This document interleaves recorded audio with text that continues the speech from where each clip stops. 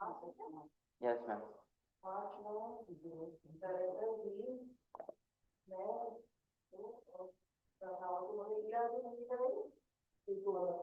MLA.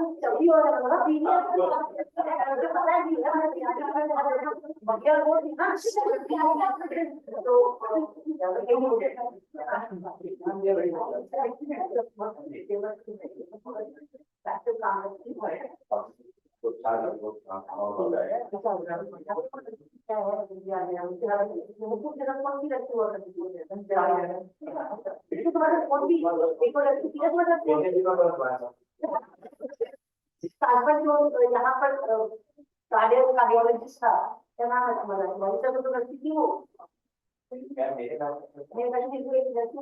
पास आपके अंदर वही काम करती थी वो लड़की मतलब ये थोड़ा कम्युनिकेशन ये भी तो आपने ऑनलाइन ऑफलाइन देखो कुछ पता भी रहता है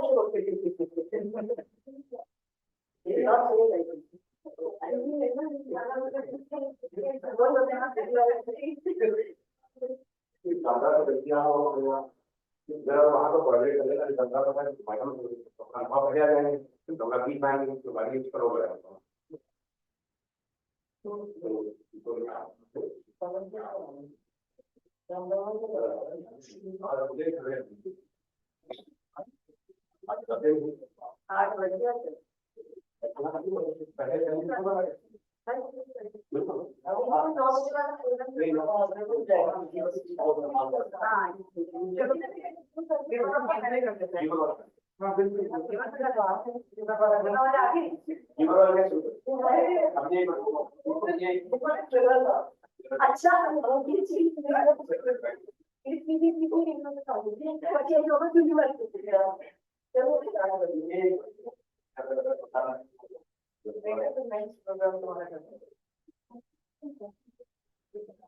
हेलो हेलो हाँ वो लेके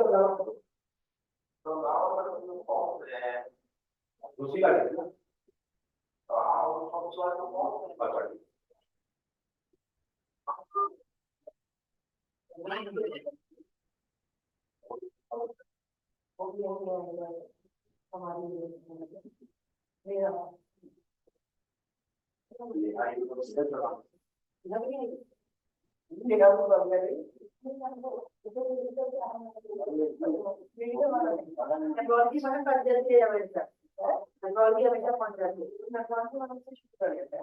हेलो हाँ हेलो हाँ इसको लेके आ रहा था कहाँ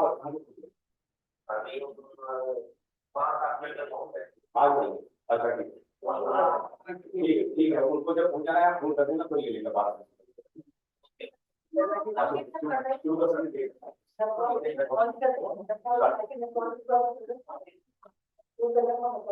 ऑनलाइन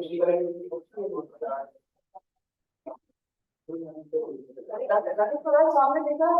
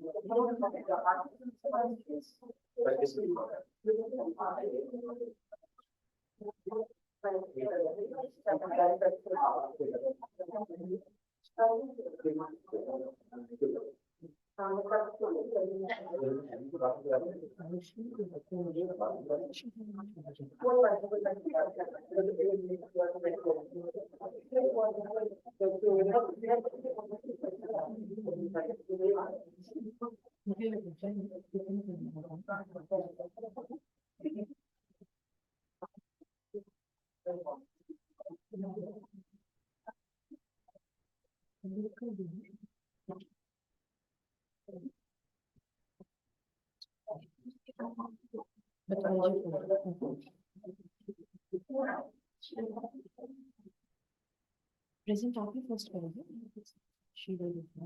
उनका इसी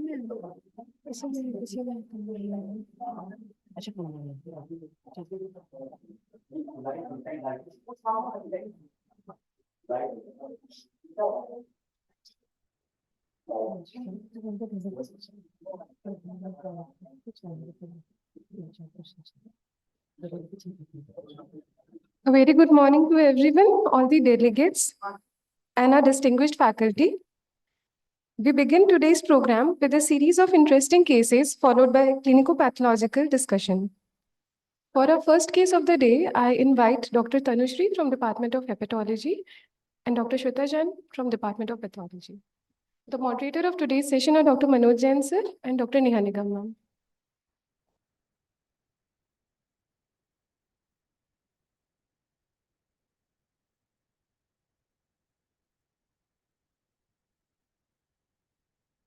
Good morning, everyone. Today we'll discuss recent updates in transplant pathology. My part will be covering liver pathology. So I'm from hepatology, I'll be covering that. Today we are going to present a case of 21-year-old female resident of Gorakhpur.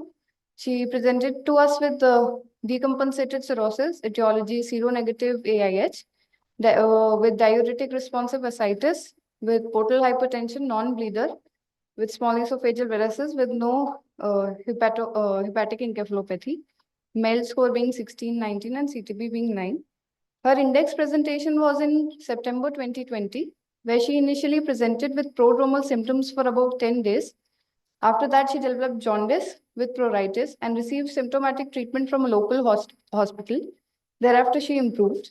Then in December 2020, she developed gross ascites requiring LBP. At this time, she was referred to our center at SGPGI. There was no history of hematemesis, melena, bleeding PR, or altered sensorium. No history of any comorbidities or operative procedures in the past. There was no history of addiction or no similar family history.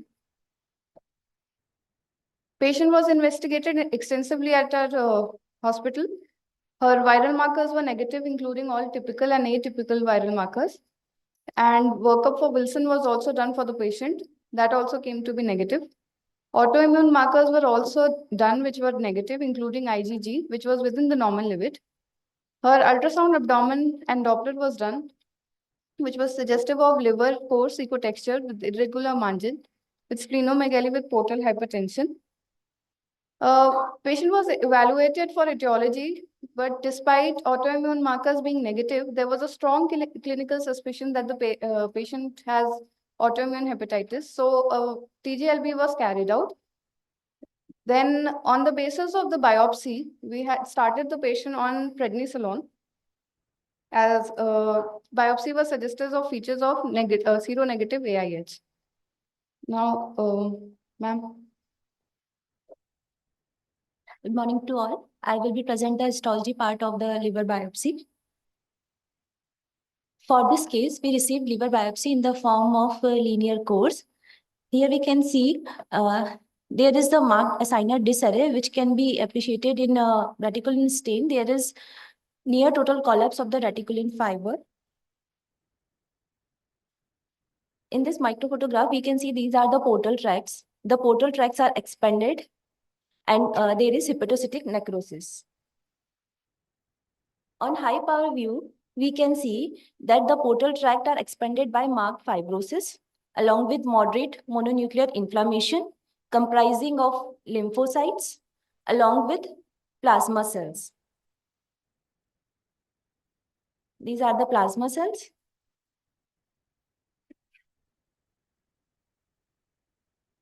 These are the portal tract also showing the bile ductular proliferation. And in between the portal tracts, the hepatocytes are lost and there is the hepatocytic necrosis. Here also we can see this is the one portal tract and this is the another portal tract. And in between the portal tract, there is complete loss of the hepatocyte and it's showing multi-acinar necrosis. This is the high power view and these are the ductular profiles and these are the adjacent hepatocyte showing the necrosis. This is another photograph, microphotograph showing the same picture. So the biopsy is, and this is the Orsin stain. And in the Orsin stain is negative in this hepatocytic necrotic area. So the diagnosis is given as acute on chronic hepatitis with extensive necrosis. After patient was started on tablet prednisolone, the patient was followed up for a few months, but patient was non-compliant to steroids, and after 5 months, she presented with acute flare. For that, patient was admitted to hepatology ICU for further management. Let me take you through the LFT from the very start of the patient profile. When she came to us in January, her bilirubin level was 3.8 and direct was 2.4, and OTPT were 10 times 567 and 351. Alk phos was 280 and albumin was 3.5. In around Feb to March, we had done the biopsy for this patient, and after that, where you can see the arrow, prednisolone was started, and then patient gradually showed improvement. Her bilirubin came down to 2.1 and OT 238, 510, and then gradually in June it came down to 60 and 68 OT and PT. Subsequently in August, her alk phos also came down to 140 and bilirubin was also 2, and OTPT were 52 and 59. But then because patient was non-compliant through this month, then and subsequent months, patient presented to again with acute flare with ACLF-like presentation, and her bilirubin rose to 4.3 and 2.9, and OTPT were again 168 and 260, which subsequently there was persistent liver and coagulation failure for this patient. Due to persistent liver and coagulation failure, patient was given option of liver transplant. LT workup was started for this patient, and the prospective donor being her sister. Patient underwent LDLT on 12 February 2022, where ABO incompatible B positive to B negative left lobe graft was done. After LDLT, patient LFT showed improvement, and she was discharged on immunosuppressants. Now, ma'am will discuss the explant. Then we received total hepatectomy specimen in February 2022. Grossly, the specimen measured 14.5 by 11 by 9 centimeter and weighed 757 gram. Outer surface was tan brown and capsulated. And cut surface of both the lobe and the caudate lobe, showing the multiple nodules, which were ranged from 0.3 centimeter and largest was the 1.1 centimeter. This is the microphotograph from the right lobe showing multiple nodule. This is the one nodule. The portal tracts are expanded by fibrosis with bridging fibrosis and formation of this complete nodule, which can be highlighted by reticulin stain and reticulin stain as well as the mesenterichrome stain. This is the section from the left lobe, which is showing complete necrosis. And this is the section from the caudate lobe, again showing the nodule formation and the adjacent part showing the necrosis. Here also we can see the formation of the nodule along with some dilated ducts and the necrotic area. This is the microphotograph showing the portal tracts which are expanded and forming this bridging fibrosis. Here we can see the moderate to marked fibrosis along with this bile ductular proliferation and moderate mononuclear inflammatory infiltrate. In this also we can see these are the bile ductular proliferation in ductular metaplasia along with mononuclear inflammatory infiltrate. Minimal interface activity is noted here. These are the portal tract and these are the adjacent hepatocyte, and there is some interface activity in which lymphocytes and plasma cells are seen within the hepatocytes. And these are the other areas showing the necrosis of the hepatocyte. So the diagnosis was given as a cirrhosis with multi-acinar necrosis.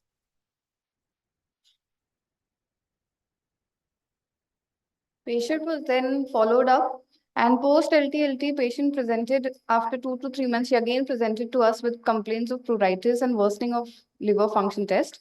Initially the ALP and AST were raised, and on evaluation, she was found to have urine culture positive showing E. coli, for which colistin was started. However, patient did not respond to that, and her LFT and pruritus continued to rise. Then it was considered that patient might have acute cellular rejection of the graft, for which again liver biopsy was done. So we received post-liver transplant biopsy on May 2022. The biopsy shows largely maintained lobular architecture. This is the mesenteric stone showing the maintained architecture. This is the portal tract containing normal bile ducts, minimal inflammatory infiltrate, and mildly dilated portal vein. And the adjacent hepatic parenchyma is largely unremarkable. This is the another portal tract showing these bile ducts, which are largely unremarkable. Inflammation is minimal, and there is some dilatation of the portal veins. This is the sinusoidal dilatation. Along with dilatation of the central vein, and the adjacent hepatocytes are largely normal. This is the high power view showing the dilatation of the central vein along with sinusoidal dilatation. So on the basis of the morphological feature, there is no evidence of any rejection. There is no bile duct injury. There is no increased in portal inflammation, and there is no endothelitis. So diagnosis was given as no evidence of rejection. Then this was the post-LT LFT patient after LT, which was done on 22 February. Her OT and PT came down to 55 and 107. Then in March, when she was followed up, it was the bilirubin was 1.1, conjugate was 0.3, and OTPT was 31 and 41. And then since then, it was in the normal range. But around May, she showed derangement, which was 3.6 was bilirubin, 2.8 conjugate, OT was 94, and 246 was PT. At this time, her biopsy was done. Then after biopsies was suggestive of no evidence of acute rejection. Patient was again looked up for other causes. Her MRCP was done, and it showed that there was anastomotic leak and biliary dilatation. So patient was planned for ERCP stenting. Subsequently, her LFT became normal. So this was all. Thank you.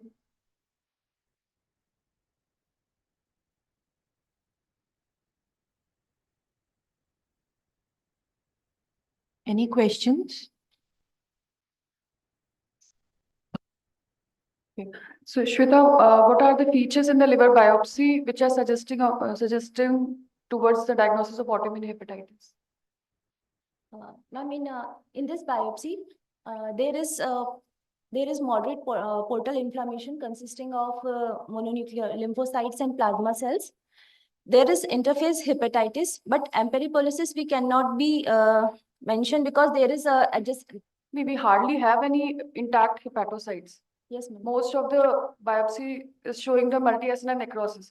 So there are lymphoid aggregates, there is a perivenulitis, and presence of significant number of plasma cells.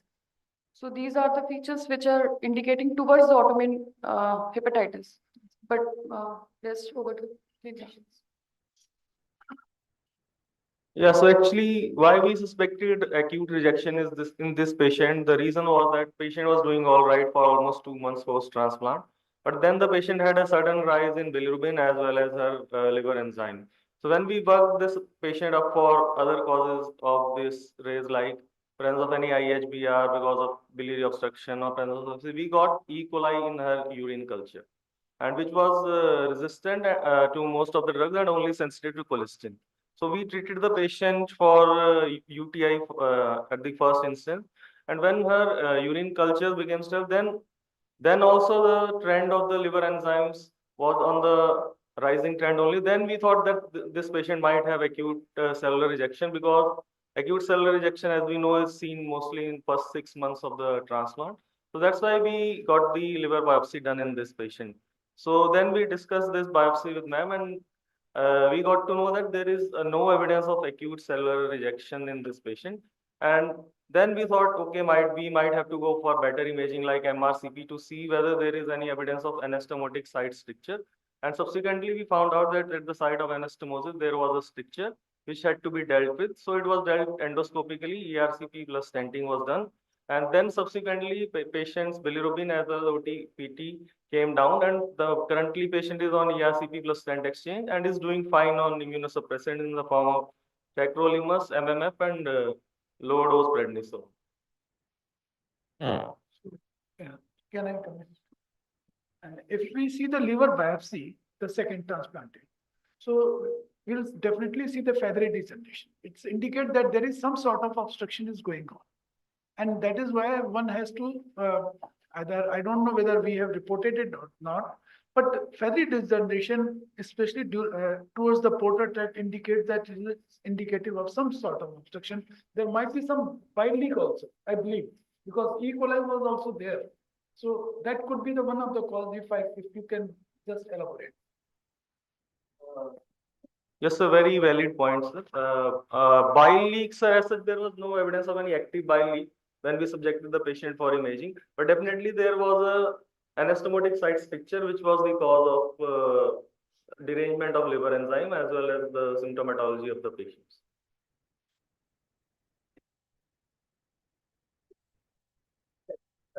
Can you show me, I'm not sure I saw on the slide, is it possible for you to go back and show me some portal tracks?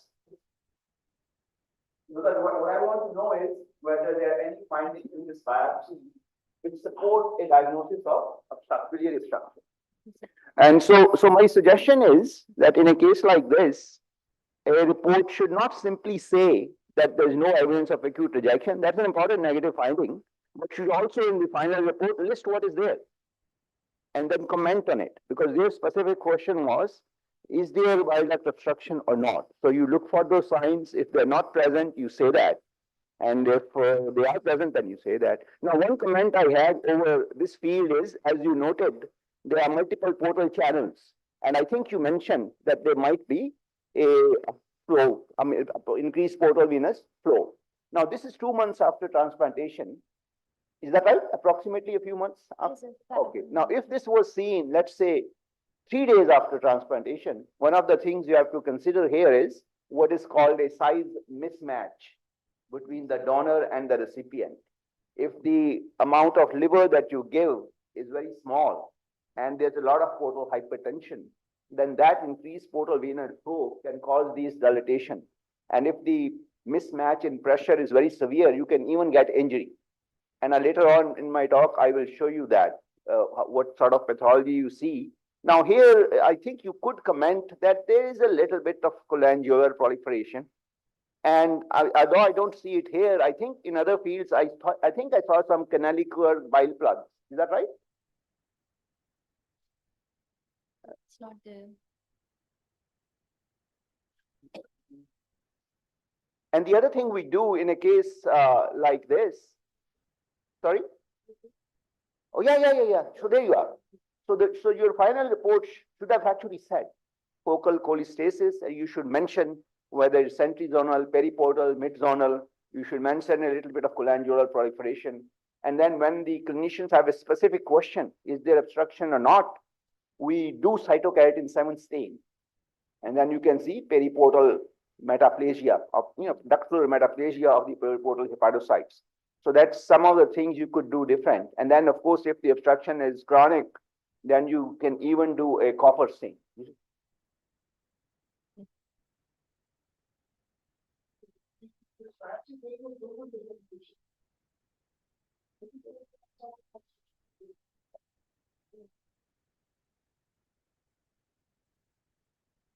Thank you, sir.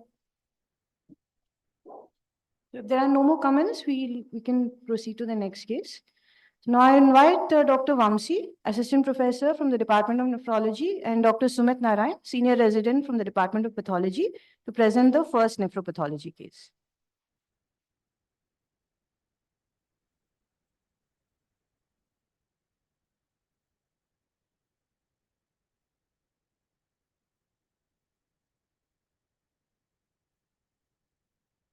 Very good morning, everyone. Going to the first case. He is a case of 43-year-old male who presented, who was diagnosed in 2017 with chronic kidney disease and hypertension. He was on maintenance dialysis for from February 2019 with a dialysis vintage of around 2 years. Simultaneously, he was worked up for renal transplantation with his wife as prospective donor. His immunological workup was negative for cross match, both by CDC and flow cross match, and also his donor specific antibodies by single antigen bead assay was negative. He underwent a live renal related ABO compatible kidney transplantation on February 2021. His induction was basiliximab and his kidney transplant stay was uneventful. Discharge creatinine was 0.9. He was on maintenance immunosuppression, triple drug, tacrolimus, mycophenolate, and prednisolone. He was doing well for the next 5 months, and then in July 2021, he presented with acute graft dysfunction with a rise in creatinine from 0.9 to 2.1. And then graft biopsy was done, which was not revealing any evidence of rejection, but before the biopsy could come, we have empirically treated with IV methylprednisolone. And he was discharged with a creatinine of 1.7, and later on, he was having a stable creatinine of between 1.5 to 1.7. And then nearly 1.5 years later, he presented again in February 2023 with acute graft dysfunction with a rise in creatinine from 1.5 to 2.4 and eventually to 3.1. His urine routine revealed 1+ proteinuria. 24-hour urine protein was 700 milligram per day. Tacrolimus levels at that point was 5.4, although the previous tacrolimus levels were on the higher side. So with this presentation, with an interstitial pattern of injury in this graft, allograft, we suspected BK virus nephropathy followed by CNI toxicity and lower down to rule out acute TCMR. He underwent biopsy in February 2023.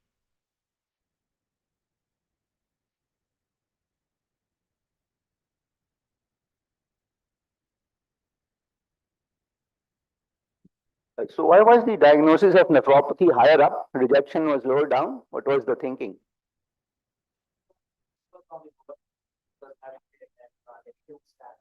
Also, his 2 years post-transplant and his tacrolimus levels were always on the highest. So he was adequately immunosuppressed. So we thought rejection would be on the lower. And were there any PCR findings? PCR was positive. Oh.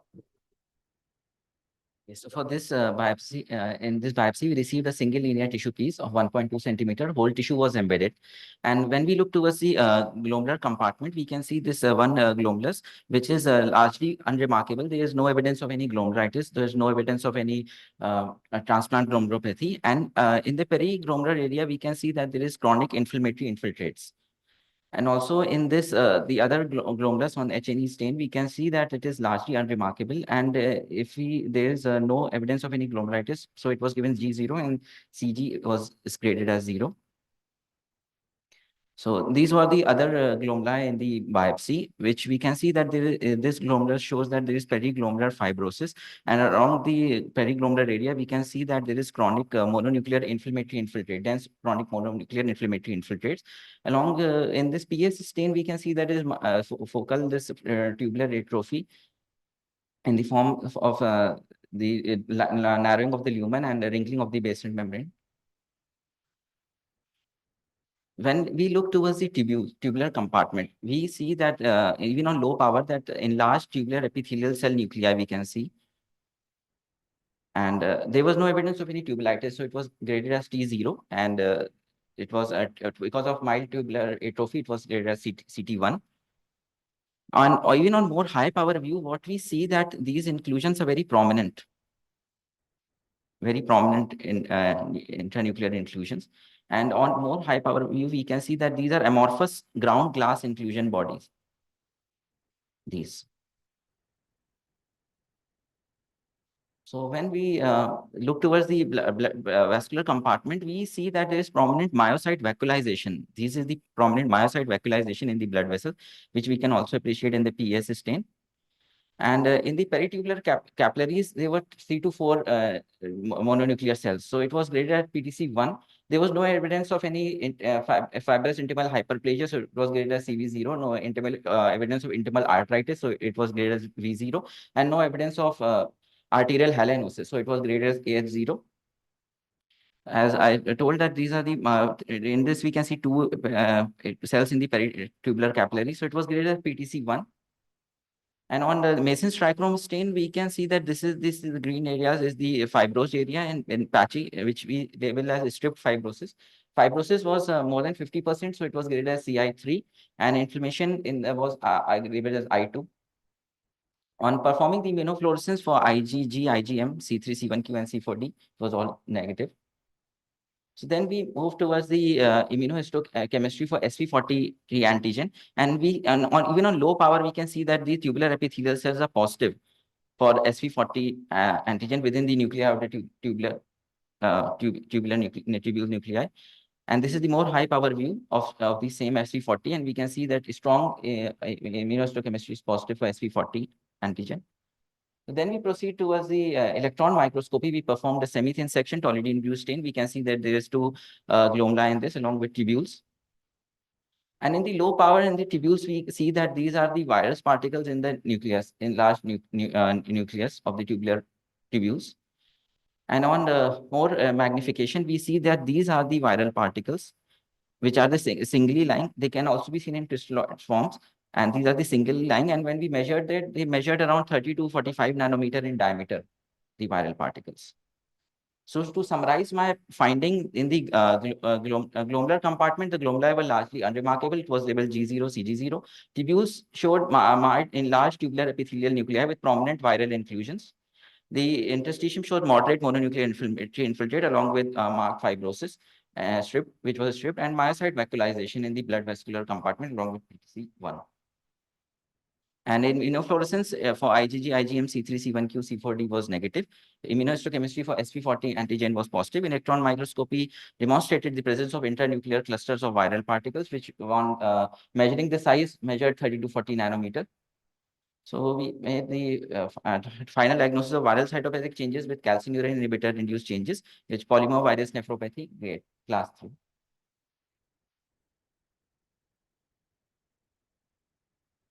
I would like to add something more regarding the classification of polymovirus. So it was graded into class 1, 2, and 3 based on the PVL score and the interstitial fibrosis. So if the PVL score is less than 1%, it is labeled as PVL1. And if the interstitial fibrosis is graded as 1, if it is 6 to 25%, so it is put in class 1. And if the PVL score is 3 and the interstitial fibrosis lies between 2 and 3, so it is graded as 3. In between, whatever it is labeled as class 2. And some morphological features to differentiate between the viral nuclear inclusions. If you have to morphologically differentiate between the polyomavirus, the cytomegalovirus, and the adenovirus. So the smudgy ground glass nuclear inclusion we saw in our case in the polymovirus, it can also be seen in cytomegaloadeno, but central nuclear with a halo is more prominently seen in cytomegalovirus. And we saw the nuclear inclusion, but cytoplasmic inclusions can be seen in cytomegalovirus. As the site of replication, the tubular epithelial cells can be seen in all the three. In our case, it was also seen, but if the site of replication is endothelial cell, we should first think of cytomegalovirus. And if the site of replication are in the inflammatory cells, then we should think of adenovirus. And if the biopsy is associated with acute tubular injury or necrosis, which is more prominent as compared, it can be seen in adenovirus. And if it also with patchy parenchymal necrosis, it can be seen in more prominent in adenovirus, as also with if it is associated with any granuloma formation or interstitial inflammation.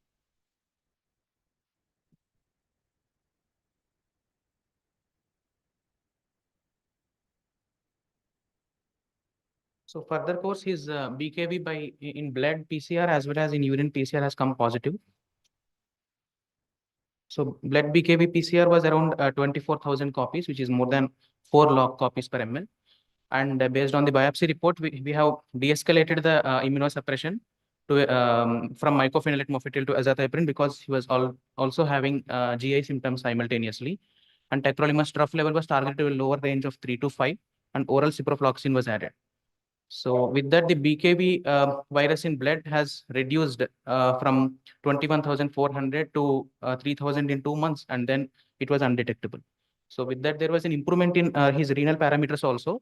Creatinine decreased from 3.1 to 2.7, and in the last follow-up 1 month back, it was 2.3.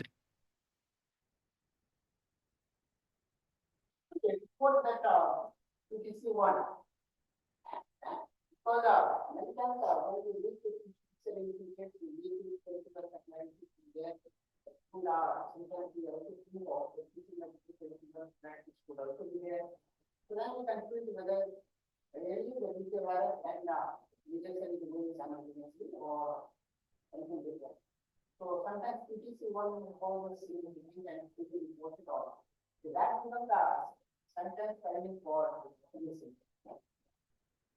Very nice presentation. I like your analysis of the case and all the differential diagnosis. I can make a few comments if you put the light microscopy on again. Just go to the HNE in that.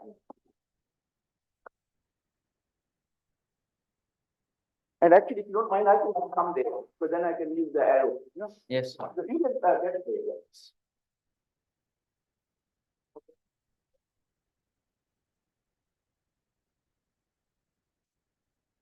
So I would like to make some general comments. It's a very good description. I can add a few things here and there to just tell you how I look at it slightly differently. So one of the things I would mention here is the edema. Can you see there's a pale material separating the tubules? And so this edema tells you that there is acute injury. So the infiltrate was described as chronic lymphoplasmacytic. But we have to remember that lymphoplasmacytic infiltrates are not always chronic. In fact, in acute viral infections, the infiltrate is typically mononuclear. And similarly, in T-cell mediated rejection, even when it's acute, the infiltrate is primarily lymphocyte. So in transplantation, mononuclear infiltrates are not always chronic. Of course, this had chronic disease because we found tubular atrophy. But for the purpose of academic discussion, you should be descriptive. If it's mononuclear, call it mononuclear. Don't call it chronic or acute without further, evaluation and context. And the other comment I would like to make is, when I see areas like this, then I am usually worried that there is a destroyed tubule in the middle. And in most of the cases like this, I can find T3 tubulitis. So usually as soon as I look at a biopsy at low power, if I see large areas of blue, I know that tubules have been destroyed. And that is a tubulitis which is often undercalled. It is missed. And maybe on next power, I might be able, now actually I can show you this. Can you see these nuclei? These are tubular nuclei. For example, this is a tubule, and these are tubular nuclei. This is a tubule, these are tubular nuclei. So these are also tubular nuclei. So it tells me there was a tubule there which is destructive. And I'm finding the nuclei there. So to me, this is T3 tubulitis. It doesn't change my interpretation. My interpretation is that viruses can cause tubulitis. But I would not call it T1, I would call it T3. And similarly, when the inflammation is so severe as it is here, I do not believe that it is PTC1. If you keep looking, you will see other capillaries which are equally laden with mononuclear cells. So the PTC score is also probably 2 or 3. But again, it doesn't change my interpretation. The interpretation is the same. The only difference is that I am saying tubulitis is not specific for BKV nephropathy. Tubulitis should not be used to distinguish between rejection and nephropathy. Peritubular capillaritis should not be used to distinguish between rejection and nephropathy. So what happens is people want to call it nephropathy, then they won't score the peritubular capillaritis. They won't score the tubulitis. But I score it. And I try to tell people it is there, but the viruses can do that. Because after all, peritubular capillaritis is presence of mononuclear cells in the capillaries. So if the whole kidney is blue, where did those mononuclear cells come from? They had to come from the peritubular capillaries. And so virtually always in these cases, if you look around, you would see cells in the peritubular capillary. You just don't want to use it.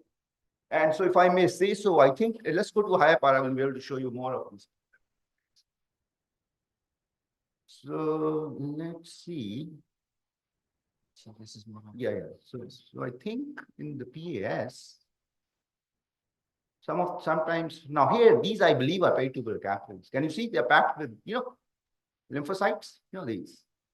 So the PTC is also almost certainly 2 or, doesn't change the interpretation. And what else? Let's keep going. Can I just next? All right. So yes. So here is an example of tubulitis. I can count 7. This is a tubule. I can count 1, 2, 3, 4, 5, 6, 7, 8. This is T3 tubulitis. Yeah. So it's a very common finding, tubulitis in BKV nephropathy. And you can now see look at this tubular capillary. 1, 2, 3, 4, 5, 6, 7, 8, 9. Of course, the rules do not tell you how to count the cells. Now you can make a case this capillary is cut longitudinally, so you should not count it, but the rules don't say that. So if you only cut transversely cut capillaries, virtually all PTCs are 2. It's very rare to have significant inflammation and find only 3 cells. If you keep looking, you will find more. And then if you insist on completely transversely cut capillaries, it's very rare to be able to count more than 10. You can count more than 10, usually, with exceptions, only when the capillaries are cut. So that's a source of confusion in the literature. Some people will call this PTC3, but you could argue we should not be calling it PTC3, because if you were to cut it like this, you only keep a few lymphocytes. But in any case, you can see the tubular capillary is quite prominent. And if you keep looking now, here's another capillary, which is not completely longitudinally cut, and you can see many cells. You can see it. So the tubular capillaritis and tubulitis are quite common. Let's see what else can I comment on. Yes, and this myocyte vacuolization, yes, it's safe to presume that this patient is over-immunosuppressed, and it is reasonable to make a diagnosis of calcineurin toxicity.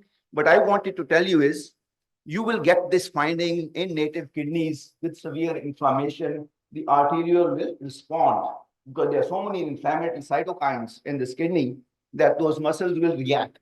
They will undergo spasm and they'll undergo vacuolization. So making a diagnosis of CNI toxicity should also be made in context. Were the TAC levels very high in this case? So in this case, it makes sense. But you should not reflexively make a diagnosis of myocyte vacuolization, because if you start looking in native kidneys, you will find it fairly common. Whenever there's inflammation, you will see tubular as well as myocyte. And definitely, I even see a case report of amphotericin nephrotoxicity. You can see, myocyte vacuolization. And then in our hands, remember I asked the question, why did you put rejection on top of nephropathy on top of rejection? You have to put differential diagnosis based on your local practice, based on your local experience. But in our center, BK nephropathy is so uncommon that even if dysfunction occurs at 2 years, our first diagnosis still is PCMR. PCMR is more common than nephropathy. And if I'm right, it wasn't screened. You did the PCR after the biopsy was done. Is that right? Simultaneously, but the result probably came later. You see, the pathologists are very good. They give diagnosis the same day within 6 hours. That's one of the advantages of having a good pathologist. Whereas PCR takes a few days, cultures take a few days. So that's one of the advantages of a rapidly processed allograft biopsy.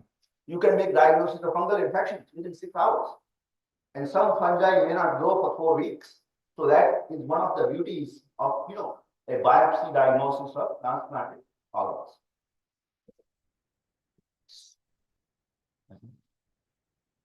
So yes, that's all I wanted to say. Thank you. A nice presentation.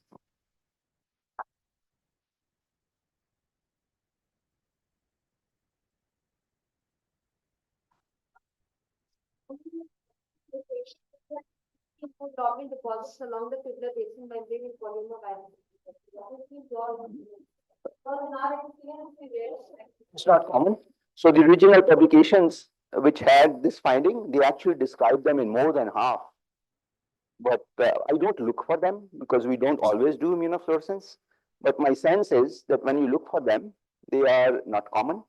Now, it's also possible that that literature was in the beginning years of BKV nephropathy, when we would only see severe disease. I remember in the 90s, if we saw BKV nephropathy, the kidney would be full of inclusions because the patients were not screened. Today, most of my BKV nephropathies are 1 cell positive here, 1 cell positive here, because we are screening everybody. So we are picking up disease much earlier. And that may also be the reason why, even if you look for immune deposits, you're not going to find them, because that's a feature of late disease. So do you look regularly? Okay. Yes. So this is a good project for some resident or a fellow, that in the modern era of screening, now that we are diagnosing cases earlier, the incidence of TBM deposits is very low. And this will be a useful addition to the literature that things have now changed. How you take plasma cells which infiltrate in the biopsy? Yes, so even though it's a standard teaching, plasma cell which infiltrates are typical of BKV nephropathy. In practice, at least in our center, the large majority of plasma cell rich rejections are not BK. So usually it is a T cell mediated rejection, about 1/3 are C4D and or DSA positive. So the plasma cells do not just produce antibodies. Plasma cells, the basic immunologists know that they do many other things. So plasma cells can probably damage tissue by mechanisms other than producing antibodies. Or they may be surrogates. Plasma cells are there because the B cells are causing damage through some other mechanism. And then after having done the damage, the B cells differentiate into plasma cells. They are more aggressive and They do tend to be more aggressive. like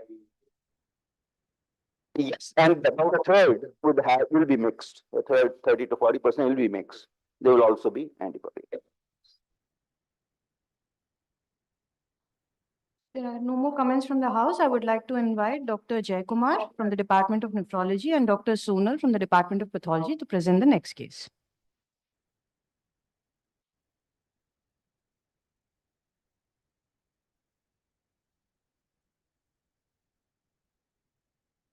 Very good morning. I present a 33-year-old male, living spousal donor allograft recipient, who has come to us in April with graft dysfunction. I go back to 2019 when he had his native kidney disease and was getting treated elsewhere. He had presented with advanced renal failure in small kidneys and was presumed to have a chronic glomerulonephritis. After 2 years of dialysis vintage, on February 2021, at a private hospital in New Delhi, he had undergone transplantation, ABO compatible with ATG induction. We do not have much access to his pre-transplant immunological workup right now, except the fact that HLA mismatch was 5/6 and his CDC was negative. His donor was wife, and he had excellent graft function. His KTU stay was uneventful, and he was discharged with a creatinine of 1.2. 1 month later, that is in March 2021, he had acute graft dysfunction. Renal biopsy was reported as acute cellular rejection elsewhere, and he was given IV methylprednisolone 250 milligram, 3 doses. And his creatinine, as you can see here on your right, at presentation it was 2.9, and it had settled to 1.7. And then about 3 months later, 3 months post-transplantation, he had a severe symptomatic COVID infection. And the clinicians there were forced to tamper with his immunosuppression, and his MMF was reduced. Oral steroid had been increased, and tacrolimus was continued, and he had a 15-day hospitalization. And starting from that point in time, unfortunate for the patient that he had infections. In June 2021, he had tuberculous lymphadenopathy, and he had taken ATT for 1 year. He also had drug-related complications. In July 2021, he had chronic diarrhea, no identifiable etiology as per reports from outside.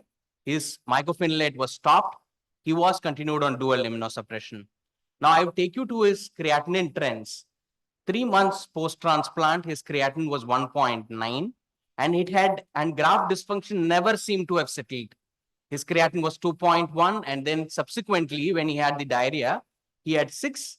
And then when MMF was stopped, it came down to a baseline of somewhere between 2.8 to 3, and it settled there. Coming to his tacrolimus was more or less graft age appropriate. And after another episode of otomycosis in Jan 2023, he changes his primary care nephrologist from Delhi and he had come for a consultation to us in our OPD. And on examination, he has come for graft dysfunction. His creatinine at that point was 4.1 when he came to us. He had clinical examination showed pallor, pedal edema, and he had hypertension, BP of 150/100, requiring 2 antihypertensive agents. The rest of the systemic examination and allograft on physical examination was no abnormalities were detected. He had an output of 1.5 liters per day. To take you to the labs, hemoglobin, he had anemia, hemoglobin of 10. He had advanced graft dysfunction with a creatinine of 4.1. His tacrolimus was slightly high. We would have liked it to be somewhere between 5 to 6. It was 7. Urine analysis showed 2 plus protein. He had a 24-hour urine protein of 1.2 grams. Serum BKV, which was done, and we got the report prior to admitting him for biopsy. It was negative, and there was no significant finding on the graft. He could not afford a single antigen beat a donor-specific antibody assay. We got him admitted within the 1 week of his OP consultation for an allograft biopsy to exactly know what was going on with this graft. Our provisional diagnosis was, yes, this patient is having chronic renal allograft injury. I am tempted to think that it is immunological because he had a high-risk transplant. Someone were prompted to give ATG, and possibly he had some DSAs pre-transplant itself. And he has also had an immunological event. He has had acute cellular rejection in the past, and he is on dual immunosuppression. So these are the points that are favoring possibly an immunological cause of acute on cry, possible combined versus chronic antibody-mediated rejection. I would also like to rule out the contributions of these infections into the allograft at the non-immunological injuries. Over to the transplant pathologists.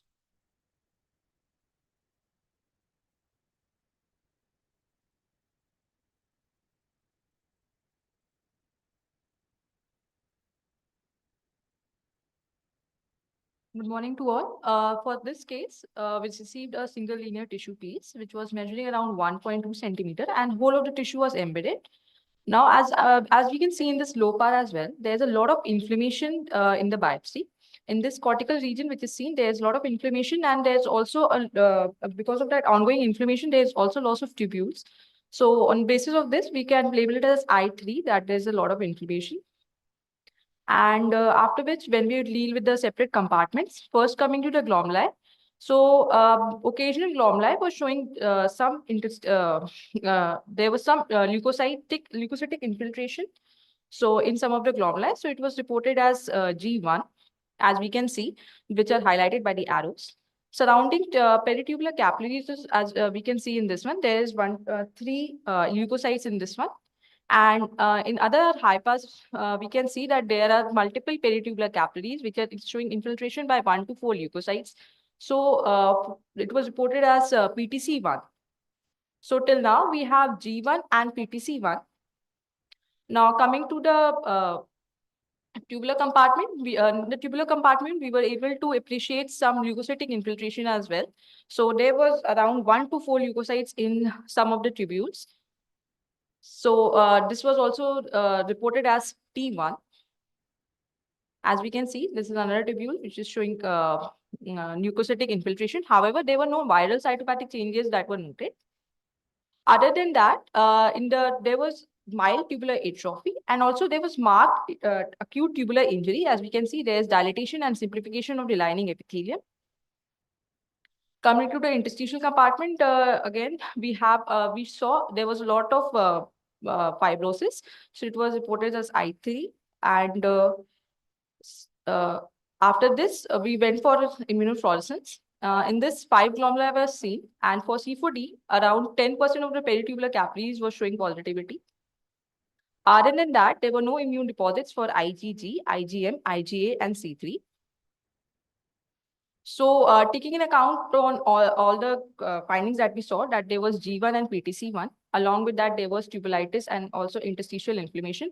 This was reported as a mixed rejection, as an acute antibody-mediated rejection, along with T-cell mediated rejection.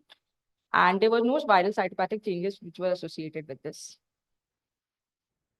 C4D was positive. Dr. Randhawa, sir, would you like to Yeah, make I some can come comments? again and Sure, give sure. you a slightly different thing, which I don't necessarily with anything that's done, but there are other ways of looking at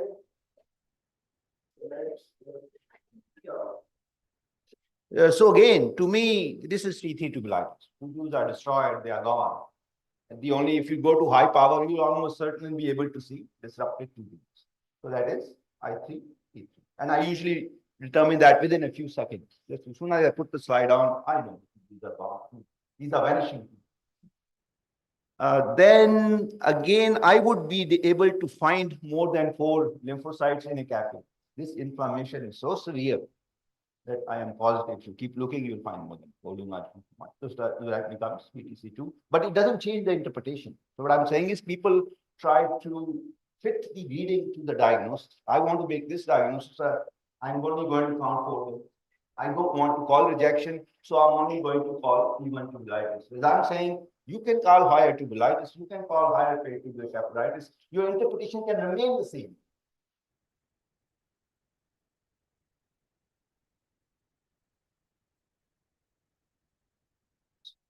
And now when the glomerulitis is very iffy, for example, a cell here, a cell there, then you have to remember that this is glomerulitis where one pathologist may call it, another pathologist may not call it. And so that's why you should come and look at the biopsy. So when the biopsy in the gray zone, you should be a little more cautious before you make a definite diagnosis of antibody mediated death.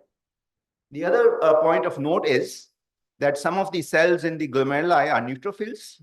You see them here. Importantly, I also see neutrophils within the tubules. You see, I see neutrophils here. So whenever there are neutrophils in the tubules, you have to worry about them. So if there are neutrophils in the tubules, you could imagine how one neutrophil could get reflux and go into the glomeruli. So that's why you have to be cautious. When the glomerulitis, somebody is calling it 1, you should go and look at it. Is it, so you put the clinical picture into the equation instead of just somebody's 4. It's 1, somebody calls it 3. And let's see. And here, let me see if I can show you disrupted tubules.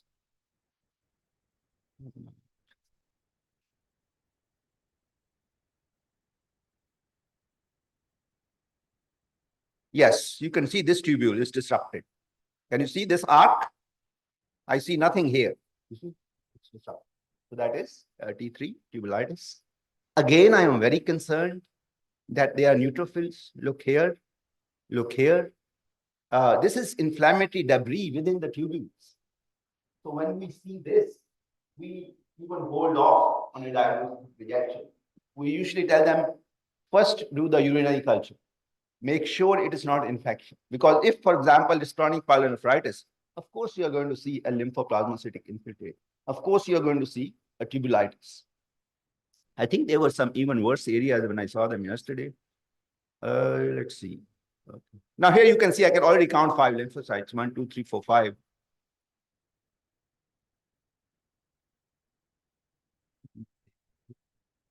I think they were actually neutrophil casts in some areas yesterday. Are they in the further down? Yes. Yes. So this is really, really suspicious. So I would not have outright, I'm not saying there's no reaction, but I would not have outright called it at 5 o'clock that evening. I would have said, hold on. Let me check whether he has any infection. I would first give a course of antibiotics and really antibiotics. And then we evaluate the job function to see how much of the inflammation has resolved. And I think if I remember discussing this case yesterday, even you guys saw pus cells in the urine. And so if we see in neutrophils here, you virtually always will see, pus cells in the urinary examination, the sediment. Okay. And now, sometimes it's just a point of discussion. You don't know whether you are, when there's a large space, you're not sure whether you're dealing with a really dilated capillary or whether you're dealing with a tubule where the epithelium has been shed. So that's something you have to remember. When you're counting lymphocytes in peritubular capillaries, you have to remember both the possibilities. And in some cases, it's not easy to decide. Here's more of those casts. So let me ask the question, was the culture done? Do we know the answer? It was sterile? Okay. And when was it done? After the biopsy? Okay. Oh, yes. Yes. Yes. Yes, multiple source of infection. Yes. Before that, when he came to us on antibiotics. Yes. Yes, yes. And of course, the answer is not always black and white. Infections can precipitate rejection. So I am not saying anything different from what you're saying. I'm just trying to tell you how complex the discussion can be. And so you have to put the picture together with the clinician. Yes. So how to deal these kind of biopsies, because when infection is coexisting with rejection, so how to we should communicate to clinicians and how they should take up. So they should just give a course of antibiotics and reevaluate at that stage. If the renal function already come back to normal, then maybe nothing else is needed. If it is still persistent dysfunction, then they may choose to give steroids cautiously. But the first course, when there are so many neutrophil cars, you should attempt to treat them. But there's some neutrophil cars and sometimes the infection and the fighting are going on and so basic problem is that when we should report as a WCBC past is there, some details are there along with this, so that we can see there is ongoing infections plus rejection. So we can, there are some modalities where we can choose those. We can give IVIG, simultaneously treat infections, rejection. Both can take up. Both can be taken together. And your urine culture is sterile. Urine culture is sterile because he was on antibiotics. Yes. That typically told you 150 infections before coming to the when the patient got frustrated, he came to us. Somebody referred this disease to me, and we have got a biopsy was able to kind of. So here were both things ongoing, and rightly said by Professor Ramdewar, infection can precipitate infection. So can do both things ongoing. So And on the other hand, infection can precipitate rejection. You've all seen people, it's winter, they have a bout of influenza, and a few days later they come with rejection. as per BAM reporting, how we should communicate this way? No, you don't have to. BAM rating with rejection, with infection. When it's not a clear-cut case, you don't try to force it into a BAM rate. You are descriptive. You should be descriptive and say, this is a difficult case. I am not going to be a BAM class. So is it generally true of algorithmic medicine that algorithms are successfully applicable maybe in 80% of the cases in real life practice? In 20% of the cases, no algorithm is going to be appropriate. So that's algorithmic medicine is an antithesis to personalized medicine. Everybody cannot be treated the same. So the BAM application to 100% of the patient is not possible, nor should you attempt to do it. And now I also had a comment on so when, as a clinician, is my comment to clinician, if a pathologist reports 10% PTC positive on a fluorescence section, according to the rules are rules. If it's 11, then it's positive. If it's 9, it's not positive. So in such a case, I will go down to the pathology department, ask the slide to be re-evaluated. So in this particular instance, there are many reasons to not give a very definitive diagnosis of antibody-mediated rejection. First of all, the glomerulitis has a few neutrophils, and the neutrophils are also there in the tubules. Now, I don't want to comment on the C40 because I didn't see it, but I'm telling you as a clinician, if somebody is reporting 10%, then you should have it reviewed. And if he says, yes, I'm comfortable, it is positive, well, then you have to respect the pathologist's opinion, but at least you need to get it reviewed. But I can comment on this picture. Much of this staining is very granular, it's dirty, I don't like it. There may have been good capillaries elsewhere. What I do like, perhaps the best is perhaps this capillary. And the other ones, I am not convinced, but I don't want to comment on it because I didn't see the case. So I would consider the diagnosis of antibody-mediated rejection here a little tentative. I would like some more evidence before I treat it. In other words, I would definitely do a DSA before I decide that I'm going to treat this case as antibody-mediated rejection. Do we have a DSA?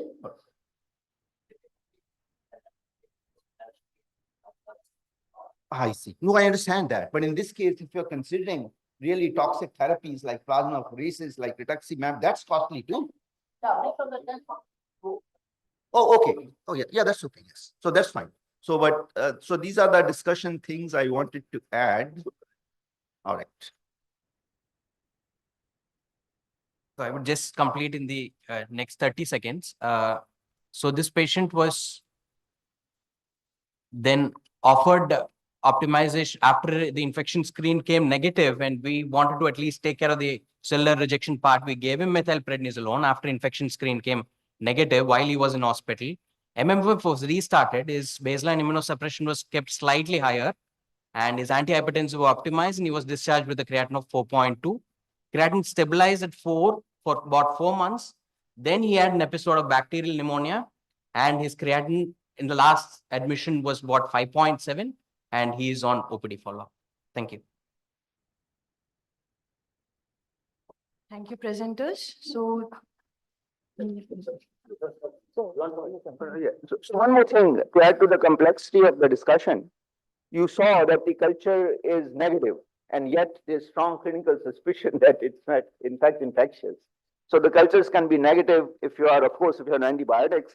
More importantly, cultures can be negative if you are dealing with an unusual pathogen. So that again, then you have to consult with the microbiologist. The culture is negative. Could it be something else like Gardnerella or Corynebacterium? And so there you may have to send a culture for anaerobes. So that adds to the complexity of the discussion of these cases. And you all know sterile pyuria, tuberculosis. Yeah. But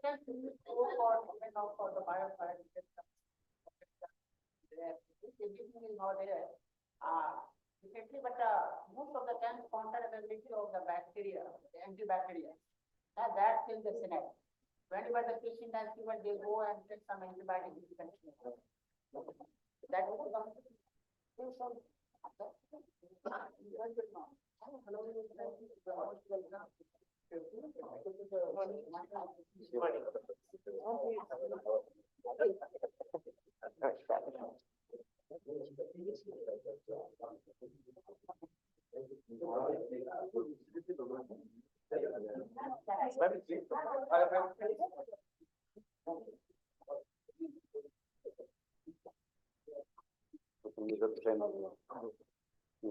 Another issue here, Ramdam behind is in neuropathology and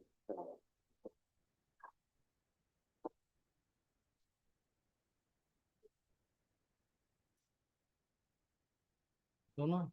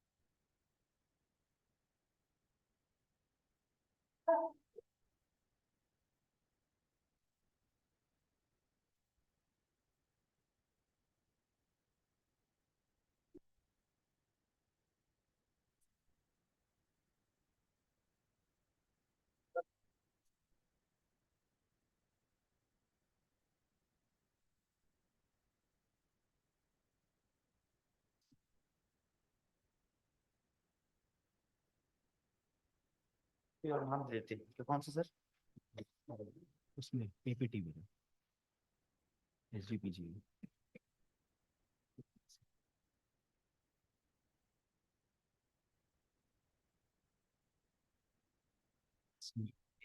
हाँ ये ठीक अच्छा इसको मैं use कर दूंगा ठीक है कॉपी ना करें कॉपी कर अगर टाइम बचेगा तो मैं सेकंड चेक करूँगा नहीं बचेगा तो मैं दोनों डाल रहा हूँ ठीक है आपके फोल्डर में तो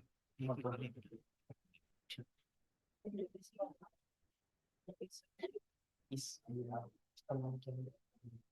वो आपका प्रोग्राम ये सुबह सारे सेशन हो गए तो कंफ्यूजन हो गई एक फोल्डर और बना देते हैं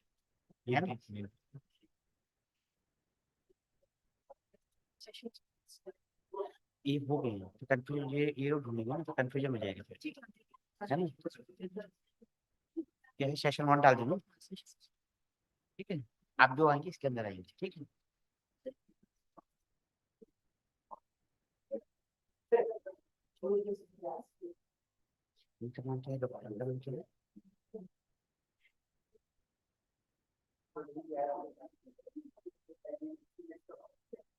And you can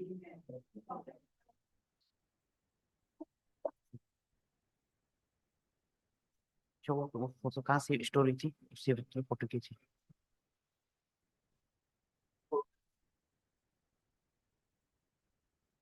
पिक्चर में ये ना,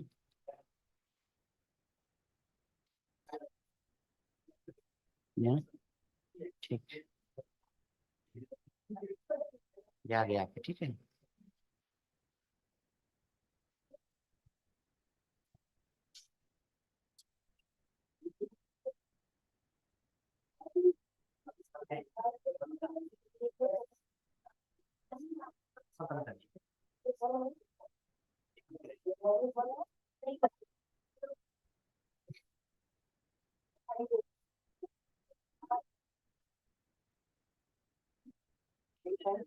अच्छा ठीक है।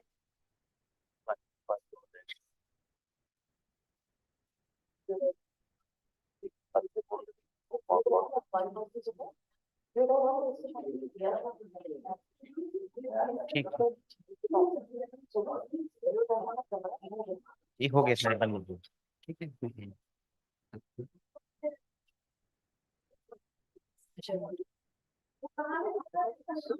पता नहीं उनको बोला है कि नहीं बोला, मुझे भी पता नहीं चल रहा। आपको तो बस नाम हो गया है कि ठीक है।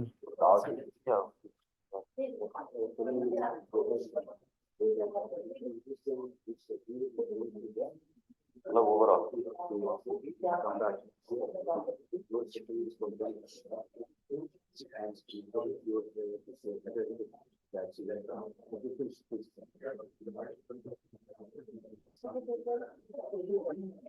So we will be starting with the next session, the lecture session. So to chair this session, I request Dr. Narendra Krishnani sir, Dr. Nuzhat Hussain ma'am, and Dr. Ritamra Nada ma'am to kindly occupy their place on the dais.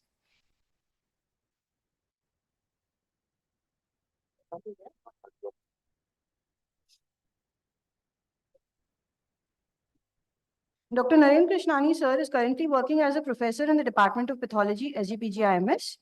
With more than 30 years of teaching and research experience, he has numerous publications, and his special areas of interest include GI pathology and hepatopathology. Dr. Nuzhat Hussain ma'am is currently working as professor in head Department of Pathology at RML Institute of Medical Sciences, Lucknow. She is former director and dean RML IMS, Lucknow. She has numerous publications to her credit, as well as a specific area of interest in urogenital pathology, neuropathology, and gastropathology. Dr. Ritamra ma'am is working as a professor in the Department of Histopathology, PGI Chandigarh. She has completed her fellowship in renal and transplant pathology from UNC USA and is the current president of ISRTP. We welcome you, chairpersons, and request you to introduce the speaker for the day.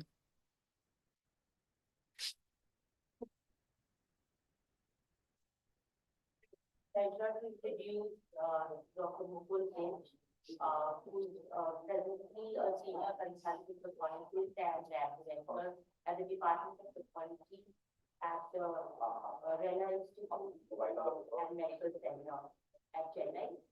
And he is credited with numerous publications on the happiness and done many presentations. More so, he's an excellent speaker and very knowledgeable in his subject, so we look forward to his talk today. His areas of interest are pediatric cholestasis, primary liver cancer, and transplant. And he's a committee member of the International Liver Transplantation Society, the Pathology Society. So a warm welcome to Dr. Mukul Singh in this talk. And he's the alumnus of this institute and he did MD from thereafter we should take and after working at short distance, he joined Rena Institute. Over to you. Thank you, sir. Thank you, Thank you, Jen sir, for inviting me. Actually, very overwhelming because seeing all teachers everywhere here, and I'm coming, I think, after almost 10 years now to Lucknow. So I'll start this session. Actually, I thought of 4 cases, but then I thought I'll not do justice in the cases, so I shift to 2. I hope I'll try to do 2 at least. If time permits, I'll add 1 or 2 more.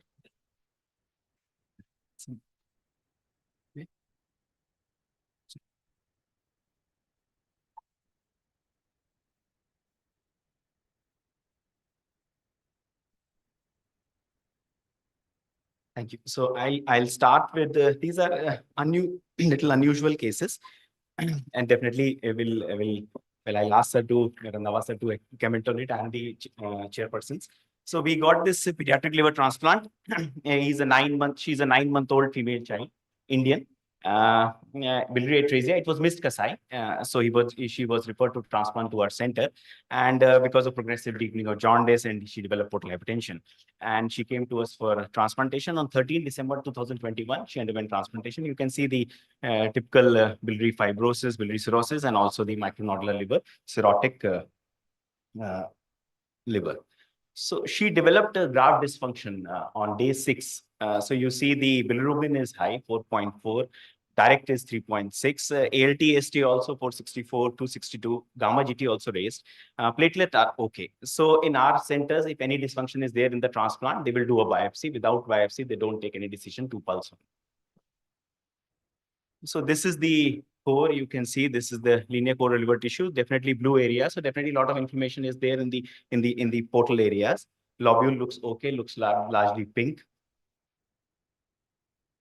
So if you see the portal tracts, definitely you see a lot of inflammation, mononuclear inflammation, suggesting that we are dealing with the T cell mediated rejection, in which you can see lymphocytes, histiocytes, activated lymphocytes, eosinophils.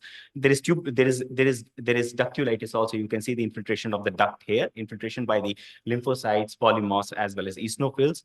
And there is evidence of venulitis also. So the whole triad is there. You have inflammation, which is quite a severe inflammation in the portal area, and you have duct infiltration and the portal venulitis. But apart from that, if you actually look, definitely the smaller portal vessels, which are in the periphery or the inlet venules, you can say they're little dilated, and you can see rare mononuclear cells inside it.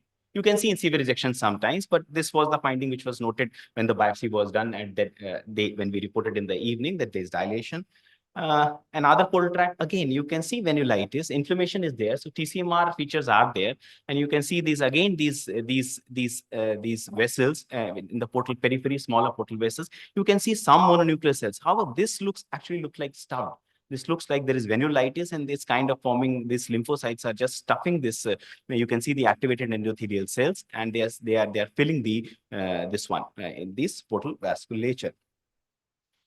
Again here, this other portal area. So all the portal tract shows there is some kind of there are features of TCMR, but apart from that, if you see these kind of portal vasculature here, they are showing lot of these cells inside. So there is some kind of capillaritis which you see in the renals. We are seeing these features, and you can see. So there's endothelitis, which is a typical endothelitis of TCMR, as well as which is now called as microvasculitis. We thought that we are dealing with some kind of microvasculitis also. Here, what you see, this is very typical actually. If you see this portal vessel here, you can see these endothelial cells are enlarged, and there is cytoplasm. Then generally, you will not see any cytoplasm in the endothelial cells. You see these cells embedded in it. So this is typical, this kind of forming a thrombi here, just obliterating the lumen, partial obliteration here. And again here, you can see the activation, endothelial cells are activated, they are enlarged. You can see some cytoplasm. The inlet venules also dilation, and some cells also, apart from the typical features. Here you can see the eosinophils also causing infiltration of the duct. There is cholestasis. You can see the bile here. There is typical central venulitis also, cholestasis, and there are areas of necrosis, patchy focal necrosis. Also, you can see a apototic body here. So there is lobular injury also near the central vein, central lobular injury, and severe portal inflammation. So definitely we are dealing with severe TCMR. That's the thing. But was there microvasculitis? Because it was severe TCMR, and when severe TCMR, you have endothelial disruption, which can actually lead to cells inside the lumen. So were we dealing with associated AMR is also there, because bilirubin is high, bili is high, enzymes are also quietly raised. So we always, whenever severe TCMR is there in our center, we have the thing to do the C4D next day. This is the evening report. Next day, we performed the C4D, and it kind of came granular positivity in the portal vessels, more than 50% of the circumference. C4D in the portal vessels can be on the basal aspect or on the luminal aspects. Everything is considered positive. And you see these portal vessels here. Other portal vessels also, again, definitely positivity. Majority of the portal area, more than 50%, shows more than 50% of the circumference, with typical granular positivity of the C4D. Also, you can see C4D will highlight the necrotic hepatocyte, so it is positive also here. Sinusoidal also, it was some areas shows very strong granular kind of sinusoidal positivity in this one. So we thought that that severe rejection is there, and this is a mixed rejection. The TCMR, because C4D has come positive, so we suggested this is, and we immediately that day, the next day, we advised we should do anti-HLA or DSA antibody.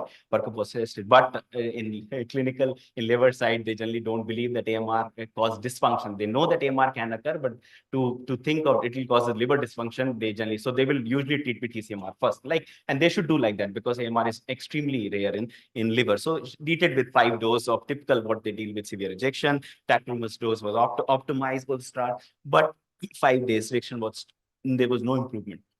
Now you see the ALT 795, AST 745, Billy is 4.45, and platelets are decreased. So there is some evidence of now, looks like probably thrombi is there, some AMR is there, platelets have decreased. DSA done on 14th post-operative day, when I again requested, no, we need to do because it's steroid resistant. And then whenever steroid resistant, they will do. So HLA1, mild positive, 1410, HLA 1564. So both are positive. We don't do pre-donor because of the cost issues. We never do the pre-transplant DSL. So these, we don't know if they are de novo or pre or came or was already there. So, but there was no issue of transfusion or any surgery in the patient. So repeat liver biopsy was done. So now this is mostly pink biopsy. Actually, you see the blue thing is gone down because they have treated with steroids. So now the inflammation is reduced. We expect, because steroids were again, so TCMR factor, which was there in the graft, has actually reduced. But you see the microvasculitis, the enlargement of the endothelial cells, the mononuclear cells in the capillaries is still there, and a lot of dilation in the portal vasculature as well as inlet venules. And also there is more injury in the lobule, also showing injury with cholestasis. Congestion is also there. Here again, actually most of the portal area, they are not expanded here as such, but you can see the activation of the endothelial cells and also mononuclear cell inside it, and some venulitis is still there. Again, here you can see the kind of cells are there. So in this biopsy also, we said definitely now features of, because C4D HLA has come, even if it's low, and all this positivity we are dealing with. And in the central area, again, there is evidence of necrosis, congestion, cholestasis, and also this kind of hobnaling or activation of foam cells also, because cholestasis was persistent. We start seeing foam cells also in the lobule. C4D again, now stronger actually. So C4D, it was just more than 50% of the circumference. Now actually most overall 90 to 100% of the vessels, of the portal vessels, were positive throughout. So AMR, final impression was us, we are definitely dealing with AMR, which is still rare, but it can occur. DSA was repeated. I asked them that we should repeat and see if the level is going up, because everything is going up. So now levels are increased. You see the class 2 level, more than 10,000. Now this is very significant. More than 10,000 class 2, definitely because there is upregulation. Now there is more injury to the liver, and that is leading cause of. So now treated with plasma exchange was started. 2 doses of IVIG also given as per unit protocol, and there's also a consensus thing. There is no as such guideline how to treat liver with AMR. Sometimes they just respond to steroid also. Following the treatment, bilirubin showed improving trend. It start reducing, and we again repeated the DSA, and HLA now is reduced. So HLA reduced, so third time. So we thought definitely the treatment has worked with this symptoms also, because this clinical dysfunction also reduced and HLA levels also reduced. So at the discharge in 2022, Billy was 1.6, direct 1.2. It's still little deranged is there, but after that now we have, I think, up to 10 months follow-up. We were recently working on our pediatric transplant paper, in which we identified this is 10-month now follow-up is available, and she's okay. Enzymes are around 60, 70, Billy's 1.2, all those things. Platelets are also adequate. So those treatment has worked, but she is on, because of this, she is on, has been on follow-up. It's 8 months, but now it's 10 months of the follow-up is available with us. So AMR in ABO compatible, sorry, I didn't, this was an ABO compatible graft. ABO incompatible are less common.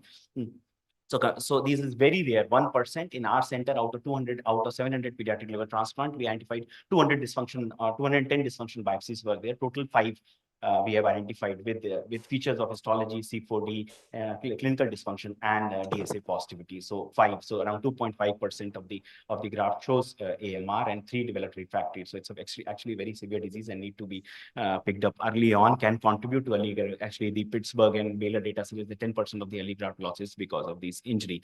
And liver is a very immunoprivileged organ. There are various reasons to that. That's why AMR the clinician don't consider. Actually, earlier I work with Professor Ella. They actually used to do in King's when you have a lot of hypersensitization with kidney or heart. They used to do liver along with that, so that liver can take up the burnt and kidney can be can function well.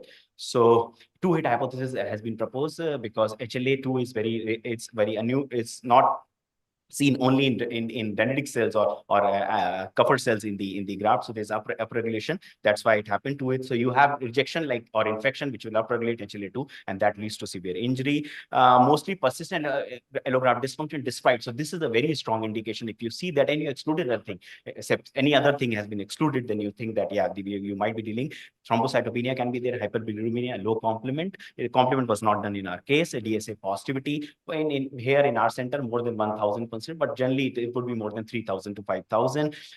Very complex pathology, very difficult to actually identify. You have to look for it all the time to help the clinical colleagues. And donor specific, again, if you are preformed, they generally go. You don't find them after the transplant, but class 2 persist or de novo class 2, they cause a lot of injury.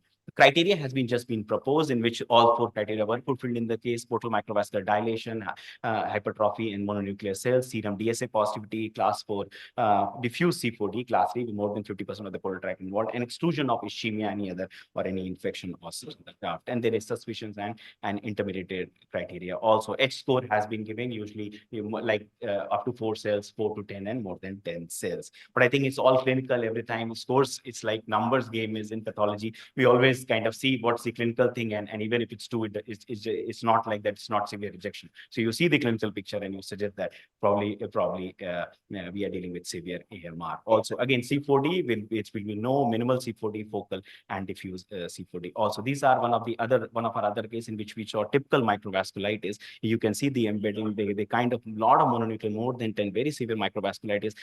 Most of the time in all 5 cases, actually TCMR will be there. But the features of TCMR, is it TCMR is there, or they are just AMR changing, mimicking the TCMR? We don't know, but features of TCMR, venulitis, ductulitis, you see inflammation also, and here also. So very severe capsulitis here you can see. Occlusion also, in one of our case, actually is kind of thrombi was found in AMR. You can see this mononuclear cells inside, and including the vein, and a lot of necrosis, extreme. Actually, we lost this patient within a month. There's DSA positive severe injury. And this is again just to show you what is typical. This is one of our first case in 2014 in which we identified the typical activation. You see the portal vein here. They are kind of so much activation, hormonating of the cells, and they are kind of embedded in it. This was also DSA positive. So when you see these kind of features, we can think of that probably we are dealing with AMR like insult to the liver. So VOD, microvasculitis, and arthritis also. This is one of the cases in which we see a lot of eosinophils and severe arthritis also. So when you see arthritis, you should think of AMR in the liver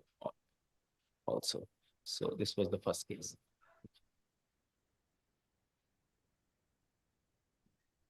Yes, that's a very nice case. And I think many of the surgeons who say ABMR does not exist in the liver is because it's rare. Most people have small programs. They have to live 10 or 15 or 20 years before they will see one. Whereas a large center like you has been able to see it, after a few years. So we've also been through this phase of trying to convince surgeons that yes, ABMR occurs in the liver, in the lung, in the heart. They are everywhere. So I wanted to ask you whether you have some cases in the ABO incompatible ones, and is that pathology and different, especially the C4D? Sir, in that C4D actually become very strong. We recently actually presented our data in last year ITS, 20 cases of pediatric ABO incompatible, and excellent survival. All have survived more than 1 year.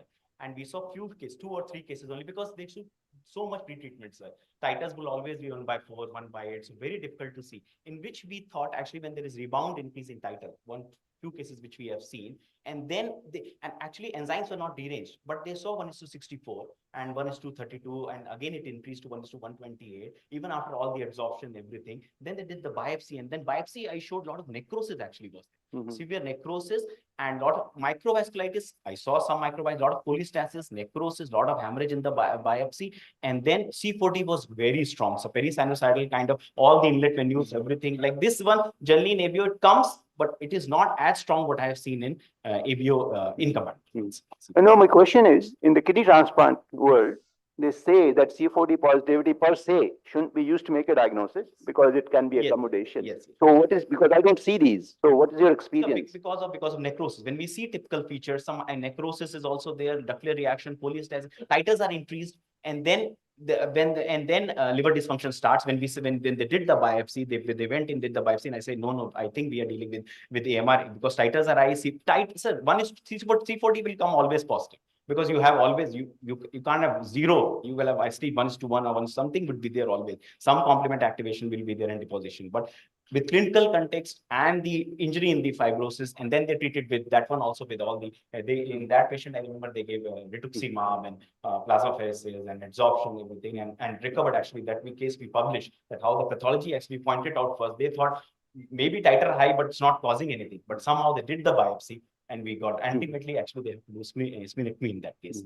So do you, talking of the ABO incompatible ones, do you do C40 on every biopsy or only when? So ABO compatible, ABO incompatible, sir, if there is nothing, I don't do. Because if titers are not raised, C40 will come positive, that will really raise. Oh, I see. So in other words, you already have the experience that if you stay in a series of, let's say, 50 biopsies with ABO, most of them will be C40 positive. C40 comes always. They're always positive. Yes. That's what I wanted to ask. Two titer, C40 will come. But that is not significant. It will confuse people because any C40 now I say, they start thinking because they have lost some patients, they think, oh, this is very significant. But in incompatible, I say, don't think. You have to see for clinical dysfunction, biopsy injury, rather than just focusing on what pathology is. Okay. And so the other comment I wanted to make is, and you already made it, that most ABMR is mixed. Yes. So even when you're showing those capillaritis, if you do the immunohistochemistry, they will be maybe 2/3 macrophages, 1/3 T cells. So even if something is being called ABMR, there is a substantial T cell component to it. And we really don't have any good drugs for ABMR. So most of these people should get initial treatment of DCMR, even if we are calling it ABMR, because most ABMR is mixed.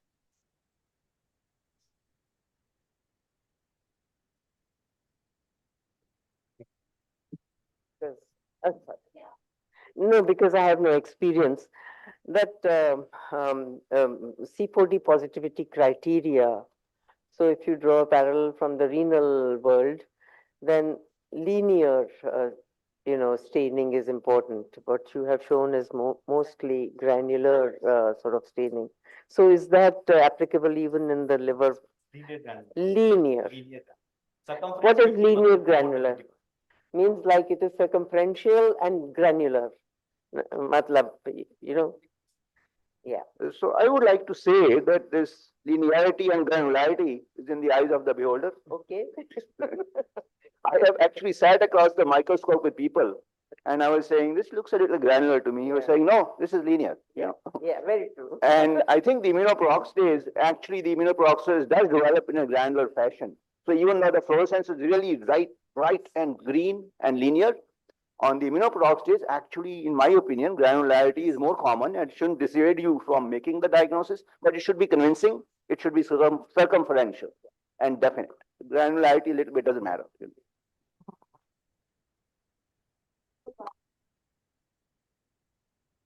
Nice presentation. And as you said that one should consider antibody-mediated rejection since it's so rare when it's not responding to treatment, isn't it? But by the time damage would have already occurred, like in renal transplant, there is occurrence of transplant glomerulopathy or PTC lamination as a chronic damage by ABMR. So what is the counterpart in liver? And to avoid that, is there a case for doing C4D upfront in all these biopsies? Because see, the point is we don't want to have a permanent damage. And C4D is something which is very affordable, I would say. If you compare your cost of liver transplant and then you don't want it to be injured. So, what's the status of chronic ABMR? And is there a recommendation for using C4D upfront to kind of pick it earlier? Because the parameters which will pick up ABMR are too vague in a setting when already a transplant has been done, isn't it? Second. So early diagnosis of ABMR is a very desirable goal, but you can also diagnose it too early. So the studies you are suggesting should be done, but if you do those studies, don't start treating everybody who has C4D positive. So that will be a research study. You do the C4D and you'll see a whole spectrum of changes. And then you have to decide, what do I treat? What do I not treat? So it's a worthwhile project, but a scientific project, and the molecular takes it to a different level. They can detect it even earlier, but you can't start giving plasmapheresis and rituximab to everybody. So you have to judge the clinically actionable threshold. And so your study is worth doing as long as you don't start over treating. No, because it's so rare. People don't have a chance to study it. They don't do the DSA. Even our surgeons, you have to push them to do DSA. DSAs are not done by liver surgeons. And the C4D in the liver is not as reliable in terms of specificity and sensitivity as it is in the kidney. So these are the difficulties of advancing this subject. So,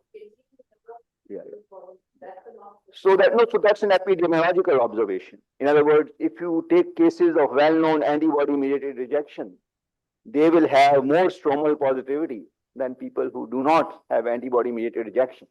So if the capillaries are damaged by ABMR, you would expect the C4D to leak and get into the stroma.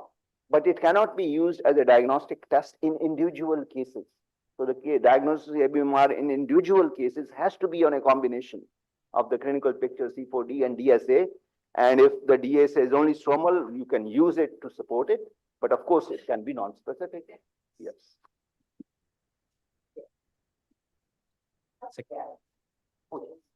And we do HLA basically for medical legal purpose. It's just to submit to the committee. It's a low HLA BDR, we do just low resolution. Don't do high resolution to really look for, because actually to believe that AMR is still, I think it will take 5-10 years more to, when at least 100 cases will overall come from all centers and And I can mention that if you biopsy long-standing livers, 5 years, 10 years out, many of them have DSA, many of them have C4D. So is that a very mild form of ABMR? Yes. But do you need to treat it? No. So the more you learn about a subject, the more you learn about the lower end of the spectrum. In the 90s, even in the kidney, in 1990, the only antibody rejection we knew was hyperacute. Then we saw acute, then we saw subacute, then we saw chronic. So the same happened with C4D. Initially, we were only calling more than 50% capillaries positive. Then it became 10 to 50. Now it's 1 to 10. So the more you study a subject, the more you realize there are mild cases. And then you have to decide which ones to intervene and where not to intervene. Second case, I hope I have time. So this is another 60-year-old male patient and no comorbidities. 2019, he was evaluated for jaundice, swelling of lower limbs, fatigue, was there for 2 months. Billy 32, ALT, ST 98.98 and 55, ALP, GGT slightly raised, albumin 3, INR, viral serology negative, ANA 1:1:80, IgG elevated. Immediately clinicians thought that are we dealing with autoimmune hepatitis. Varices were there. So there is evidence of chronic liver disease in the patient. Portal hypertensive features are there. CECT, they said cirrhosis is there. Nodular liver, cirrhosis is there. Yeah, varices are there. All typical features of cirrhosis, cryptogenic or autoimmune, they don't know because male patient. Ascites, splenomegaly, no SOL, and patent hepatic vein, portal vein. No other, any injury or anything was detected. Decompensated CLD was the diagnosis. Etiology, possible AIH, and Mendes 33, child C, portal hypertension. So underwent LDLT at our center, 2019. So this is also actually will go on. 2019 underwent, extubated on post-operative day 1, removed PD3. All those things are done. Everything discharged on post-operative day 10 with immunosuppression. So on the discharge, you can see LFT bilirubin little high. Sometimes they take little time to settle, to 15 days, 20 up to a month. So it settled down. This was the explant actually, which was so it is a nod, it is very micro, very cholestatic, believe was very high, very cholestatic, but very micronodular liver. It will look like that we are probably dealing, is this micronodular cirrhosis we are dealing with this patient, because ANA stream, maybe this is a mixed cholangiopathy, something which is ANA positive. So nodulity, but here you see actually it's nodule, but hardly any fibrosis. There's cholestasis, but there are a lot of these nodules without any obvious fibrosis. So what is this? So this was actually, there was fibrosis was very limited only in the portal area. You can see this portal area. Portal vein also appear to be little thickened. Here is central vein. They are kind of very narrowed in, the very approximated central vein and the portal area here. Some injury is happening, some ductal reaction, a lot of congestion is happening. Again, portal area. So hardly you see any fibrosis actually, just very minimal fibrosis happening in the portal area. Here again, a lot of cholestasis, congestion, some inflammation here, central veins here, some fibrous septa coming out through it. Here again, approximation of the portal area and central vein. And here is a portal tract in which actually you don't see a portal vein here, so just one herniation here. And here also some portal vein appear to be sclerosed here. This is okay. So again, what you see? So you have congestion and you have what? You have features of in the low power, if you see, so you were seeing these nodules. You were seeing these nodules. You see, go into just to you have in the periportal, you have these kind of regenerative nodules. So we are dealing with congestion is there in the periphery. We are dealing with nodular regenerative hyperplasia, and the portal area. You can see portal vein. How sclerosed is actually this is an artery here, and you can see a portal vein here, very sclerosed portal vein here. And fibrotic portal tract. A lot of cholestasis is happening in the patient, intraclinicular in the hepatocytes, and also there was bile lakes and some evidence of foam cells also. So we are dealing with reticulin. We did definitely not a regenerative hyperplasia is there. No obvious fibrosis, congestion is there, and all these features are there. So. Again, just to show you that definitely we are dealing with features of obliterated portal venopathy. You can see this thickened portal vein here. Again, approximation, very fibrosed portal tract, very extremely fibrosed portal tract. And this also here, difficult to see a portal vein here. It's completely sclerosed actually, and extensively fibrosed portal tract. Here again, you can't see. You can see a duct, you can see an artery, but no portal vein. So, but we are dealing with features of obliterated portal venopathy and nodular regenerative hyperplasia approximation. So again, just to show you how intimal fibroplasia, you can see the thickening of the intimal area. You can see the multiple smooth muscle layer also here. So definitely thickening of the wall, fibrosis. Again, just to show you a lot of vascularization, angiomatous transformation of the portal area also. All showing features of we are dealing with cases of NCPF only. Central veins were okay, no thrombi we could identify. Some fibrosis was appreciated, but no thrombi we could see. And there is congestion here. But that congestion is also actually a little unusual. You start seeing that there appear to be little cellularity here in these congested areas. This is just to show you trichome. There is some evidence of fibrosis approximation. Some septa you can see going here to there. Occasional, maybe, I don't know, it's just stopped here. It's not even actually connecting. So there is kind of some fibrosis, which we know these kind of incomplete septa are known. So features were all there with extensive congestion on the biopsy. Again, crowding, fibrosis, or seen confirms that there is a lot of there are septa formation, occasional, complete, incomplete, and all those changes of probably chronic changes of NCPF. Hilar area, you see, no, nothing. Portal vein was obviously okay. No thrombi, nothing. So we excluded that hilum. There is nothing. All vessels are in the smaller and medium-sized portal vein. We suggested that probably we are dealing with NCPF. Again, congestion. Look at the congestion here. Now, congestion is but now you see in some areas, not whole, extensive grossing was done in this case. You start seeing some very atypical cell here actually. They appear to be crowding here. Congestion, there is cell loss, hepatocytes are lost. You can see these cells here. They literally, you don't see mitosis. But some ATPI is there. They are displacing the hepatocytes. Again here, you can see these cells here. Sometimes they are what kind of cell are they? Histiocytes or the necrotic hepatocytes? What very difficult to actually appreciate. But definitely cellularity in the sinusoids area appear to be increased. Maybe they are kind of what kind of cells we need to know probably when we do IHC. We'll appreciate it better. Here again, definitely some kind of multinucleation now starting. And you can see here also. Yes, definitely these kind of spindly cells, some ATPI mild to moderate, no mitosis, but you can see these cells, they are kind of filling in the sinusoids and causing compression and injury to the liver parenchyma also. Here again, you're just forming actually a mass like. So we don't know, is this kind of hepatocytes which are compressed or histiocytes? Very sometimes extremely difficult to appreciate in this case what kind of cells, but then we did see 334 in ARG, because I suspected that probably we are dealing with in the case of angiosarcoma with congestion, sinusoidal angiosarcoma angiosarcoma in this case. So turned out C30 was actually much more positive than what you can actually see in the HE. HE, we really have to look for it, and we did it just as a guess what we should do and find out. So turned out to be they were all positive for C34. Cells P53 also came. Generally moderate to strong staining, we considered this as considered positive in angiosarcomas here in liver and elsewhere. So there was moderate to strong staining. A lot of cells were positive for P53. So suggesting there is P53 alteration, Ki67. Now this actually proves the diagnosis. You can see extensive proliferation of the Ki67, which is usually not seen. These are not in hepatocytes. Hepatocytes were also because proliferation is there, but mostly those cells which were there positive, they all were more in some areas, most of them were positive for proliferation. ERG was positive, CME was negative in the case.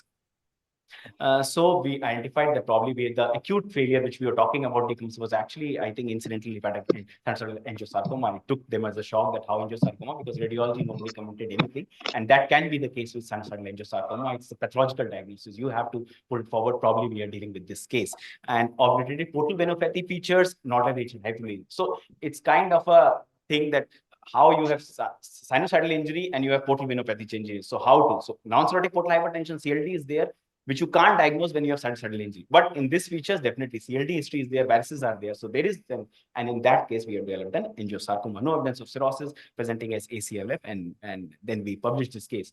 So now he was discharged. He developed top neurotoxicity. It's changed to cyclosporine.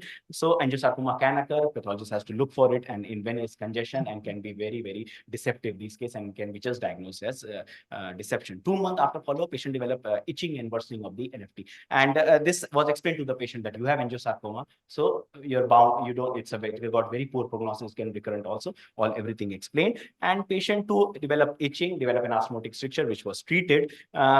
Now he was okay. 2 years he was okay. Followed up here and there, gained follow-up here in his city. Everything was done. Presented in April 2022. Now he has developed abdominal pain, jaundice, and itching again. So bilirubin is quite high.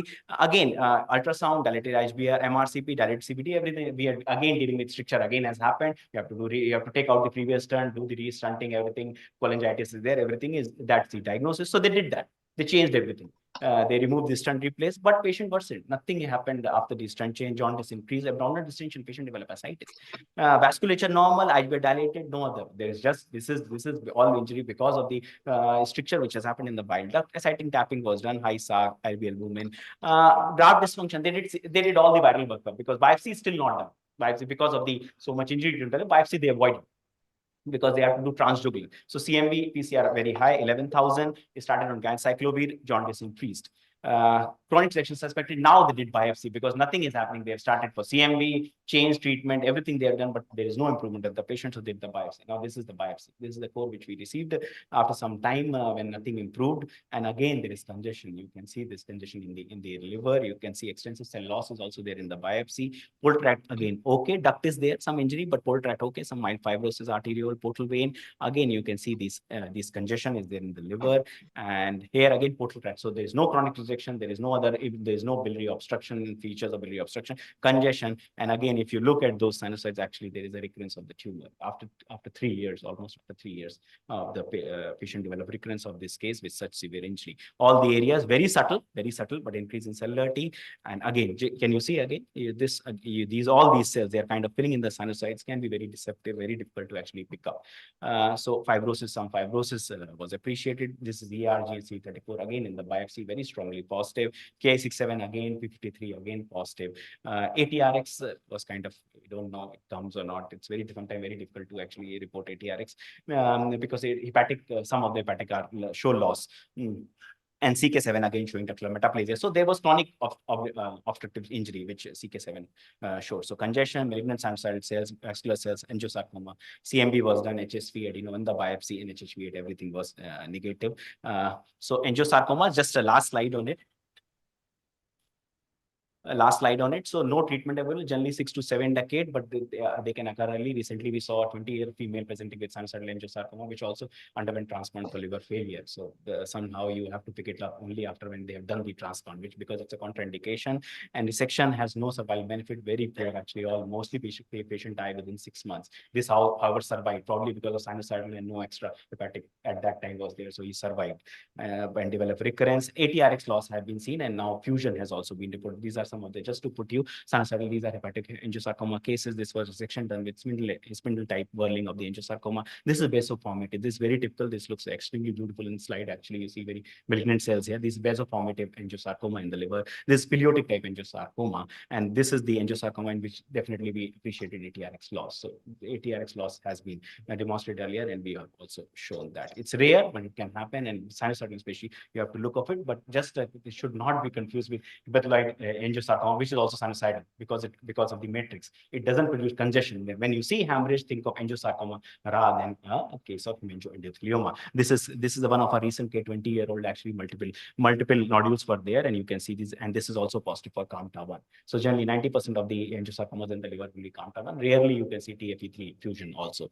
So not to be confused with this, because this is for this transplant is the cure.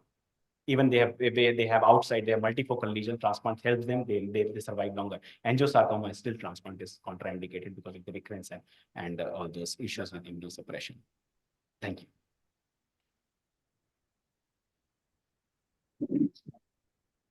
Yes, very nice case. I was wondering if you know anything about the occupational exposure, or is he from an area of India where there's a lot of arsenic? So all of our patients got nothing, no such history. No, they are not working in any paint industry. Any arsenic, we don't know, because if something is there, but they are random, they come from all. But this recent patient was from Chennai, which has no such history. So Yeah, because I read, at least in Eastern India, there's large pockets of high arsenic. Have those studies been done elsewhere, Southern India, Western India? That's the only data we have. Patients which we see are from Andhra, Chennai, Tamil Nadu, maybe one, Kerala, something. No such. And housewife, like 20-year-old female, developing no history, no exposure, kind of. Yes, yes. And any extra hepatic disease at the time of transplantation? No. No. Yes, thank you. They will always do PET in all those cases just to look for. But I think it is known that there are pockets in the south of India, Andhra, where the arsenic is very high. The CKDU is, quite nicely related to that. So it's, I mean, the studies are available to show that. I want to know about Punjab, the arsenic. Is there data or no data? I don't think there is data on that. Anyway, CKDU, whether it has been really investigated in Punjab areas, I'm not sure of that. But no pockets have been described with a very high incidence of unknown CKDs, Excellent presentation, sir. I have one question. Sir, actually, in this patient, taking up the patient for transplantation, usually etiology of liver disease should be known. But in this case, prior to taking up the patient for transplant, no liver biopsy was done for this patient. So any particular reason for that? Because before doing transplant, if etiology is not known, actually we subject the patient for liver biopsy to know for the etiology of the disease. So any particular reason? Maybe because so much decompensation, really high, transregular, I don't know, multiple issues sometimes. Many times they do, many times they just don't do. Patient decompensating, they want to take up early. Thank you, presenter. And we're really sorry we can't take up any more questions due to paucity of time. Any more discussion can be taken up at the end of this session. So I would request Dr. Ritamra ma'am to please thank our speaker with a token of appreciation.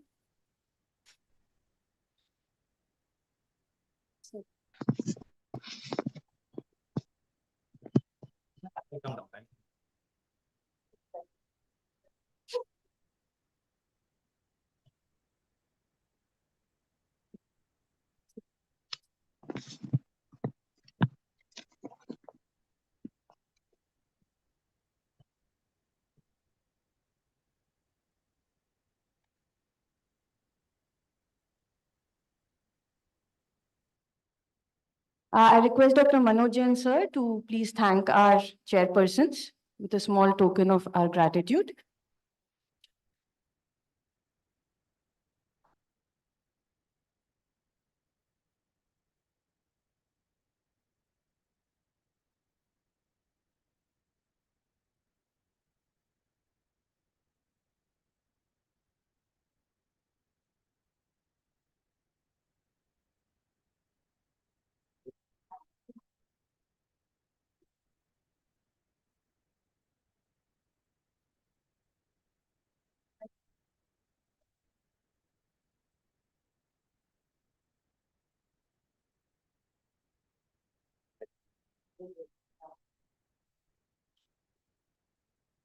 For the next session, I would like to invite to the dais Dr. R.K. Dhiman sir, Dr. Rajan Saxena sir, and Dr. Madhumati Goyal ma'am. Dr. R.K. Dhiman sir is the Director and Professor of Hepatology at SGPGI.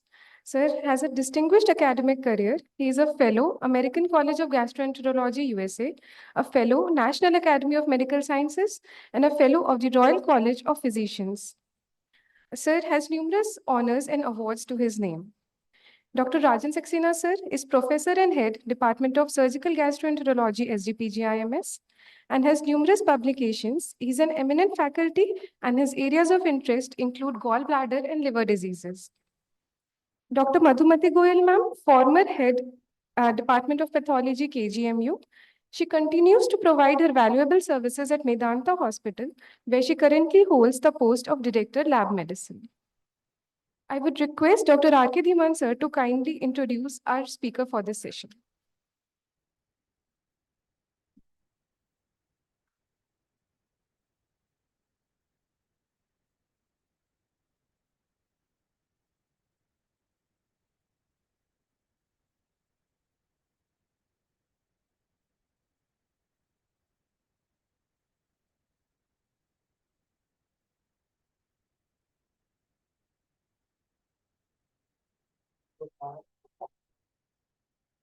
Now we move on to the second session. And the speaker is Professor from Lucknow. Professor Division of Transplant Pathology, Department of Pathology, CME. On the third, Professor University of Medical Science. There is lot of publications, 441. And over 200 controls. I'm not sure. Number, I have started. I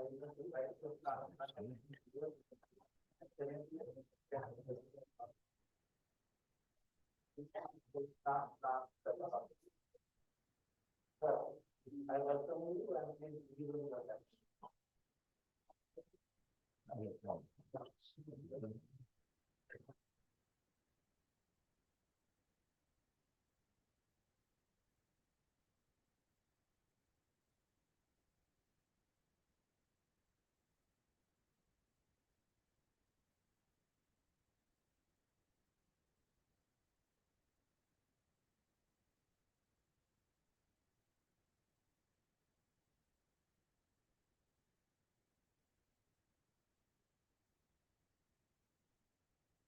Thank you very much for the kind introduction, and I thank all of you for giving me this opportunity to come here. I can add Lucknow to the list of places I visited in India. You people are special. Thank you. And I'm very impressed by the facilities at this institute and the quality of the teaching and the clinical work that goes on here. It makes me feel proud that you are carrying on in the best traditions of Indian medical science. So today I am going to discuss the role of the biopsy in liver transplant recipients. Of course, we need biopsies to establish the primary cause of graft dysfunction. And sometimes there's more than one cause. Then you identified concurrent pathology. There might be TCMR, but also ABMR and drug injury and ischemia, all in the same biopsy. So transplant pathology can be complex. The biopsy helps to assess the severity of injury, and it assists in the planning of therapy. You can use the biopsy to determine response to treatment and to document relapse when it occurs. So it's a very critical piece of investigation. There are some general principles of interpreting allograft liver biopsies. The most important one is to remember that the transplanted liver is really a liver. So it will have the same pathology as the pathology you see in non-transplanted livers, but there are some peculiarities. There'll be preservation injury, there'll be rejection, there'll be opportunistic viruses, there will be PTLD. Sometimes there will be graft versus host disease.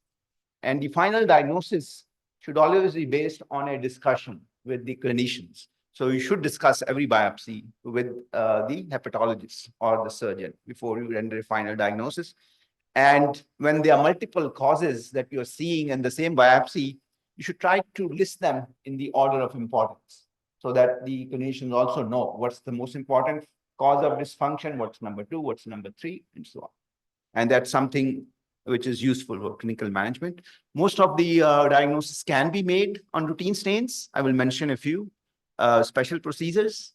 We talked of microvascular inflammation. Dr. Vidge demonstrated that. So just like in the kidney, we have actually started doing PASD stains on the liver because you can recognize the capillaries better. And similarly, the trichrome is, of course, an essential stain to quantify fibrosis. C4D in our hands is routine, but that's because of our academic interest. Of course, the incidence of ABMR in our program is also low. We maybe see maybe less than 10 cases a year. Our cytokeratin 7 is also routine because especially when you're doing living related transplantation, no matter how good the surgeons are, there's an incidence of biliary strictures, which varies with the experience of the surgeon. It could be anywhere from 5% to 40%. And so we like to screen every biopsy with CK7. So if we see periportal metaplasia, ductal hepatocytes, then we communicate that to the surgeon. That just make sure that the biliary tree is functioning well. And similarly, once in a while, you will need to stain.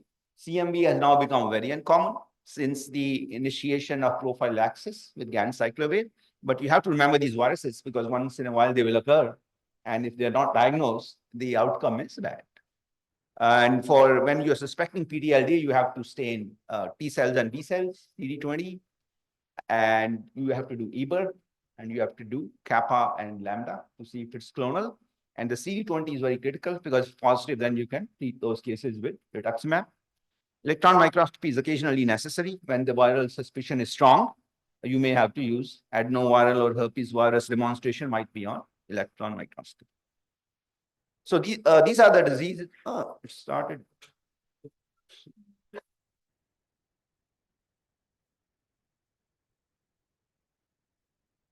So these are all the diseases I'll cover. You don't have to read it. So I will start. It's jumping. I'm not sure why. Okay.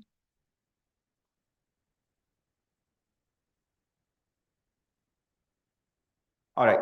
So the one important thing to remember as in any transplanted organ is when you're looking at a pathology, especially if it's in the first few weeks after transplantation, you have to at least consider the possibility that whatever you're looking at was there in the donor liver.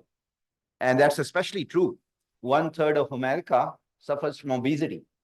1/3 of all liver transplants are due to NASH. And so especially if the donor liver is not biopsied, much of the fat that you will see in early post-transplant biopsy is probably derived from the donor.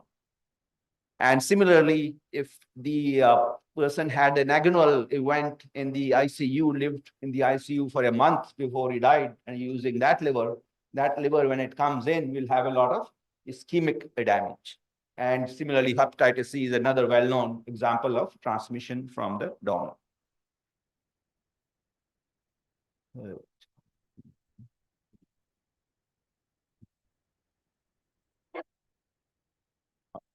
I'm not sure why it skips his slide. Any suggestions? Why it's happening? Is there some setting that I can change?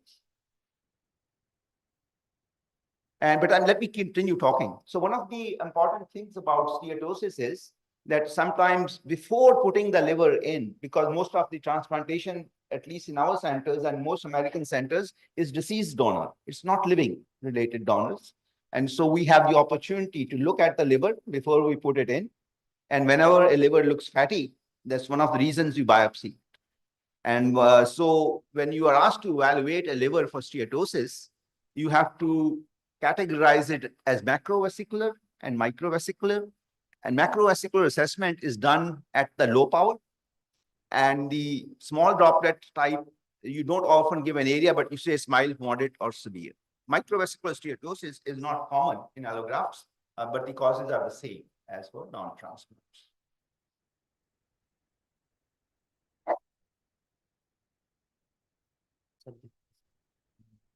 So I should use this, not this? Okay. All right. Well, the problem is there are some floating controls, whatever that means. So that's what has been fixed. All right. So what is, how should you define large droplet macrosteatosis? In BAF 2019, they suggested that you see distension of hepatocytes to 2 times the normal, what you consider is normal in that liver. Other definitions have been used. For example, some say you want to just look at the nuclear diameter and see if it's 2 times larger. Some want a peripheral displacement of the nucleus by the fat.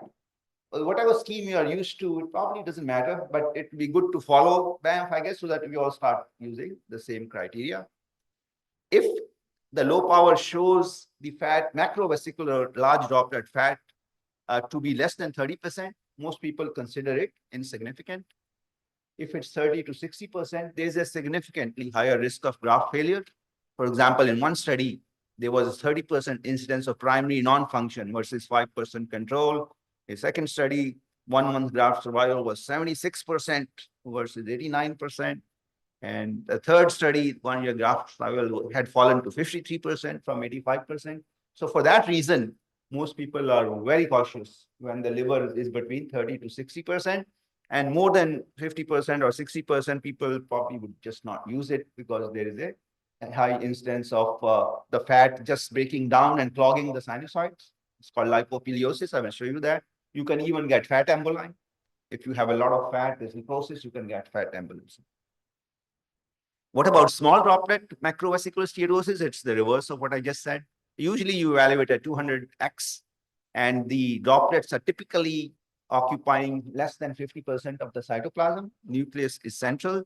It's not generally believed to impact graft function, although there's one study which said if it's more than 30% small droplet macrosteatosis, they reported a hazard ratio of 2.5 for acute rejection and 2.4 for ductopenia. Surprisingly, in this study, they reported no adverse outcome for large droplet macrovesicular steatosis, which is a little strange. So I have a feeling it's a nomenclature problem. What they are, what they're calling small droplet may not really be small droplet. What is the reproducibility of the steatosis assessment? This is an art. It depends on the experience. Even when you have BAF experts, if the fat is assessed, is judged to be moderate to severe, estimates between 3 experts vary from 30% to 55%. For the lesser involved livers, they varied from 5% to 15%. So the surgeon should be aware of this variation, but this variation is still useful. An estimate is better than no estimate, but you can't get fixated on numbers. Is it 45? Is it 50? Is it 35?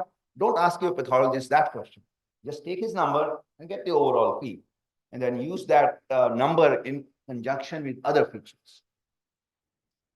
And the less experienced observers, they tend to overestimate the fat because they will even count the smaller vacuoles as macro. So you should avoid that. And the expert surgeons take your number and they integrate it with the gross findings and with the liver function test. They don't just ask you, should I use it? Should I not use it? They take your input and then put it together with everything else. And sometimes biopsies are done at a different center than yours. And we are recommending that we make actually whole slide scans available. Our Center for Core Organ Recovery and Education makes whole scan slides available to other centers. Sometimes we get requests from other surgeons. Can you send me a photograph? Or do you have an iPhone? Can you take a picture and send the picture to me? I refuse. I said, this is not good practice of medicine. We are happy to make the whole slide scan available to you, and you should review it with your pathologist rather than choose to make a decision based on whatever field I give you. And some people don't really understand it. They think you're not being cooperative, but you try to tell them that that is not the best way to practice. And as I said, stat alone should not be the criterion for using or not using a liver. The percentages can become less acceptable, more acceptable if there's other pathology. If there's necrosis of the hepatocyte, if there's dropout, even 30%, you have to be careful. Should I use it? Because now it's more than one hit. Cold ischemia time, if it's very long, you have to take that into account, whether you should use it or not. the surgeon and experienced surgeon's gross assessment. The liver may be mushy, not even worth putting in. He may already have decided, but the biopsy is not going to show you. And there's no anatomic counterpart to mushiness. So the gross evaluation is also important. And then the arteries at the hilum, if they are calcified, even if the biopsy is looking good, the liver should not be used. Or if it is used, there has to be a separate graft which bypasses that calcific area. So the pathologist should be aware of all this, because sometimes the surgeons simply put them on the spot. Use it or not use it, then that's the time for you to start asking questions. What is this? What is that? And then you help to guide them to a more reasoned judgment, rather than simply having them decide based on the percentage of fat. And the nature of the recipient matters. The same liver, if given to a younger patient, may function better because they have more regenerative potential, and it may function less well in a older patients. And sometimes I joke, this liver is not good for my mother, but it's good enough for my mother-in-law. So the nature of the recipient is also important. And then, of course, if there's a high MELD score, if the person is going to die in the next 4 weeks, it's better to give a liver and maybe hope that it works and avoid certain death. So that's it, because there is no dialysis counterpart in liver transplantation. That is. So microvesicular steatosis is seen in sepsis, viral infections, trauma, drugs, and so on, and it has metabolic causes, and most centers find it resolves on follow-up, and we don't grade it. Sometimes they ask you, what is the percentage of microvesicular steatosis? Then we just have to tell them, we do not grade it, and we do not recommend that you take that into account. But since they ask, we will tell them a broad idea, mild, moderate, severe, at the same time emphasizing that don't use this in your judgment. So some examples, these are macrovesicular globules. A caveat is that if a liver biopsy is exposed to saline, you can get swelling of the hepatocytes. They can look very pale, as you can see here. So if you are in the position of doing frozen sections, you should be present at the time a biopsy is done. It should not sit either on a gauze and dry up, nor should it sit in a container with saline for a long time. So we are there when they give us the biopsy, and we freeze it and tell it right away. And on a frozen section, irregular dilated sinusoids can be confused with fat. Now, some of these are obviously sinusoids. Nobody's going to call them fat. But what about this one? What about this one? On a frozen section, you have to remember that sinusoids can look like vacuoles. On a frozen section, intranuclear glycogen can look like vacuoles. So why is it intranuclear? Because you can see a rim of chromatin around it. So that's another caveat to remember when you're interpreting frozen sections. This is, of course, that severe 60–70% steatosis. I mean, one look, you're not going to use this liver. And this is what I call lipopiliosis. When a very fatty liver is put in and you get a lot of severe ischemic reperfusion injury, the fat globules will coalesce to form larger globules. And just piliosis refers to dilated sinusoids. Here it refers to lipopiliosis, large fatty globules. And they can, as I mentioned, enter the circulation and cause fat embolism. Let's talk of preservation reperfusion injury. It's best looked at as the cumulative effect of agonal changes before death. Cold ischemia time, warm ischemia time, reperfusion injury, post-reperfusion or post-transplant flow problems such as hypotension, anesthesia. So it's a multifactorial thing. Some people present as a hepatocellular injury pattern with the elevation of ALT and AST, but some people present with a cholestatic injury pattern. And they may even have jaundice and biliary sludge syndrome. And ischemia sometimes has an effect on the matrix. It dissolves away the connective tissue and it produces hepatocytes like this, which we call hepatocytolysis. This can also be seen as an artifact if you are putting the biopsy in saline for too long.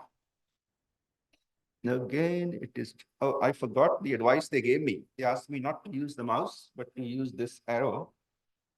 So let me put it here if I can.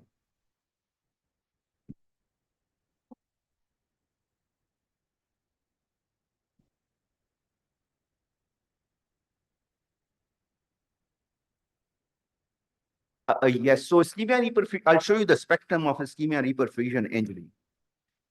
The milder forms will just have clusters of neutrophils in the sinusoids, apart from hepatocellular swelling. A more advanced injury would have areas of hemorrhage and hepatocyte dropout, perivenular dropout, and neutrophils can occur around the central veins if the ischemia is severe. And then if it's really bad, you will get centrizonal hemorrhagic necrosis. So these are examples of cholestatic injury. These apodotracts are edematous. There's cholangeral proliferation. They are neutrophils. That's actually what we saw in the case this morning, where there was a stricture. You can get ballooning degeneration, even Mallory's hyaline-like change. And if there is lack of flow to the bile ducts, then you would get bile duct injury. So you'll see areas of ulceration and denudation, and then secondary inflammation. And yes, you can even get large casts, the bile casts forming, or you can call it a microlith.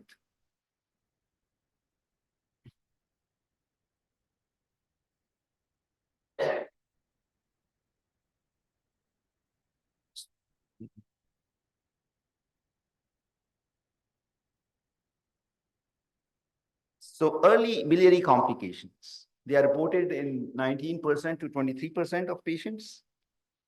Each such biliary complication can add more than $54,000 to the cost of healthcare in the first month. So we should really try to avoid it. The possible causes are strictures at the anastomotic site, early post-transplant. We look at the anastomotic site. They may manifest as leaks, bilomas, casts, fistulas, ischemic cholangiopathy, ascending cholangitis, abscess formation. The risk factors are deceased donor livers, long cold ischemia, donor arteriosclerosis, CMV infection, acute rejection, TCMR if it causes arteritis, and even antibody injury can cause damage to the biliary capillaries. So there can be rejection causes of biliary complications. Late biliary complications include strictures. They will tend to be non-anastomotic, ischemic cholangiopathy, then recurrence of diseases such as primary sclerosing cholangitis. Chronic rejection, TCMR with graft arteriosclerosis will lead to ischemia. Chronic ABMR with injury to the biliary plexus will also lead to cholangiopathy. And here are some examples. This is an example of a bile leak and extravasation. This is a bile infarct, an area of dropout with inspission by bile. Here's a large microlith. A gross examination may show dilatation and stricturing. And here's periductal edema, fibrosis, and focal ulceration. Let's talk of vascular complications.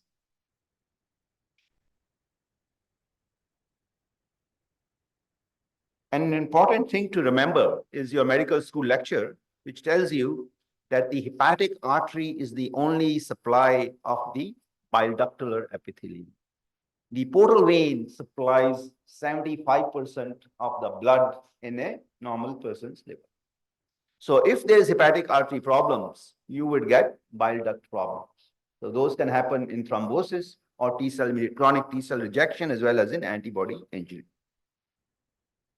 So very briefly, let's talk about hepatic artery thrombosis. Incidence varies from 2 to 20%. Typically, within 30 days, there's a presentation with fever, leukocytosis, liver function tests being enlarged or elevated. The risk factors are long operation time, arterial conduits, variant anatomy, pediatric organs, and low volume transplant centers. The less experienced surgeons get more of these complications. And I mentioned the associated pathology, which can include CMV. CMV can infect the endothelium of the hepatic arteries, T-cell rejection, antibody rejection. Early biopsies can be normal. So you can have hepatic artery thrombosis documented radiologically, but the pathology at the periphery might be normal. And late pathology might include infarction and cholangitis and abscess formation. Here are some examples. So this is an artery partially occluded by a fresh thrombus. Here, the ulceration has led to bile leakage. Bile is a foreign substance which excites an intense chemical reaction. So that can cause necrosis in the surrounding area. The necrosis may undergo super infection. This actually is Candida growing in this necrotic bile duct.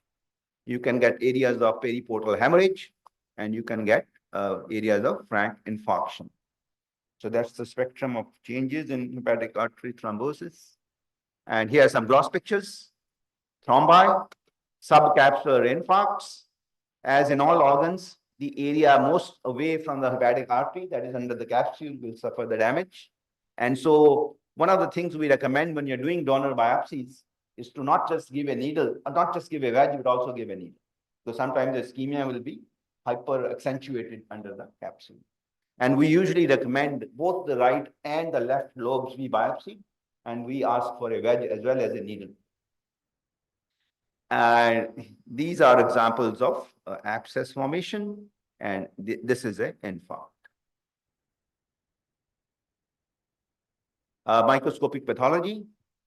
You can get blood in the bile ducts, and small amounts of red blood cells actually can even occur if you after a percutaneous cholangiogram. But larger areas of hemorrhage, they suggest a fistula. For example, if there's a fistula between the portal vein and the bile duct, you will see bile in the duct lumen. So that's a serious, sign. If you see bile in the portal vein, that again tells you there's a fistula between the portal system and the biliary system. So if you were to show this picture to a poet called Ghalib, he will say, "Yahan khoon ki Ganga beh rahi." Let's now talk about portal vein stenosis or thrombosis. It has a lower frequency than hepatic artery thrombosis, just because the flow is larger. Risk factors include persistent collateral, small portal vein diameter, reduced donor size, pediatric transplant, use of interposition grafts. The early clinical presentations will be abdominal discomfort, variceal hemorrhage, ascites, splenomegaly, liver function test abnormalities. An important word you should remember in late presentation is portal biliopathy. So when you have portal hypertension and you have varices, those varices can form around the bile ducts, and they can cause physical compression. So you can get a whole mass of dilated veins, which can cause bile duct obstruction-like syndrome. So bile duct can not only be hepatic artery thrombosis, portal vein thrombosis, they can be portal vein stenosis. And later, of course, you'll get septic phlebitis, abscess formation, and acute hepatic failure. The pathology in the early cases of portal vein thrombosis may just be periportal or mid-zonal atrophy.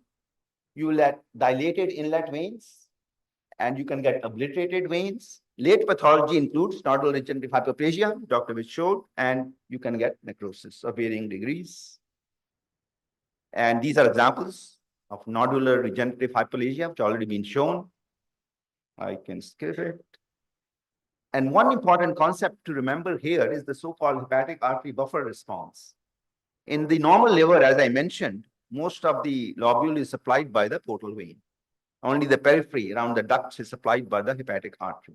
So if there's portal vein stenosis, the hepatic artery compensates and increases in size, and there's increased blood flow to the liver, and that is postulated to be a cause, a contributory cause of the nodular degenerative hyperplasia. So let's talk of hepatic vein outflow obstruction. It can occur at the level of hepatic veins or the vena cava. The early stages cause just discomfort and transaminitis. Late stages can cause Budd-Chiari syndrome. And when you are looking at a case where you think it's hepatic venous outflow obstruction, think of commoner causes: congestive heart failure, thaw pulmonale, constrictive pericarditis. They will be commoner than actual thrombosis of the cava. And these are classical cases. Budd-Chiari syndrome in the Robbins textbook of pathology describes the nutmeg liver, alternate areas of fatty change, the yellow, intense congestion and hemorrhage, which is red. And here on the higher power, you can actually see a thrombus occluding this vein. Microscopically, the earliest form of outflow obstruction is a red blood cell in the space of dish. You can see that here. Then they will be dropout. And then you can get large areas of necrosis. Small for size syndrome, I mentioned this morning. This is a portal hyperperfusion syndrome, which occurs in living donor transplantation. It's essentially a size mismatch between the donor and the recipient. It can cause severe portal hypertension. These are often cases of severe portal hypertension before liver transplantation. And if to such people you give a small graft, the high portal pressure quickly damages those small organs. What is a reduced size allograft? I think surgeons have various criteria. I've listed two of them. For example, if the graft volume is less than 30% of the expected liver volume, you're giving a lobe which is probably too small. And maybe we can have some surgeons comment on this after. And similarly, you can also get a ratio of graft weight of 0.8% to the recipient body weight. The typical presentation of small for size syndrome is within a month or within a week with transaminitis, ascites, cholestasis, coagulopathy. Let me show you a few pictures.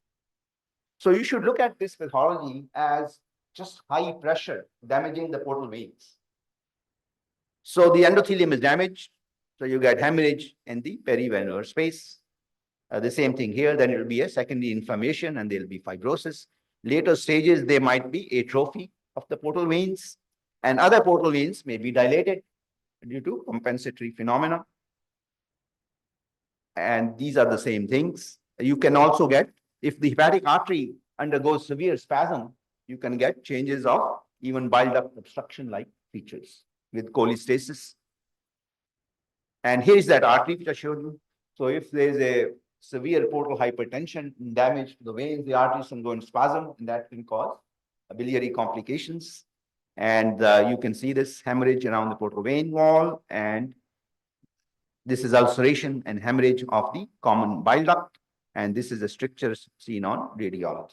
So this is similar somewhat to the malignant hypertension changes in the kidney. If a vascular system in any organ sees a lot of pressure, that itself triggers a lot of pathology. So let's take it. Now, what about post-transplant infections? The timing is important. In the first post-transplant month, you typically get bacterial, soft tissue, abdomen, lung infections, and the urogenital infections. You can also get infections derived from the donor, such as fungal and mycobacterial. Later on, let's say from 1 month to 6 months, you see other pathogens, such as tuberculosis, gram-positive or negative bacteria, Hep C, Hep B, herpes, adenocardia, so on.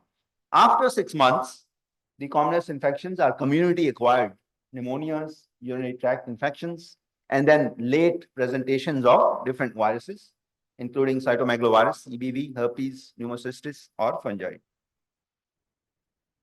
So bacterial infections within the allograft will present as ascending cholangitis with an underlying duct complication or ischemia reperfusion injury to the biliary tree. You can get abscess cavities. And one of the causes of an abscess in the liver is appendicitis, or it could be diverticulitis. Those are common conditions in the population. So when you see a liver abscess, make sure you're not missing these. And less commonly, it might be hepatic artery thrombosis. Here's an example of an abscess formation within the liver. You should remember gram stains can be done on liver biopsies. They are not always useful. Sometimes the clinician already knows a culture is positive. Once in a while, they can demonstrate unusual organisms, such as Clostridia, such as bacteroids. And so you can come out looking like a hero. Oh, I made this diagnosis. You have to remember granulomas, you have to remember acid-fast bacilli in the right context. Within 30 days of transplantation, you must remember the donor-derived infections, fungal infections. Candida often can contaminate preservation fluids. The donor lung can be colonized with Candida, and that Candida might reactivate if you give that organ.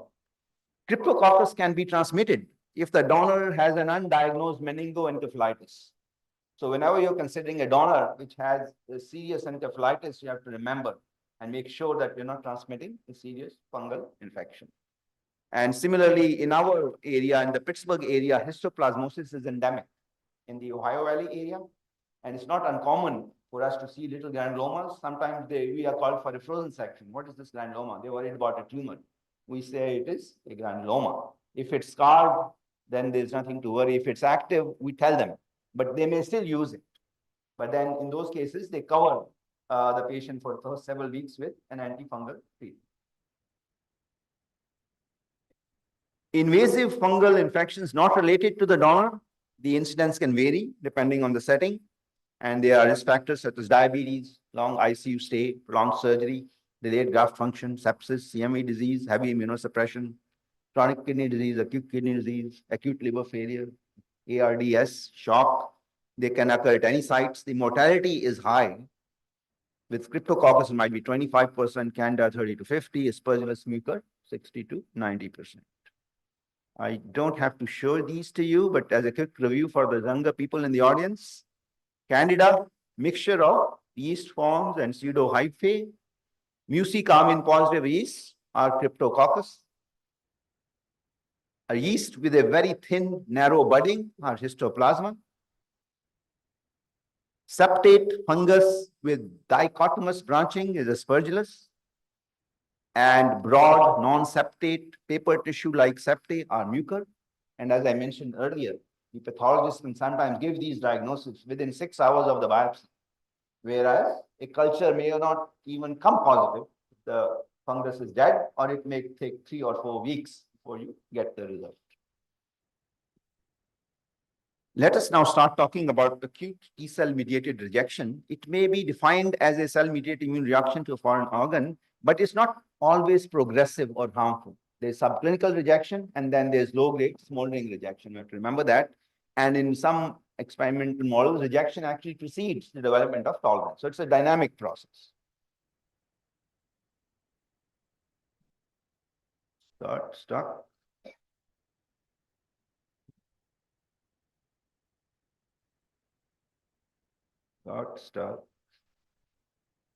Oh, here it is. So this is to show the dynamic nature of the rejection process. If you plot the immune reaction like this on the y-axis and follow it with time, you have to recognize rejection is not yes or no, it's a continuum. So what you have to do is define what is the clinically actionable threshold. So if you put that threshold here along this line, some people will go above the threshold and will not come down till you treat it. Some people will just go a little above and they can even recover spontaneously. And there's a lot of fluctuation below the threshold, which you can diagnose with protocol biopsies. So the clinical presentation of T-cell mediated rejection may be subclinical, as I mentioned, or it can manifest as GGT and AP elevations, which are disproportionate to the AST and ALT. Severe cases may have fever, jaundice, encephalopathy, graft tenderness, leukocytosis, and eosinophilia. Most episodes occur within 7 to 10 days or maybe a few weeks, I would add. The pathology is usually a mixed, but mostly mononuclear infiltrate with duct injury, with inflammation of the venules and arteries. And it's suggested that at least 2 of these 3 criteria be present for a firm diagnosis. It's not enough to simply call a biopsy TCMR present, absent, you grade it.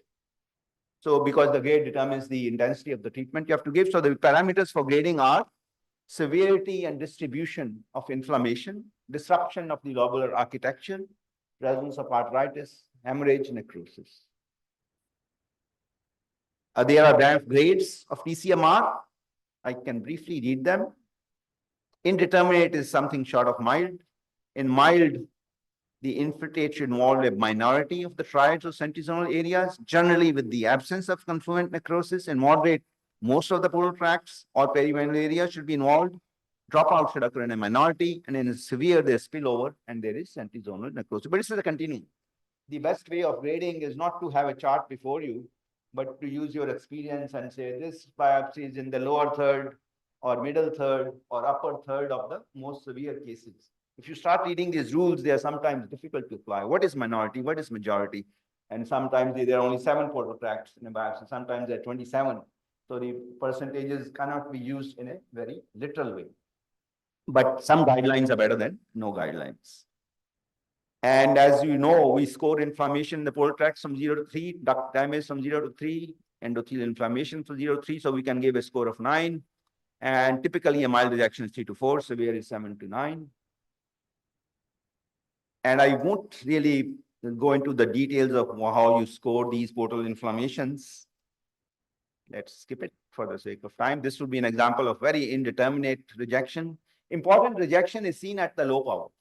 If you're not an experienced pathologist, you go at 40x, you can go at 100x and see a lymphocyte in the bile duct in every biopsy. So you have to do it at 4x, 2x. If you see it there, that is clinically meaningful rejection. So this is an example of going to the high power, showing a few cells. It doesn't matter. It's not even indeterminate, actually. This is mild. This would be an example of moderate. The portal tracts are expanded and the ducts are also clearly the nuclei are irregularly spaced and there's loss of polarity. And the severe is this perivenular hemorrhage and dropout.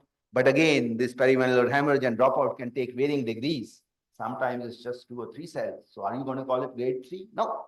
So that's where you have to use your overall judgment and not just say there is venulitis so in the central vein, so I'm going to call it grade 3. This is severe duct damage. Now, atypical presentations of acute T-cell mediated rejection include late onset PCMR, plasma cell rich rejection, and rejection presenting as Budd-Chiari syndrome. So if there is severe central venulitis, which is around the zone 3, the presentation of acute rejection can be a Budd-Chiari syndrome with ascites, splenomegaly. And usually they have pretty dramatic central venulitis and need urgent treatment. So the late rejection is variably defined. Some people will say more than 100 days, some people might say 6 months. So in later rejection, there are fewer blasts. There is more interface activity. It starts looking a little bit like hepatitis. There is more perivenular inflammation, less of the actual damage and necrosis. And the lobule starts looking reactive, starts looking like hepatitis C. And this is because of the diversification of the immune response. As the graft continues to be in the body starts reacting not just to the portal tracts, not just to the veins, but also to the lobules. So it starts looking like hepatitis. And so the determination of whether it's hepatitis or rejection again will depend on the clinical context. These days, of course, recurrent hepatitis C is not really a problem, nor is recurrent hepatitis B. So most of the time, these lobular infiltrates will be seen in late rejection. Another term that's used for it is called idiopathic allograft hepatitis. Plasma cell rejection, rich rejection, usually there are various definitions. Some people want more than 30% of plasma cells. Usually the scores are high. If you do subsets of immunoglobulins, often there's an IgG4 clone. You can get lymphocytic cholangitis. You should, before you make a diagnosis of plasma cell rich rejection, you should ask for the original disease. If the original disease is autoimmune hepatitis, then you at least have to suggest this may be a recurrence of the autoimmune hepatitis. And then you can do a C4D, ask for DSA to see what is the cause. This is an example of very severe plasma cell hepatitis with central venulitis and dropout and interface activity. The grading of acute rejection, I think I've done it. Yes. What are the lesions which mimic acute T-cell mediated rejection? Recurrent hepatitis C, autoimmune hepatitis. I've shown you some of these. Recurrent PBC, CMV. Let me just show you them to you. So in recurrent hepatitis C, the inflammation spares the ducts. And you might get lymphoid aggregates, which are actually a little bit away from the ducts. You would see a lot of interface activity. This is actually from several years ago. This is cholestatic hepatitis C recurrent in the liver. The same case, cholestatic hepatitis with severe ballooning degeneration and canalicular plugging. If you see central venulitis and dropout, then the conventional teaching is this is not hepatitis, this is rejection, but it can be recurrent autoimmune hepatitis. Because if alloimmune hepatitis can damage the portal vein and the central vein, the autoimmune hepatitis can do the same thing in the same area. Recurrent PBC, if there's a granulomatoid infiltrate in the portal tracts, if there's lymphocytic cholangitis, if the ducts are showing what is known as eosinophilic transformation, they look very pink, then you have to think of recurrent PBC. And as I noted, we often do the cytokeratin 7 stain and show that there's ductal metaplasia around the ducts. And one other stain we use is S100 or CD1A. So these are ducts infiltrated by Langerhans type cells or dendritic type cells, because in autoimmune disease, this is just a thing we do. It's not well established in the literature. We are in the habit of doing it to support diagnosis. CMV is no longer seen very commonly, but you don't want to be the person who misses it. And so here is a bile duct. Probably, I can't even actually tell you what cell is infected. It might be a ductal epithelium, might be a macrophage, might be a hepatocyte. You can't say once there's so much cytomegalomy, and there's the halo, and they will tend to be a few neutrophils. So in olden days, whenever there was a cluster of neutrophils in the lobule, we would stain for CMV hepatitis. And early on in the 90s, I would see 4 to 5 CMV hepatitis every week in a program which had 600 liver transplants. I haven't now seen CMV hepatitis in the past several years. There's all CMV reactivation. The PCR comes positive, they treat it, it goes away. Then of course there's GI disease, probably, and a little bit of liver disease too, but it's mostly now a thing of the past. And yes, PTLD. So whenever you have a biopsy which is blue, most of the time it's going to be rejection. But every day you have to at least keep it in the back of your mind, because otherwise the day PTLD comes, you're going to call it rejection. And that's not going to be good for your reputation. So the clues that I give people is, see if the infiltrate looks nodular. You see, this looks like an expansile infiltrate. Looks like there's a clone of lymphocytes which is proliferating. So if you see this, it should cross your mind. Oh, is it PTLD? Then if there is this irregular serpiginous or geographic necrosis, if the lymphocytes start growing very fast, they outstrip their blood supply. So late stages, it won't be seen in early disease, but if you see this, then again, you have to start worrying. This is PTLD. And of course, higher power will look different. You'll get the sense that I'm dealing with a lymphoma, but of course, you also have really well differentiated, PTLDs, which are plasma cell rich. They just look like an EBV syndrome. It's a whole spectrum, but these are the cases which you should not miss because they are obvious. And then EBER is a very good stain to diagnose EBV hepatitis. And then you should also do and very important, you do the CD3 and an L26. TCMR is mostly T cells by definition. And L26, most PTLDs are EBER positive, and CD26, CD20 positive, and you take them with rituximab. Of course, we have to remember they are T cell PTLDs, and there are T cell rejections which have a lot of B cells, but as a general guideline. So now I'll talk of ABMR, and I think I can cut this short substantially because it's already been covered by Dr. Vid. So in our experience, pre-existing DSAs are seen in 8 to 33%, de novos in 8 to 15%. DSAs can fluctuate. Graft ringi typically occurs with high titers, and as I said, most of them is a mixed rejection. The clinical presentation of acute ABMR can be a rejection which was thought of as TCMR, but is not responding to treatment. Remember, it can present as a bile duct problem, as a hepatic artery thrombosis, and as portal hypertension. Low platelets, low complements are clues that you may be dealing with ABMR. Basic histopathology has been shown, it's microvasculitis. So I think I can skip many slides, though I might make a few points here and there. The diagnostic criteria were meant, already covered. So I think I can get through much of this. I can just give you some pictures. This is a 1+ microvascular inflammation, 3 to 4 cells per capillary, 5 to 10 cells here. And this is a diffuse C4D, and this is endothelial disruption, 3+ microvascular inflammation, arteritis. Now, arteritis, in the context of ABMR, as I mentioned, if you do immunohistochemistry, even arteritis has a lot of things and a lot of macrophages. So always remember, ABMR has a significant T cell component to the injury, and most people will probably benefit from the usual steroid therapy and even thymoglobulin if indicated clinically. Chronic rejection wasn't covered. Let me do a little bit of that. This is a persistent progressive immune injury. The incidence was very high in the past, but now it's said to be very uncommon.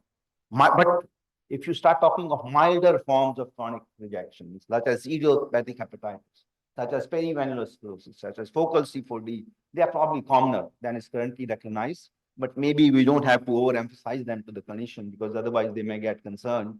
but like PCMR, ABMR is also a spectrum, with the earlier stages probably deserving nothing more than observation. So I can skip these risk factors. Yes, these are the pathology criteria for chronic rejection. In the ducts, the early lesions are atrophy and senescence, and the late lesions are duct loss, more than 50%. Central veins, early lesions are intimal inflammation, mild perivenular sclerosis. Late lesions are obliterated veins, bridging fibrosis. The lobule can have a hepatic-like pattern, but later there is foam cells and cholestasis. There's also loss of hepatic arteries, just like this, loss of ducts. So I can show you some pictures. This is what we call senescent changes. The bile ducts don't look healthy. And my boss has this expression, it looks like somebody poured acid down this biliary tree. And that's why the bile ducts are looking so unhappy. We find P21 stain as a helpful indicator of senescence. And usually the Ki67 proliferation index will be low. So if you think that a duct is senescent, then it should have a low Ki67 or a MIB1 and a high P21. So this is another subjective thing we do. It's not written in any book, but we do these stains to help make assessments whether these ducts are damaged.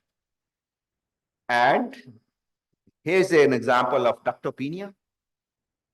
And here's an example of centrizonal cholestasis and dropout in later stages of chronic rejection. So presumably this liver has severe graft arteriosclerosis, and it's like there might even be hepatic artery thrombosis on top of that chronic rejection. So that's what we see here. So chronic rejection in the liver cannot be diagnosed as readily as in the kidney, because most of the time the arteries are not available for evaluation, the large ones at least.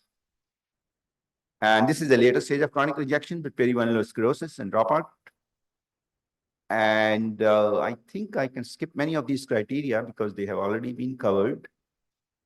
And so what the hallmark of chronic rejection in the arteries is graft atherosclerosis. So here's a graft which came out long time ago. And these atheromatics plaques are actually quite similar to the atheromatics plaques you see in, let's say, in native coronary artery disease. Coronary arteriosclerosis is eccentric, but graft arteriopathy is concentric because the immune system acts equally on all the sides. So that's one difference to be aware of. Chronic rejection can cause biliary pathology. I mentioned that, so I don't have to re-stress it. And here is an example of bile duct necrosis and extravasation of the ducts in chronic rejection. You can get fistulas, which I've already shown you. So let me just review my talk. So the diagnostic entities that you can identify in a biopsy are acute T-cell rejection, which depends on portal, ductular, venular inflammation. Preferably 2 out of 3 criteria should be satisfied. For antibody rejection, you need microvascular inflammation, C4D, TSA. Atypical forms of rejection must be remembered. Late acute rejection, plasma cell-rich rejection, Budd-Chiari-like presentation. We have to beware of mimics of rejection, PTLD, recurrent disease. Then chronic rejection has to be diagnosed with ductopenia in the presence perhaps of strictures, infarction, biliary vascular fistulas. And then very important, the pathology, radiology, surgery, and hepatology teams must always work together, have good communication, so that the biopsy findings can be interpreted in the right context. Just like there is no symptom or physical sign which is pathognomonic of one disease. Similarly, there is no pathology lesion which can only happen in one disease. So that's why there are hundreds of diseases mentioned in the textbooks. There are maybe only 20 or 30 lesions which a pathologist can recognize. So it is absolutely vital that the pathologists and the clinicians, they work together so they can come up with the best possible diagnosis for the lesions that you're seeing in those biopsies. Here's a sample report. For example, in a report, we might say mild T-cell mediated rejection, rejection activity index 3/9. If there's also an antibody rejection on top of it, we would say acute antibody rejection, microvascular inflammation score 1+, C4D score 1+. If there's more than one insult present, we will add it. For example, in the morning, I commented that somebody had a pathology report saying no evidence of rejection. well, that's fine, but also see what evidence is there and what are you interpreting that evidence as. So your job is not to just say rejection, yes, no. You are a much more competent person. You can look at all the histopathology lesions, combine it with the clinical diagnosis, and help actually even the clinicians lead to a proper diagnosis. And so then we would probably say, oh, there are also changes consistent with duct stricture. And then it's very important to compare it with the previous biopsies. For example, we will say this RAI index 3/9 is improved compared to a previous biopsy, where it might have been 6/9, and this might be a post-steroid treatment. Or we might say recurrent hepatitis C seen in the previous biopsy has progressed to cirrhosis. So that's how a good pathology report can really enhance clinical management. And so I will stop here and ask, is there any question?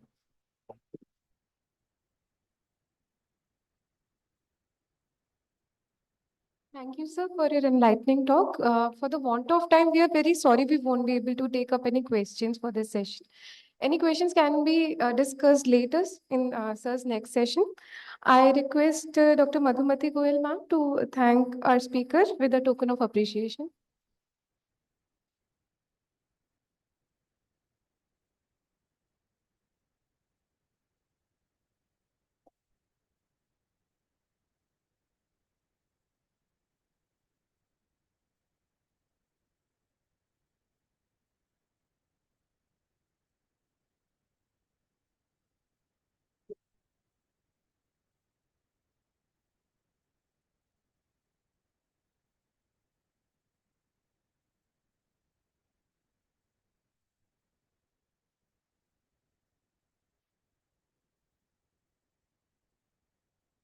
Is this a Lucknow Pagri or what is it? Session two.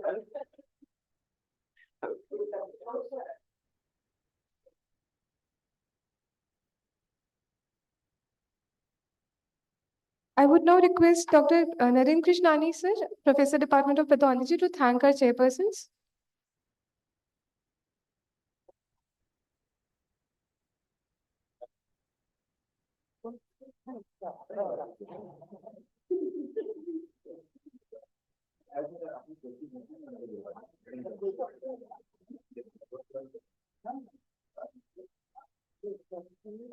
My pleasure.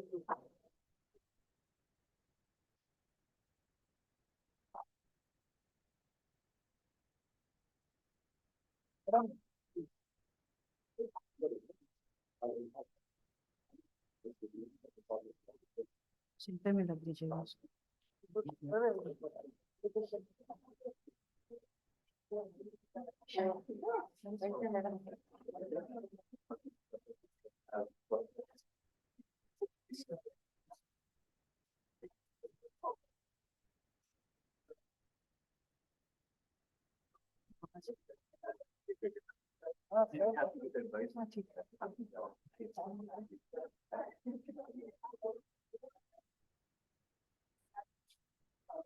Thanks for coming.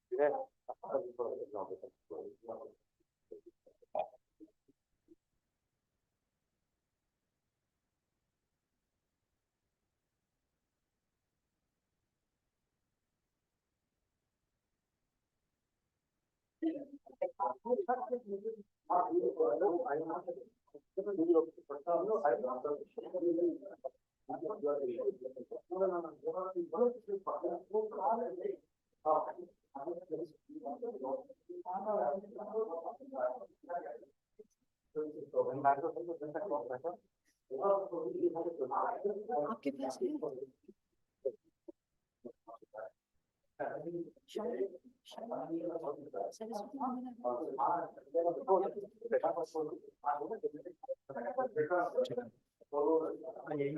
यही company है।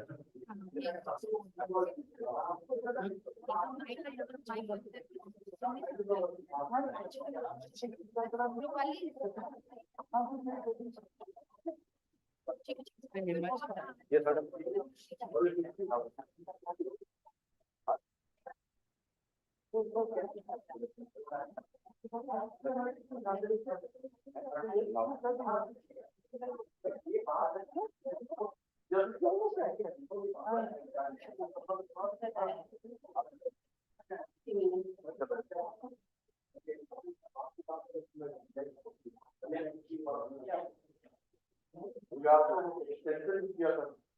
कौन सी नहीं, ये सब क्या है?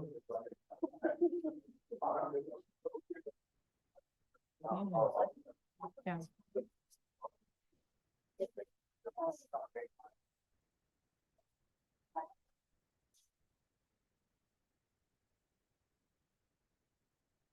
Please ask them to be ready with the book, please.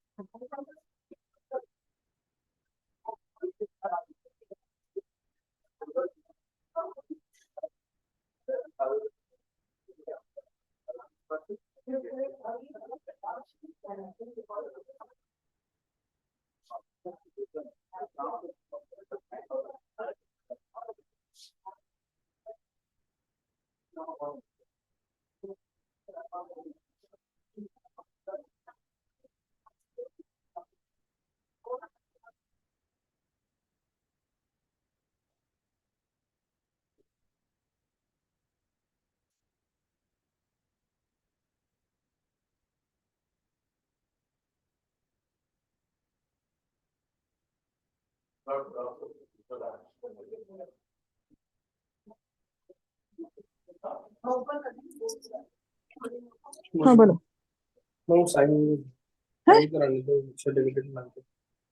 अभी तो मैम तो नीचे में मीटिंग में गई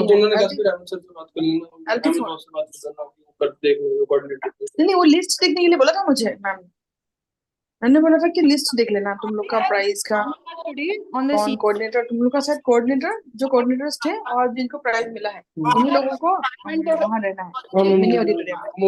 और कौन वो करेंगे, नाम बोलेंगे, मतलब कौन वो event We are privileged to have among us Dr. Shalini Kumar, Dean, SGPGI. वो सबको पता है ना, And कर लोगे ना? thank you, sir, for मतलब उस gracing the समय ceremony. रहना है वहाँ पे।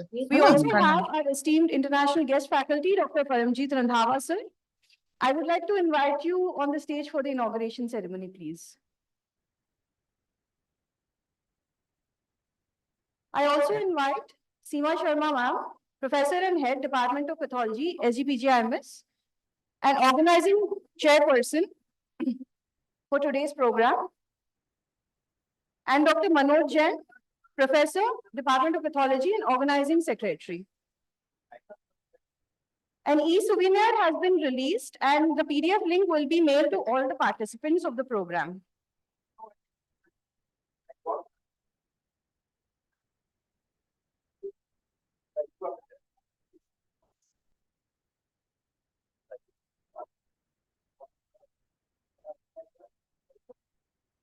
We welcome all the dignitaries present. Thank you for gracing the occasion.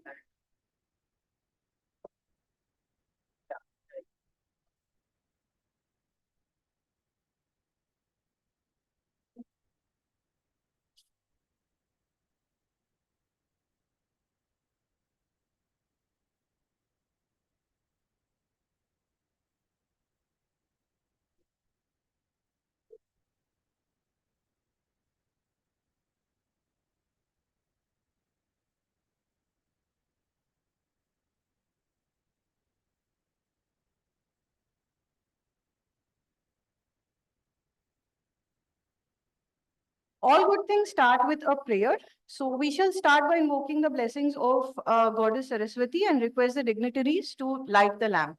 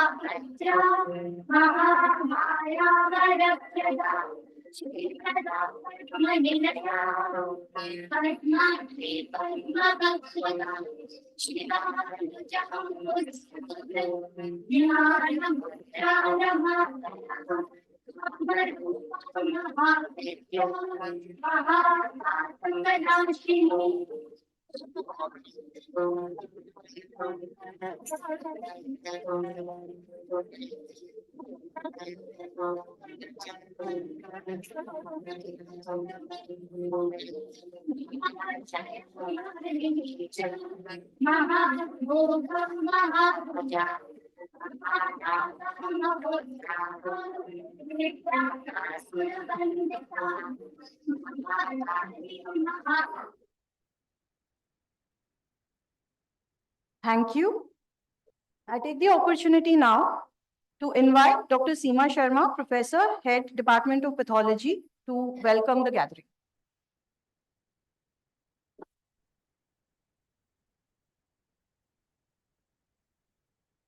A very good morning to everyone.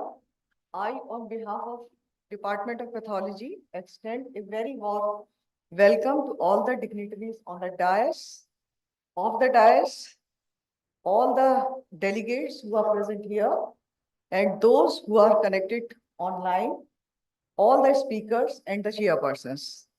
It's a matter of immense pleasure that our department is conducting the CME on recent updates in transplant pathology. Organ transplants are being performed for quite some time, and transplant pathology have been discussed in various forums, individual forums. Here we have tried to bring specialist pathologists of all the organ transplant under one roof for the first time. The main aim of this CME is to promote awareness and generate interest among pathologists and students for this super specialized area of pathology. We are delighted and honored that eminent transplant pathologist, Professor Randhawa, Dr. Meera Govindarajan, Dr. Kusum Joshi, Dr. Ritambra, and Dr. Mukul Viz are here to share their knowledge and experience regarding this very integrated subject. I hope that this CME will be an actively interactive platform between our learned speakers and audience. And all the delegates and students would be able to learn about recent developments in this area and will be benefited by the vast experience of our experts. I would like to express my gratitude to our director, Professor Dhiman, who had to go because of some other engagements. Our Dean, Professor Shaleen Kumar, who have very kindly accepted our invitation despite their busy schedules. I would also like to thank Professor Manoj Jain, the organizing secretary, Professor Vinita Agarwal, joint organizing secretary, and all the faculty members, residents, and staff who have worked very hard for this CME. Thank you.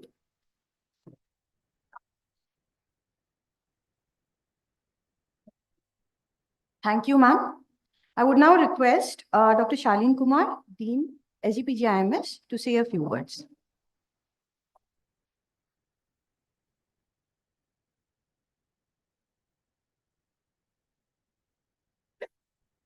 Professor Randhawa Sahib, our distinguished faculty member here, Madam Seema Sharma, Head Department, Dr. Manoj Jain, R.K. Gupta, sir, former Head of Department and my teacher, Madam Madhumati Goel, of course, from KGMC Head, Professor Rajan Saxena, distinguished pathologists, senior pathologists in transplant and others, ladies and gentlemen. I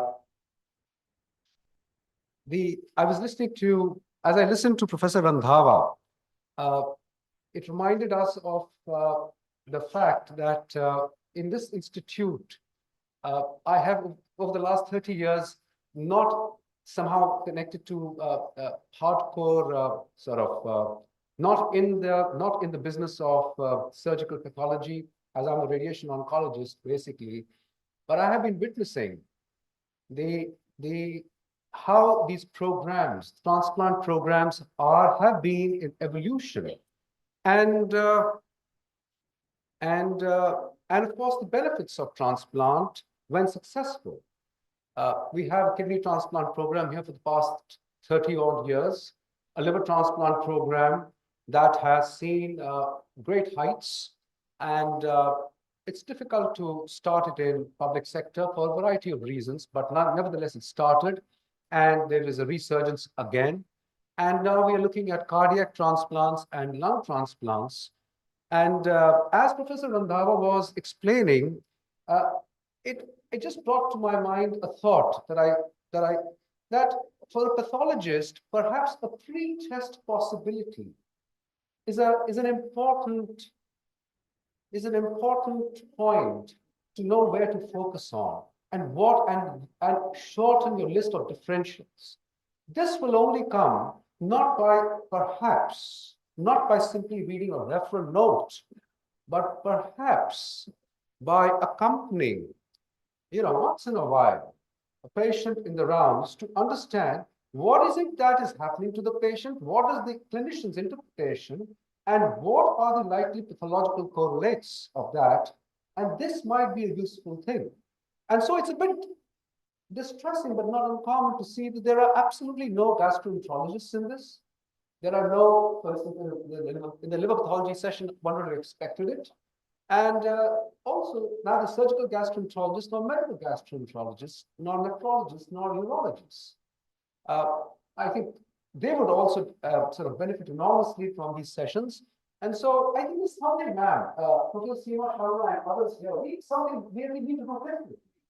I think we need to advertise this more aggressively within the institute, and in fact insist that bully people into coming in and sitting across the table and at least listening to these such experts here.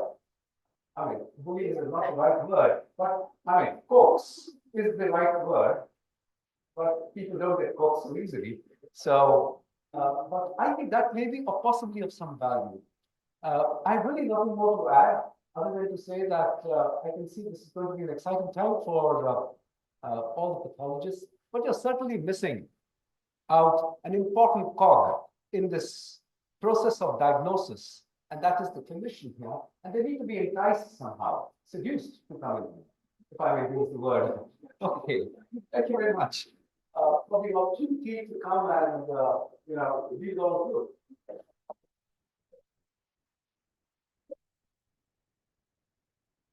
Thank you, sir. Thank you for saying those words. Now I invite Dr. Paramjit Randhawa, sir, our international guest faculty for the day, to just give a brief address.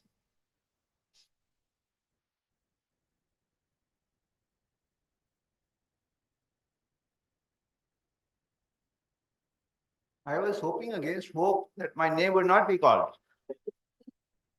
But that was a little too much to hope for. The good part is I am a man of few words. You ask my wife. So I'm not going to take too much of your time. And the obvious thing to do is to thank the organizers of the conference for organizing this event. I am a product of the Indian medical system and very, very appreciative of the thoroughness with which we are trained. I believe our clinical training is one of the best in the world. And believe me, I have traveled. I still think institutes like SGPGI and AIMS are superb in instilling a clinical sense in the patient. We don't start ordering 100 tests the moment a patient comes into the clinic. We look at the patient, we talk to them, we put things together and function in a relatively low economic environment. And that is a special skill. And I think you guys need to go abroad and tell how to practice medicine with limited resources. It has come to the point where medical costs have ballooned out of control, and they continue to balloon. And we need sane heads. And those sane heads, there are plenty of them in this country. So you need to expand your philosophy of practicing medicine around the world. And so I also want to thank everybody for an exceptionally warm hospitality. You only get this in India. That hospitality starts the moment you land at the airport. So thank you, Manoj. Thank you for all the organizers. And I also want to shout out to my younger colleagues. Come and talk to me. You are the future. I would like you to ask me questions. All right. What thing my higher secondary school teacher used to say, it is better to ask dumb questions than to make dumb mistakes. So please talk to me. Whatever we goes on during the conference, if something is not clear, please get up and you can always talk to me in coffee or tea or after lunch. And I am once again delighted to be here. It's a special privilege to come to the SGPGI, and thanks all the organizers for giving me this opportunity.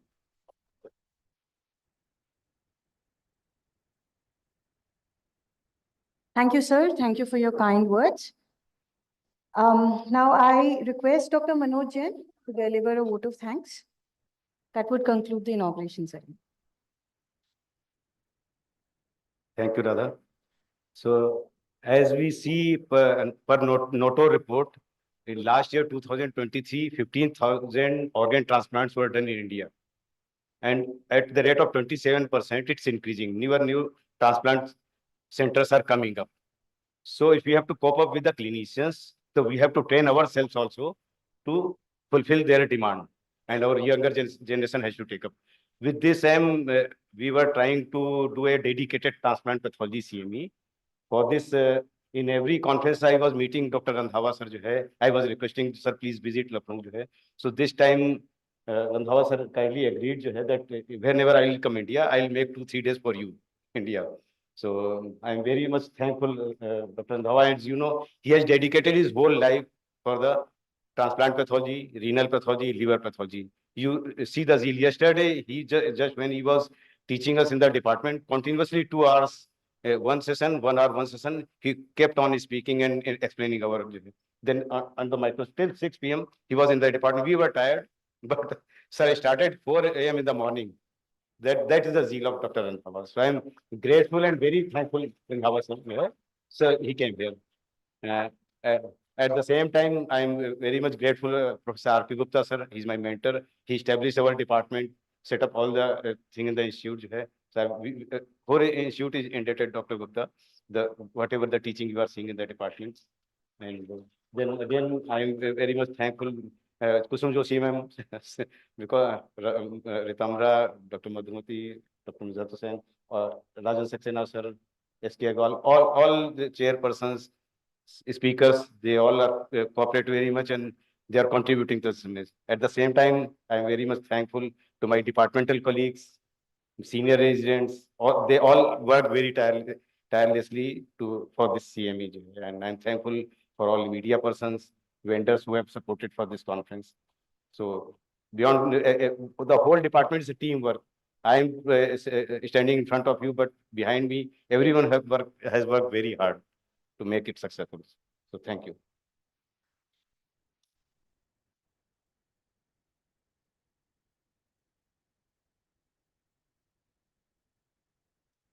Sir, we like to say, sir, Dr. Gupta sir. Sir, you would like to say something? So you can address. Yes, sir. So from there, mic is there, sir. From there.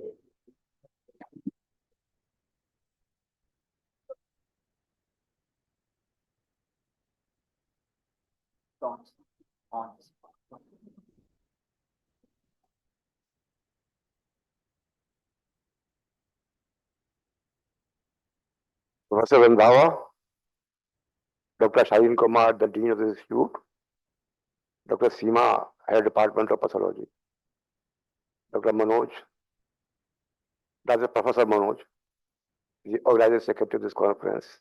वो बात तो पुरानी है ना, professor निकलता नहीं मुंह से, क्या करें, मनोज निकलता है मुंह से. Professor Kusum Joshi and Professor Rajan Saxena and all my friends and colleagues.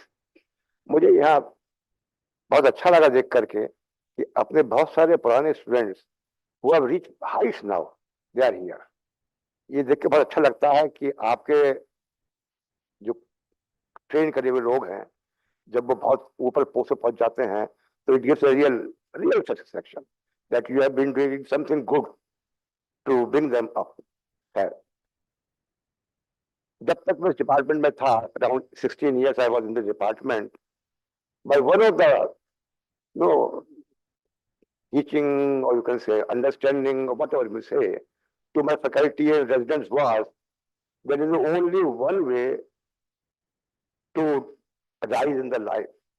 And that one mantra is, we have to work hard and work hard. There's nothing less than that which you have to do if you want to reach somewhere in the life.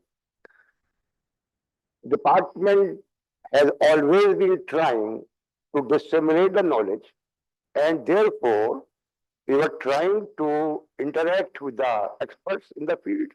We were trying to present various recent topics in the various national and international conferences, and we were trying to hold the national and international conferences in this institute so that many people are benefited. I remember in 2005, we conducted a CME or international CME on renal pathology. And that time I planned the renal pathology CME for 3 days. Some of my friends told me that you are a gone person now, you are an old person. You don't understand what the 3 days the renal pathology people will do. No one will come. So, but still I took a challenge. My colleagues supported me. And it was such a wonderful event. Dr. Shalin said very rightly that when you do a such program, you must involve the clinicians. Everybody who attended the CME knew that we involved at the time the clinical people, the radiologists, and the pathologists. So it was so well attended program. Now, after retirement, I have always been telling all the head departments and second and third person in the row that please continue doing something for the upliftment of the knowledge. You have a lot of material, lot of expertise, disseminate it. And one of the way of disseminating is arrange some academic program. PGI is known for its academic standards. It is known for its academic standards. And of course, we have a very good infrastructure, which probably other institutes may not be, may be lacking. So I have seen the faculty of the department, even after my retirement. I now 17, 18 years, I retired from the department. Their love and affection for me continues. And timely or at all times also, I keep them advising that please grow, please do something. And the department has grown like anything after the last 15, 16 years. So congratulations to all the faculty members of the department and Dr. Shalin and Dr. Dhawa, very thankful to you that you have come over, you wanted to visit Lucknow, and now you are in Lucknow. Thank you very much. So nice of you. I'll request Rajan Saxena sir to speak for this.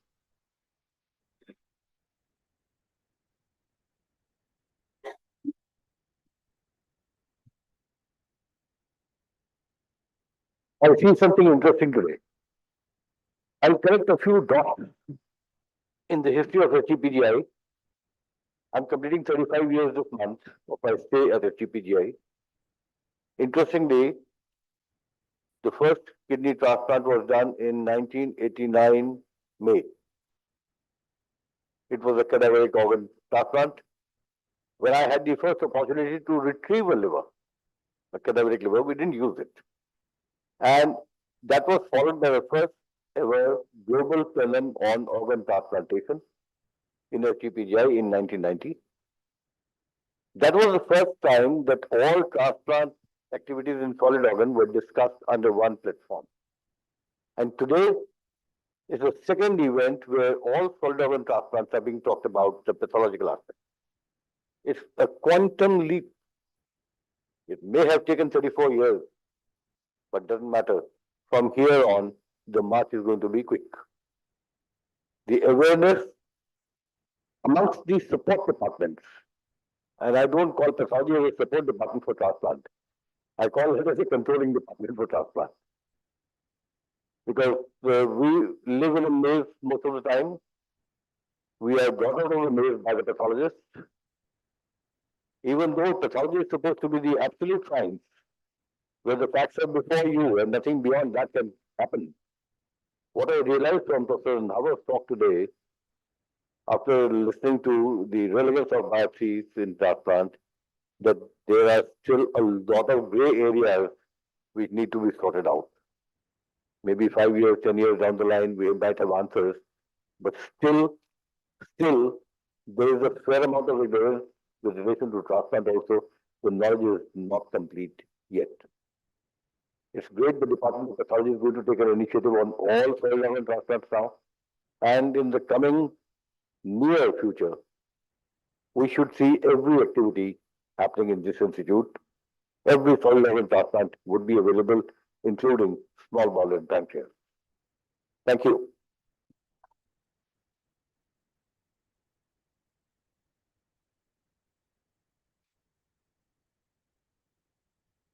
SGPGI, where hepatology fellows rotate several weeks to the pathology department. Nephrology fellows rotate through pathology several weeks, and pathology residents rotate through the clinical department several weeks. Immediately after I did my MBBS, like everybody else, I did 6 months of internal medicine. Although I did not like it enough to continue, those 6 months have helped me make a much better pathologist than I would have been otherwise. So I would strongly suggest you consider more exchanges between these departments. Professor Randhawa, this thing is provided for on paper here, but somehow it has not been able to see a practical translation for reasons of, what is the right word to use? Complacency on some side and non-willingness on the other side. I don't know, I've been seeing it ever since I was in a medical school. I was at Patiala. And from then onwards, I've always seen there was a divide. The divide existed in the clinicians and the basic scientists. The clinicians don't realize that they are very, very incomplete without the basic science support. Right? We can't make a headway. Very often, we can't even solve a problem that comes to us. So, I don't know when in medicine, the medicine effect will start showing in. It's time we took to it seriously, intermingling discussions, thought provocations. It generates so much of research idea, which can be done wonderfully. What you said is absolutely what I saw when I was at Cambridge in UK. The pathologists used to be visiting us on the rounds, to discuss the problem. He would see a biopsy and then he would come back to the ward. Professor Wright was the pathologist, and it was amazing how he used to dissect out the whole thing. Sometimes we were surprised that he knows more surgery, transplant surgery, than possibly we know. That was his level of involvement with the patient. And that delivers. It's only going to make things better. If we drop the, the false walls that we have raised, we have to drop them out. Somehow it has to be done. Thank you, sir. Thank you all the dignitaries for sharing your wisdom and valuable experience. We're very, very grateful. That concludes the inauguration ceremony. I now request everyone to proceed for tea, following which we will commence with the program for the rest of the day. We'll have a tea break for 20 minutes, following which everyone kindly are requested to assemble here for the rest of the program.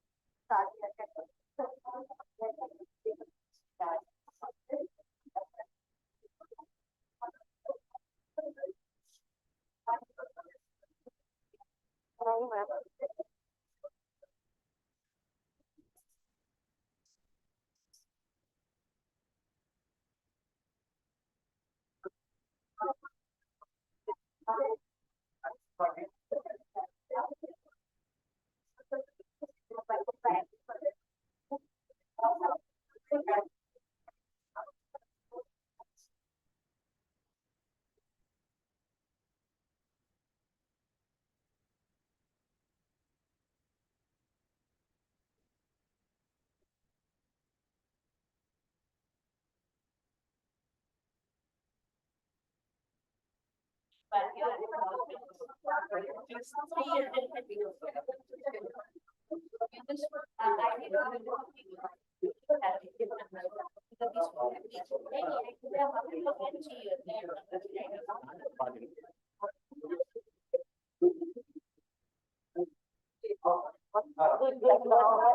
evening plan. Hello.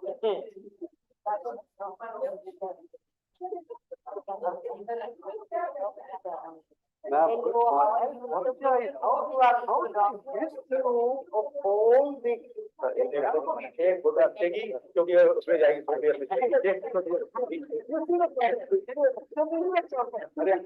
वापस ले लेंगे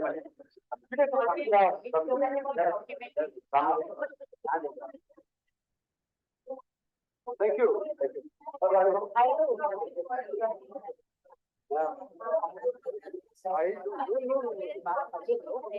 Just because this is a move of the ladder to that side. It's no merit. It's no merit.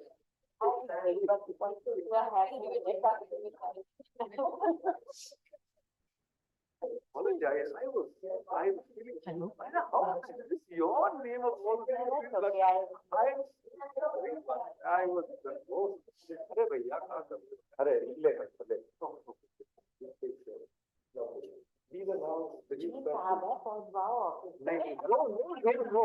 That's not it. The moment I got there, you might notice it's not a secret. The moment it reaches my office, you know, there are lots of people who are connoisseurs of this. They come down and take from my office and they go. And I'm happy, you know, then I see somebody who appreciates it, appreciates the poetry. इंसान नाराज हो गया तो 4-5 computer हो जाए क्या है वो उनको positive can we insist that there's a location in the field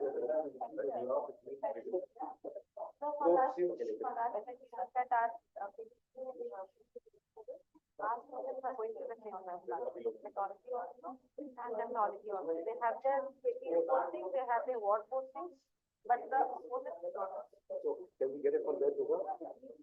You're happy to have? Can I just post the system? You mind if I post the system?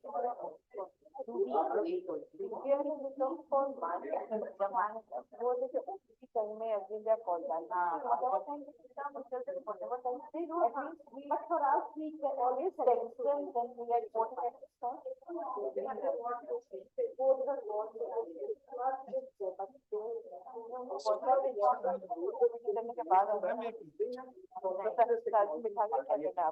बाहर बात करेंगे if you're not unhappy we can post it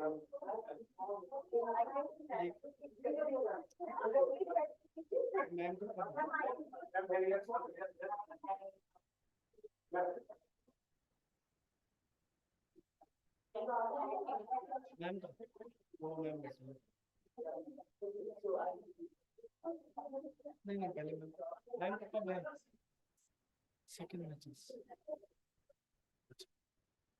See, ma'am. Very good.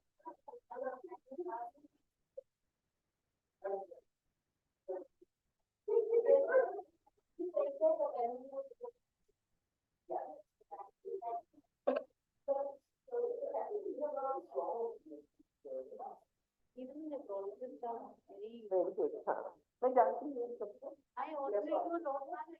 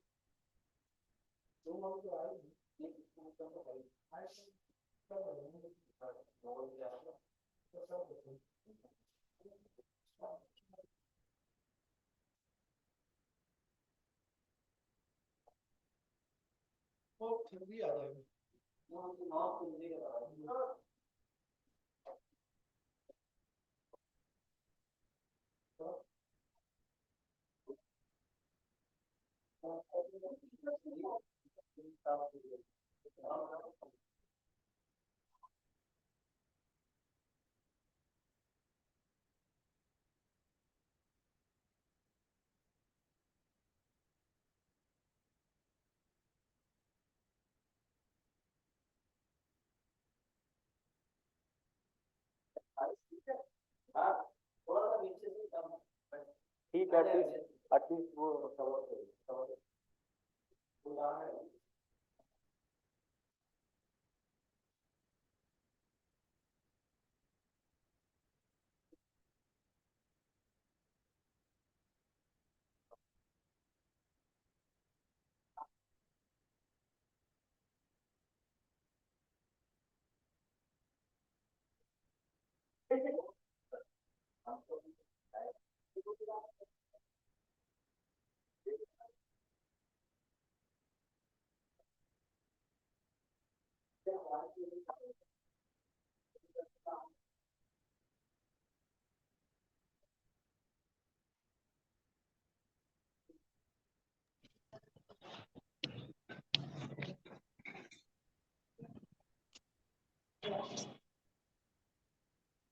कहाँ रह गए थे? अरे रमेश जी कहाँ रह गए थे आप? लो यार लगवाओ, बढ़िया से लगाओ एकदम अच्छा रहे।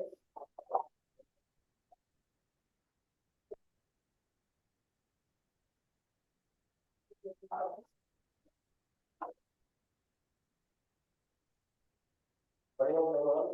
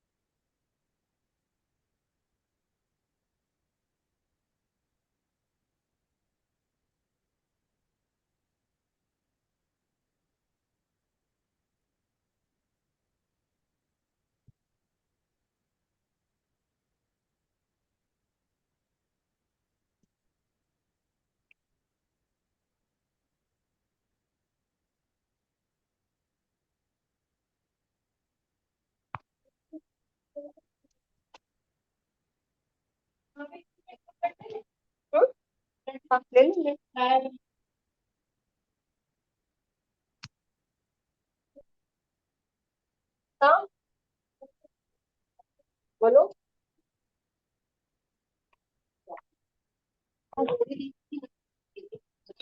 लेके आएंगे क्योंकि एक गोली थी, हमने तुम्हें दो थी गोली, एक तुम्हें दी, एक हमने खा ली मेरे खाने में। एलिग्रा है, एलिग्रा, एलिग्रा हमारे पास दो ही गोली थी, हमने एक तुमको दे दी, आज हम लेके आएंगे एक गोली, हमारे गले में बहुत दिक्कत हो रही थी, बहुत अच्छी दवा है वो। हाँ एलिग्रा ना, एलिग्रा हमारे पास व्हाट्सएप लिखो, रश्मि तुम डाल देना इनके व्हाट्सएप पे, एलिग्रा लिख दो, एलिग्रा 120। ये देख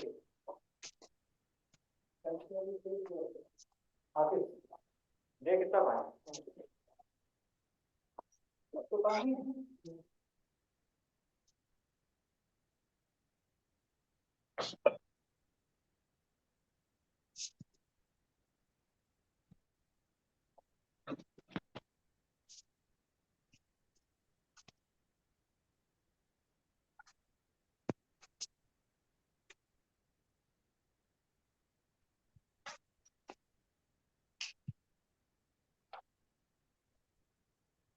आप बेटी कुछ सुनाई दे रहा है तुम्हें उसमें कॉन्फ्रेंस में बेटी कुछ सुनाई दे रहा है तुम्हें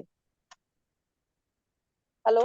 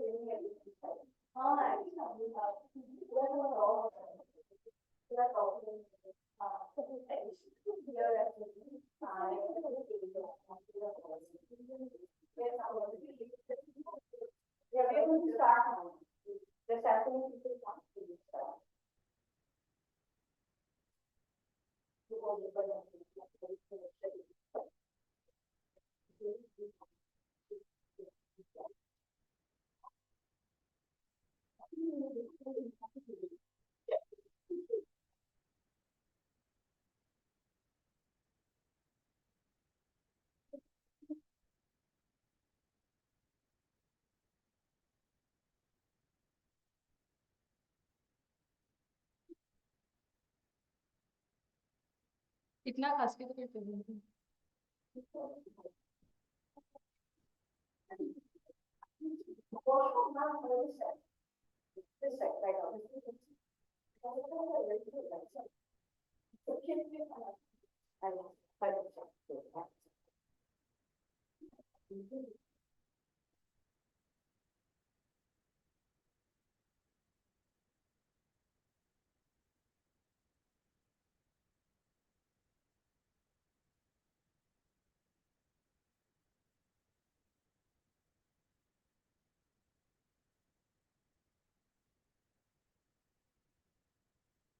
I was just going to ask, I forgot.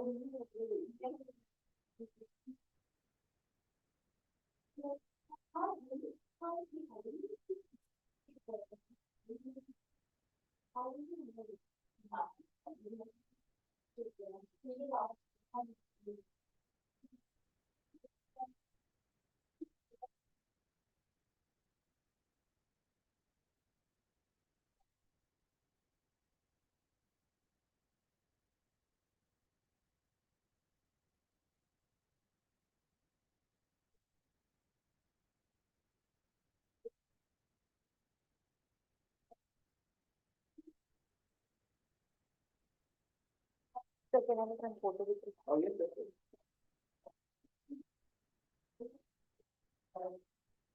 You must have to tell me your name.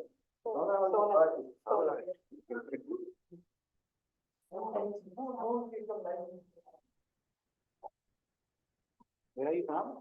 Sir, I'm from Allahabad. Oh, which department? Sir, I'm doing my PhD in pathology. Okay, all right. You were discussing the case with you yesterday. I see. Okay, all right. Yeah, I remember that. Yes, yes. The morning also you presented. Oh, yes, sir.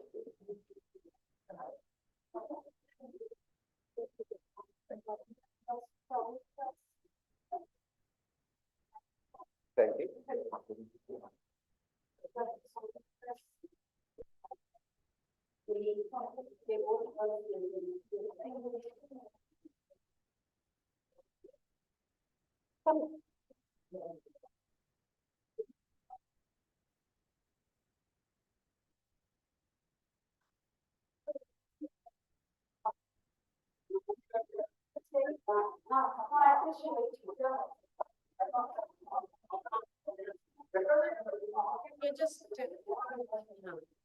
I just wanted to show the photo which I don't think I'll be able to provide. Session 1.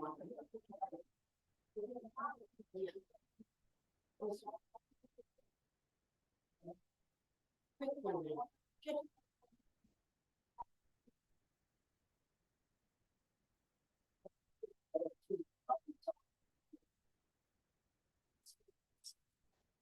We had 9 cases. The first 5 we admitted up in sampling. They are all post FP1. The duration was anywhere between 67 and 71 days of ECMO and the patient had not improved. This was the lung. Solid lung looking like liver when just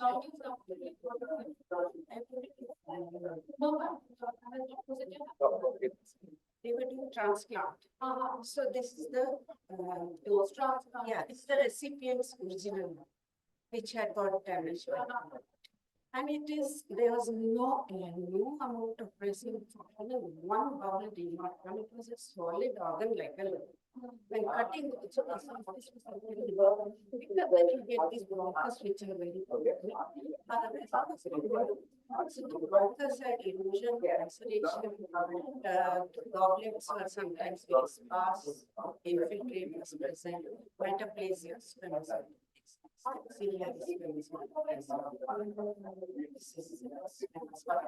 now there was normal was nil. At least 50 cases honeycomb pattern diffuse pneumocites one were totally yes, but abnormal. There was hypoplasia and there were stratified levels, there were atypical during fibroplasmic variations. There is no one, there is only pneumocite 2. These are all large nuclei destroyed. In the beginning, you see here. See the abnormal cells. This is pneumocite. So and all the interstitial tissue is white and so till this one here the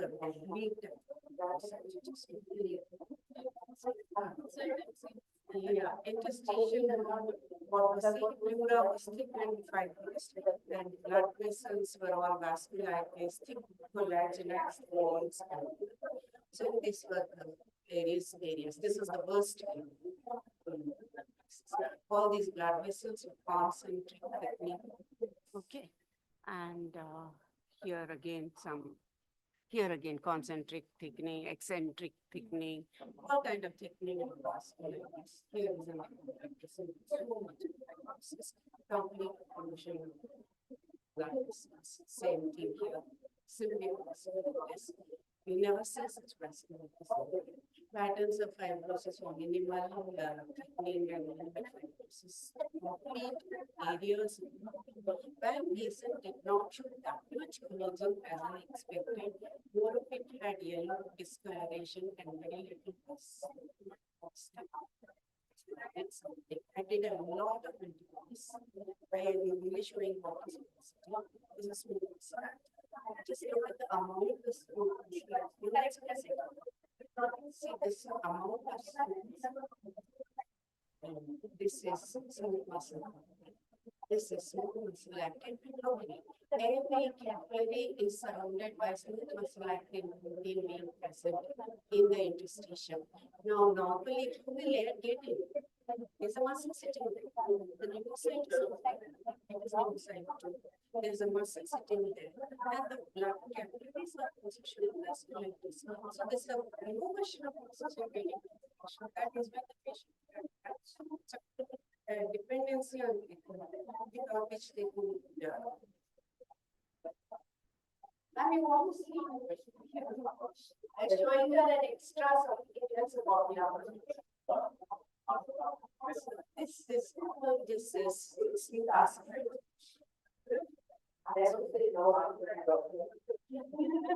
Yes, I think I just, ma'am, I was showing all the changes in the lung that I saw in a case of COVID lung.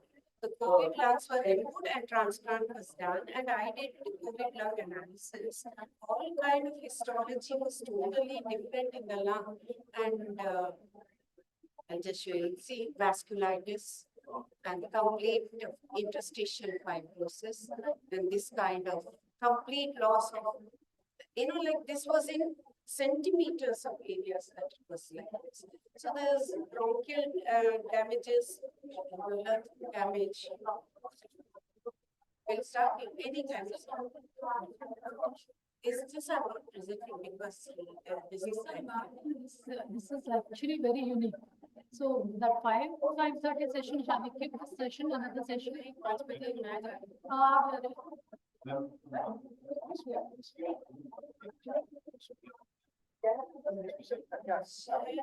Theoretically, चलो मैं short में लिख के दे दूंगी क्योंकि मैंने कितने सारे एंटीबॉडीज करे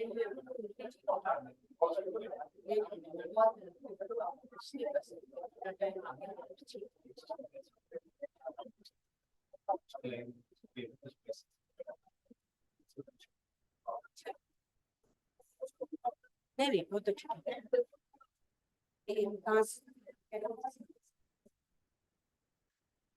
है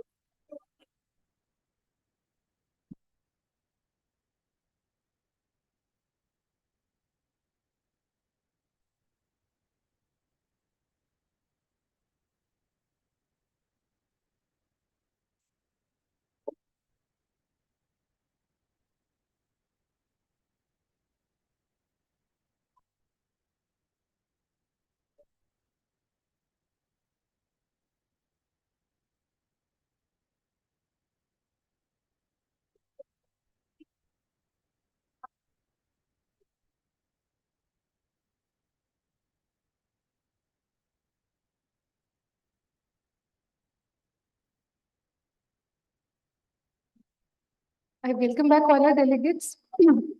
For this session, I would like to invite the chairpersons to the dais, Dr. S.K. Agarwal sir, Dr. Naveen Garg sir, and Dr. Manoj Jain sir. Dr. Naveen Garg sir is Professor, Department of Cardiology, SGPGI.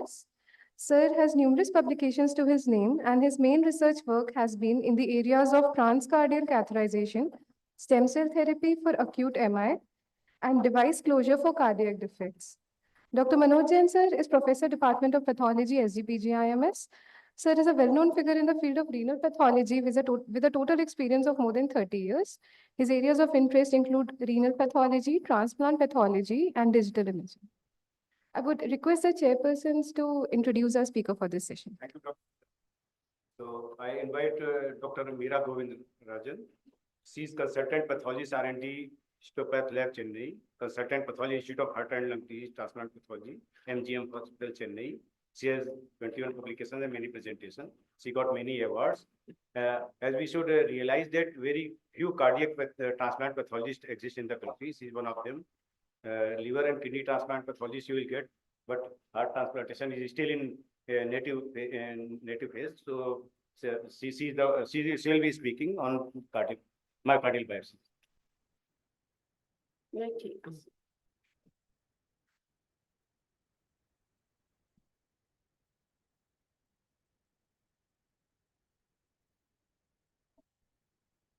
At the outset, I thank Dr. Manoj Jain and all the organizing committee for calling me over here and giving me an opportunity to express whatever I have learned in this field. Thank you very much for that. So I go ahead with this talk on endomyocardial biopsy role in cardiac transplant rejection analysis. So this is the huge team that I basically work with. They are very proactive. Every case is discussed, and without discussion, the next step is not taken. So what do? They do 2 bits usually come to me on endomyocardial biopsies. According to standards, there should be more than 2, but then I suppose it's difficult and they send me 2 bits. It's sent in formalin, 10% as usual. And the processing I do is only with microwave technology because it takes me less than 30 minutes to get a section, report it and call them back and give them the report then and there at that time. I preferably like to do the complete block study with serial sections, which may run from 30 to 40 to 50 sections, depending on the size of the biopsy. Now, what are the conditions that I would most likely observe if I see a biopsy of this kind? It could either be normal, there could be a rejection, an infection, a post-transplant proliferative disorder, or what is called a quilty lesion, which is very specific for the heart. Now, the types of manifestations of transplant rejection are hyperacute antibody-mediated reaction, which I have not seen any, and role of endocardial biopsy does not exist. Second is acute cell-mediated rejection, which is a T lymphocyte one, and antibody-mediated transplant rejection, both of which we can help the department by doing an analysis of the histopathology. The last is allograft vasculopathy. I have not done any work on this because endocardial biopsies are of no use in this particular situation.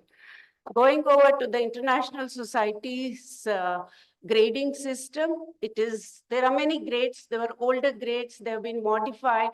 This is the recent one, 2006, 2007, and this is what is followed as of now for treatment of these patients. So grade 0, 1R, 2R, 3R, and as I go along, I will give the description.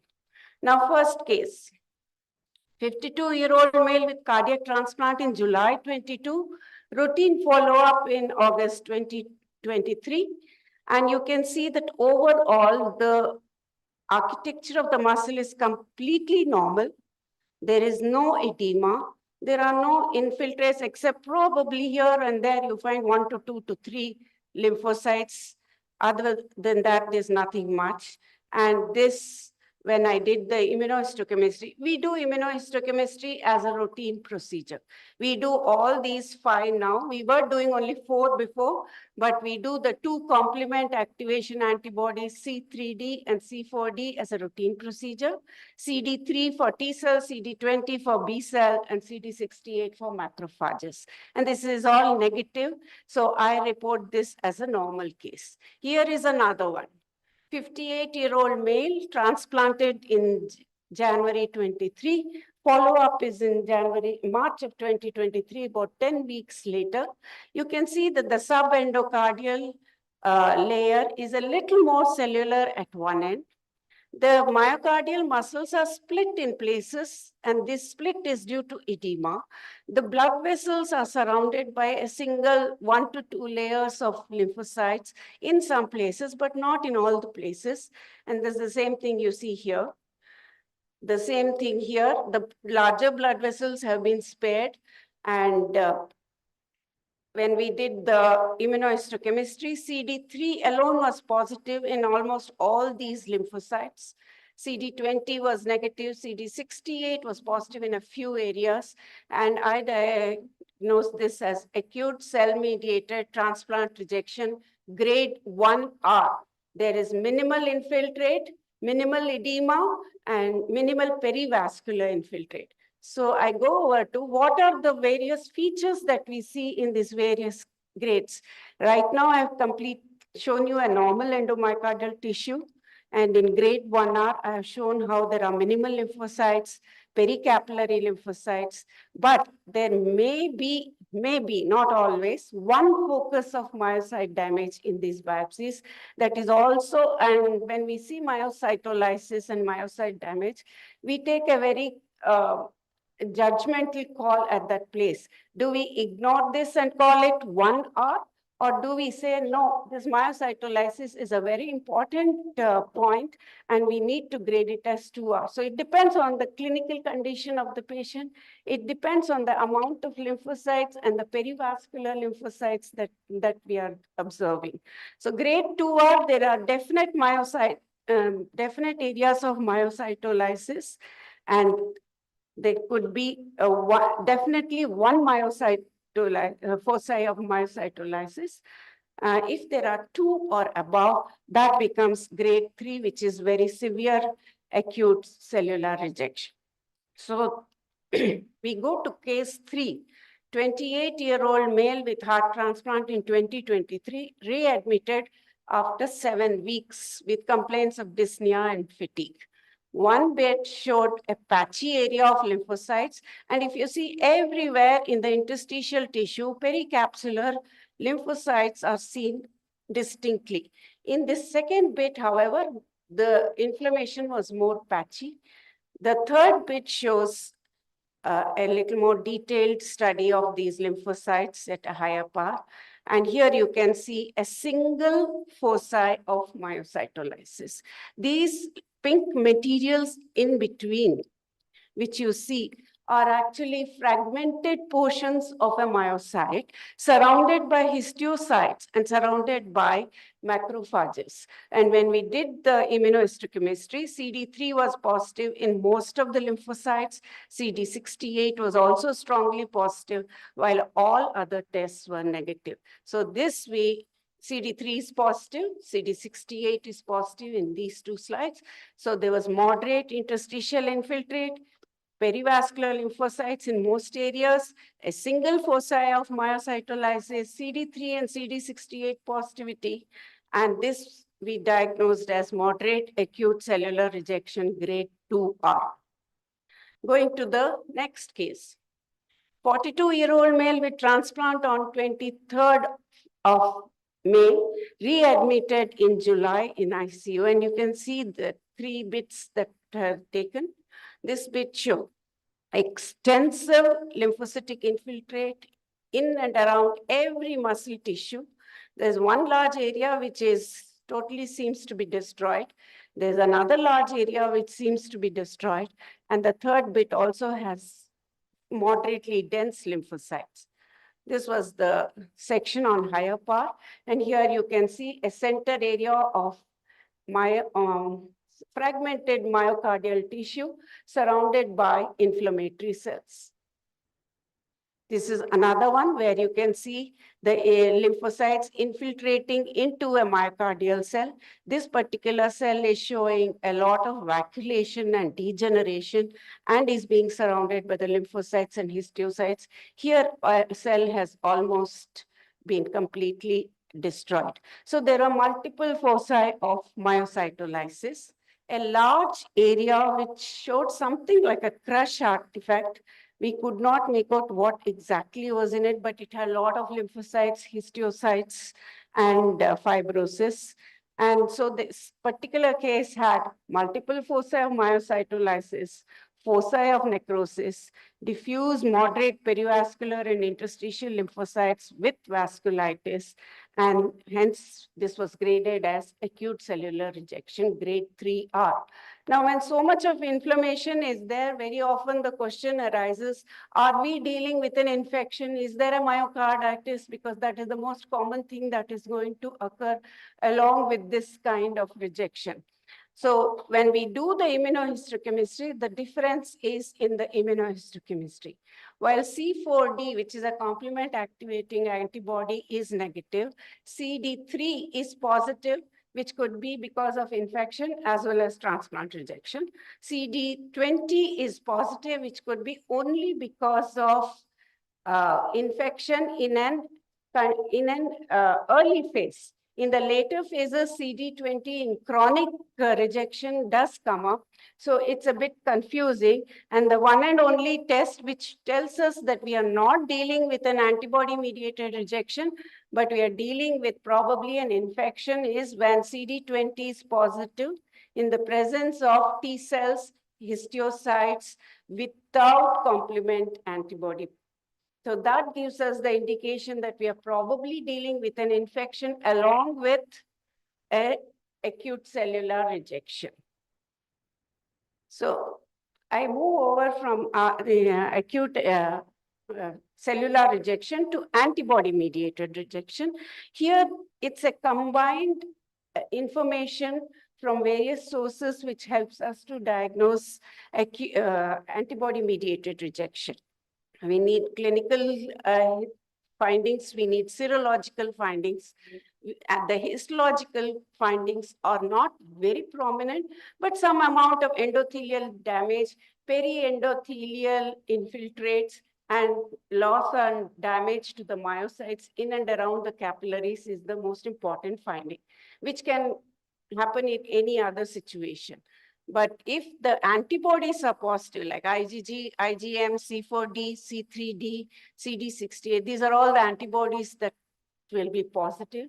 We can definitely call this as an acute antibody-mediated rejection. And serological tests on especially donor-specific antibody and other MHA antibodies is all done as support system. According to the International Society for Heart-Lung Transplantation, these are the grades, the way we grade an acute antibody-mediated transplant rejection.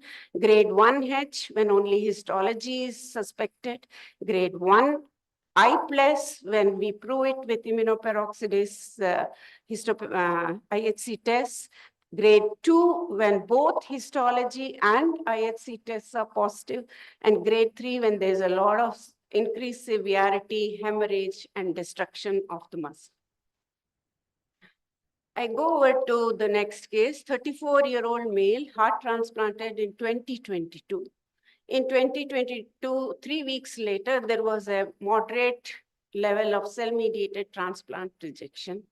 Then 8 weeks later, it became, the condition improved and we reported it as only grade 1R.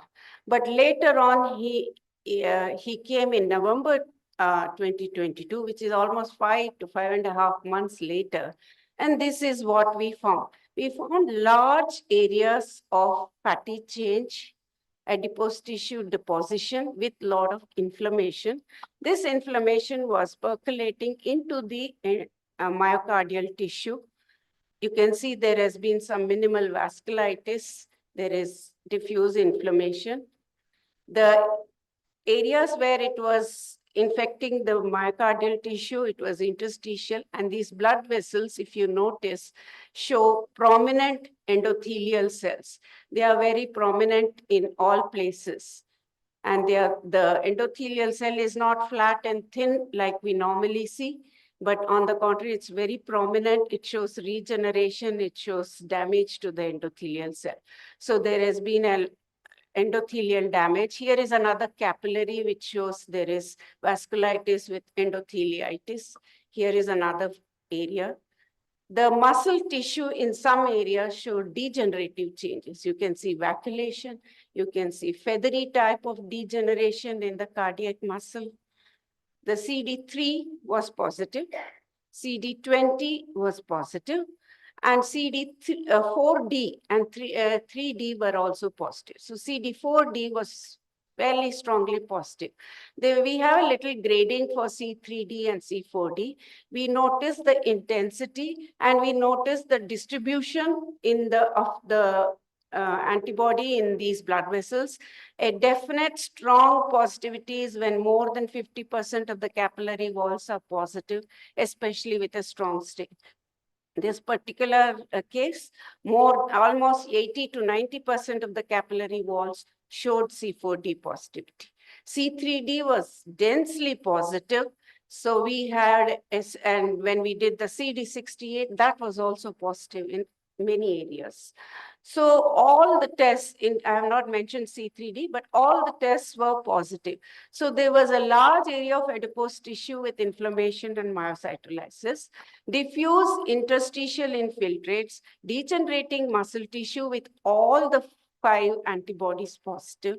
So the diagnosis was a combined diagnosis at the 5th month with both acute cell-mediated transplant rejection grade 3R as well as antibody-mediated transplant rejection with both histological and immunohistochemical positivity. Histological because the endothelial cells were abnormal. And there were a lot of ischemic changes, and the adipose tissue formation is because of infarction, and the area of infarction has been replaced by adipose tissue. Next case. Now I have finished all the various grading, so I'll just go over to some unusual cases. Here is a 55-year-old on whom a transplant was done in September 21. The biopsy in September 21 was acute cellular rejection grade 1R. It became normal in 22 September, almost a year later. And then when we repeated it in September 23, again, I see an inflammation in patchy areas. But what I also see is this huge amount of adipose cell in some fixed areas. Here are the adipose cells. This is all adipose tissue. Now, adipose tissue replaces the stromal area only when there is necrosis. So did we miss a grade 2 myositis situation earlier? That's my question. We don't have proof because the biopsy tissue that we saw looked like grade 1 year after the transplant. But now when we look at it 2 years later, there is the definite increase in adipose tissue. There are a lot of inflammatory cells in and around. The capillary walls are normal.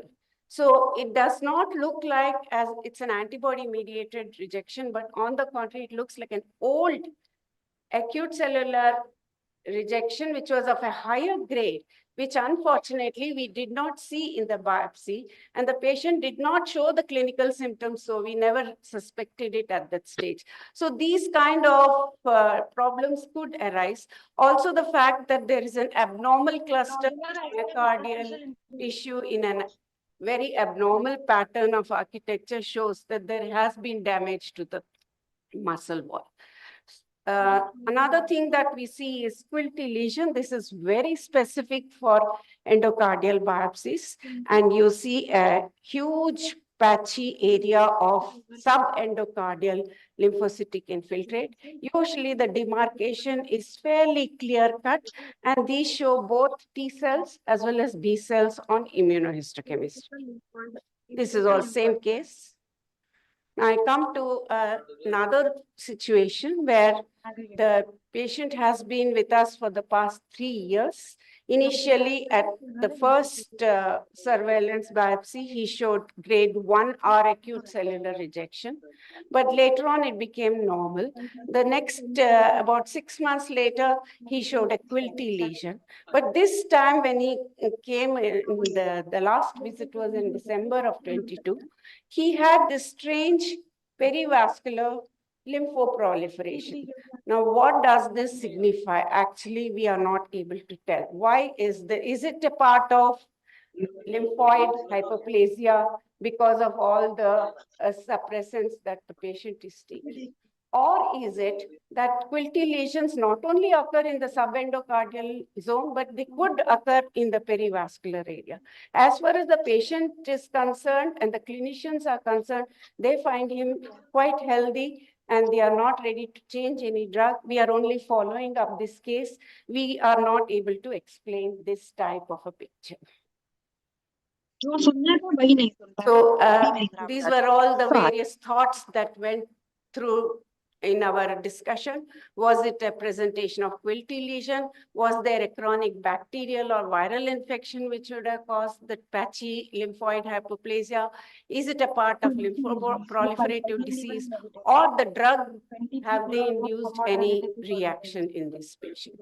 It had both T cells as well as B cells and no other antibody was positive in this case. Go to another case. It's a 18-year-old male transplanted on 28/3 and review. Within about 6 weeks, we had a review. And strangely, on low power, the muscle looked somewhat normal with only patchy areas of lymphocytic infiltrate. But then I noticed there was some amount of infiltrate in other areas as well. And this had dense infiltration of lymphocytes through the myocardial muscle tissue. And I suspected there must have been some myocytolysis in this foci. Other areas showed sparse diffuse perivascular infiltrate. CD3 was positive, CD20 was positive, C3d was positive, and C4d was alone negative. CD68 was positive. Now, I quote a case. Actually, there are about 4 or 5 studies done on this particular situation. We are seeing a C3d positive, CD20 positive, that is B cell, T cells are there, histiocytes are there, C3d is there. C4d is not there. So there are about 3 or 4 very nice articles on this condition. This I picked up more because there was a table there which was very useful for me to explain to you all. They took 200 cases of transplanted case 2.5 to 3 years after transplant. And they recorded all the cases who had developed antibody-mediated rejection. Then they did a test of all the serum samples that they had collected over a period of 2 years to see if pre-transplant donor-specific antibody was present. They continued to test every 3 months, and they found that newly developed antibodies, donor-specific antibodies, were developing in this patient. So they classified it into 2 groups where the donor-specific antibody was present along with C3d, and donor-specific antibody was present without the C3d. And when they analyzed it to find out how many of them had developed into a frank antibody-mediated reaction, they noticed that there are a large number of patients who had C4d negative but C3d positive who had developed antibody-mediated transplant rejection. So in this particular case, we had a confusion. We had again one major discussion as to how to grade it. It is just 6 weeks after the transplant. We can't, and so we decided that there were patchy areas of dense infiltrate, myocytolysis, diffuse interstitial perivascular infiltrate, endothelial involvement was not very clear, but T cell, B cells, and C3d was positive. So we diagnosed this as acute moderate cell-mediated transplant rejection 2R with acute antibody-mediated rejection grade PMR grade 2 and for possibly donor-specific antibodies. Unfortunately, donor-specific antibody test is not that easy to do and quite costly and still not really 100% established in this country, though there are some centers who are helping us in that. I take the next case, 70-year-old lady, heart transplant in 2015, and then a review after 9 years. You can see that the cardiac muscle is all degenerated. Though there is no transplant rejection, every cardiac muscle shows a vacuolation within the cytoplasm. The sarcolemmal tissue has been pushed to the edges of the cell, and it's not really fully normal. She's doing well today. She's 79, and they have let her continue as she is. But in a much younger patient, I think at this stage, they would have thought of considering a second transplant, which they, in this case, they have not done. Just to show you that possibly such changes could be due to vascular hypoxia due to vascular changes. I do not know whether she has allograft vasculopathy as a chronic reaction, because we have not done the blood vessel studies, but this is possible. Just to show you pre-transplant 1 or 2 cases. There was a case of amyloidosis, and I had polarization positive, apple green fluorescence positive in this tissue. There was a particular case where mucormycosis was infected. So endocardium is showing hyphae of mucormycosis. The coronary artery was completely blocked, destroyed with necrosis due to fungus, and the test showed positive. This is just fun. Thank you. Thank you, Dr. Meera. Such an illustrative presentation.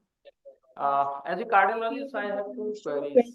One is, many times when we send these samples to the pathologist, not the transplant, because we do not have active transplantation program. We are just starting phase. So in non-transplant patient, when we send samples, many times they report that it is not a cardiac tissue. So how frequent you have that problem in your lab? And secondly, what I feel is, when you do repeated endomyocardial biopsy from the same site, so it is possible, because these patients require repeated for the long term. So many times it is possible because the biopsy is a blind procedure, so you might be hitting the same site. So you might have some fibrotic tissue or something which is not giving much information related with the transplant. So this is my basic queries. The first thing is endomyocardial biopsies. I have no problem where I get endomyocardial tissue. I can even see the endocardium and the muscle tissue beneath. So far, I have not had the problem that you mentioned. We see only that. As far as the second question is concerned, yes, it could go and take the biopsy at the same site. I think at that stage, subendocardial quilty lesion, subendocardial fibrosis, and probably a minimal myocarditis, all these 3 possibilities may come up if the biopsy is taken from the same site. It can happen. I mean, it's a blind procedure. It's not an easy procedure, and the biopsy tissue is really very tiny. At this stage, if you just have 5 minutes time, sir, can I just show how I do fast procedure for just, can you shift it to that?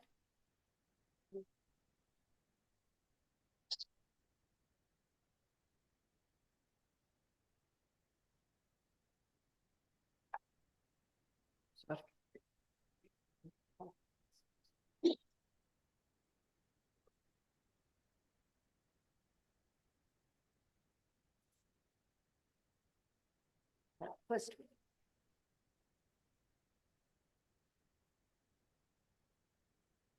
I would like to just quickly go through this post-transplant endomyocardial biopsy using a microwave.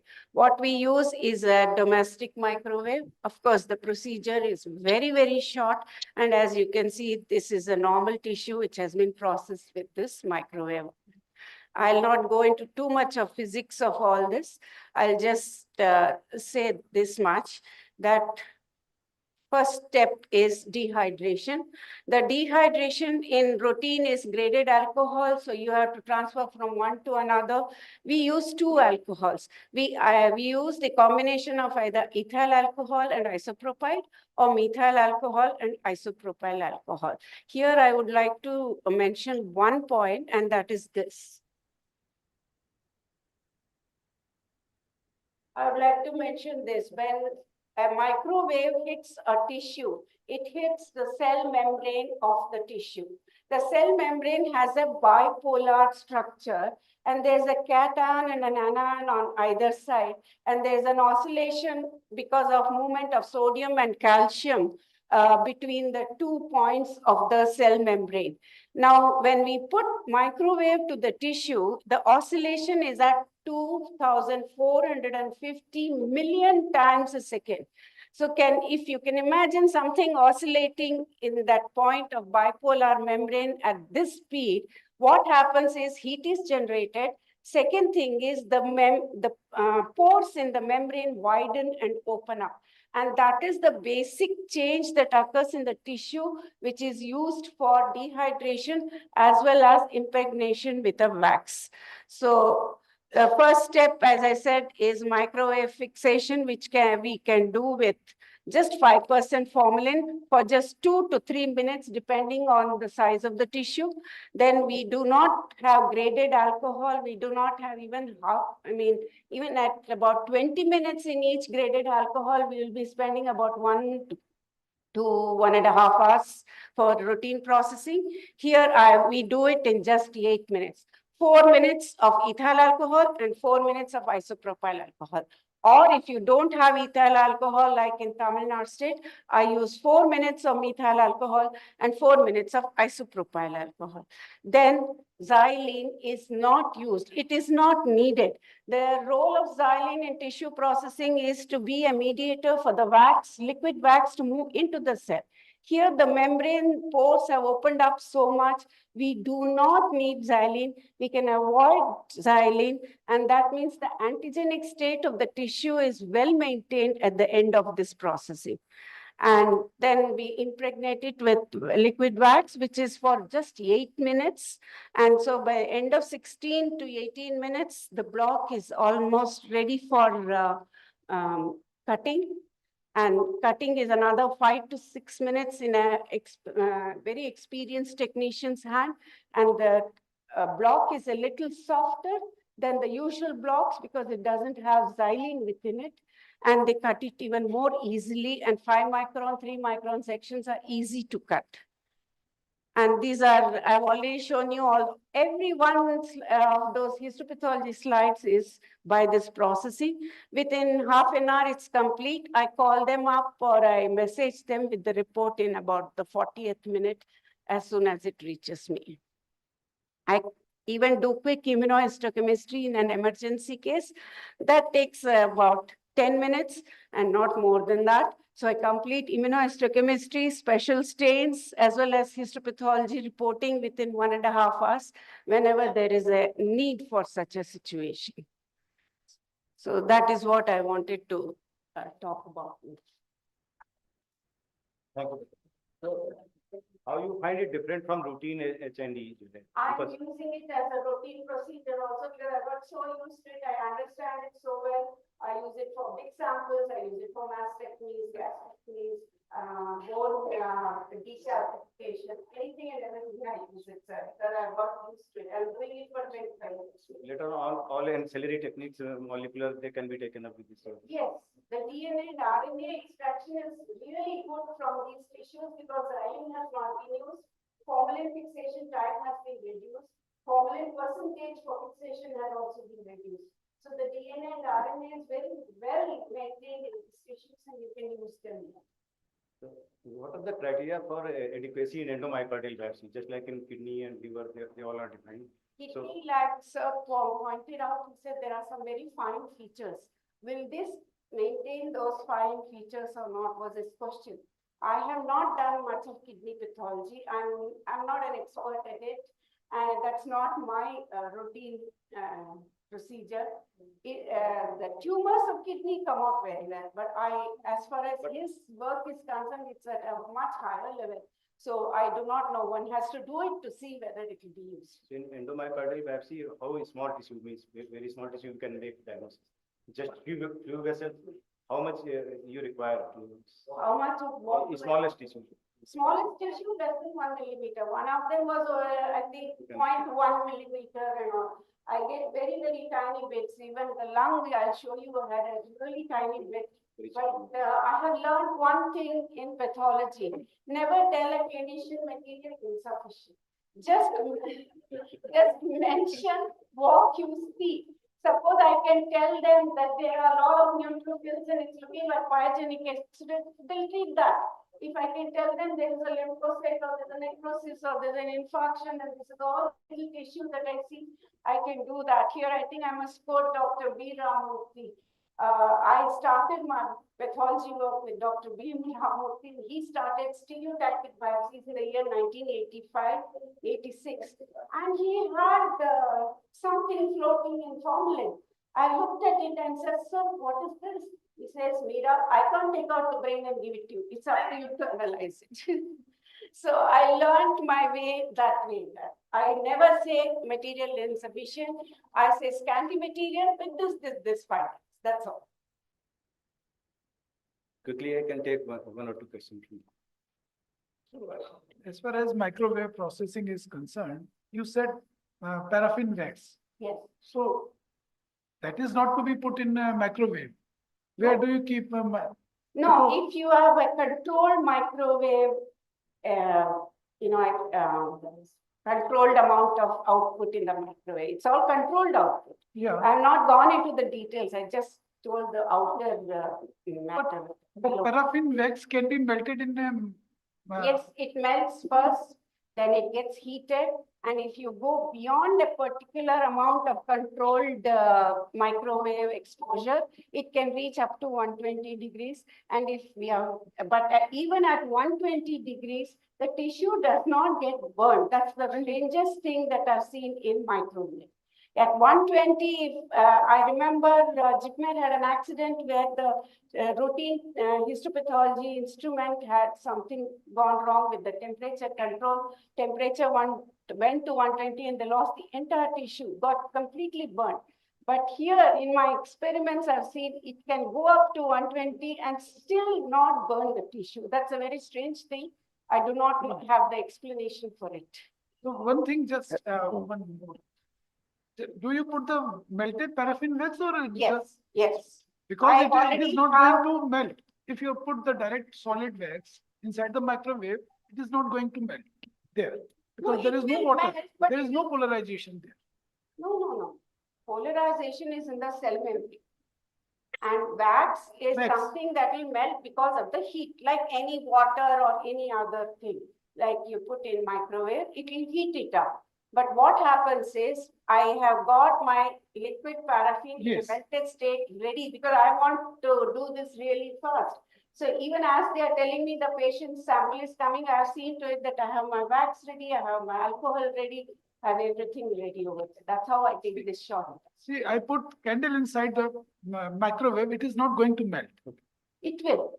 So that is it's a question of how much heat you give. How much? Heat you give. Heat is, I meant output of microwave. Then you have to produce heat in that. It will produce. It is a combination of both that can help. Without simple microwave cannot melt. That is what my... Wax will melt because of heat produced, but it will move into a cell because of the... I think ma'am will share. I think you please share your protocol with everyone for the benefit. So we'll start using that. That will good for all of us. Thank you. Sir, Thank you. Yes, so yes, thank you. I wanted to make a few comments about our experience with the heart transplant biopsies. So in America, there's a lot of obesity, a lot of burgers, a lot of hypercholesterolemia.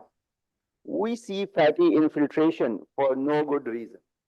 Just like you can have a fatty liver, you can have a fatty heart. And I think even the textbooks of pathology, the basic textbooks of pathology, they describe fatty infiltration in the heart. I remember my undergraduate teaching, we used to call those hearts as tabby cat appearance. There used to be some layers of fat, some layers of brown. So just because you have some fat in the myocardium, in my experience, it doesn't always mean that there is damage. And another reason for fat in a biopsy is because the right ventricle wall is very thin. It's easy to go into the pericardium. So in my experience, the commonest cause of fat in a biopsy procedure is sampling of pericardial tissue. Now, sampling of this pericardial tissue is very common in the first few weeks after transplantation. It has no clinical significance. It doesn't result in any untoward consequences for the patient. It heals. And my other experience is previous biopsy sites are very common. We see them in 20 to 30% of our biopsies. We see a previous biopsy site. And the appearance of the biopsy site depends on its age. The most recent biopsy site, you will just see edema, fibrin, aggregated platelets, small thrombi. Then you can actually see biopsies where there's granulation tissue formation, proliferation of capillaries. Then there is scarring. So you can see a whole gamut of all the inflammatory pathology that's there in Robbins. You can see in previous biopsy sites, and they are quite common. Another clue to a previous biopsy site is a macrophage, which has some lipofuscin pigment, which it has taken up when the myocytes are damaged. And quilty lesions definitely can occur in the pericardium. They can occur in the myocardium. They can occur in the endocardium. Quilty lesions also occur in the kidney. We don't call them that. But most of us in kidney biopsies have seen perivascular lymphoid aggregates, and some of them actually have germinal centers.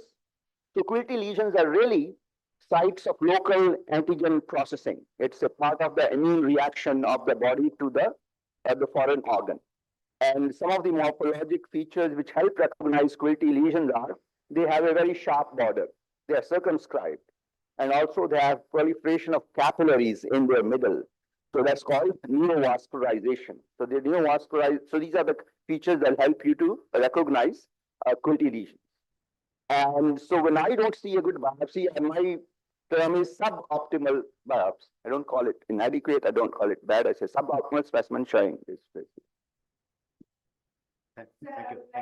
So I would like to say something. Quilty lesion, I absolutely agree with you. Even this particular case with the perivascular aggregates, we did report as only quilty lesion. That is absolutely, I agree with you. Second thing is pericardium. So far, I have not come across pericardium. I think Dr. Ravi is really experienced at this stage. I have never seen a pericardium so far in my biopsies. That's a point I would like to make.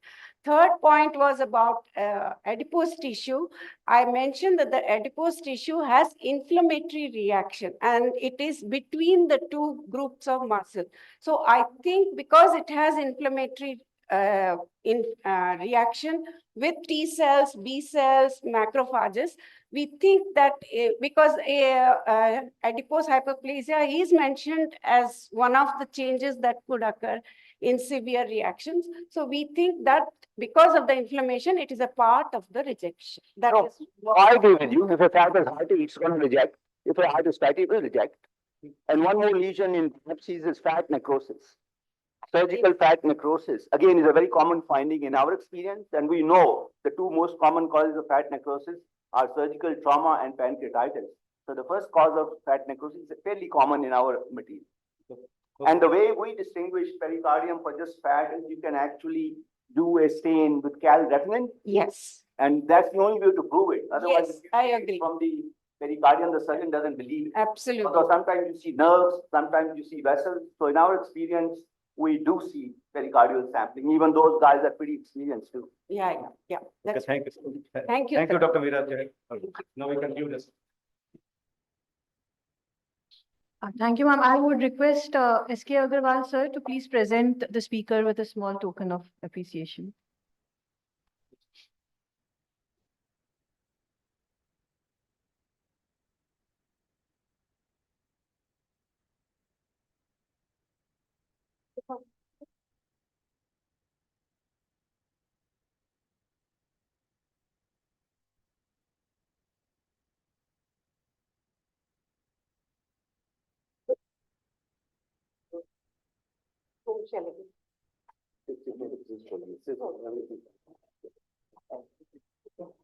I request Vinita Agarwal ma'am to kindly thank the chairpersons.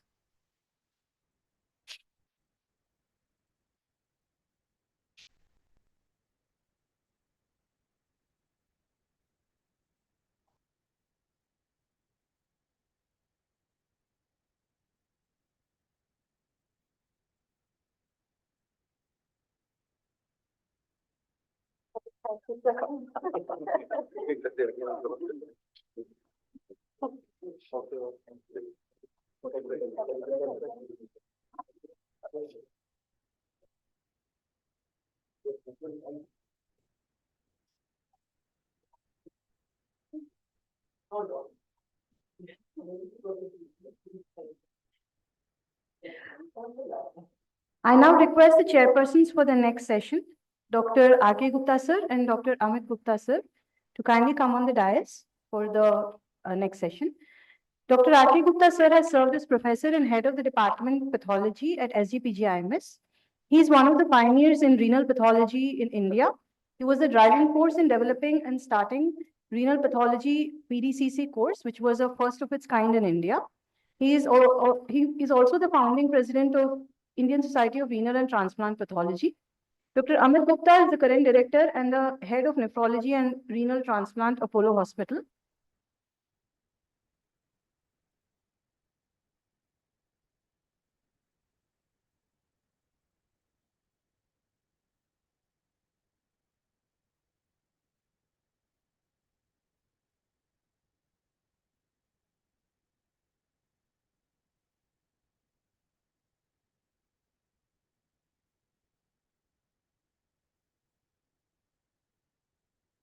I request sir to please introduce the speaker. So, Professor Joshi.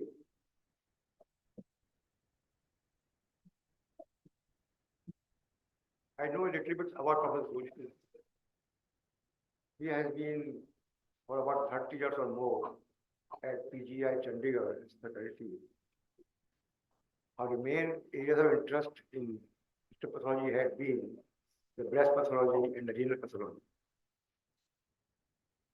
In renal pathology, she had the distinction of working out many cases of viral nephropathy, particularly the CME and SMB40 polymorphisms.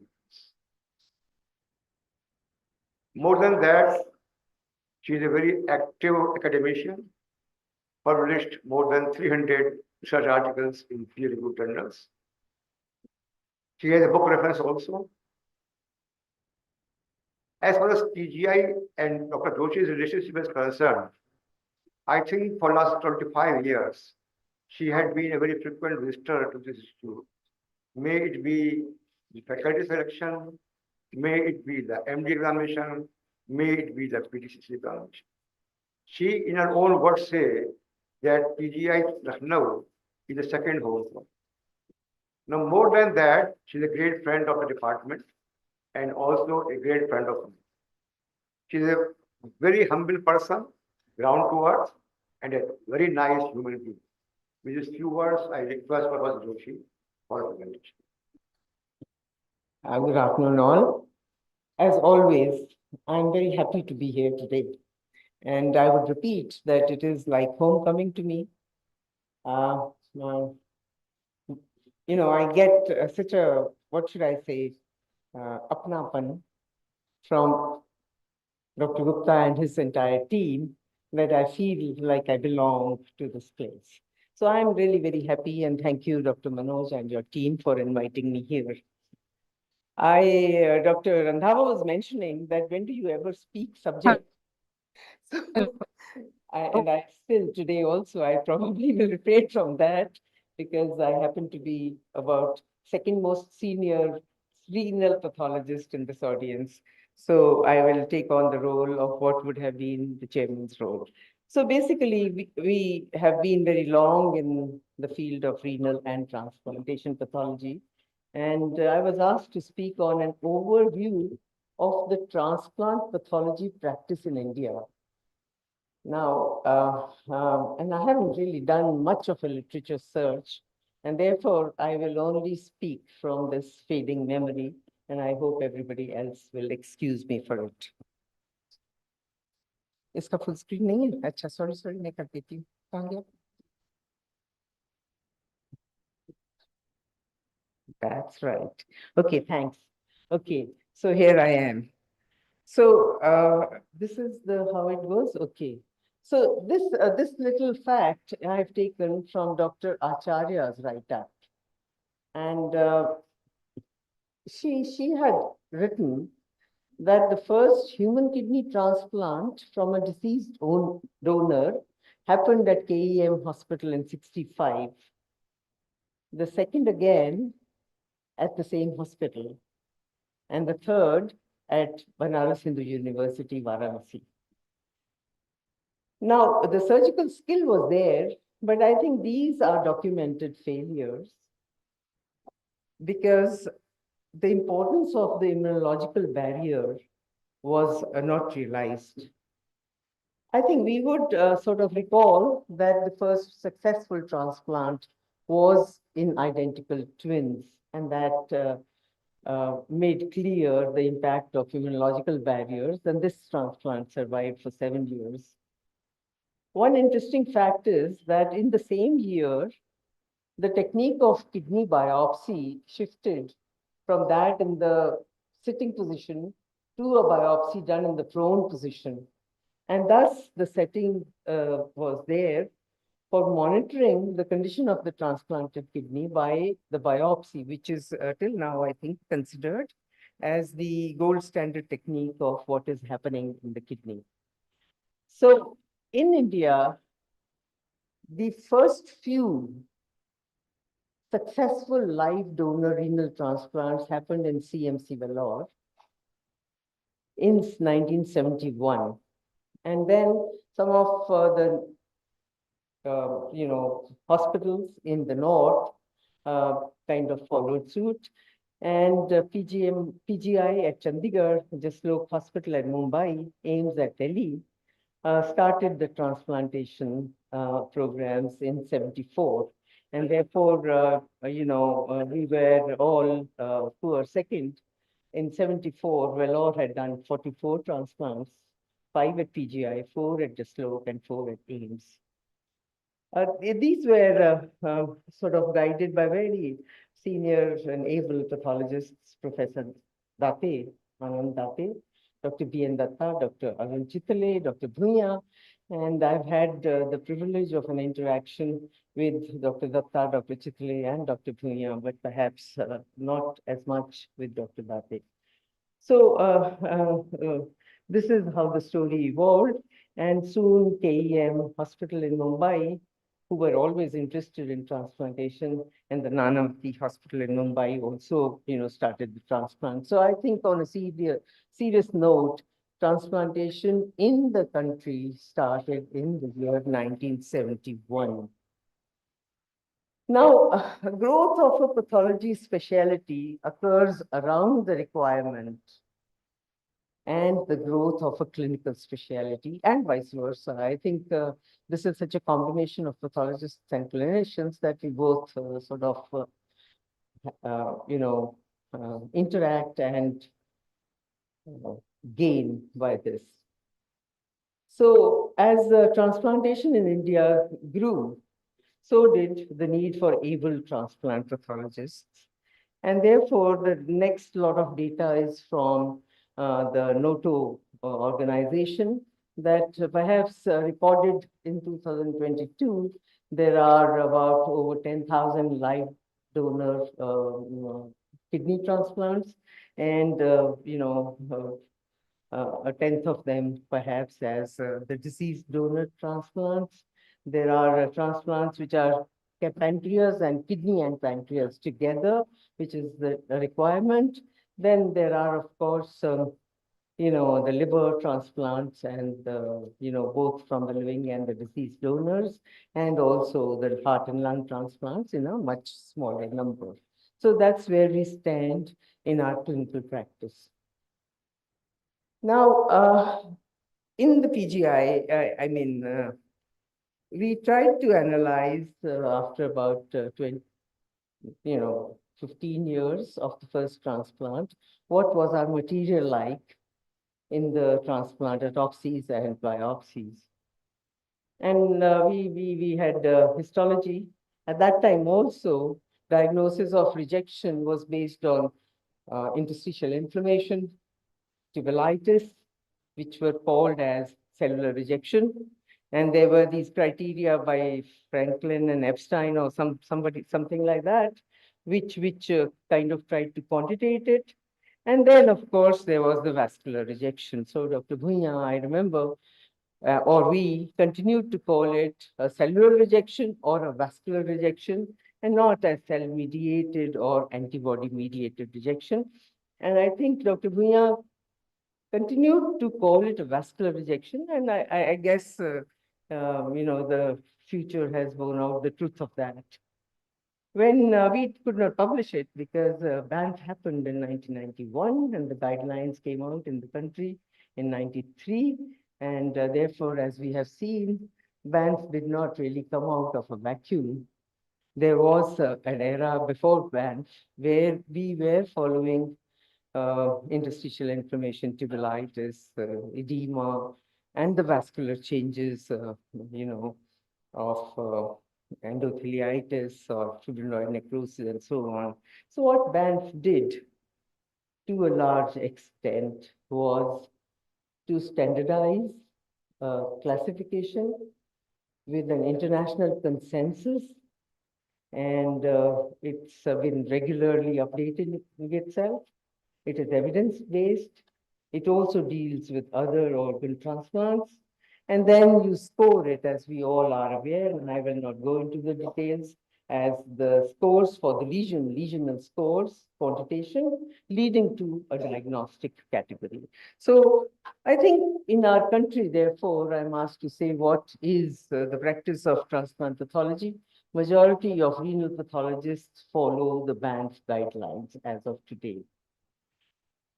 Soon after that, as the band became more popular, came Professor Gupta, and I'm very privileged to have him here today on the scene. And that resulted in the formation of, as we heard, the first international conference of renal pathologists in SGPGI, and also simultaneously the formation of the Indian Society of Renal and Transplantation Pathology, which to my mind is as much a success story as Banff is, So this is what we are. We have grown from strength to strength.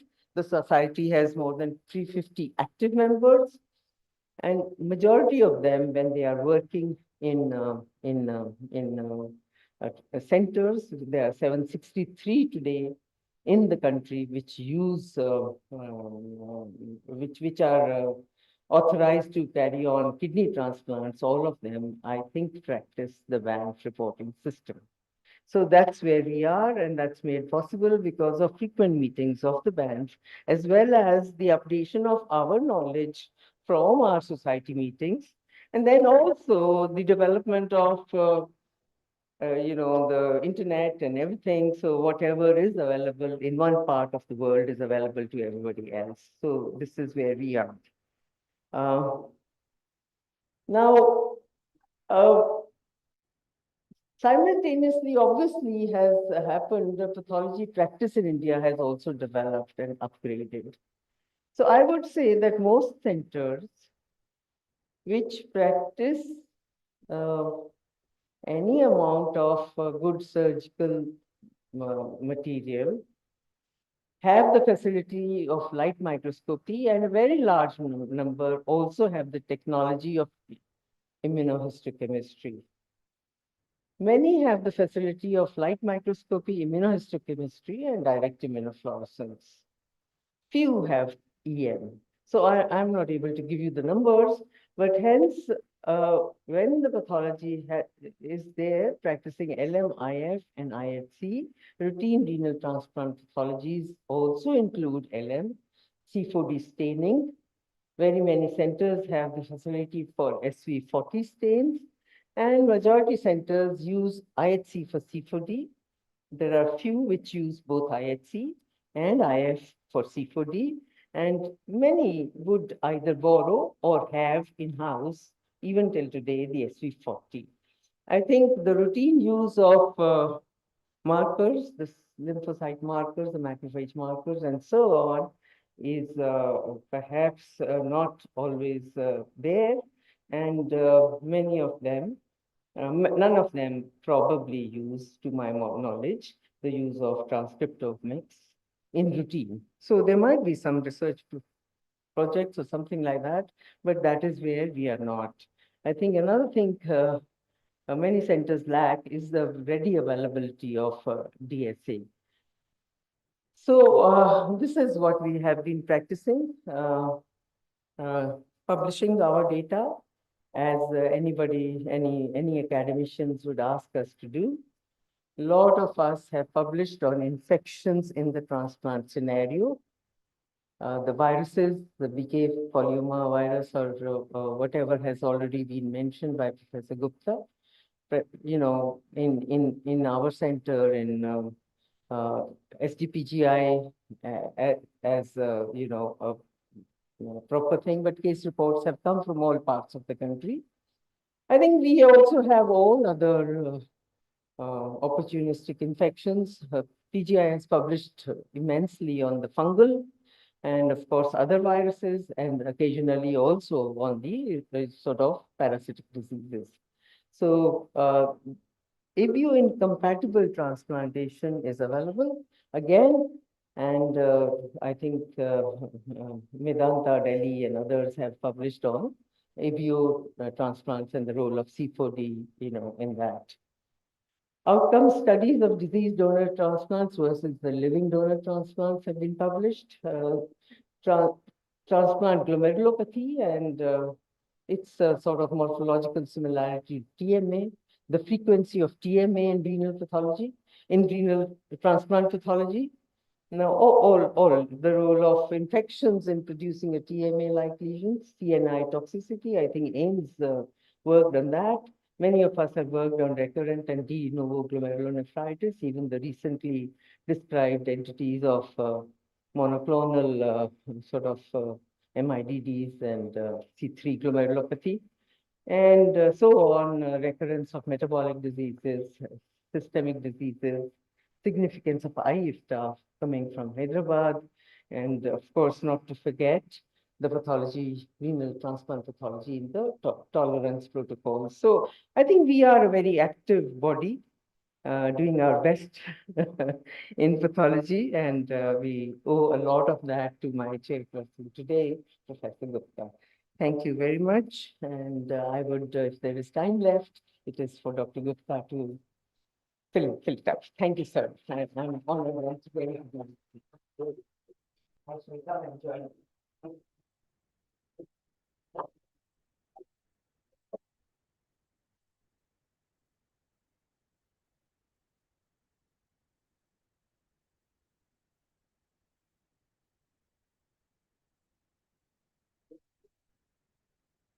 Thank you for your informative talk, ma'am.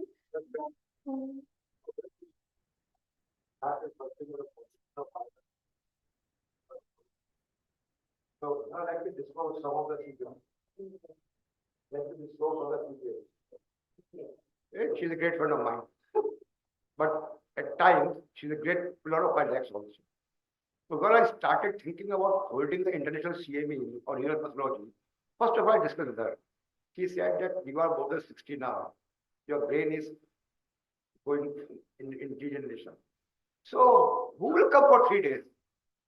This is a waste of effort.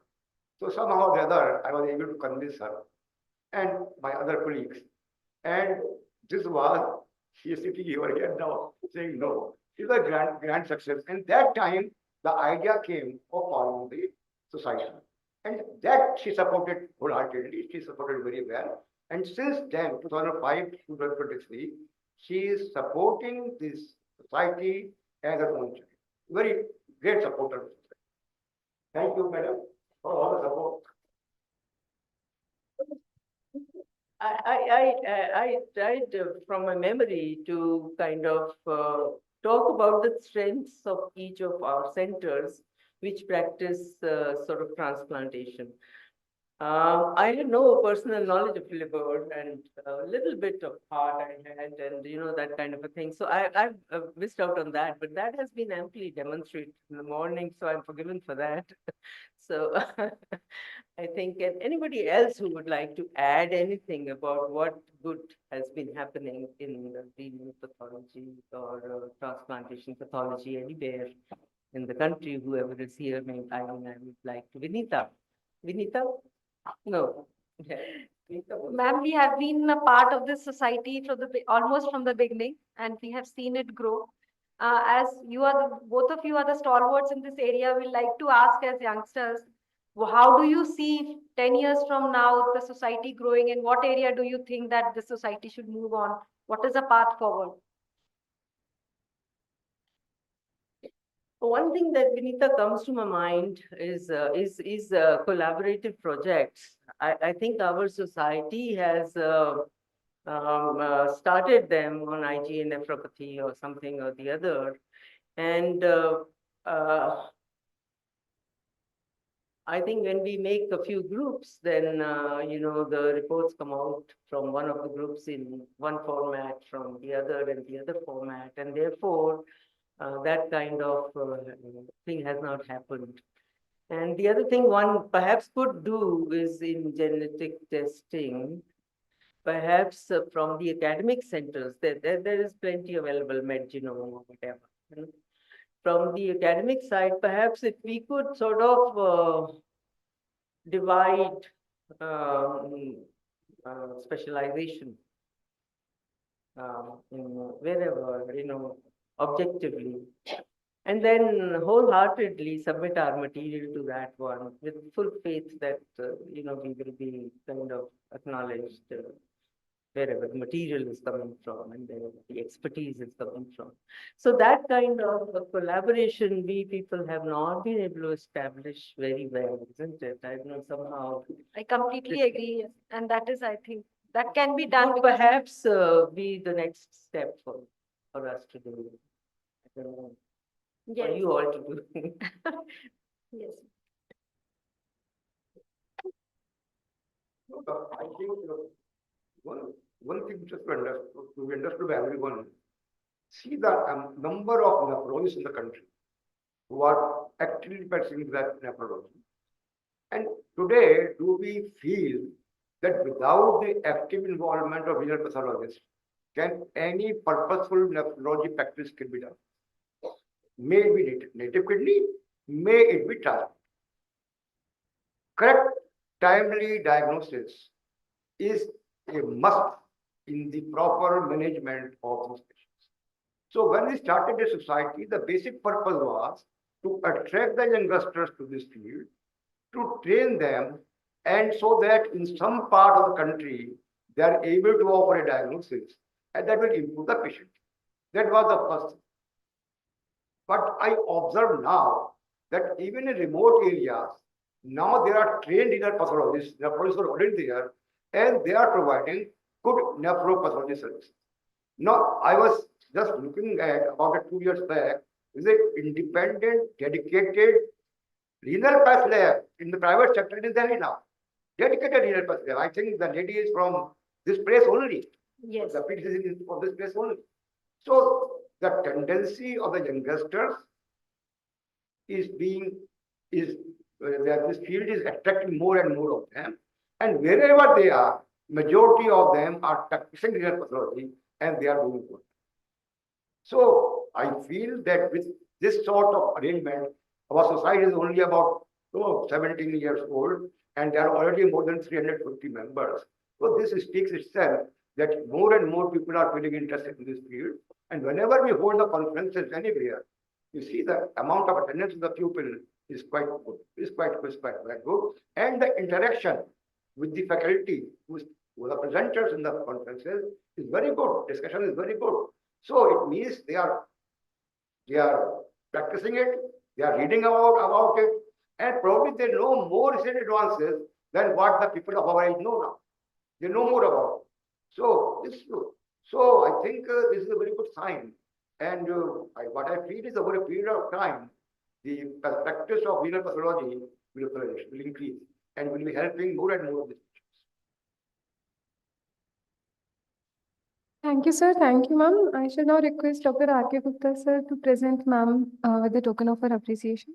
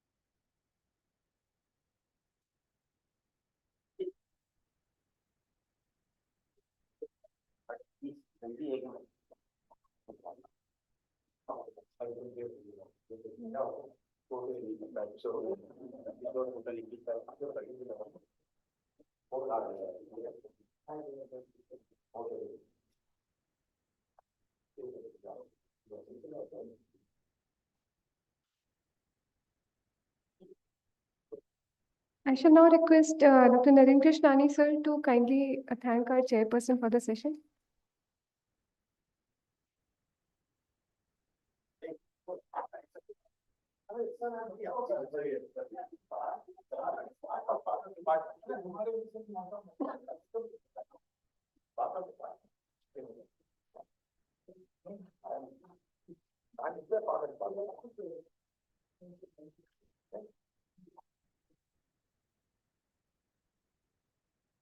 Thank you, sir. I shall now request the chairpersons for the next session to kindly come on the dais.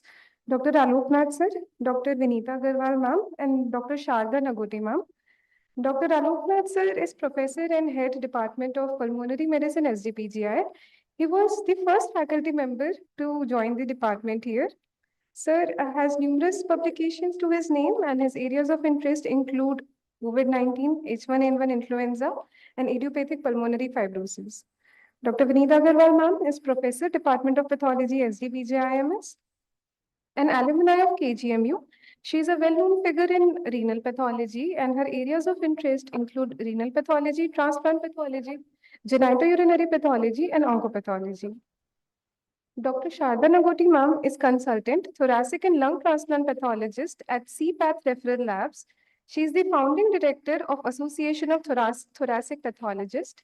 Ma'am has done her fellowships in pulmonary and lung transplant pathology from prestigious institutes like Mayo Clinic and University of Washington Medical Center. I shall now request the chairpersons to introduce the speaker.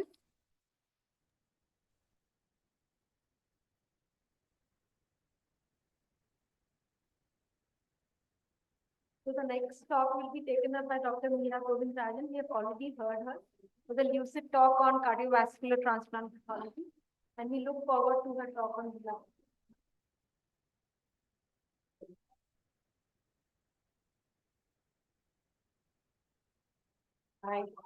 I now start on the role of endobronchial and transbronchial biopsies in the assessment of allograft rejection of the lungs.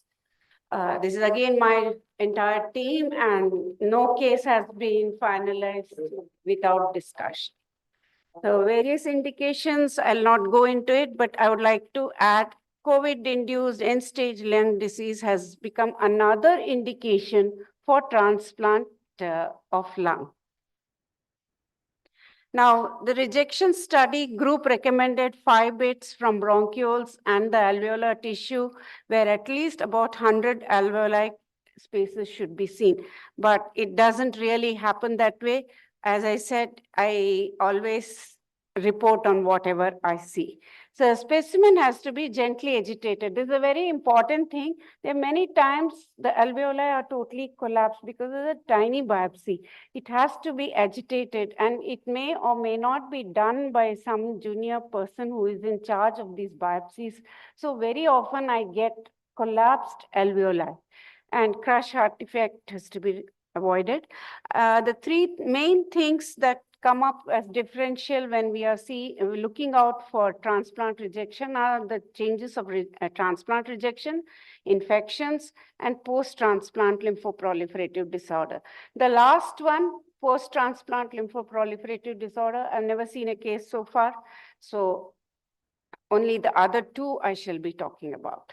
Now, as far as the International Society for Heart-Lung Transplant goes, they have been repeatedly classifying and grading the rejection of lung as well as heart. In heart, all the older ones have been rejected, and only the 1 or 2 are, as I initially spoke during cardiac biopsy, have been retained.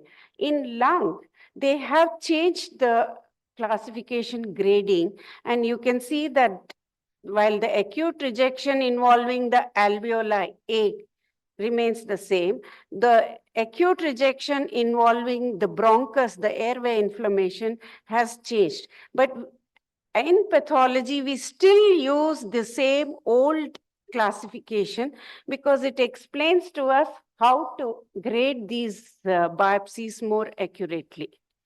In chronic rejection, there are two types: chronic airways rejection, which is bronchiolitis obliterans, and chronic vascular rejection. Again, I have not come across a single case of bronchiolitis obliterans so far. And chronic vascular rejection with sclerosis is something that cannot be diagnosed on endobronchial biopsies. I go over to the first case, 28-year-old male bilateral lung transplant, January 22, transbronchial lung biopsy and endobronchial biopsy in July 2023. There's a little hypertension, pulmonary hypertension, and CT showed normal lung parenchyma. They had sent me these 4 bits, and you can see 2 lung bits and 2 bronchial tissues. The bronchial tissue shows normal lining of ciliated columnar epithelium. The submucosa shows edema. You can see the splitting of the connective tissue due to fluid within the submucosa, some sparse lymphocytes, but otherwise overall normal. The lung tissue, as I said, is collapsed. I do mention to them that it's collapsed so that they remember to agitate and send it to me.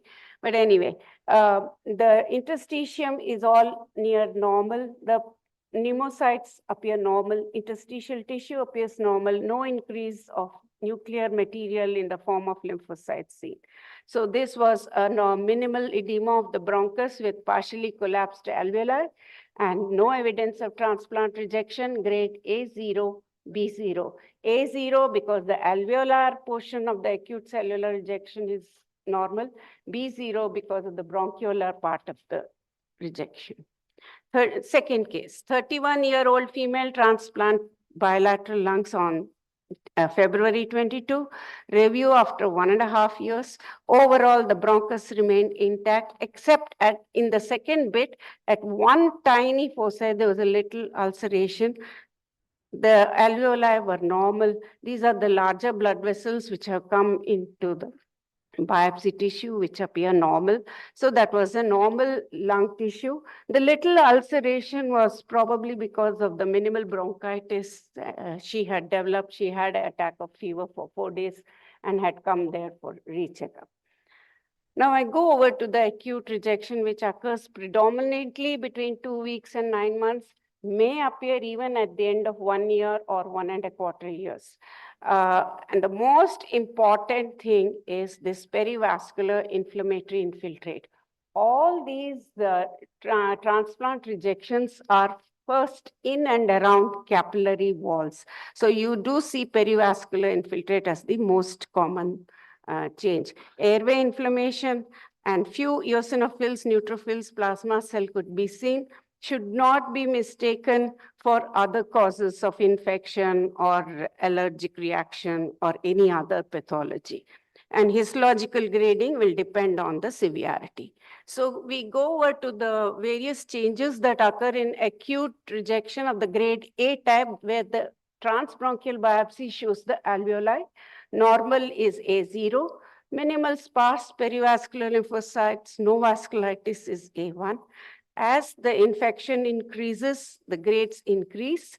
And in grade 3, you can see that there's not only inflammation, but the entire inflammation is going through the wall of the bronchus, and minimal endothelialitis may be seen.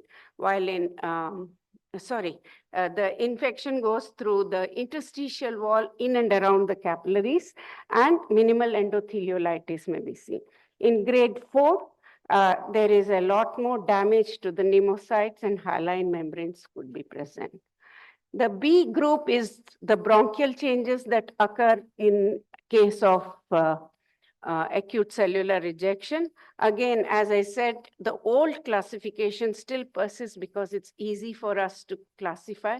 It's very, very important to grade the B correctly, because if we find that there is a lot of lymphocytic bronchiolitis in the early phase of the transplanted transplanted lung, there is a higher risk for chronic rejection. So bronchus and its changes should be classified very accurately. And that is the reason we go by the old classification rather than by the new classification. New classification has merged a lot because the treatment is based on that. So B0 is no evidence of any airway inflammation or rejection. The next one is focal inflammation in the submucosa, no epithelial damage. The next grade B2 is intraepithelial infiltrate, but the epithelium is intact. In the grade 3, the inflammation extends from the submucosa to the epithelium, and it can go even beyond the wall of the bronchus. That is grade 3. In grade 4, there is a damage, necrosis, infarction, and submucosal tissue necrosis. Now let's go to the cases. 52-year-old female bilateral transplant in October 22, review in February 23, 5 months later. The bronchial bits and the alveolar bits are seen here. The bronchus is nearly, the epithelium is intact. Cilia is lost a bit. There is some amount of regeneration, but if you see the submucosa, there is a scattered, diffuse inflammatory infiltrate and edema. As far as alveoli are concerned, some alveoli are markedly dilated while others appear to be partially collapsed. The interstitium is edematous. Everywhere you can see there is edema. The capillaries are dilated with the lymphocytes in it, and the overall number of lymphocytes are slightly increased with edema. And that we diagnosed as minimal acute rejection grade A1, A1 because of the edema and increased lymphocytes, and with minimal acute airway rejection grade B1 because there was edema in the submucosa with diffuse scattered infection. Going over to the next case, 7-year, 10 months old female child with bilateral lung transplant in August 23. Post-operative day 9. There were opacities and clinically unstable, so biopsy was done. As far as bronchus is concerned, these are the 3 bits I got. These 2, there's nothing much to say. The only tiny bit which was somewhat like a tissue was this bit, which showed only necrosis and some inflammatory cells. You can see some few inflammatory cells and macrophages, otherwise the tissue is basically necrotic. As far as alveoli were concerned, they were partially collapsed, but then there was not much of change, and there was some minimal edema, some minimal increase of lymphocytes within the alveoli. We had a long discussion, a lot of tests were done on the patient.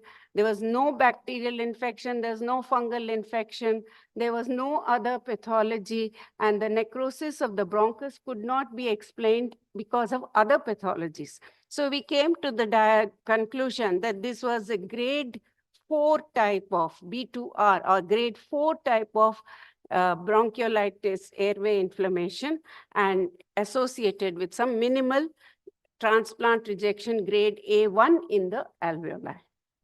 The same case, after 40 days, they did whatever treatment had to be done for this situation. She seems to have recovered, and the epithelium has grown back, and we can see the epithelium. The only thing was, in some areas, it looked like as if there was a squamous metaplasia, and that can occur in grade 4 of B type of rejection. So some amount of squamous metaplasia, but here you can see the columnar cells are developing and the cilia is developing. So it is getting modified into a ciliated columnar epithelium. The same case. Now the next case. 42-year-old female, heart and lung transplant, post-operative day 15 with bilateral lower lobe consolidation. I got the tissue in multiple fragments. This is how the tissue came.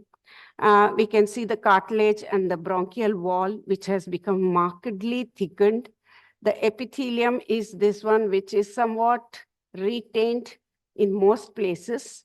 The alveoli are present in the other bits. This is the higher part. You can see epithelium is retained in most areas. So as long as it is retained, the important part is, are there intraepithelial lymphocytes or not? And if you look at this, there are some nuclei within the epithelium, and that shows that intraepithelial lymphocytes are migrated. There is a moderate amount of lymphocytes in the submucosa, and this has started insinuating between the muscles of the bronchus wall and going deep into the bronchial wall.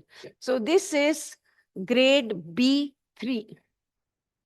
And as far as the alveoli is concerned, there was a little edema, sparse lymphocytes. So that was only acute cell rejection grade 1 as compared to the bronchus, which was grade B3. B3 because the epithelium still was intact in 90 places. Focal disruption of epithelium did occur, but I think we had sometimes, depending on the amount of inflammation and other features, I would rather call it B3 rather than B4, though the epithelium did get damaged in a few foci. Next case is female, 50 years, bilateral lung transplant 6 weeks back, TBLB for surveillance, no clinical complications. There was no clinical complication at all. But you can see that the bronchus had a lot of lymphocytic infiltrate, and it had increased cellularity throughout. The lung, if you see, the blood vessels appear to be very prominent, and there was some kind of a tiny nodule in various places. Sorry. When we saw those little nodules in the alveoli, they were pericapillary lymphocytes. This is 2 to 4 to 6 layers of lymphocytes in and every capillary. All capillaries show, some of the capillaries rather showed a prominent endothelial cell, which was showing that maybe there is some minimal endotheliitis. Here is another capillary around which there were blood vessels.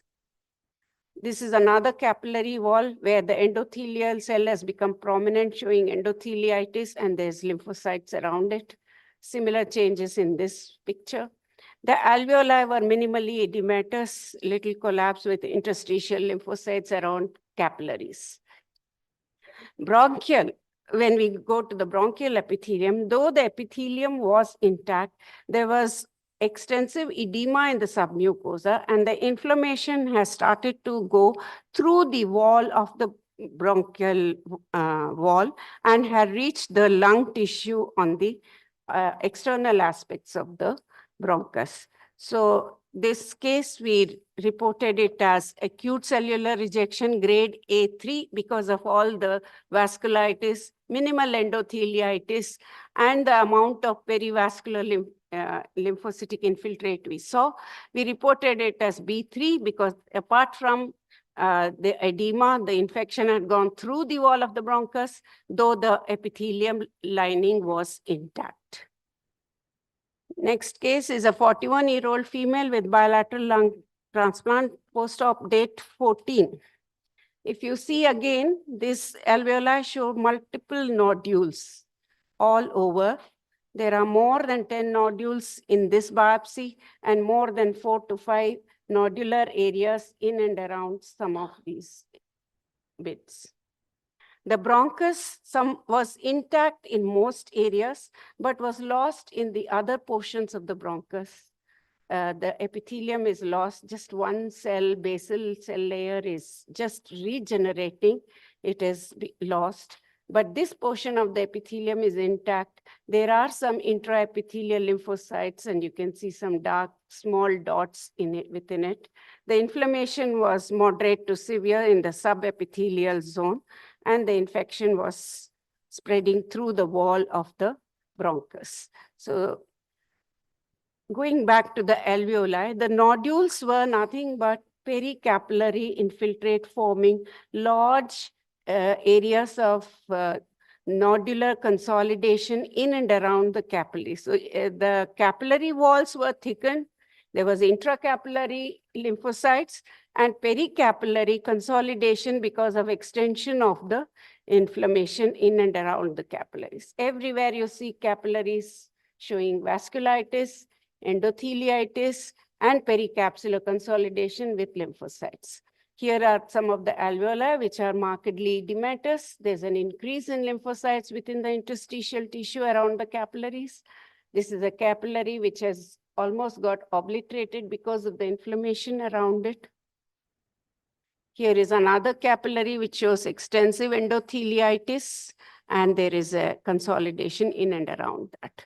So this was acute cellular rejection grade A4, where there was so much of endotheliitis and pericapillary consolidation, and B3 in the bronchial airway inflammation. I go over to the other type of rejection, which is the antibody-mediated rejection. Antibody-mediated reaction is really, as far as humoral like hyperacute rejection is concerned, it's very unusual. We have never reported any case so far. But antibody-mediated rejection occurs weeks or months after transplantation. And these are all the various changes that you can see. C4D and C3D stains are indicative. This is how a C4D in a lung will look like around the capillary walls. Chronic rejection are two types, and both these types are not dependent on transbronchial biopsies. They are clinically diagnosed, and I will not be taking up too much of time on this point. I go over to case 7. These are some of the unusual things that happened during our study of these biopsies. 26-year-old male had a transplant in November 21. And in June, about 6 to 7 months later, he had an onset of dyspnea. There was consolidation in the upper lobe. And when the biopsy came, it was in bits and pieces. There was no intact tissue anywhere. But when I saw the higher power, I realized where the pathology was. There were multiple deposits of malignancies. Now, is it the donor organ which had brought in the metastatic deposit or primary deposits, primary growth of a tumor, or was the recipient having a cancer somewhere else in the body which had migrated to the lung and caused lymphatic emboli?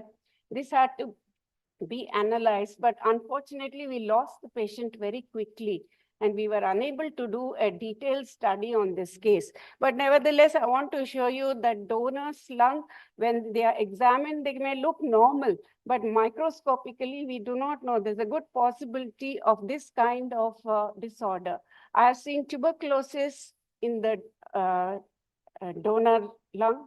I have seen foreign body inhalation, especially drowning cases. There has been foreign body inhalation, which I have seen within the lungs. I had a major fire and lost a lot of my slides, so I am unable to show those older cases. So this is the same case. There was a malignant deposit. Case 8, there was a lot of infection. They knew they were dealing with a fungal infection. They sent me the biopsies. There were a lot of large cells with some kind of a foamy material within it, and turned out to be histoplasma capsulatum. There was another case where they sent me a bronchial biopsy. The lung showed some round capsulated lesions, which I again called fungus, and it was Pneumocystis carinea.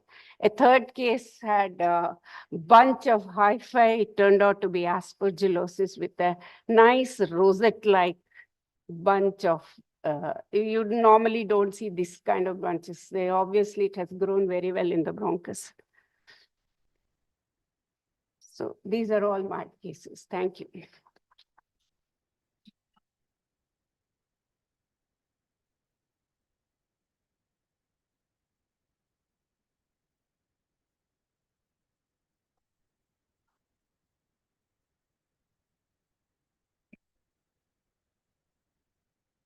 Thank you. Points, few comments I just wanted to add. One thing is when you are looking at a post-transplant lung biopsy, always make it a point that infections and acute rejection is always a differential diagnosis. So most of the time the patient, the clinician sends you the lung biopsy with a query of whether it is a rejection, whether it is an acute cellular rejection, or whether it is an infection. So in that case, what you have to do is not only look at the, the perivascular inflammation and the inflammation around the bronchioles, you make it a point that you see the entire biopsy, because the surrounding lung parenchyma, even that, the changes to the surrounding lung parenchyma will give you a lot of clues to differentiate between these two.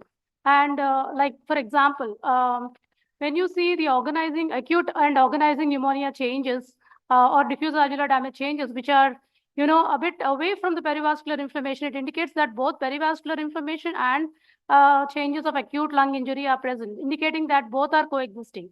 Both rejection as well as infection is coexisting. And always make it a point that you do special stains to rule out infection. Look for viral cytopathic effects.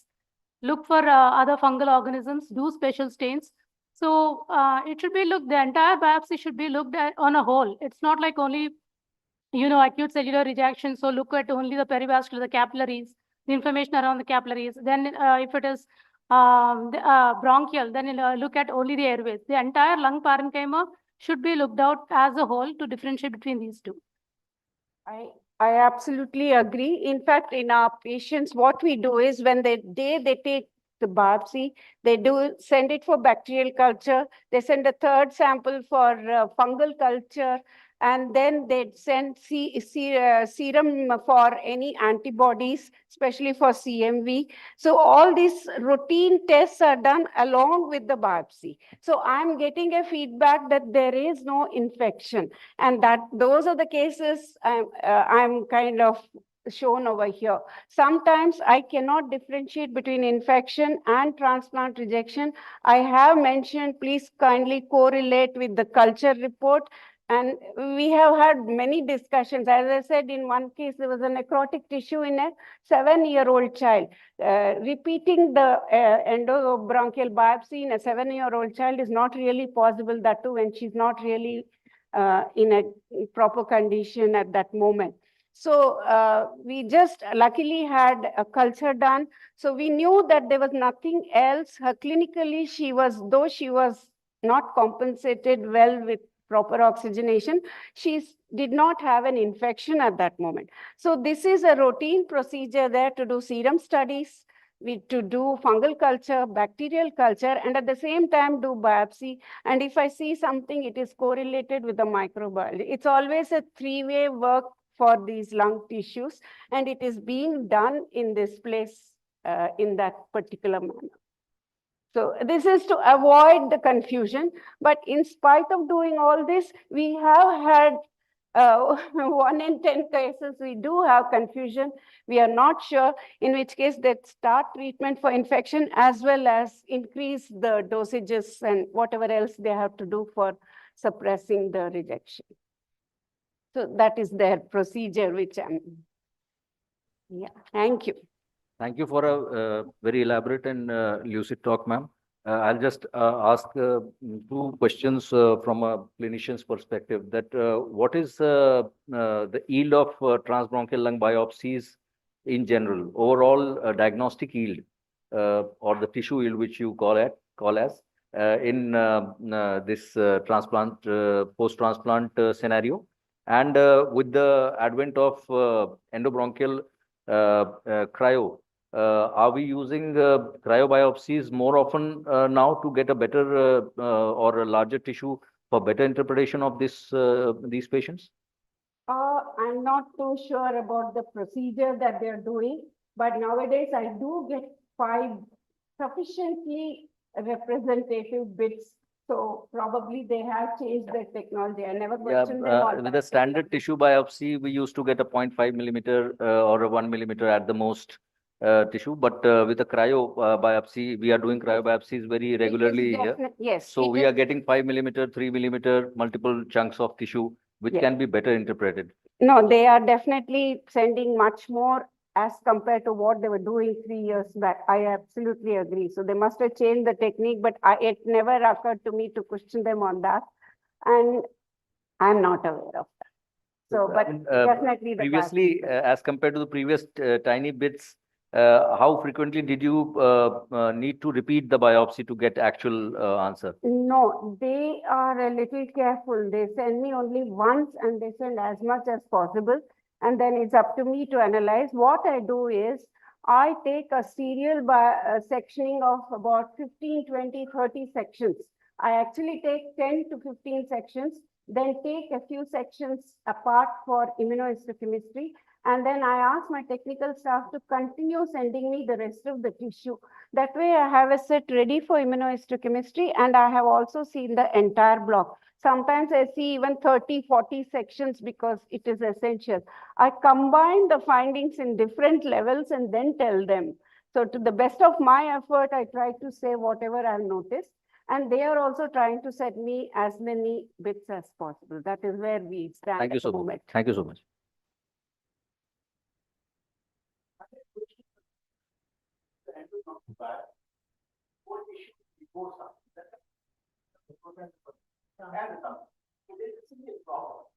For using such biopsies for grading lung rejection, because the rejection is A, B, C. So the type of biopsy you're going to be doing, the A part is not evaluable. No. There is a difference between endobronchial biopsy and a transbronchial lung biopsy. You have to take 2 biopsies. One from the endobronchial compartment. It can be at the carina, below the carina. And next biopsy has to be the scope and the forceps has to be advanced to the distal alveolar to get the alveolar tissue. So you get a significant good amount of tissue with a standard forceps biopsy. The standard overall sensitivity or the diagnostic yield was to the tune of 60 to 70% when we used to do the standard tissue biopsy. With the advent of cryobiopsy, the yield has gone above 90% even in diffuse parenchymal lung diseases. And in these situations, we need naturally we need more tissue. So as ma'am was telling that now everybody is receiving larger tissues. I'm 100% sure that endobronchial cryo must be being used to get better tissue chunks.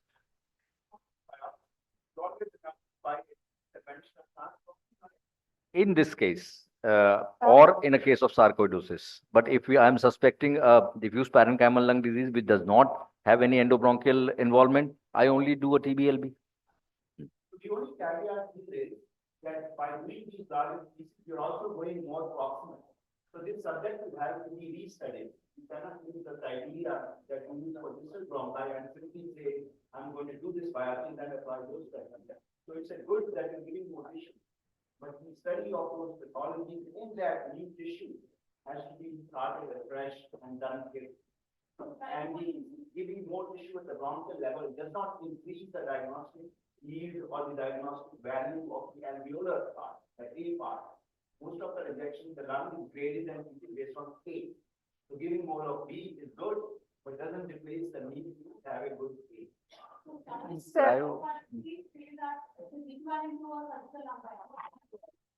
Now, like most of my practice, cryobiopsy practice, so I have to speak about cryobiopsy, even most biopsy are cryobiopsy. So the cryobiopsy material is almost equivalent to a central lung biopsy. I'm studying that program compared to the central lung biopsy. So it has Plenty. It has got plenty of alveolar tissue.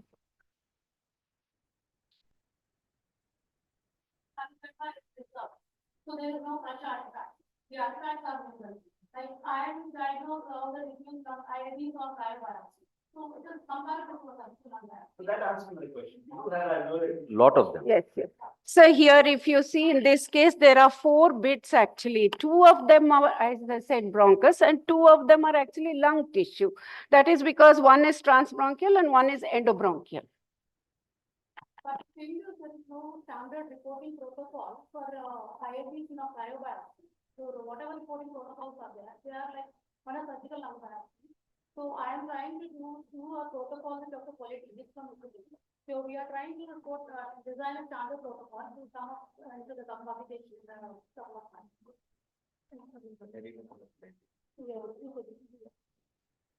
Thank you, Dr. Meera. Thank you. Dr. Kusum, what Joshi ma'am want to?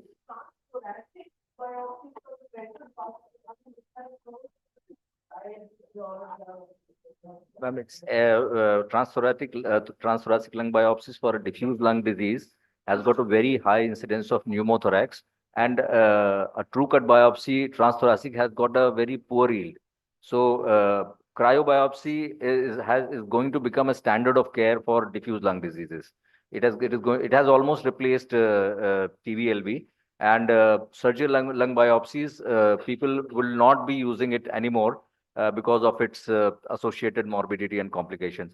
But in some scenarios, SLB is required where TBLB, where endobronchial biopsy, cryobiopsy is contraindicated, indicated, such as emphysema, emphysematous lungs, or cystic lung diseases. So cystic lung diseases, we get a surgical lung biopsy because you need to fire a staple to hold the lung. Otherwise, for all other diffuse lung diseases, we can get enough tissue by a cryobiopsy.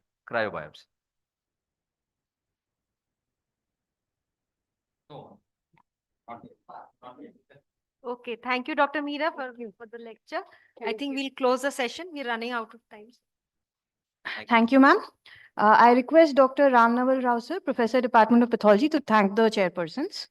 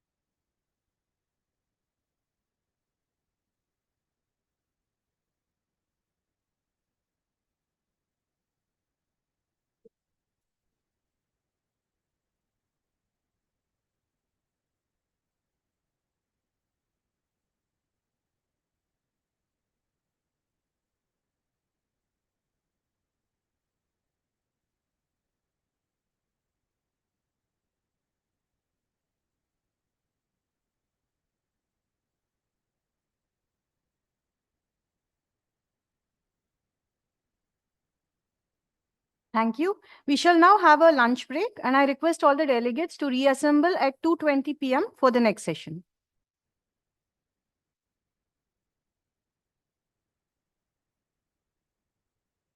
Take the talks, no, take the talks, and I can take my flash drive. Sure. Put them on the, because otherwise I forget. Sure.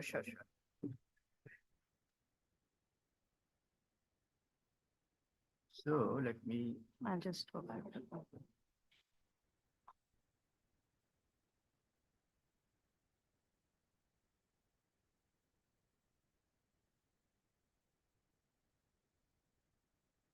All right, This is so yours. let me see now. I have.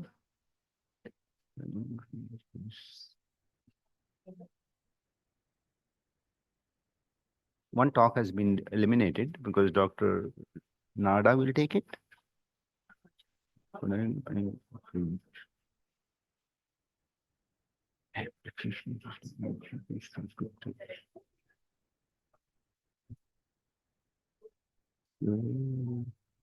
We can send it to the desktop, I guess. Or how do I, where should I put it? Yes. So I'm not giving the talk on antibody-mediated rejection because Dr. Nada. Yes. So I will give the other 2 talks. Okay. So let's put them and let me make sure they are the right ones after we put them on the desktop. Session 3. Yes,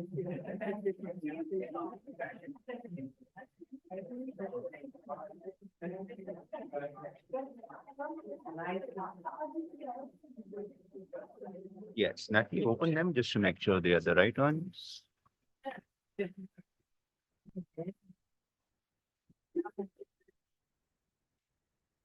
All right.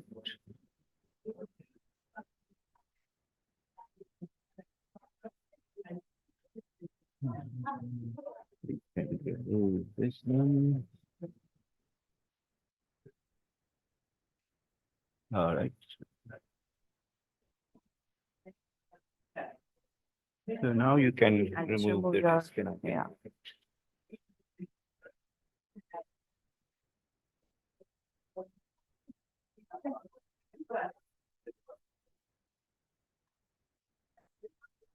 Thank you.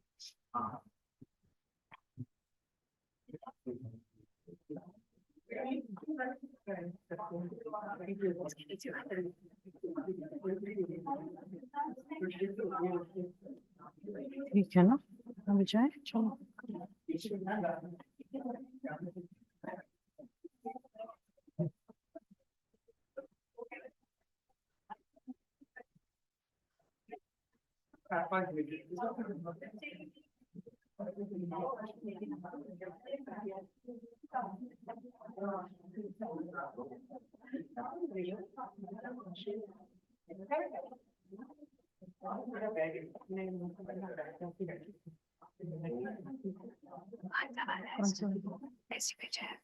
और नीचे जाओ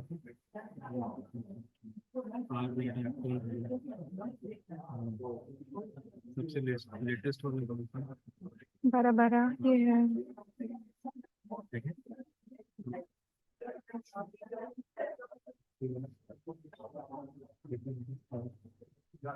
यही है मतलब infection वाला तो नहीं है नहीं सर ये है ये मुझे मॉर्निंग में सर ने भेजा था जैन सर ने पैन 2020 अपडेट प्रॉब्लम्स और डायग्नोसिस तो इन्फेक्शन है नहीं मैं कंफर्म कर इसको मिनिमाइज करते हैं नहीं सी asking इसे तो जब मैं बोलूंगा तो नीचे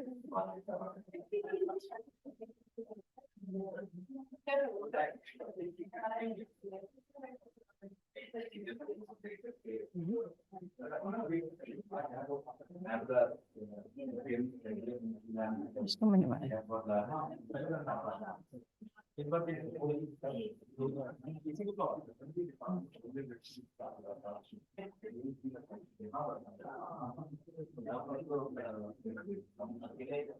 खोल के देख सकते हैं सर पूरा खोल के देख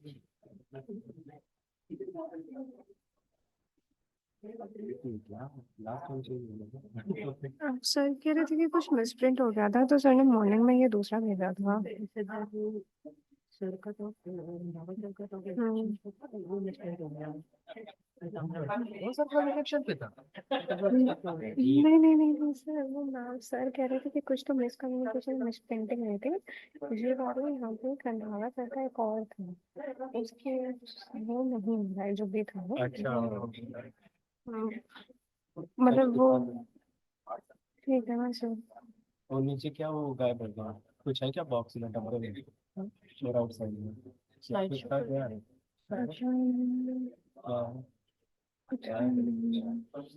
हटा दो और देखो अच्छा ऑनलाइन है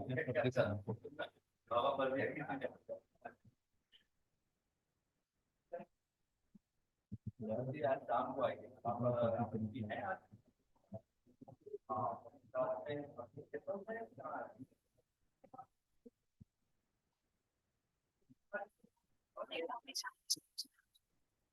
ये फुल स्क्रीन कहाँ कर कुछ वो होगा कुछ लोगों या हाँ लोगो ही होगा मैडम जाना वो हटा अगर जाओ पर स्क्रीन शॉट मार दिया था नहीं ये सब में आ रहा है देखिए इसमें ये करो जरा तो फुल स्क्रीन करो सारे स्लाइड ऊपर नीचे करो ये यहाँ पे स्क्रीनशॉट लिए ये ना बैकग्राउंड से मैंने नहीं किया बैकग्राउंड डिजाइन पे जाओ फॉरवर्ड बैकग्राउंड लेकिन पीछे का लोगो तो लग जाएगा बैकग्राउंड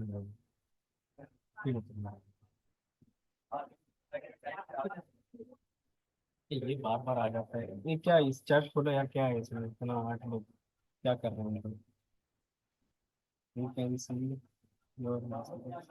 कुछ है नहीं ना कोई मैसेज 8 मैसेज भेज दिखाई लेकिन we didn't have time to take.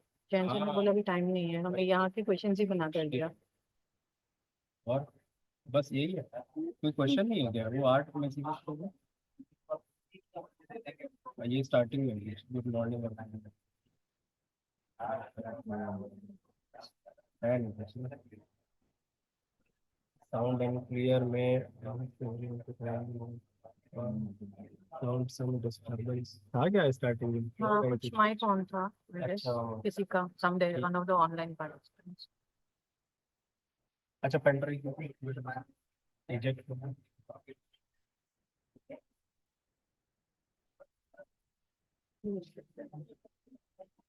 Exact सब क्लोज कर वो क्लोज नहीं होता उसको ओपन कर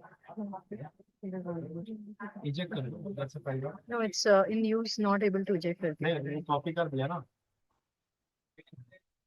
कॉपी कर दिया ना हाँ सर हाँ सर हाँ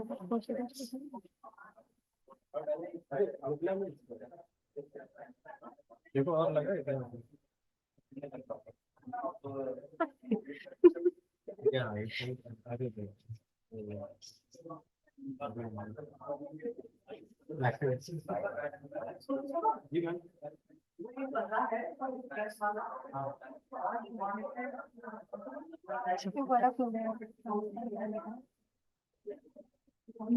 का क्या नहीं आप पूछ के ले लीजिएगा देखिए है ना प्रेजेंटेशन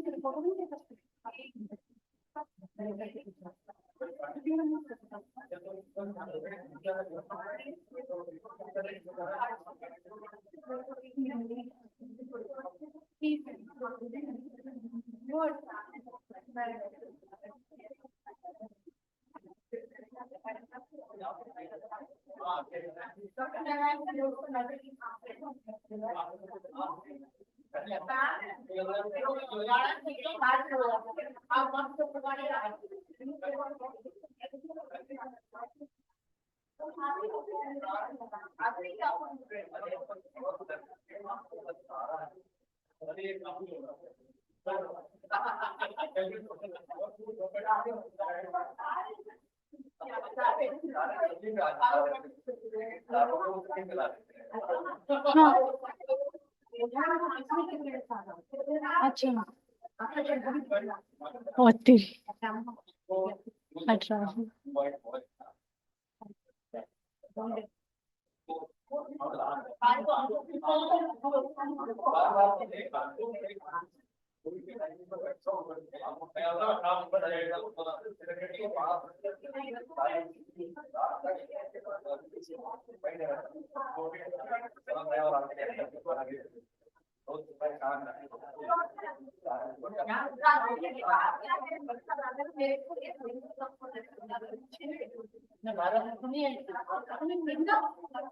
शेड्यूल शेयर करने का यहाँ अपलोड हो पाएगा सर हाँ हाँ एम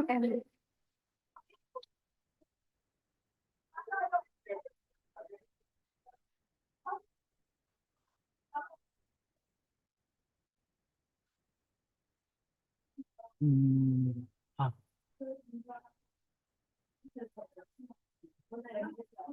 हाँ डाला है फोल्डर में ये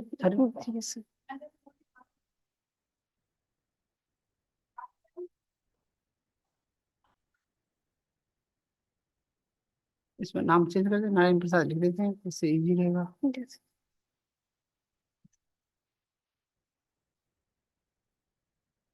फिर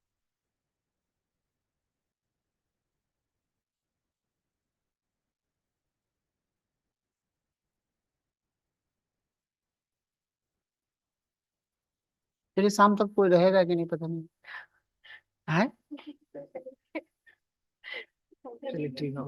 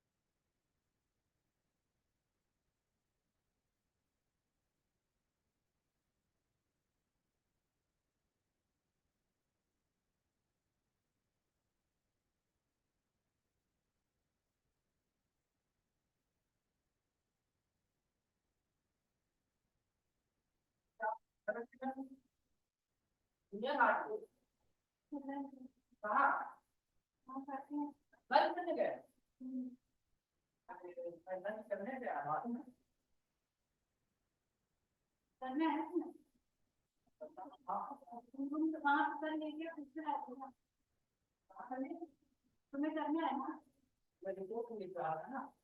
नहीं तो हम भी कर रहे हैं, बस ये पोस्टर बना रहे चल रहे हो ना, क्यों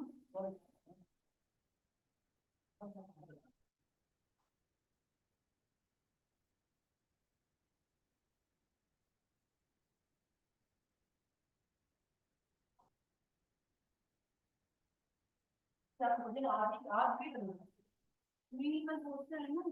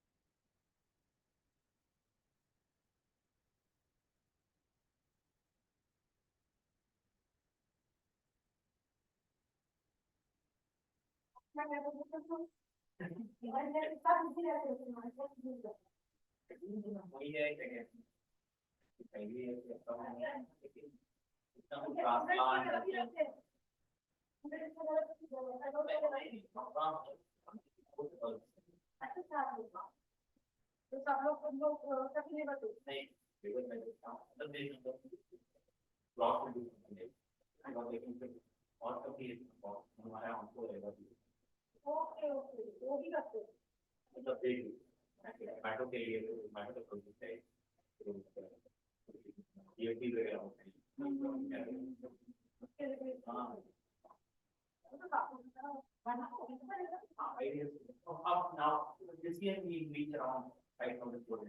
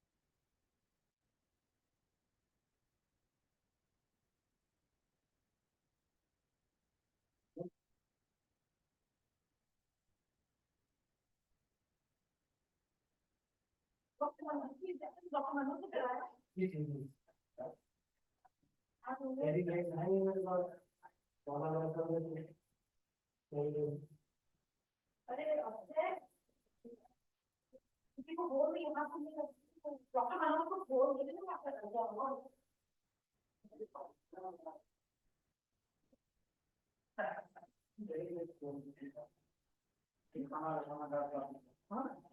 वैसे ही डॉक्टर मानो पैक कराया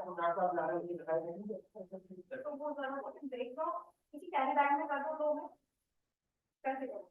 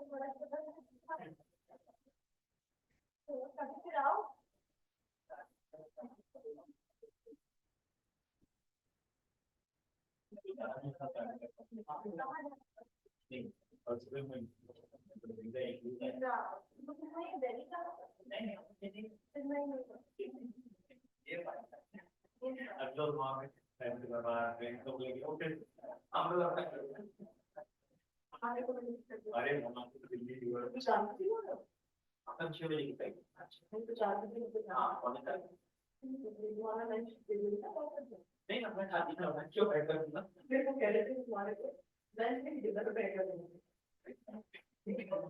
बराबर सही है तो मैं अपना फीडबैक करने वाले को नाम को बचा वो एक hello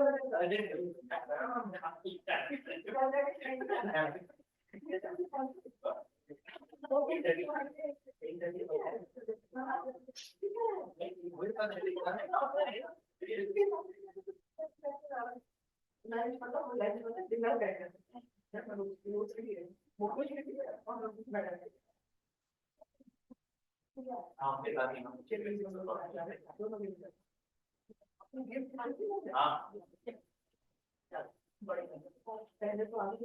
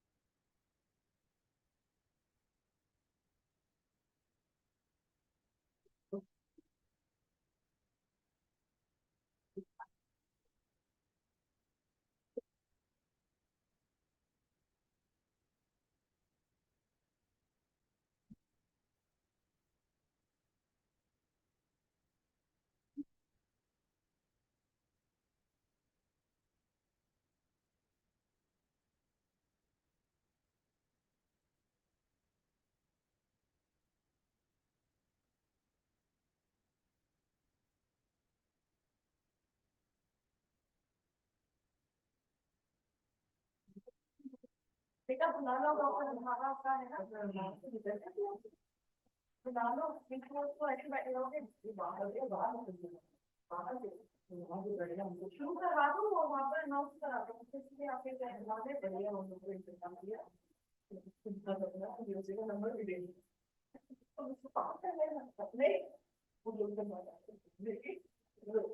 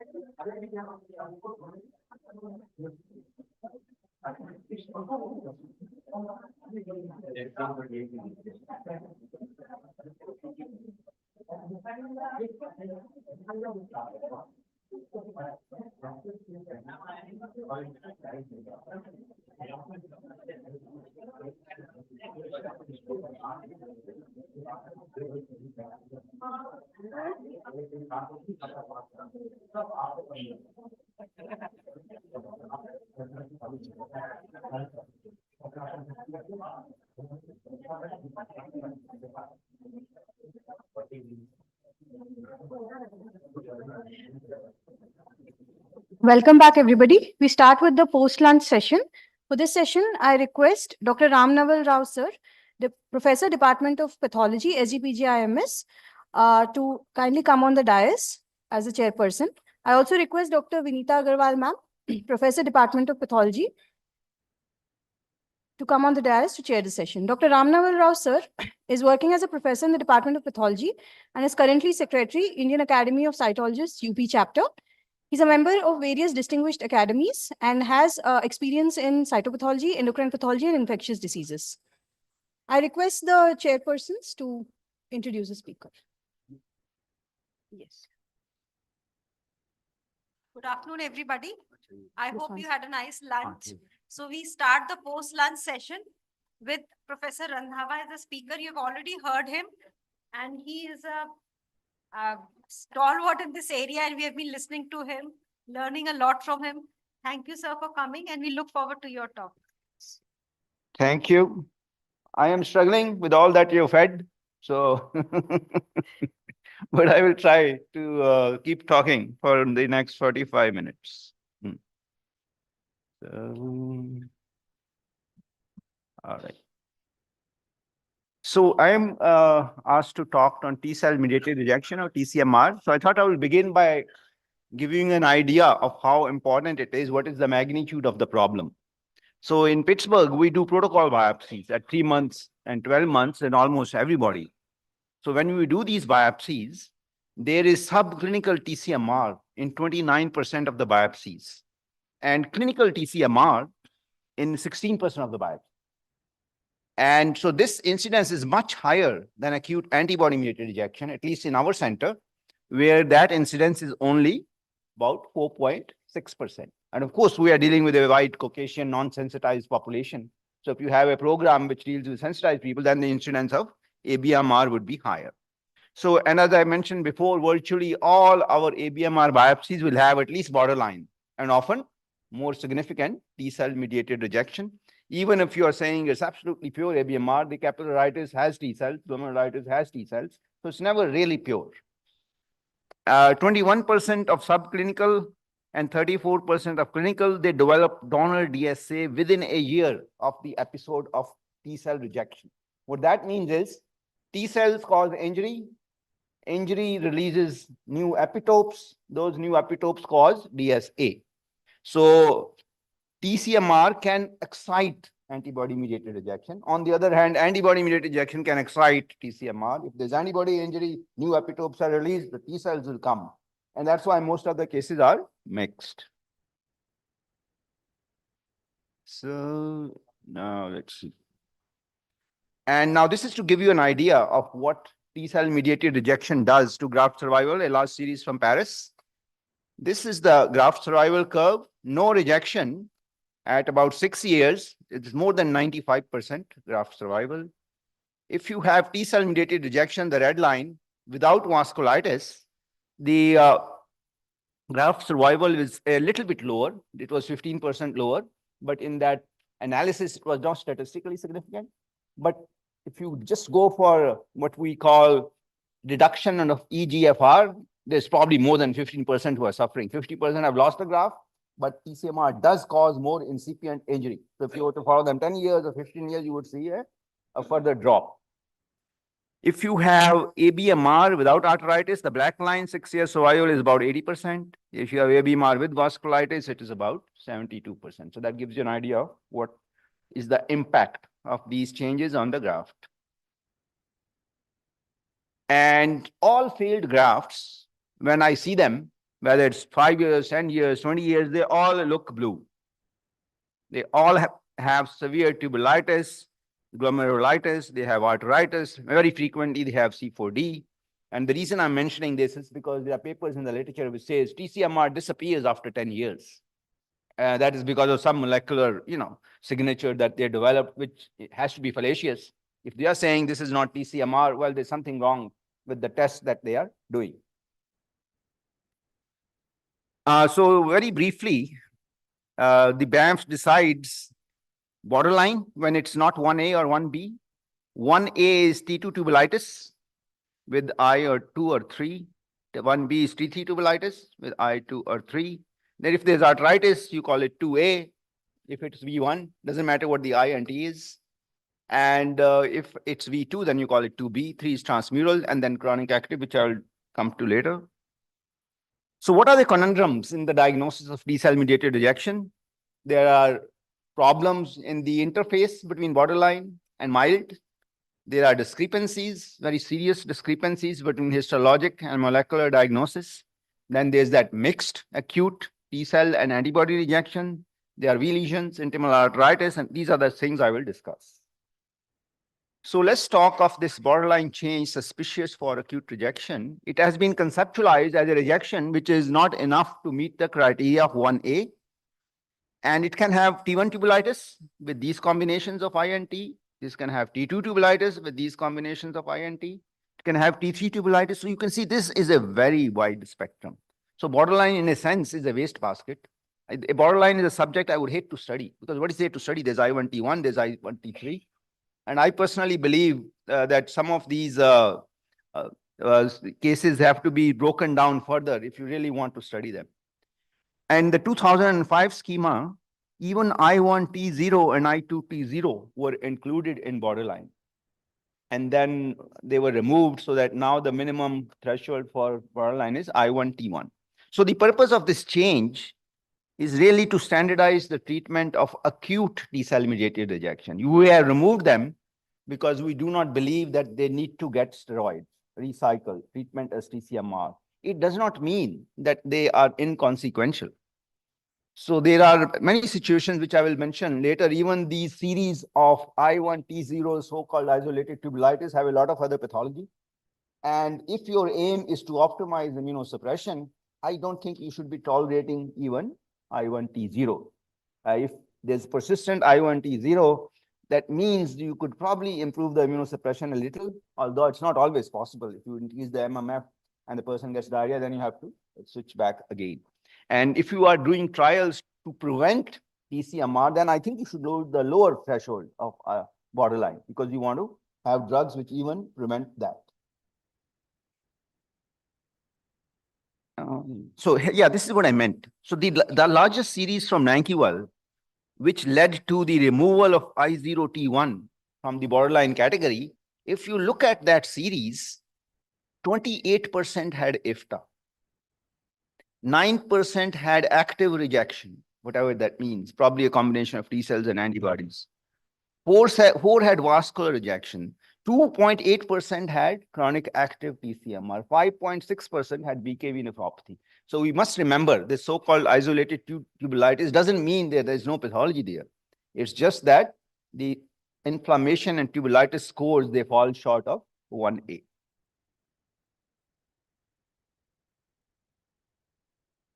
And as we might expect, since the pathology is so heterogeneous, the response to treatment is very heterogeneous. Depends on what type of cases you are studying. Complete remission responses after steroid treatment vary from 13 to 30%. And partial remissions, actually they vary, complete remission varies from 24 to 100%, and partial from 13% to 30%. And the other problem is that sometimes we get borderline biopsies after they've been treated. What are the problems with borderline calls? There are difficulties in grading inflammation. The threshold between what's I0 and what's I1 is really subjective. And there is non-accounting of the density of inflammation. Just saying that a biopsy is 5% inflamed doesn't tell you how closely packed or how sparse those lymphocytes are. If you go at the extreme high power, almost every biopsy will have a lymphocyte in almost every field. And then there's a very wide range of inflammation accepted, 11% to 100%. And so obviously there are efforts underway to use mRNA profiling to make the diagnosis of borderline change more precise. And the areas in which it can help is, the hope is that we have difficulty in quantifying inflammation from 0, 1, 2, 3. Maybe the molecular diagnostics can do it better. We have problems telling whether a lymphocyte is active or whether it is quiescent. Maybe the molecular technology can help us to do that. And maybe the molecular technology can help us distinguish whether a lymphocyte is responding to ischemic damage or whether it's responding to epithelial cells expressing MHC2. And so all this is very good wishful thinking, and we should certainly continue to work in this area. But at this time, there is no molecular diagnostic test, including the molecular microscope, which can be regarded as a validated test for managing these cases. It is still a wish, a dream, that we will have these tests which will accomplish these goals. Those goals have not yet been accomplished, although that's not the impression you get when you go to the commercial talks of these tests. And what are the main problems? There are conceptual issues with the use of molecular classifiers.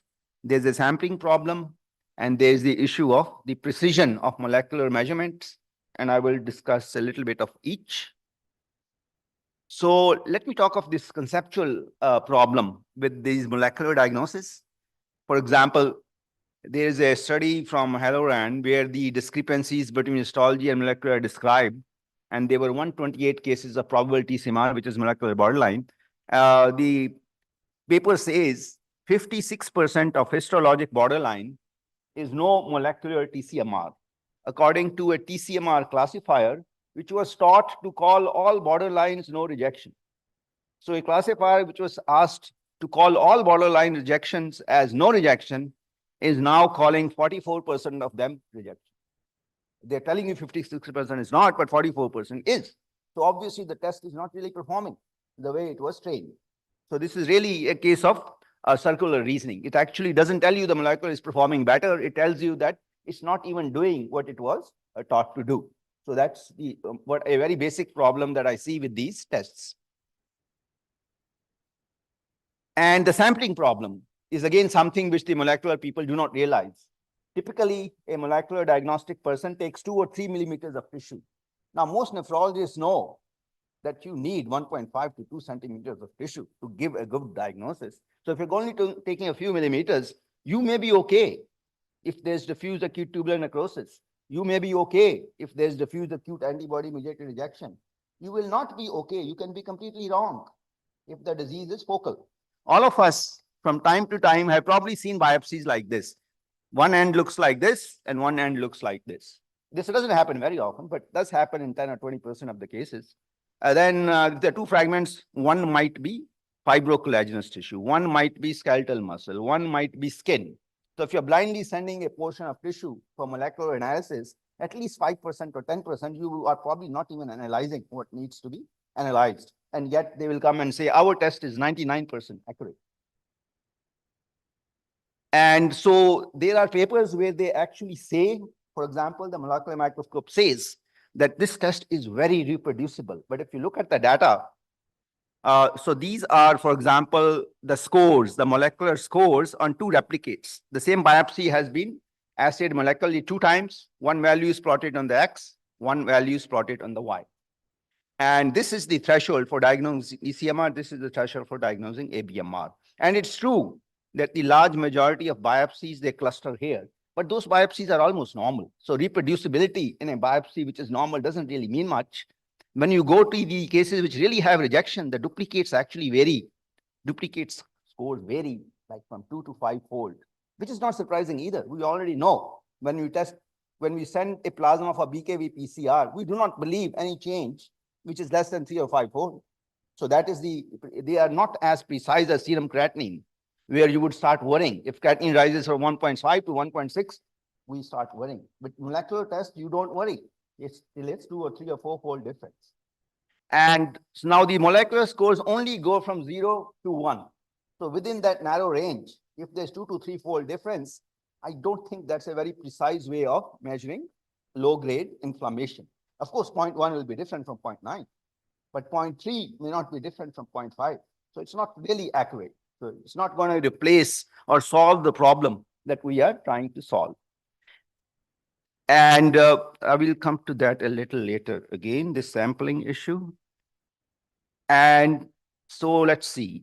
For example, if a biopsy like this is there, if you send this piece off for molecular analysis, it's understandable. They will say no TCMR. If you send this piece, they will say TCMR. If the test is any good, that's what's going to happen. And that's what happens. 50% of the rejections that the histologist calls are not confirmed if you send them for molecular microscope analysis. And the molecular microscope people, of course, say, oh, these are the pathologists who are wrong, without actually telling you what the problems are with their own test.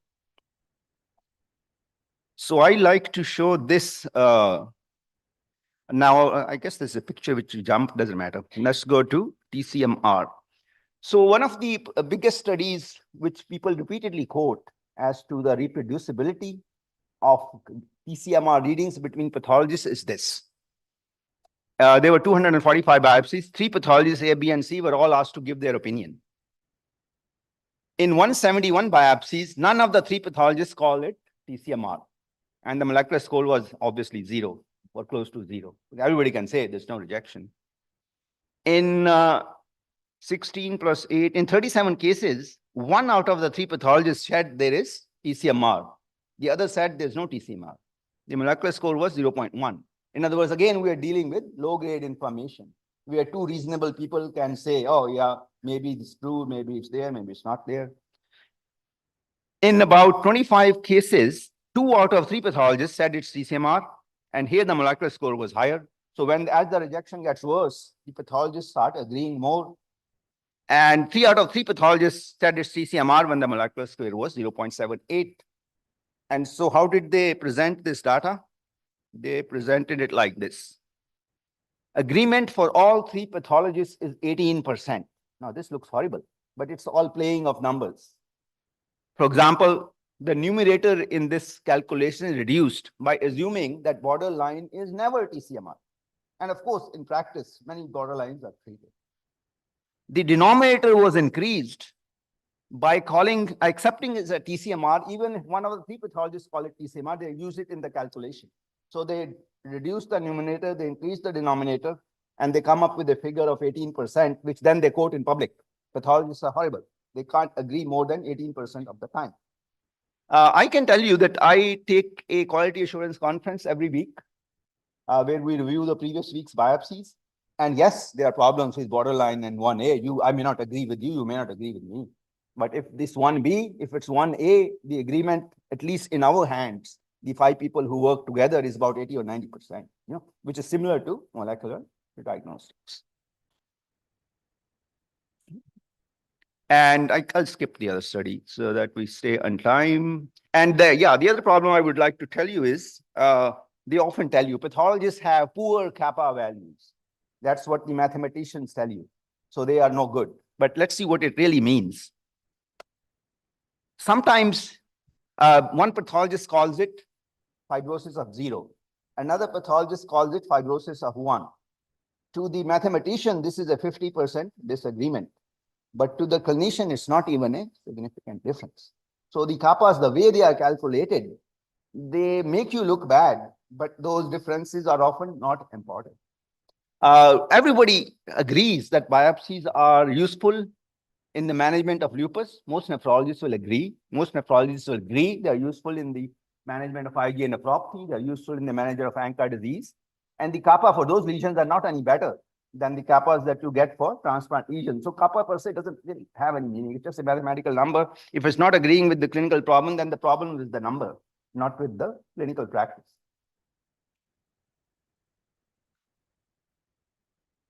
Okay, so let's see. I will try to go fast here. So let's, I mentioned a little bit about how poor the molecular tests perform. The sensitivity is just 50%. There's a 62% positive predictive value. The negative predictive value is good, but absence of rejection is easy to diagnose. Even a first-year resident can tell you there's no rejection in this biopsy. And the overall accuracy of the test, which they sell in commercial presentation, is 89%. But most of it is driven by its ability to say there is no rejection when there is no rejection. And so this was a study which has been published as an illustration of the discrepancies between histology diagnosis and molecular calls. Different histology diagnoses are listed on the x-axis. And the percentage of those histologic calls which get a molecular diagnosis are listed here. If it's red, it's TCMR. If it's blue, it's ABMR, and so on. Because this is a complicated slide and I'm only concentrating on TCMR, I will remove this part of the data, present it in the next slide. So in this data, only about 40% of the histologic TCMRs were recognized as molecular TCMRs. And that's low. That means that the rejections you and I have been treating for the past 50 years, half of the time we were wrong. Is that even believable on the face of it? No, I think the problem is with the test. And so what are the problems? First is the sampling. I already told you how it can have a serious problem. TCMR by definition is focal. You've already seen there is of inflammation, there is of tubulitis. So if you have a small sample, it's not going to be a reliable capture of the whole biopsy. So secondly, I believe the threshold for TCMR is set very high. So the molecular people do not call TCMR till it's really bad, and that it may be a sensitivity issue. So when they are saying histology TCMR is not confirmed, if they were to lower the threshold, then of course the agreement would improve. And of course, there's also a problem with pathology. A lot of pathologists have for many, many years been ignoring tubulitis in the areas of fibrosis and tubular atrophy. So they have not been calling TCMR. And there the molecular technologies has actually helped to convince us that what you were not calling as TCMR is TCMR. Just because the inflammation and tubulitis is in a fibrotic area doesn't mean it's not important. So there, those guys helped us. Whereas in others, they have actually hindered the development of the field.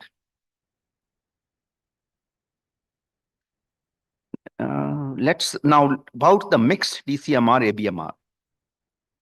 This is a very confusing field if you read the literature.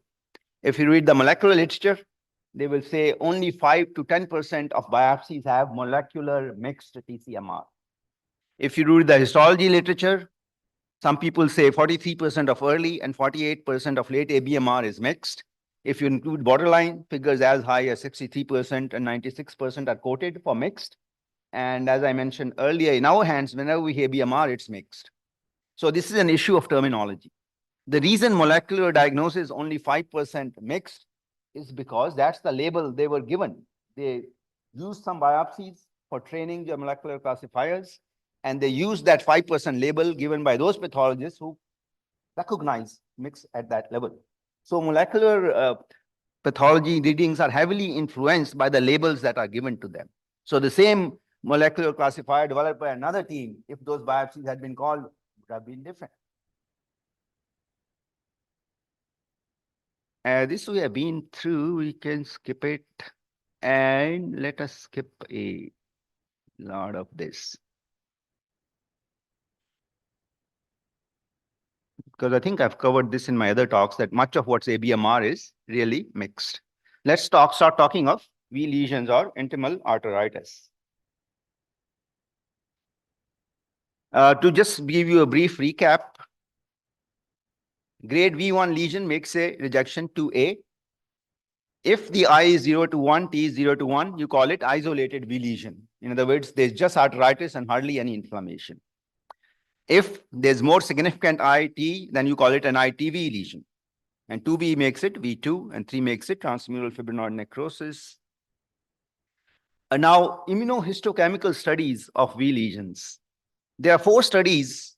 If you look at the inflammation within the inflamed arteries, about 30% of those cells are T cells, and maybe about 60 or 70% are macrophages. So even in this arteritis, although most of the arteritis, 70% of them is said to have DSA and is described as being a manifestation of ABMR, if you look at the arteritis lesion, there are T cells in it. And in another study, they found 2 kinds of patterns of immunohistochemistry. The CD3 to CD8 ratio was more than 1 in 47% of the biopsy. In fact, in some biopsies, the CD3 was more than CD68. And so it just tells you that T cells are present in virtually all V lesions, even if the DSAs are present. And now, what is the overall clinical outcome of the V lesions? In terms of anti-rejection response, if there's grade 2A arteritis, 52 to 80% respond completely to steroid treatment with or without thymoglobulin. Grade 2B, the response rate falls to 10%. As far as death-sensitive graft survival is concerned, 69% of 2A grafts function at 8 years, and 46% of even 2B and 3 grafts do. So arteritis is bad, but it's not always a death sentence. And in fact, these 46 to 69% range actually overlaps with the graft survival in 1A and 1B rejection, which is 44 to 73%. So even the grade 2A rejection is heterogeneous. In some cases, the whole biopsy is clean. There are 1, 2 lymphocytes in an artery. So that 2A is very different from another biopsy where it's all blue and the arteritis is severe. So these grades 2A, 2B, they don't always go in a continuous fashion. And this study basically tried to classify the outcome of arteritis by type of cells. And I think I showed you in that graph, if it's TCMR arteritis, there's 15% graft loss at 2 years, and with an unspecified percentage, probably showing low GFRs, which we can call as impending graft loss. If there's ABMR arteritis, the graft loss is 60%, and 2/3 of these biopsies actually have a I plus T sum score of more than 3. So even though they're being called ABMR, they are really mixed. And this is an example of how an arteritis can have lots of CD3 positive cells in the intima. Now, what about the clinical outcome of isolated V lesions? So there is a short series which was based on molecular analysis, and they described the outcome as relatively benign. But the caveat with the studies is that when there's arteritis, when you try to analyze these cases, most of them have already been treated. So even because nobody wants to leave this arteritis lesion untreated. So if a series finds this arteritis did well, you have to remember, well, it was not untreated arteritis, it was treated arteritis. So that's a problem with some of the studies. And then BANF did a bigger study. They had 101 biopsies, mostly early transplant, C4D negative. And in them, they found that the 3-year graft survival, even for isolated V, was lower, 79% versus 91%. And isolated T and ITV lesions in that study, they behaved similarly. And the effect persisted, even if you removed cases which are DSA positive, and where the GPTC was greater than 1. So it's not all accounted for by ABMR. This I've already shown you, so I need not repeat it. And yes, now let's look at some of the studies which study molecularly these V lesions. Here's a study of 30 biopsies, which the histologists called V lesions. What did the molecular people say? TCMR score was high in 50%. ABMR score was high in 17%. So in other words, they said 17% of these isolated V lesions are actually ABMR. But the publication which describes it didn't have any data either on DSA or in C4D. So we're just saying it's ABMR because our molecular test says it's ABMR. So it wasn't validated or rigorously shown. Then the same study, when isolated V was studied, 13 out of 28, 46% was said, this is molecular ABMR because I say it is so. But the same paper tells you that they did not behave as ABMR. The same paper tells you that they did relatively well. So they're calling something ABMR, but it's not behaving as conventional ABMR. You could argue it's a very early molecular stage of ABMR, but then that's a different bird from what most clinicians understand it to be. And on the other hand, the no molecular rejection was called in 33% of V lesions. And for isolated V, it was 43%. And I would say that most of the time, let's go to the next slide to make that point. There are caveats of isolating V lesions, of analyzing isolated V lesions by molecular classifiers. In a molecular classifier, you taught the classifier that a biopsy like this is TCMR. It is blue, it has inflammation, it has tubulitis. Isolated V, if you show this biopsy to the classifier, of course the classifier is going to say this looks different. It doesn't have inflammation, doesn't have tubulitis. This just has a few lymphocytes in the artery. So to me, it's not so surprising that a classifier trained on inflamed TCMR doesn't behave that well on isolated V, where there's not supposed to be much inflammation, there's not supposed to be much tubulitis. So that's what you expect. So, and the failure to detect TCMR in more than half of these biopsies is similar to the performance of the molecular test in that regular TCMR, where I told you 50% is not detected, by molecular diagnostics.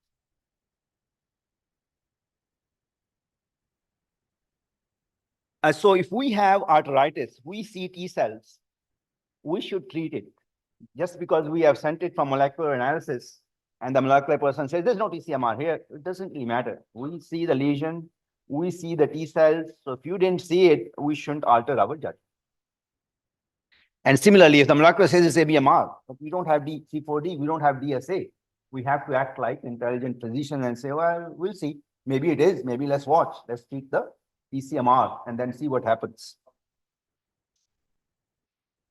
And so there are caveats of analyzing even the inflammatory lesions by MDX. It's very likely, we all have seen biopsies, only one field or two fields out of the whole biopsy have that lesion. So what are the chances? If you take 3 millimeters of tissue, the molecular people are actually analyzing that lesion with arteritis, that chance is low. So what most of the time, what they're really doing is telling you what the background is. They're not telling you the interpretation of the V lesion, they're telling you the interpretation of the background, which we've already decided that half the time they cannot detect what we have been treating as TCMR, for 50 years. And so if you really want to study the molecular profiling of intimal arteritis, you need a spatial profiling. You need to cut out that lesion and then do the molecular analysis on that. And I suspect most of it will confirm what we already know by immunohistochemistry. It will be a combination of T cells and macrophages. So let's talk of chronic active TCMR. I was actually appalled how for 30 years after BAMF, they did not recognize it. They said TCMR can only occur in the vascular compartment. It cannot occur in the interstitial compartment. And I would shake my head and scratch my head. What are these guys talking? If a disease can attack tubules in the interstitium, and if it continues for years, is it not supposed to cause chronic TCMR? No, because the disease was defined in a very narrow way. You could not call something chronic TCMR unless there was graft arteriosclerosis. So the problem was in the definition. And so finally, they did agree to call this in 2017. They started calling it chronic TCMR, but there are problems which were discussed in BAMF 2022 meeting. There are problems in defining tubular atrophy, in recognizing IFTA, and there are also problems in the threshold for the diagnosis. So what is tubular atrophy? The Oxford classification of IgA nephropathy says it's thick, irregular TBMs, usually with decreased tubular diameter. The BAMF 2015 describes it as thickened, redundant TBMs or reduction in diameter greater than 50%. In other words, BAMFs can take either of these two criteria, whereas the Oxford says usually they're both present. And different people do it differently, but I usually don't go just by size because tubules can look small and atrophic even in acute diseases like, acute tubular injury. So I usually insist on both being present. So what is IFTA? So the same problem here. BAMF 2015 says IFTA should be, and that's what the term means, IF and TA. But a common practice amongst pathologists is they look at only the PAS. They look at the tubular atrophy and they call it IFTA. And that is true. About 80% of the time, fibrosis and tubular atrophy, they could go together. But there is that other 20% of the time where this simple rule doesn't really reflect what's happening in the biopsy. And if you look at the BAMF 2008 reference guide, it says IFTA should be scored in scarred areas. The scarred area is characterized by tubular atrophy. In other words, they're defining scar in terms of tubular atrophy. Usually, which means, this is my statement in brackets, it need not be accompanied by interstitial fibrosis. So what I try to do, I don't usually follow the simple way of just looking at the PAS and saying, because this is much is tubular atrophy, this much is IFTA. I try to assess the IF part on the HNE and on the trichrome, and the atrophy part on the PAS, because the PAS is not a good stain for looking at fibrosis. The tubules collapse, the PAS doesn't highlight collagen. So then I try to make a combined assessment, and if the IF and TA are not the same, then I don't call it. I just call it tubular atrophy. And I will tell you why this can change diagnosis depending on how you look at it. And I will mention that in some diseases, interstitial and fibrosis and tubular atrophy, they dissociate from each other. In acute tubular necrosis, the tubules will be small. They can be atrophic. but there's no fibrosis. And the same thing can happen in TCMR. On the other hand, if there's a disease which affects the tubules, like BKV nephropathy, you might expect the atrophy to be more severe than the fibrosis, or at least the atrophy will come first. The fibrosis will develop later. So that these are examples of how you can have dissociation between these two parameters. Now, here are the diagnostic implications of how you define IFTA. If you have a blue biopsy like this, with obvious T3 tubulitis and some atrophic tubules, if you say this is tubular atrophy and this is IFTA, then you would call it chronic active TCMR. If you use my rule, I see the atrophy, but I don't see the fibrosis, then it is acute TCMR. And personally, let's see. Personally, I think this is an acute process. There might be chronicity in the background, but there's a lot of edema. And this biopsy was done for rising creatinine. So my tendency is to call this acute TCMR 1B, where some pathologists might call it chronic active TCMR. And in practice, it doesn't matter. The nephrologists, if they look at this biopsy, they are going to give steroids, whether the report says acute TCMR 1B or whether they call it chronic active TCMR 1B. But at least I like to follow terms and use them in the way they are the most logical. And I was doing this actually much before chronic TCMR was recognized. I've been doing this since 1990. I assess the total inflammation, doesn't matter where it is.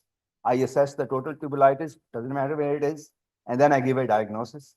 And as far as the chronicity is concerned, it's always there in my report. There's a CI score, there's a CT score, there's a CV2 score. So if the clinicians don't want to treat a particular biopsy because they think there is fibrosis, that information is there in my report.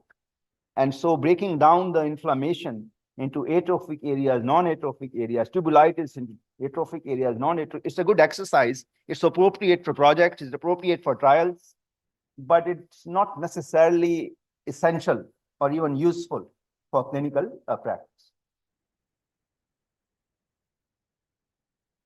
And so how much time do we have? I will skip some of the definitions because there's no time for it.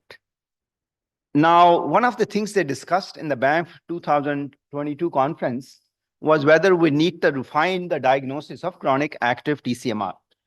Before I talk of the refinement, let me quickly review the definition. The total I score has to be more than 1. The inflamed scar or IFTA score must be more than 1, and the T or T-IFTA score must be greater than 1. In other words, you can diagnose chronic active TCMR whether the tubulitis is in atrophic or in non-atrophic areas.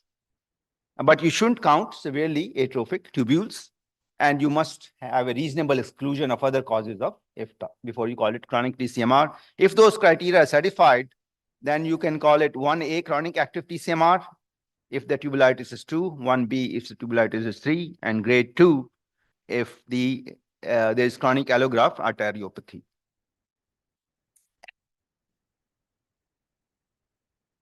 So with this change in the definition of chronic active TCMR, people don't realize it, but there's now a shift in the degree of tubular atrophy that you can now accept for making a diagnosis of acute TCMR. According to BANF 1997, for acute TCMR, you need mildly atrophic tubules or normal tubules. In BANF 2017, all but severely atrophic tubules can be graded for acute TCMR. This means that even moderately atrophic tubules can be graded for acute TCMR. And the BANF 2019 rules now suggest that you score tubulitis independently in areas of preserved cortex, and you call it the T-score, and then in areas of IFTA, and you call it the T-IFTA score. And in both instances, you exclude the severely atrophic tubules. Let me see what happens. Oh, what did I do? Screen share. I was trying to get that bar out of my way. So what am I sharing? Can you go back? Oh, here, that green button. We just push that share screen, I guess. I see it here. Yep. And Yes. Okay. Can we?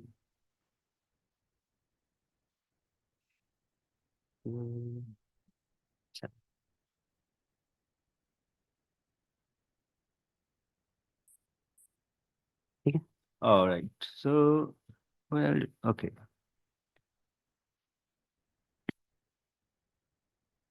So that creates the problem, which I just showed you with that biopsy, that some people can call the same biopsy acute TCMR, some people can call the same biopsy chronic active TCMR.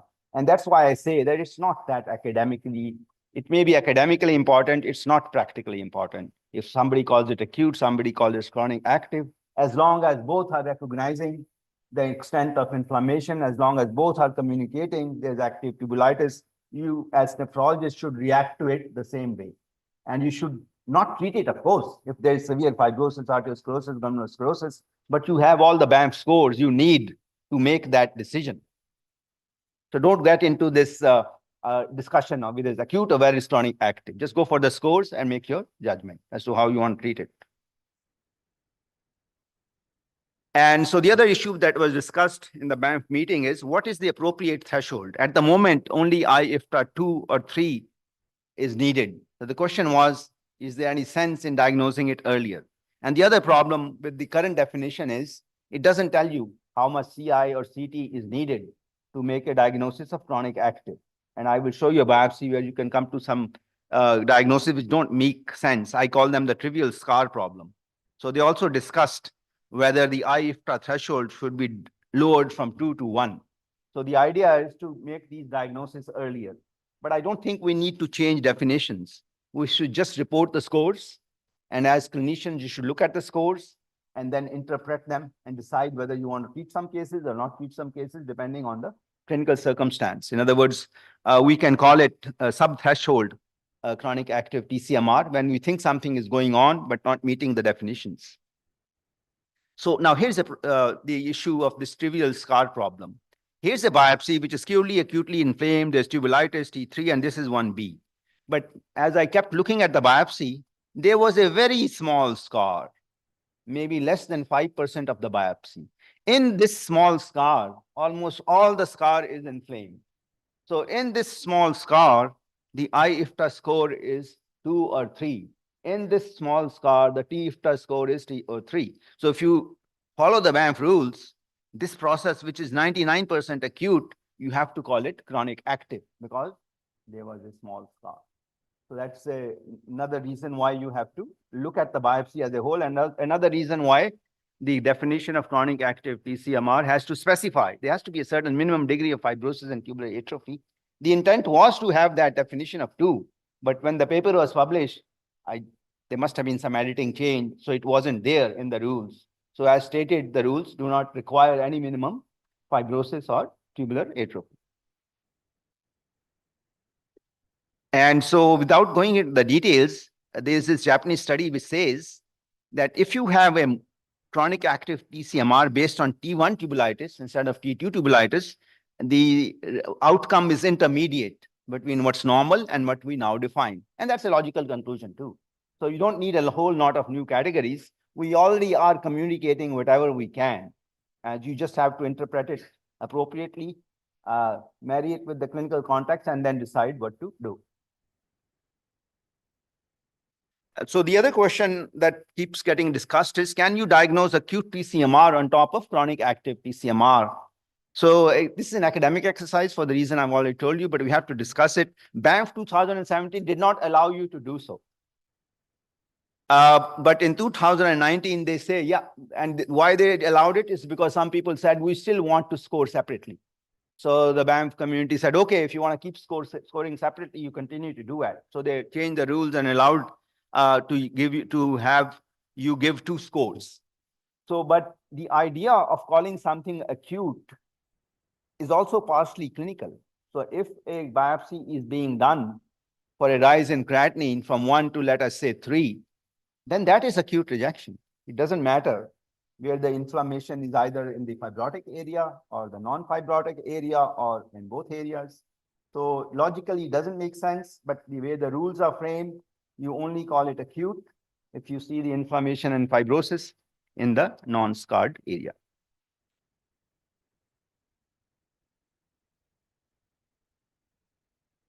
So the problem with these biopsies is, with chronic active TCMR, is that you can treat them, but only about 30% of them respond to treatment.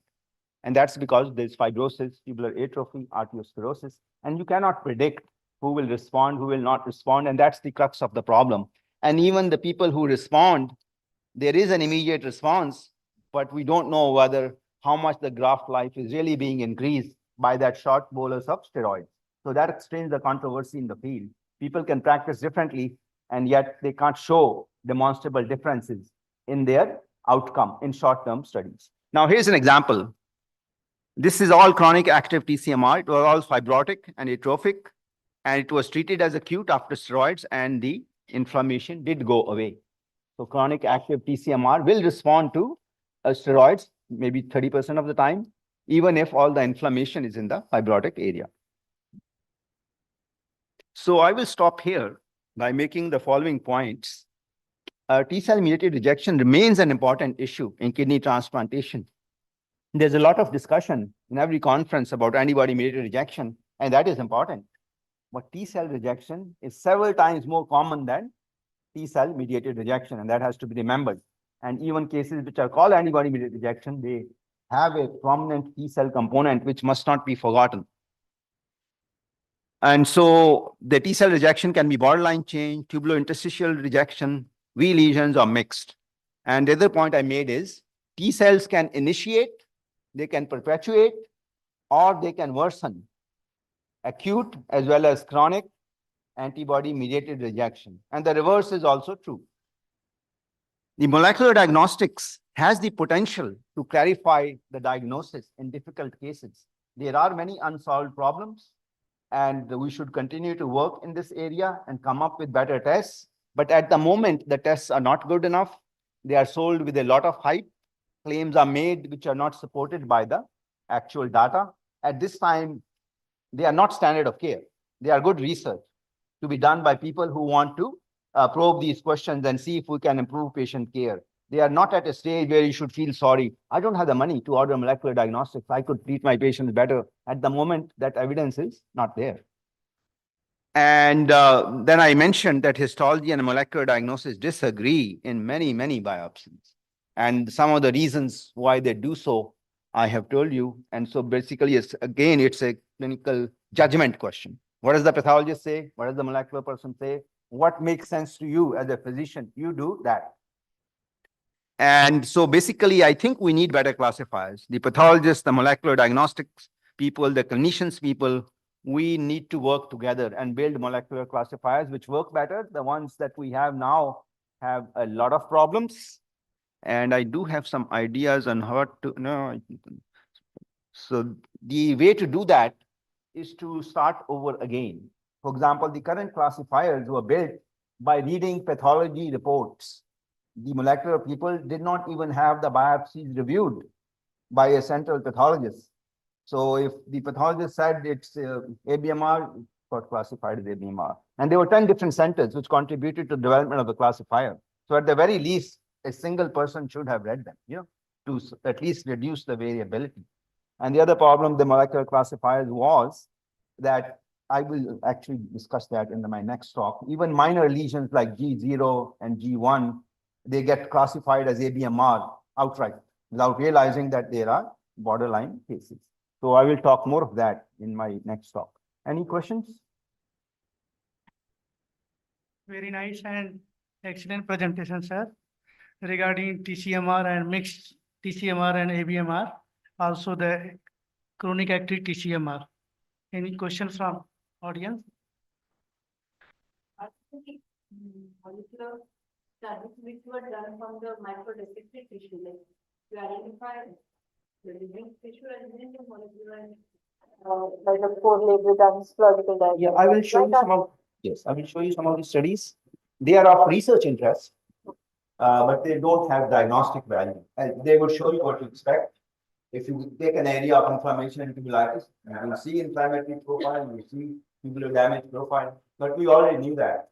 So they are, molecular studies are very, very important and useful to study mechanisms, pathogenic mechanism to see how tissue is damaged. But translating that basic science information into a diagnostic test is difficult.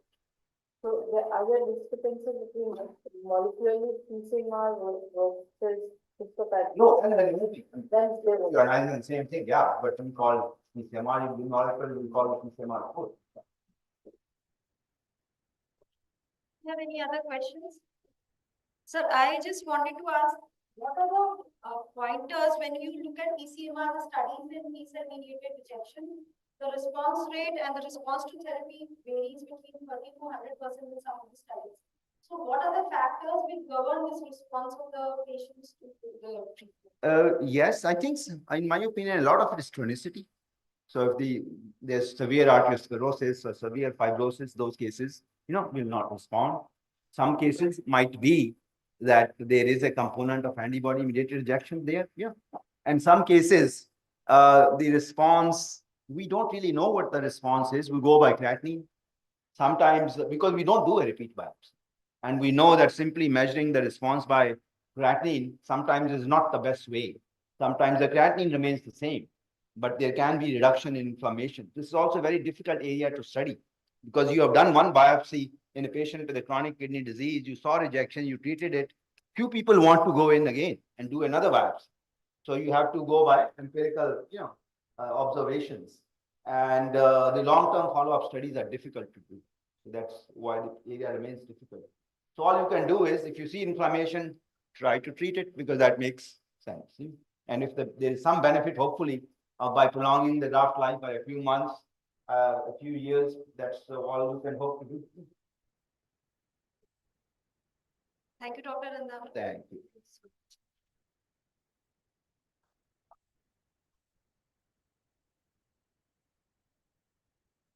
Thank you, sir. I request Dr. Vineeta Agarwal ma'am to kindly thank Dr. Ramnaval sir for chairing the session.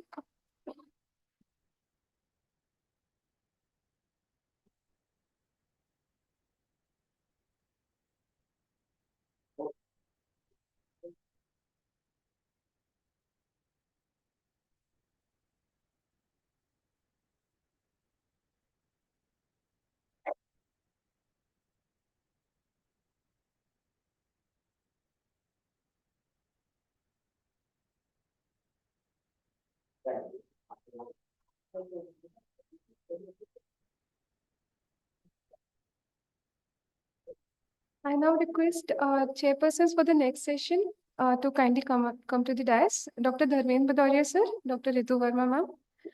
Dr. Dharmendra Bhadoria sir is additional professor in the Department of Nephrology at SGPGI. Sir has various research papers published in numerous national and international journals. He is a council member of Indian Society of Organ Transplantation and editor board member of Indian Journal of Transplantation. Dr. Ritu Verma ma'am is professor in the Department of Pathology at SGPGI, and her areas of interest are tumor pathology, endocrine pathology, cytopathology, and digital imaging. I request the chairpersons to introduce our next speaker.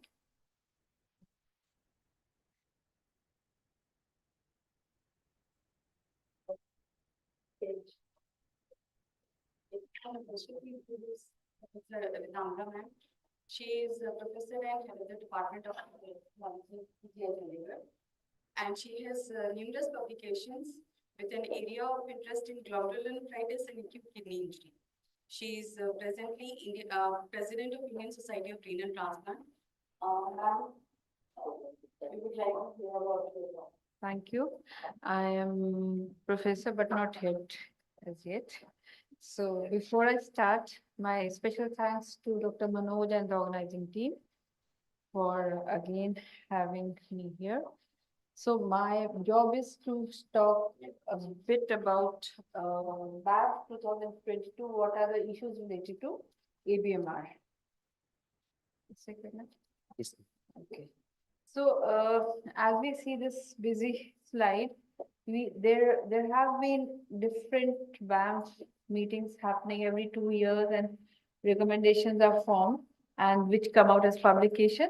And in each BAMF, the criteria for antibody mediated rejection have been improved because whatever issues are there, they are solved in the next publication. And this is the last one, and most of my slides will be from this particular publication. So the difference of this WAMF meeting from previous ones was that in earlier there used to be working groups who would meet amongst themselves, sort out the problems and translate them into a publication. But in this WAMF meeting, after having sorted out the issues, these were circulated and they were to be confirmed by two independent groups which were formed, and then they were kind of validated by specific kind of system to validate them, like we had for pedagogy guidelines. Similarly, Delphi, which is a method of using for making up these kind of recommendations. So that was used in this particular WAMF, in which after proposing the changes, they were circulated amongst the participants, and a survey was conducted twice till a level of agreement of more than 75% was attained.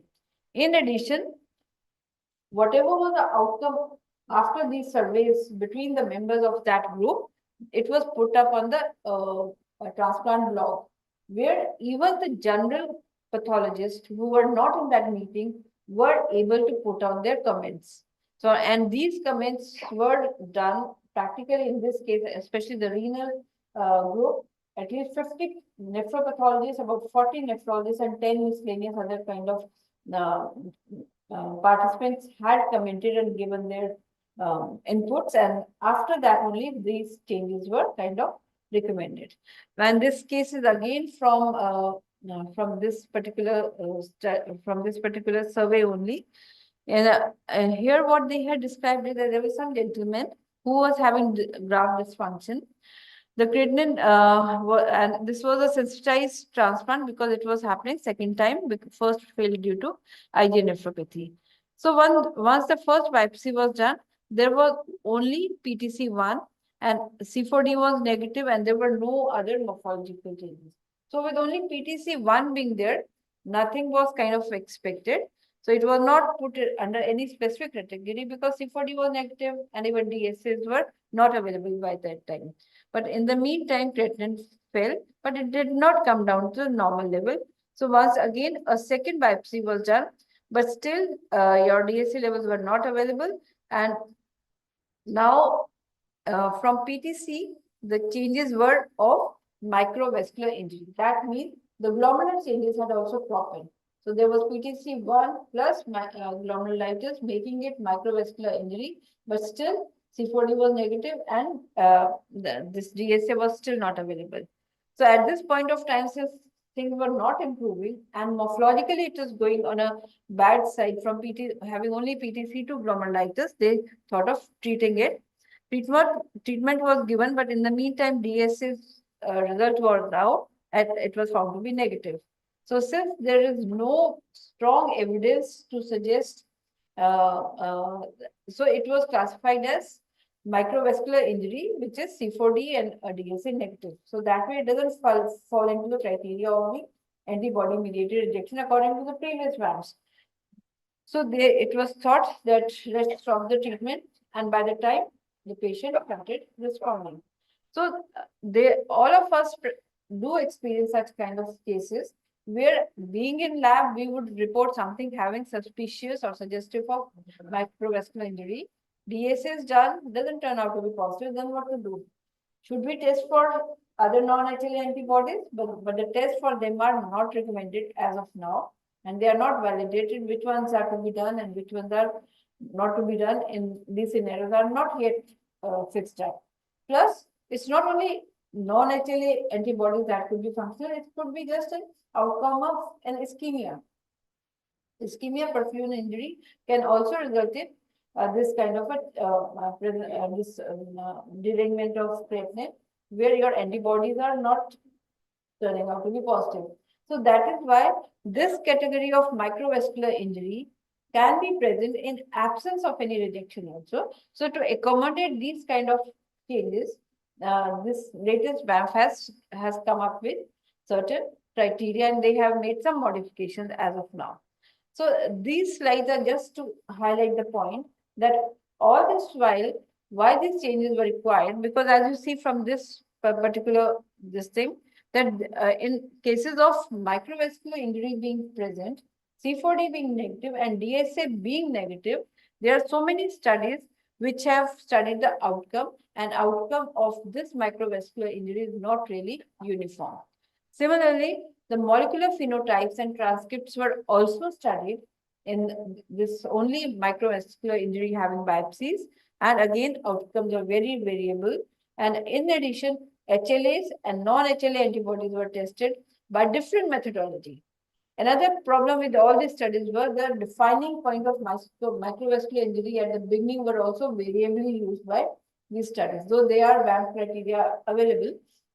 But when they kind of critically analyzed what they had done, there were studies where the starting point itself was not very authentically using these BAM criteria.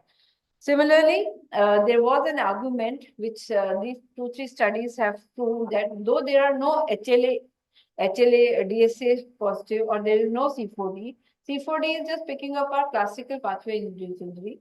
But if all these are negative, why can't this be an NK cell mediated injury? So there are these studies which are kind of trying to tell that microvascular injury can happen in situations other than antibody mediated injury. And then there were, as Dr. Randhawa was mentioning, that there is some injury in T cell mediated rejection, which also seems to be mediated through HLA antibodies. So there is a overlap.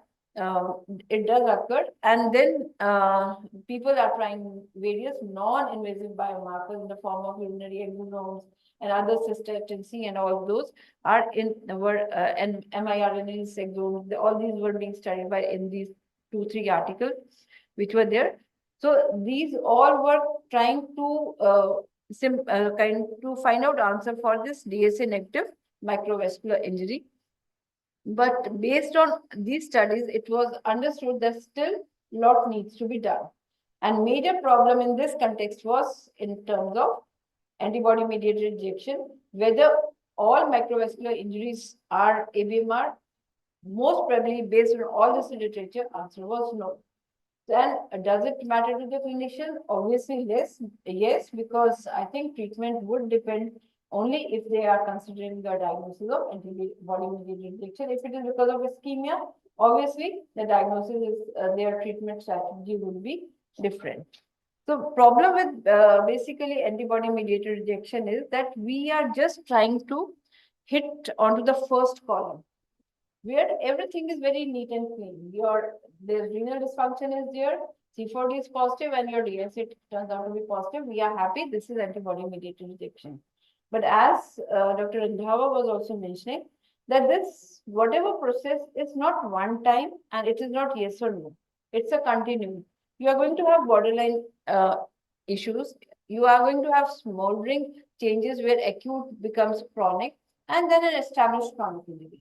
So we really don't have very good way of marking out these in terms of our other tests in addition to DSAs. So this one particular slide is just to show you that when they have, if you see these areas, when they have calculated the hazard ratio of these ABMR classified by different BAM schema, it was found that ultimately only the cases which were classified as classical ABMR having DSA positivity and C4D positive, they are the ones where they could predict the allograft outcome. In others, it was kind of not very sure what we are dealing with. So hence, what needs to be done was that we need to give a better definitions of HLA DSAs.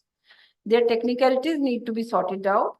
There is this group of what they a STAR group, which means sensitization tolerance associated risk assessment group.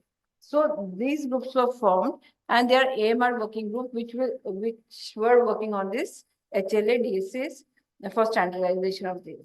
Then non-HLA antibodies, including ABO antibodies, needs to be sorted out. Then NK cell role of NK cells needs to be worked out, and ischemia induced injury or other causes of this microvascular injury needs to be sorted out. So these are the areas where we need to work because these are still not clear. So what in this BAM, what was done was certain criteria which we have been using, and they were kind of studied by different groups, and their utility in that context was studied. So it was found that acute tubular injury, which is one of the morphological markers of antibody-mediated rejection. We take traumatic microangiopathy, tubular injury, PTC dilatation, margination. These are the morphological criteria. So it has been found that acute tubular injury alone is not sufficient enough as a diagnostic point for antibody-mediated rejection. So if you take these three situations, acute tubular injury in the presence of C4D and DSA positivity, obviously it has an important role in making a diagnosis of AMR. So in this category, it was good. But if it is C4D positive tubular injury in a ABO incompatible transplant, it doesn't mean anything. So these patients cannot be labeled as having antibody-mediated rejection. Similarly, in a routine type of a patient who doesn't have increased risk of having transplant, again C4D positivity in and tubular injury being present, it didn't have any meaning because these patients did not behave differently. It did not change the outcome of allograft. So, and this category is supposed to be very rare. Only 1 to 2% of our transplant biopsies will fall into this category. But ultimately, it was found that this does not have any significance, and it was considered that maybe acute tubular injury as a morphological description for antibody-mediated rejection can be dropped out. So if it is present in an appropriate context of having everything fitting well for antibody-mediated rejection, then it has a role, but as a diagnostic feature, it has been removed. And even it was found that even in ABO incompatible transplant like this tubular injury had no significant role. And they thought that it is just a non-specific binding of this C4D to an injured endothelium, and it did not even correlate with C4D transcripts. So that is why even in this setting, it is considered obviously that this is not to be used. Hence, this was removed from a diagnostic category for ABM. Then another second point of discussion was peritubular capillary dilatation and margination. Here, it was thought that what needs to be sorted out, that whether it is diffuse or focal, whether this peritubular capillary dilatation, we all know, can be seen in T-cell mediated rejection also, or borderline rejection. So are there any differences? Are there any immunohistochemical differences? And whether AI can be used for better qualifying them. So it was found that in cases of T-cell mediated rejection, this PTC margination, capillary margination tends to be focal and monomorphic, whereas in antibody-mediated rejection, it is more diffuse. In T-cell mediated rejection is CD3 positive, whereas it is a combination of T-cell and 68 in antibody-mediated rejection. Dilatation of peritubular capillary is seen in antibody-mediated rejection, not in T-cell mediated rejection, and it is difficult to kind of quantitate by in AI. So ultimately, though these changes were found, but as of now, they have not been in change of in any category of antibody-mediated rejection. So they have been defined, but no change in using of PTC dilatation margination in the transplant setting or in the BAM has been made using this criteria. Third thing which has been which was worked upon was new onset arterial intimal वैसे तो आप fibrosis. इसी पर So this was again to be used within 1 month generally. And how to define something as new? That means you need a second biopsy. हाँ sir cost रहती There is new, so that is practically not possible. केवल इसको And कर लीजिएगा camera any यहाँ kind से of an remove कर intimal लीजिएगा। change, any biopsy after 1 month is bound to have some kind of some intimal fibroelastosis. So what is definite? So criteria for new onset, this thing was not kind of a very clear. So in this BAMF, they have said that it is basically the hypercellular intima which needs to be taken into account, not the elastic tissue, which would obviously be there after, if biopsy is done after 1 month of the transplant. So this definition though has been improved, but again the changes have not been implicated in the new BAMF. So as far as this is concerned, it was what has been recommended is that this new onset intimal fibrosis is eliminated as a key diagnostic feature, but if present, needs to be communicated in the description. The reasons for that are here, that this is very a non-specific finding, very low reproducibility, and previous biopsy is previous or second biopsy generally not available. Now, fourth thing which was addressed was presence of non-HLA antibodies. So we know that the recommendation for this group which works on these antibodies is there. They found out that why they cannot be used for clinical decision making as of now. They have said is that the evidence is very low. The tests which are to be done, their validation and their what all targets to be, what all non-HLA antibodies to be tested is still not clear, though it needs to be worked out. So they will work out on what all non-HLA antibodies to be used in the diagnostic criteria. But as of now, what they have recommended is to include at least ABO antibodies in the diagnosis. So in case there are diagnostic criteria for antibody-mediated rejection and the tests have been done in a standardized way, and if they are clinically validated, then presence of morphological evidence of antibody-mediated rejection and presence of antibody against ABO antibodies can be used for diagnosis of antibody-mediated rejection, but other non-HLA antibodies are still yet to be worked out. And they need to be in a descriptive category. No specific category has been formed. So what we are going to have is microvascular injury present, DSA negative, and C4D negative. If ABO antibodies are present, we just need to mention in the report.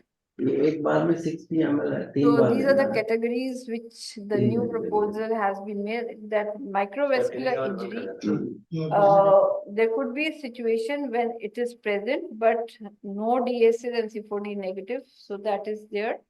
And there could be a situation when microvascular injury is there, but you really don't know the cause, so it is there, it's going to remain there. That is how they have changed our these situations in antibody mediated. The level of agreements which were seen for these, for new onset vascular injury, ATI to be removed and ATI alone along with C4D to be reported descriptively only, though no change has been made otherwise. And this was the level of strength of diagnosis in these whatever surveys were done.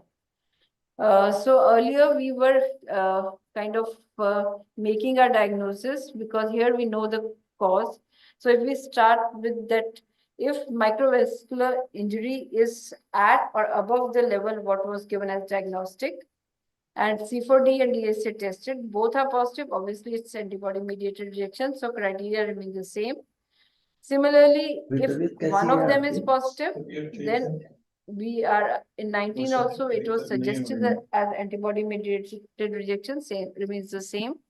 But earlier If it was negative, we were saying no antibody mediated rejection, but here we need to at least document in our report by this terminology only. Similarly, here also, if C4D is negative and DSA are positive, in a biopsy which is not having full criteria for microvascular injury. So microvascular injury is not enough for the diagnostic level of antibody mediated rejection. But your DSA is positive, then it is not suggestive of ABMR, but we can still say it's a probable antibody mediated rejection in presence of DSA being positive.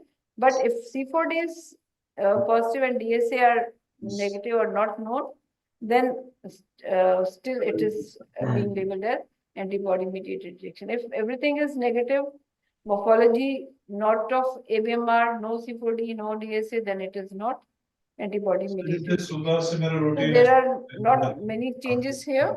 Only these two categories have been added, probable ABMR and MVI being present in absence of C4D and DSAs.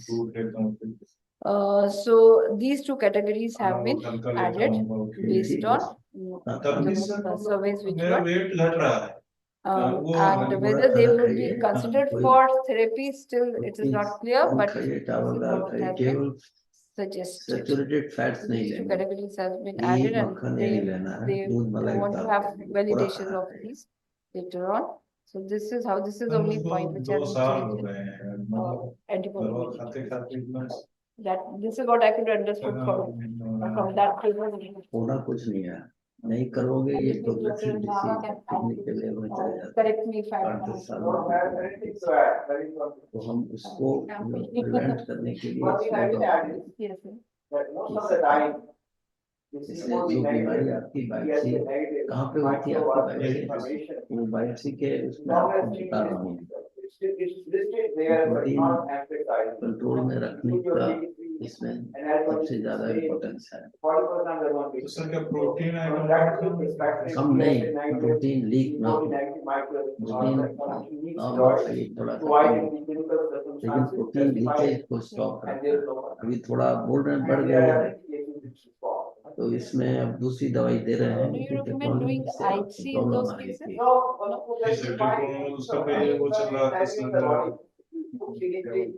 थी No, but like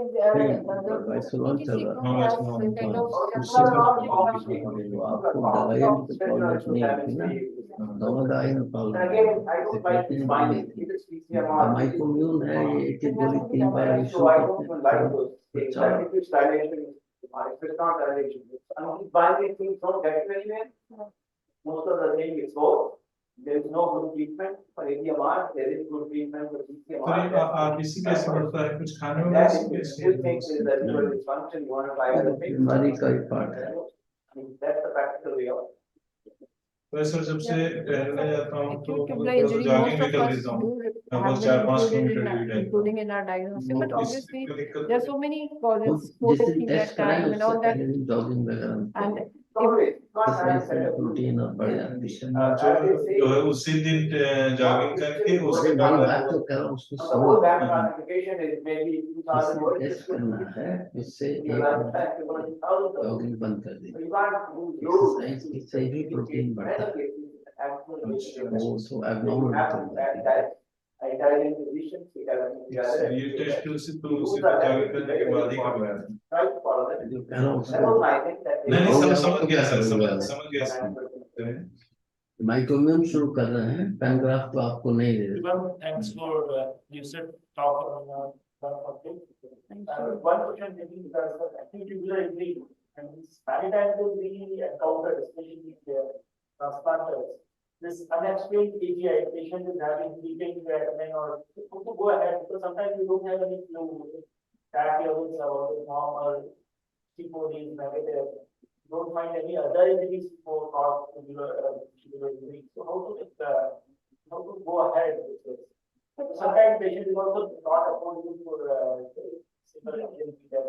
So see, as far as morphology is concerned, if we find pigment cast or any morphological evidence to give a clue that we do try to give from our biopsy itself. But sometimes people only then we talk to our clinician and ask them whether your surgical time was a little longer. Sometimes paragraph से जैसे थोड़ा सा sir भारी और वो irritation सा होता है तो क्या इसको देख के पता चलेगा। So in that case, maybe we have a look at vascular injury, whether it looks like ischemic injury or something like that. But that will be obviously, we will report only once it is out of proportion to the injury you expect in a vascular sir injury. Non veg वगैरह भी Obviously, I don't know. Fish ले सकते हैं और अंडे का spread, लेकिन breast लीजिए। Dr. R.K. Sharma, please mute yourself. थोड़ा सा हमका जांच करके फिर देख लेते हैं, महीने महीने में टेस्ट कराते रहिए, फिर 2 महीने बाद देख लेते हैं। So even severe acute tubular injury can have PTC dilatation and malformation. That's a routine diagnostic approach. But only again, if C4D is positive, only then it gets into the category of antibody mediated. So PTC dilatation, margination, even in a setting of severe acute ATI, is a morphological description only if your C4D is negative.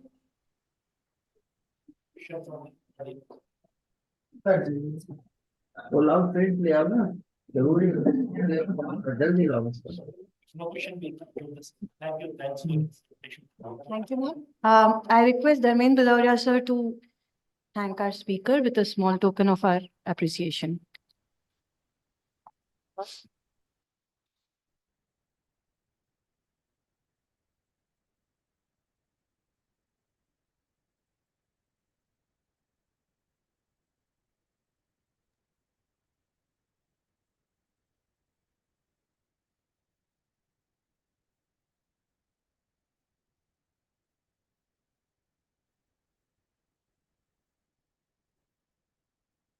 And I request Dr. Anupama Coleman, Professor, Department of Nephrology, to thank the chairpersons.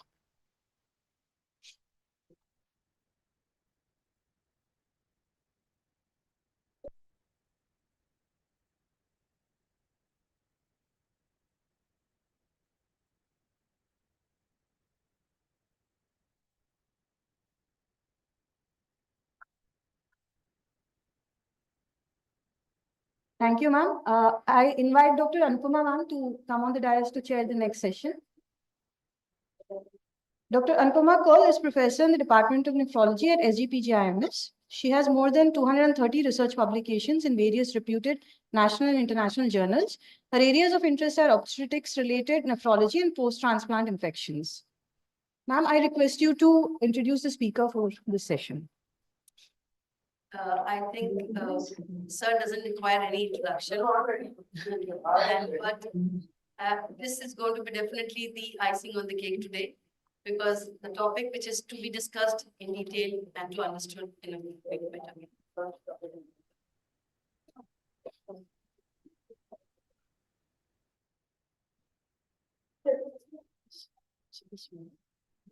Oh, yeah.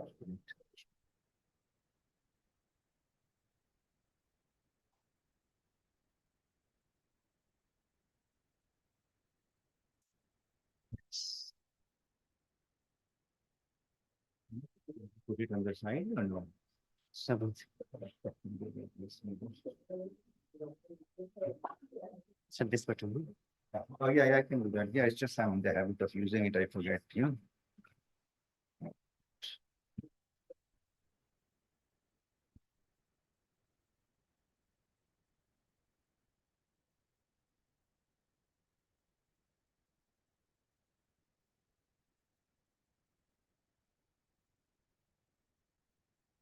All right, so let's start by putting the subject in perspective.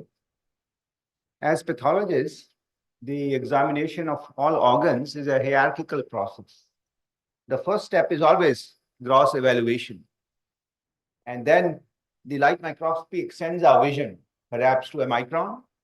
Electron microscopy extends it to, let's say, maybe a few nanometers. And there, the more the magnification you have, the more critical is the sampling. Immunohistochemistry allows the detection of specific proteins. In situ hybridization, you can detect DNA or RNA. And then comes proteomics, genomics, transcriptomics, the molecular features. And these must be correlated with the other features. In other words, proteomics, genomics comes last. The patient comes first, clinical history comes next, lab comes next, gross, light, EM. So even though molecular is important, it has to be at the end because it refines the diagnosis. It doesn't start the diagnosis.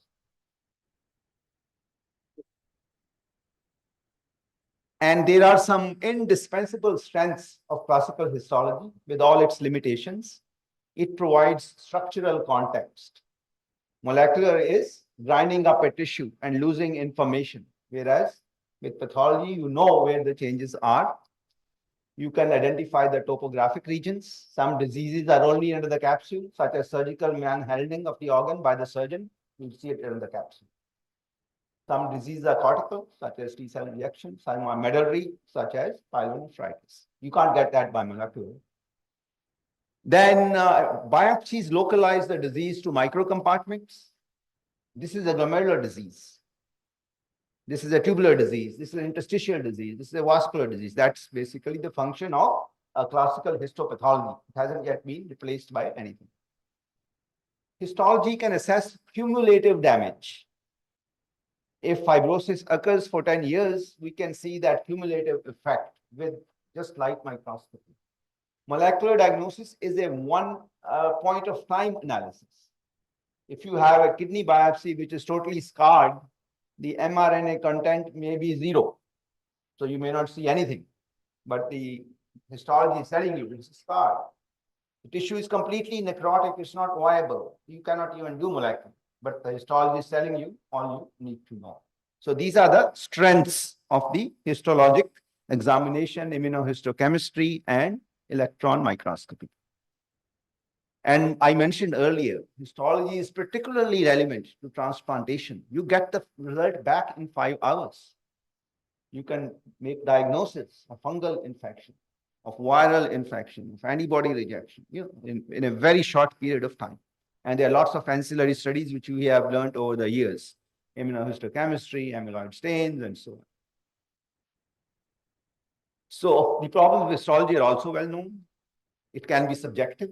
So we don't always know whether this teeny little bit of inflammation, should we count it in the I-score or should we not count it? It does apply arbitrary rules. T1, if there are 4 lymphocytes per cross-section, the diagnosis is borderline. If there are 5, it's 1A. So that's not necessarily biologically valid, but that's why the clinical picture comes in. And the grades are semi-quantitative, 0, 1, 2, 3. A grade 3 fibrosis can be 51%. A grade 3 fibrosis can be 99%. It's almost double. So that's why the grades have limitations. That's why you have to come and look at the biopsy. There are reproducibility issues, but as I mentioned previously, much of this is because we are creating too many categories. The more categories you create, the more difficult the reproducibility will be. There's usually no confusion between what's no rejection and what's severe rejection, what's mild rejection and what's severe rejection. There's no confusion there. The places where we argue, is it borderline, is it 1A? Those are not those critical if you take the clinical picture into account. You know what to do. And there are, of course, advantages of molecular diagnostics. And I said they can potentially quantify the severity of injury on a continuous scale. Instead of 0, 1, 2, 3, you could have a score 0 to 100, varying 1, 2, 3, 4, 5 up to, ideally you could have a test like that. And similarly, the pathologists are not very good at quantifying tubular injury. We see a tubular injury when the creatinine is 1.8, we may see a similar when the creatinine is 4.7. Sometimes they look alike. Of course, sometimes tubular injury is severe. You see infarction, you see coagulative necrosis, but a lot of the time, the pathology reading is the same. It doesn't predict the creatinine. So that's where molecular injury could play a role in coming up with a better answer. And of course, the molecular features. They tell you things which the naked eye cannot even see. So you could assess tissue repair, you could assess development of tolerance. If you measure thousands of things in a biopsy, you could probably get better prognostic classifiers. You'll probably get better diagnostic classifiers. But those diagnostic tools and prognostic tools have to be carefully developed and validated. The problem with the field is they don't go through that process before they start getting advertised and before they start getting sold and oversold. And absolutely, the mechanistic insights that you can get from molecular studies, they are unparalleled. You cannot do that in pathology. And so there are many approaches to mRNA profiling, but I am going to mostly present my data about this microarray technology, so-called molecular microscope. That's where most of the work is done. So let me begin by describing to you how they developed the classifier, the molecular classifier for antibody-mediated rejection. So the original paper in 2013, it took 65 antibody-mediated rejection biopsies, 48 were CD negative, and then they compared it with anything else. That anything else could be mixed rejection, could be TCMR, could be possible ABMR. So the molecular diagnostic doctor can only think of two things at a time. This is ABMR, this is not ABMR. And there's a limitation right there. An infectious disease doesn't think this is measles, this is not measles. We have a broader view. But molecular diagnostics, the way it operates, it's binary. And that itself creates a huge limitation. So within this non-ACR, non-TCMR, there are many, many diseases. And although you can say, yes, we included BK, yes, we included glomerulonephritis, but not enough cases were included. Glomerulonephritis is not one disease. It's hundreds of diseases, and they can vary in their stages and their severity. All that is not taken into account when molecular tests are developed. So that's why they will never perform and outperform pathology knowledge, which has been gathered over decades. And so they took these two comparisons and they took the top 20 differentially expressed genes to build a classifier, and the classifier generates a 0 to 1 score about the probability of diagnosis. And then they were just numbers. So then they compared these numbers with histology. So when they decided that we are going to call 0.2 as ABMR, their attempt was to have maximum agreement with the histology. So when the test was developed in their initial training set, they were said, yes, this 0.2 score identifies 90% of the ABMR. But like all tests, once you take it into practice, that 90% fell to 70 and 65 and 60. So that's very common with all new technology. They behave very well when you develop them. They don't behave that well when you take them to practice. And I would also like to give you some insight into how they developed this test. Whenever a biopsy was G more than 0, PTC more than 1, CG greater than 0, the classifier was told to take it as a feature of ABMR, which is correct.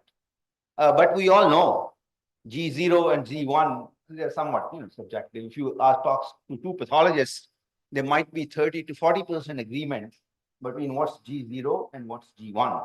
So if you are taking these nebulous features to develop molecular tests, well, the molecular tests are also going to be nebulous in their performance. You cannot start with this, come up with the test and say, now we are better than you. Well, you depend it on us.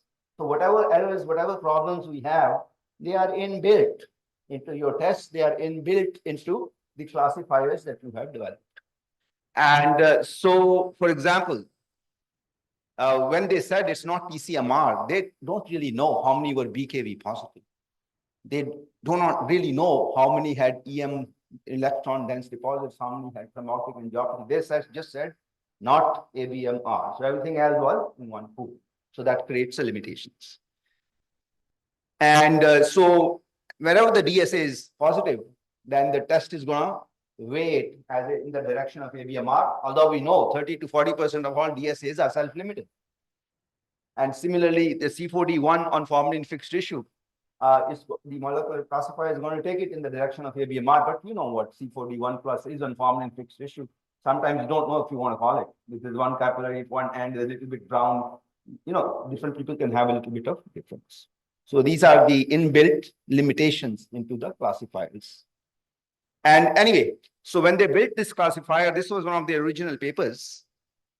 They had tested the classifier with a score of 0.2 in different categories, C4D positive ABMR, C4D negative ABMR. And yes, most of the, about 2/3 of the ABMR, the scores were above the threshold. But importantly, 1/3 of the histologic ABMR, the score was below. So with the TCMR, I told you the problem was more severe. Half the time they could not confirm histologic ABMR. Here they were better. And it's partly because ABMR is a more diffuse disease. So here maybe about 75% of the time, they were able to reproduce the histologic diagnosis, 30% of the time they were not. And on the other hand, in TCMR, yes, most of them were negative, but there were a few where these signals were treated as ABMR. Now, this is certainly possible that the molecular techniques are detecting some ABMR, which is not diagnosed by histology. But to show that, you have to do the follow-up studies and show that, yes, when you follow them up, they actually behave worse, or you have to show that we treated them and they got better. In other words, you want to make sure it's not just a molecular curve, it's a clinically relevant diagnosis. So the second part is missing. And so this is the summary of the molecular classifier for ABMR, specificity 87 and negative predictive 94. There was only 60% sensitivity. And so I believe that you can get molecular false positive tests if the PTC is due to TCMR or BKV nephritis or pyelonephritis or drug-induced interstitial nephritis, or, so because all these things are not taken into account when you develop molecular tests. And certainly you can have histology false negative, as I said. We are not very good at detecting the earliest changes. So yes, we should acknowledge that molecular diagnosis may be able to give early changes, but we also don't want them to be too early, because you also don't want to treat a disease which is not clinically significant. So where is the balance? If we detect too early, it's a problem. If you detect too late, that's a problem. So that's where clinical validation comes in. And that clinical validation has not yet been done for molecular diagnostics. Why? Because it's not easy to do. These studies are very difficult to do. They haven't been done. And so molecular diagnostics is never going to replace the histologic diagnosis of ABMR. It's never going to tell you there's thrombosis, arteritis, transplant glomerulopathy. It's never going to tell you 50% of the glomeruli in this biopsy are sclerotic, or this biopsy is advanced after. The test is going to fail if the tissue is largely infarcted. It's not going to generate any signal if there's dense fibrosis. So it's never going to be a replacement. But it may have a complementary role where it can aid what you see in a biopsy. And some of the areas in which it has been suggested to have a complementary role is these areas where there's equivocal glomerulitis, G0 or G0 to 1 or PTC 0 to 1, or if the C4D is positive, there's no histologic rejection, there may be DSA, there may not be DSA. So it is a hope that the antibody-mediated rejection may be diagnosable early with molecular diagnostics. And I have seen and reviewed some unpublished data that if you look at cases like this, you send them to molecular diagnostics. Yes, the molecular diagnostics will call ABMR in 50% of those biopsies, but that doesn't answer the question. You have diagnosed it, you have detected it.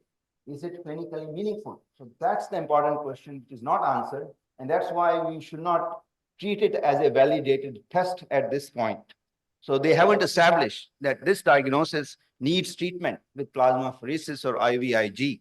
Is it anything better than borderline TCMR? We have been debating for 20 years whether borderline TCMR should be treated or not treated.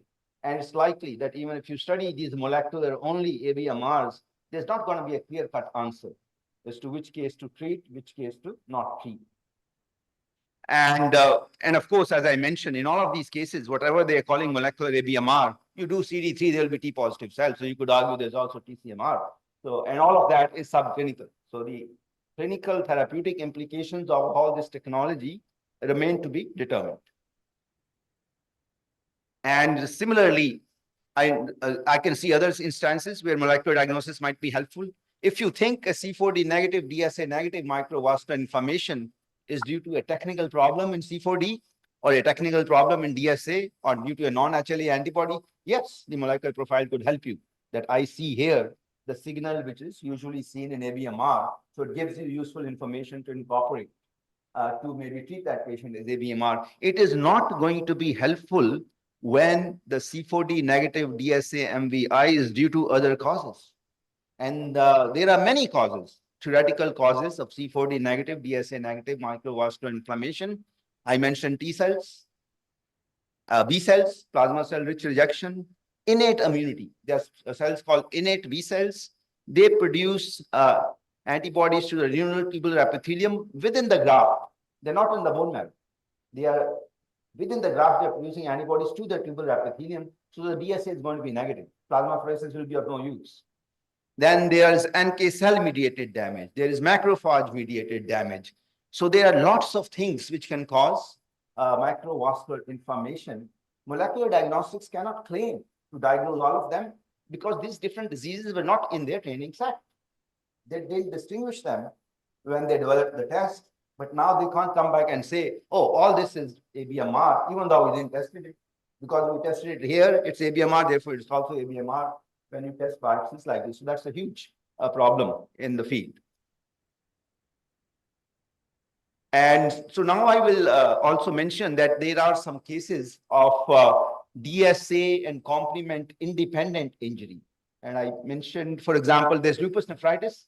You can have real C4D positivity in the PTC capillaries. And that is because they're actual immune complex deposits, which you see on electron microscopy. Similarly, there are other diseases where you can get C4D positivity and the cause is not always clear. The bottom line is that it's not just antibodies which activate complement. There's alternate pathway, there's lectin pathway. So theoretically, there are many other conditions other than antibodies which can cause a complement deposition. I have seen C4D staining in anti-GBM disease, recurrent anti-GBM disease, and those antibodies are presumably to some collagen, in the peritubular capillaries. And the performance of the molecular microscope in all these conditions is not known. So let's look at borderline change. So I will quickly discuss all the diseases and see where the molecular field is in these diseases. So I already mentioned, I think this part I've covered, why borderline is a problem, and why the molecular features, there are conceptual issues, there's sampling issue, there's precision of molecular diagnostic measurements, all that I have covered. So I can skip it.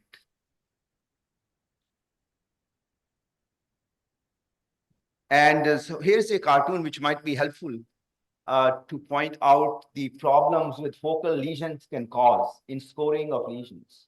So if this is a kidney, we all know the rejection is a focal process. So let's imagine that only the black parts in this kidney are rejection and the rest is not rejection.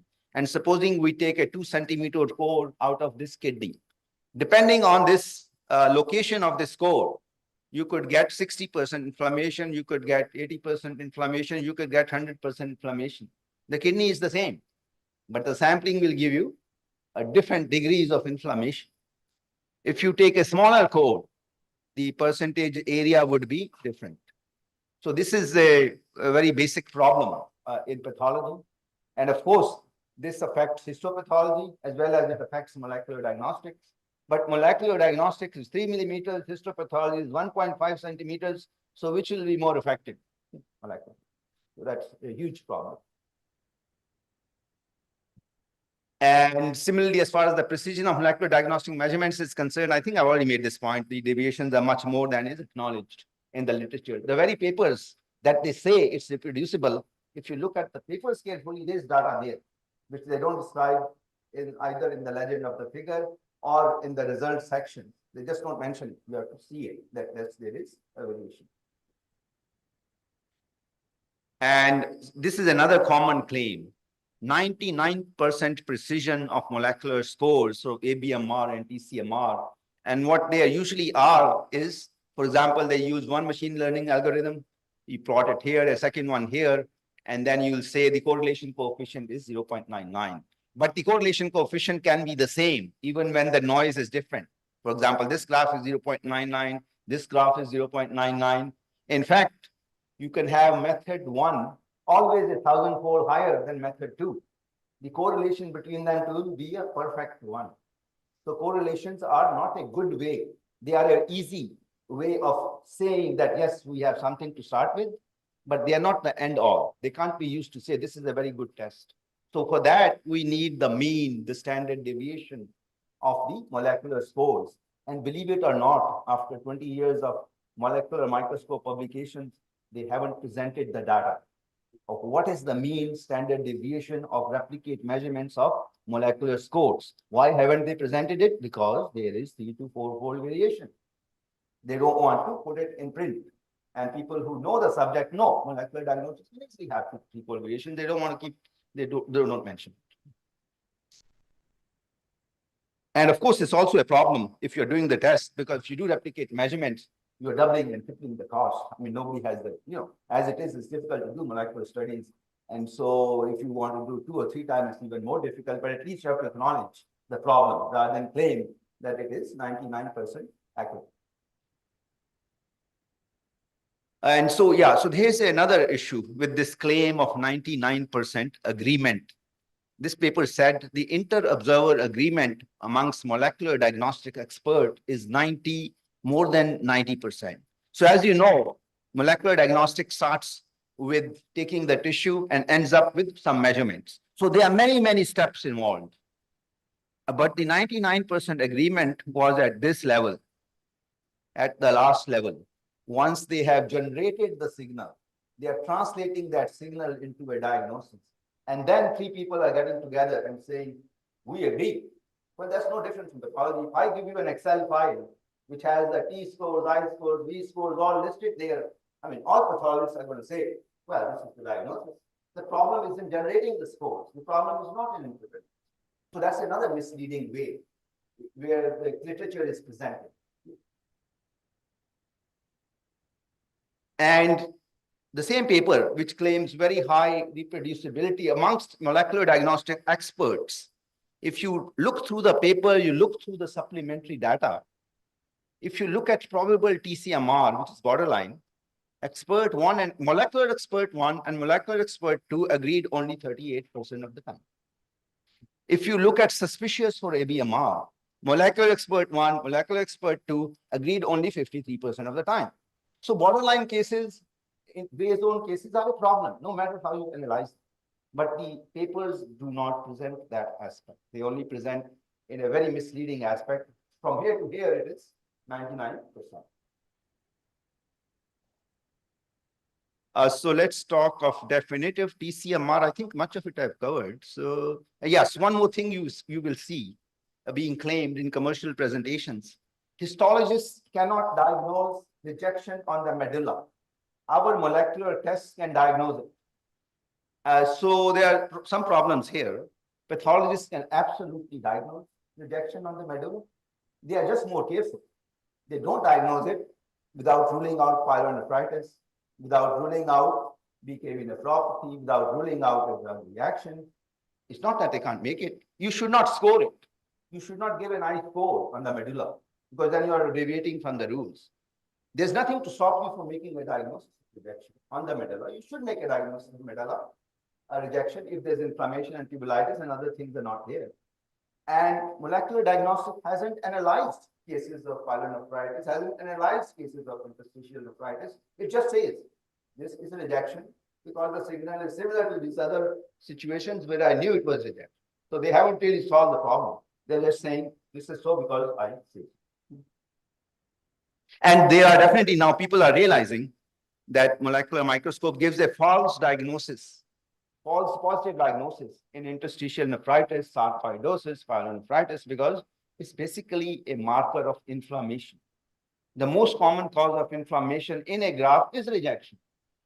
And the molecular signals measure that. So they are right 80% of the time, maybe 90% of the time, but the rest you can go astray. And so I think I've already covered some of these discrepancies. I don't have to go into them again.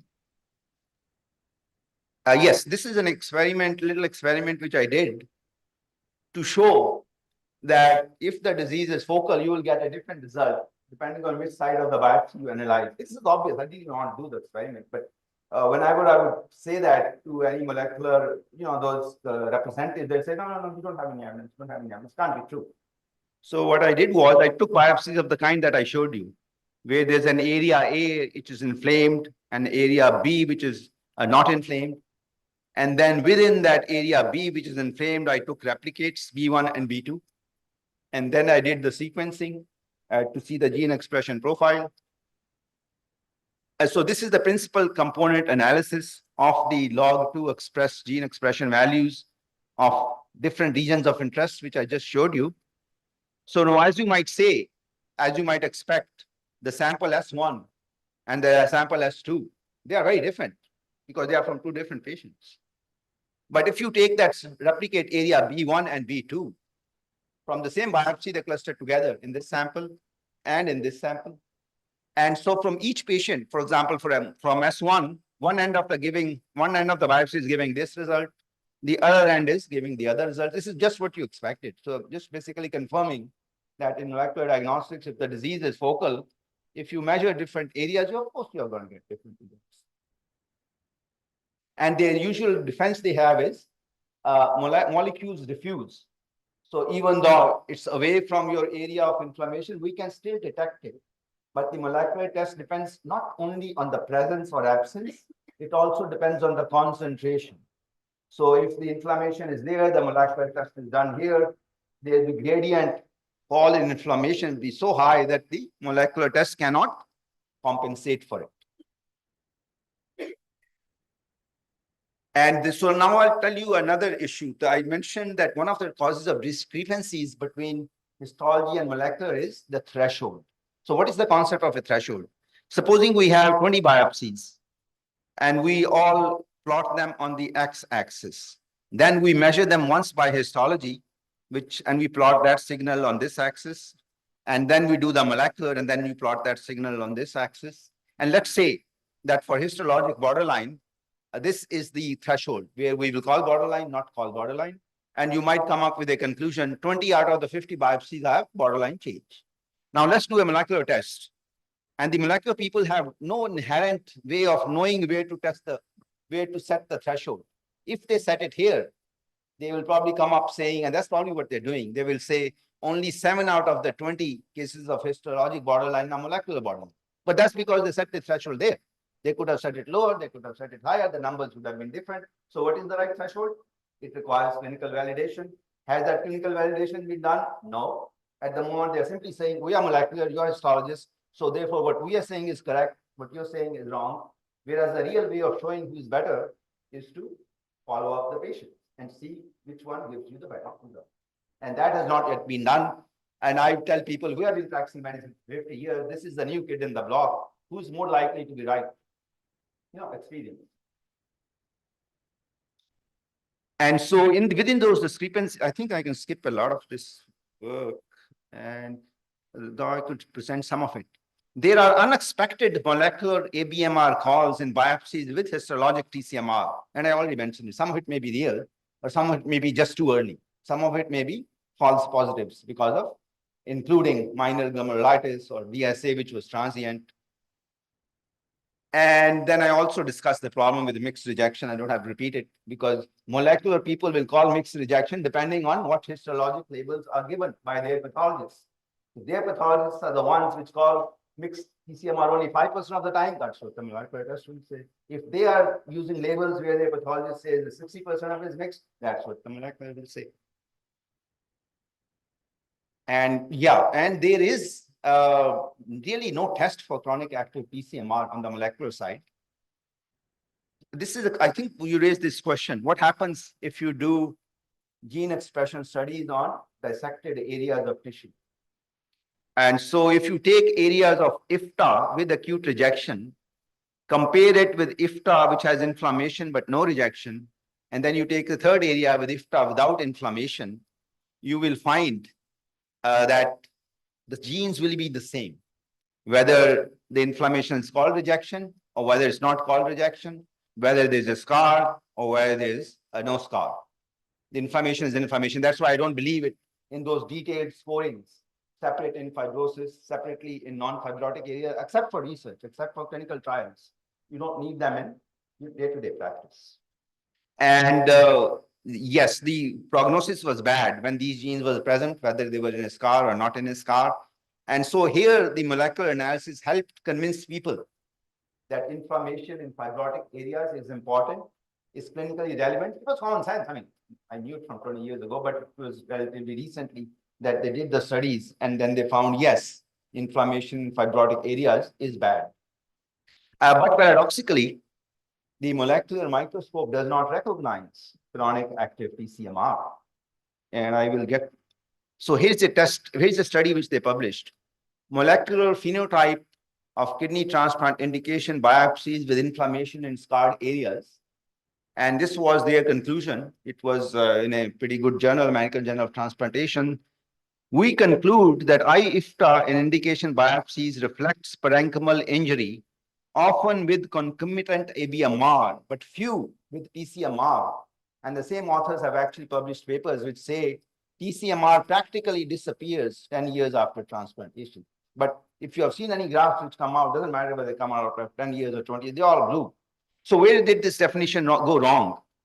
So I think this was another case of circular reasoning. They defined their TCMR signature in non-scarred biopsies. And then they are applying it to scarred biopsies. Now in the scarred biopsies, the rejection-related genes will be diluted by genes of fibrogenesis, tubular atrophy, arteriosclerosis, tissue remodeling. So that is my explanation of how the result that they are giving doesn't make any clinical sense. But they are not aware of all these variables. So they are pretty certain. We have a molecular test. This chronic TCMR histology diagnosis must be wrong because we do not see the signal, which we found in acute TCMR. So you can see the problems with the argument. And so there was a time, actually, the molecular microscope people came to our department. They were able to convince our pediatricians to do a few tests. They gave us a few free tests. And so we actually sent 5 biopsies with chronic active TCMR for molecular microscope analysis. And they all had high injury scores. They had lots of inflammation, tubulitis. And yes, they had high injury scores, fibrosis scores. The total rejection score was 0. The T cell score was normal. The molecular TCMR scores in cases of obvious chronic TCMR by histology was normal. The ABMR score was high. So the molecular microscope diagnosis on our cases of chronic TCMR was no evidence of TCMR, and they call them ABMR, which is a continuation of the story that I'm telling you, that this is not a good test for diagnosing TCMR. Even acute TCMR, they miss 50% of the time. Chronic TCMR, they miss even more because the molecular classifier was not meant for that. And then the molecular microscope report has a lot of classifiers put in. They have a tubulitis score, they have an inflammation score, they have a tubular atrophy score, they have an arterial hyaline score. So somebody in that company keeps generating these classifiers and keeps putting them in the report. But none of these actually classifiers are validated in peer-reviewed literature. And so, for example, all our cases had T3 tubulitis, but the tubulitis molecular score was actually normal in all of them. And here's a very funny arteriolar hyaline score. Just look at the ranges. The range of the arteriolar hyaline score is from 0 to 1. And according to the report, up to 0.9 is normal. I've never seen a test where the range is from 0 to 1 and they're saying 0 to 0.9 is normal. I mean, this tells you how little lab medicine these guys know when they develop these tests. And so obviously they're not going to detect any arterial hyaline change unless it's extremely severe. So for the same reason, they do not really detect a lot of tubulitis, which is obvious. And how can you detect tubulitis, which is a spatially recognized feature? How can you recognize a spatially defined feature by mashing up the tissue? I mean, you can't do it. So you can always generate numbers that this is a classifier for tubulitis. Does it mean anything? No. It doesn't correlate with histology at all, nor should it. So let's talk a little bit about the V lesion. I think I've already covered it. So let's skip it. Yes, now the tubular injury, that's an area where there's potential application. And I mentioned that to you because we are not good at diagnosing tubular injury. And therefore, it's an area where if you could have a test where you can quantify tubular injury by molecular, it could be clinically useful. And yes, they have done some, without going into the details. Yes, there are tests where it appears that molecular signals, the more molecular signals you have, the lower is the GFR, which is expected, which is a useful thing. So here's scope for some tests to be developed. And then no matter the biopsy, the histologic ATN, the black dots are equally distributed in mild molecular signals and high molecular signals. In other words, the molecular signals are giving you something different from histology, which also makes sense. And so this again is the type of work you can carry forward, but it's just the beginning. It's just an illustration of the principle that you can use molecular diagnostics to quantify tubular injury, but then you have to begin those studies. You measure them in different diseases. You find out how reproducible the measure is, what is the standard deviation, what is the mean, is it useful in detecting small differences? All that work has not been done and needs to be done before we can accept it in clinical practice. But yes, the potential is there. And similarly, there are no good tests for calcineurin inhibitor toxicity. So theoretically, you could have a test. This is an area which should be developed, but hasn't been developed. The way to develop it would be to take some biopsies where both the pathologists and the clinicians, they agree that this is cyclosporine toxicity. And then you can do the gene expression profile of the biopsies, compare them perhaps with tissue culture cells where you expose the cells to cyclosporine and see what comes up. And then you can come up with tests. But all that is a lot of work. Needs to be done, hasn't been done, but the potential is there. Similarly, there are donor biopsies. You can apply the same principle. So these are donor biopsies, which you and I look at frozen section. And if you do molecular analysis, yes, they cluster in a way that living related transplantation clusters different from deceased donor, and people with graft dysfunction, they cluster differently from people who do not have graft dysfunction. But again, this is proof of concept studies, actually bringing them to a level where you can make useful clinical decisions is not being done. And so then what happened in BAMF 2022? There was a lot of effort to incorporate molecular diagnostics into ABMR. So if we use the 2019 definition, where can molecular diagnostics help? It could potentially help in item number 2, the antibody interaction. For example, you could have a test which measures endothelial gene expression. It could help potentially in the serologic evidence if you have a classifier which gives you a probability of DSA being present. Unfortunately, there's already evidence that molecular diagnostics doesn't do well in either of these two categories. There was repeated concern at BAMF that the so-called ABMR signal of the molecular microscope is nothing but a microvascular inflammation signal. And yes, microvascular inflammation is ABMR 80% of the time. But in those 20% of the time, we can't use the test to say it's ABMR and not something else, because those alternate diagnoses were never tested by molecular diagnosis. So you can't use that. So if something is ABMR and I'm saying, I'm not sure this is microvascular inflammation, I'm not sure it's ABMR or not, let me send it for molecular. But the molecular, you already know it's going to call it ABMR. You've got to strain to call ABMR. So it's not really adding anything useful. If you know how the test was developed, the information that they're giving you is not really useful. You already knew. Yeah. And similarly, it is now well known that the molecular signal for ABMR is a poor predictor for C4D status, and it's a poor predictor for DSA status. So you cannot predict C4D positivity, negativity, DSA positivity or negativity with a molecular score. And that's why it's no longer acceptable to use as a criterion, the second or the third criterion for the diagnosis of antibody-mediated rejection. Then some people came up with the idea that every report should have two diagnoses. There should be a histologic classification of ABMR, the way we have discussed it. Then there should be a molecular classification of ABMR, where you simply report a score, molecular score 0.1, 2.1, 2.9. But I told you what the problem with that. The variability of that score has not yet been determined. What is the correct threshold for that molecular score, where we should intervene and give plasmapheresis or rituximab, is unknown. And the dynamic range is very narrow, 0 to 1. How much accuracy can you get if you're measuring a process only from 0 to 1? And within that range of 1, there's 2 to 3-fold variation. And so that's another problem with the test. So it's not practical to use as it is currently. being sold. So as you know, the bank has a molecular working group which is conducting studies on how to integrate molecular diagnostics into BAMF. And the principal task, and these are all major tasks, they're not going to be done for 5 or 10 years. We have to define the context of use, establish clinical validity, demonstrate clinical utility, obtain regulatory approval. And so we have a long way to go before we can start saying these tests should be a part of standard clinical practice.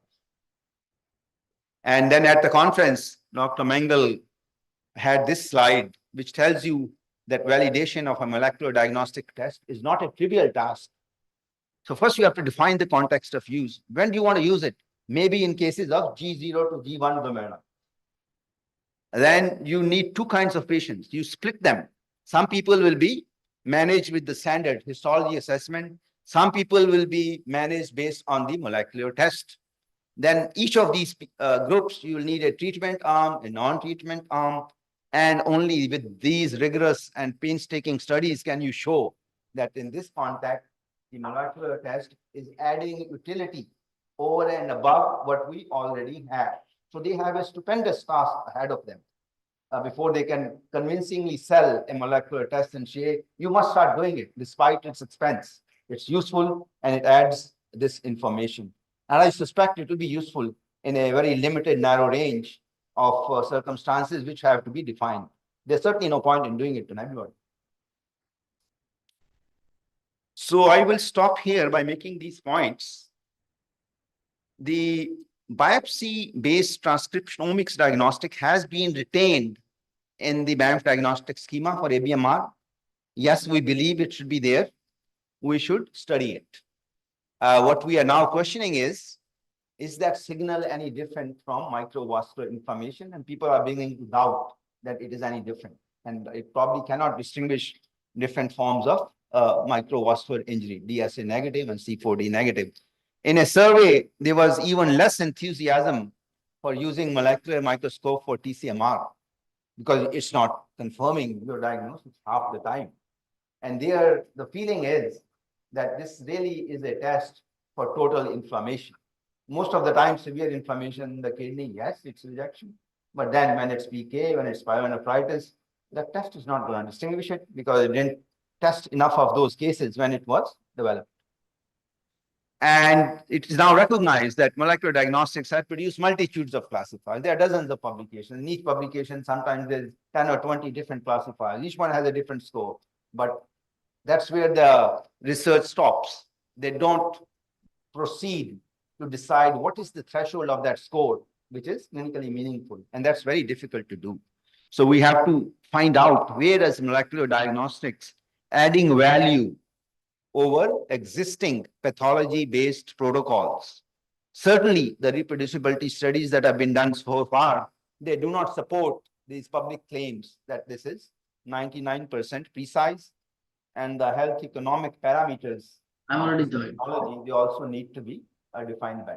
Joined So that's relevant. Okay. Thank you, sir, for the deliberation.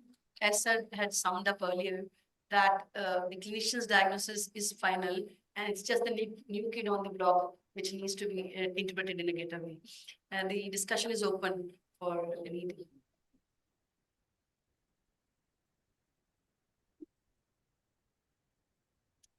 Suppose if we are getting any inflammatory marker in the scar area, like in 2010, we have studied some of CME cases or some of these IFTA cases.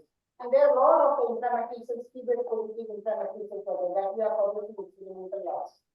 Transplantation at that point of the time, and it was not we are first currently aware what is this cells. So if inflammatory cells are there in the scar area, definitely all these patients we have followed and progressed for and we on analysis. So what else we are getting to this molecular markers?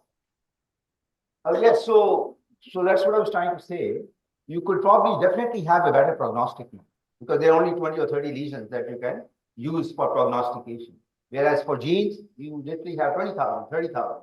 So if you use them all for prognostics, you're likely to come up with better markers. And then as I mentioned, we still don't know sometimes whether the lymphocyte is reacting to HLA or whether it's reacting to an inflammation. So the research needs to continue to see if we can distinguish the two. The research done so far has not been productive, but that doesn't mean that we should abandon it. So at the moment, we don't have a good use for it, but conceptually it remains useful. The tubular injury idea, we have no better way of measuring it. We don't have a reliable way of measuring cyclosporine toxicity. So there are plenty of opportunities, plenty of work for you young people to do. So clearly there's enough for you guys to do for the next 20, 30, 40 years. So it is this quest for continuous improvement of clinical care. But we are already so good because we already have been practicing for 50 or 100 years. To become better is progressively and incrementally difficult.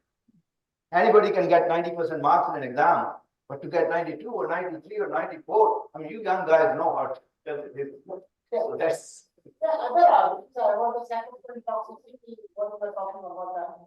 Many times we have seen the papers on the cyclosporine toxicity. Now nobody is believing that you have not done this, you don't have a single incident in the sales and this. So only based on the histological markers that this is cyclosporine toxicity, nobody believes that. Yeah, that's what should be the case. So in early 2000s, there were papers published in the New England Journal of Medicine where the moment they saw arterial hyaline change in a biopsy, they labeled it calcineurin toxicity. And now arterial hyaline change can be hypertension, it can be diabetes, it can be donor disease. So the incidence of cyclosporine toxicity in that paper was close to 100%. Papers like that, they stimulated calcineurin withdrawal trials. Most of the calcineurin withdrawal trials were complicated by rejection. So it's not calcineurin toxicity, which is the principal problem in kidney transplantation, it is rejection. So calcineurin inhibitor toxicity is a real phenomenon. It certainly contributes to graft dysfunction. It is not a major cause of graft loss. But then you cannot obviate that any more toxicity. No, absolutely.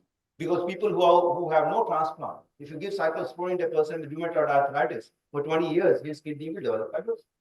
But in the transplant, there are so many other causes of fibrosis, which are more important than calcineurin inhibitor toxicity that we should be cautious. I'm not saying we should not make a diagnosis of calcineurin inhibitor toxicity, nor should we be willy-nilly. The moment we see arterial hyaline, oh, this is toxic. The moment we see myocyte vascularization, it's toxicity. Even though the kidney is inflamed, the arteriole is in the midst of a sea of inflammation. Of course, it's going to have some vascularization, it's going to have some injury. It's only when there's no other cause, then you should attribute it to a drug. Thank you so much, sir. Thank you.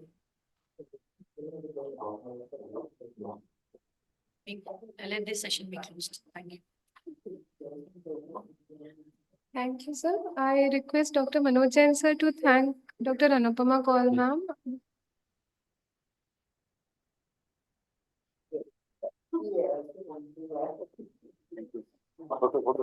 This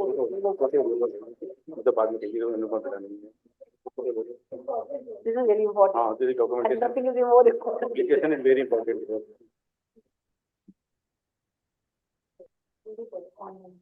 Thank you. I now invite our chairpersons for the next session, Dr. Rajkumar Sharma, sir, and Dr. Sushila Jaiswal, ma'am. Dr. R.K. Sharma, sir, is joining us online. Sir is head of Department Nephrology at Medanta, Lucknow. He is former director and head Department of Nephrology at SGPGI. Sir is also former director at RML IMS. Sir has had a distinguished academic career. He is emeritus editor of Indian Journal of Transplantation and Indian Journal of Nephrology. He is also the former chief editor for Clinical Queries Nephrology. Dr. Sushila Jaiswal, ma'am, is professor in Department of Pathology at SGPGI. She has various publications in reputed national and international journals, and her areas of interest are histopathology, neuropathology, and molecular pathology.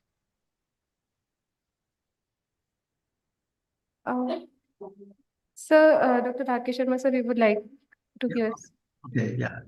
I think I'm audible. I'm Dr. Sharma. First of all, good evening, everybody. And it's my privilege to invite Dr. Narayan Prasad, who is Chief of Nephrology and Professor at Sanjay Gandhi Postgraduate Institute of Medical Sciences. And he's actually at present running the HLA lab at Sanjay Gandhi PGI. I was at Sanjay Gandhi PGI and we were running the lab there.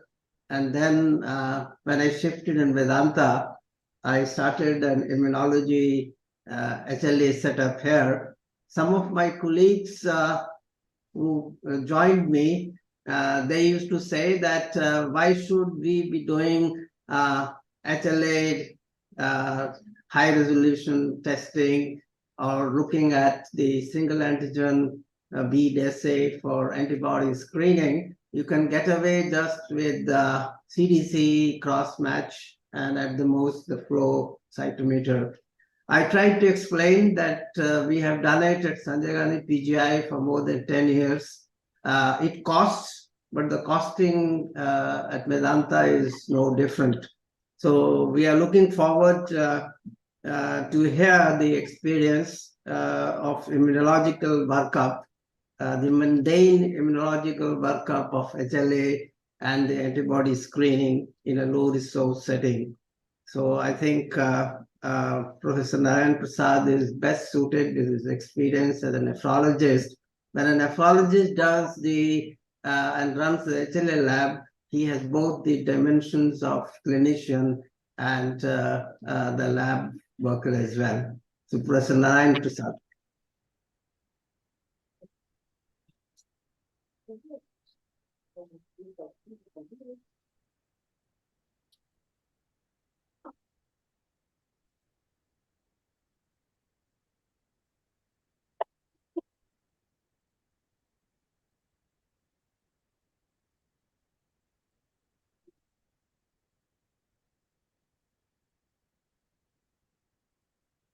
Thanks a lot, Professor Sharma sir. And at the outset, I would like to thank him for setting a great immunological lab at SGPGI, and that we are enjoying and we're carrying over all the immunological workup of renal transplantation.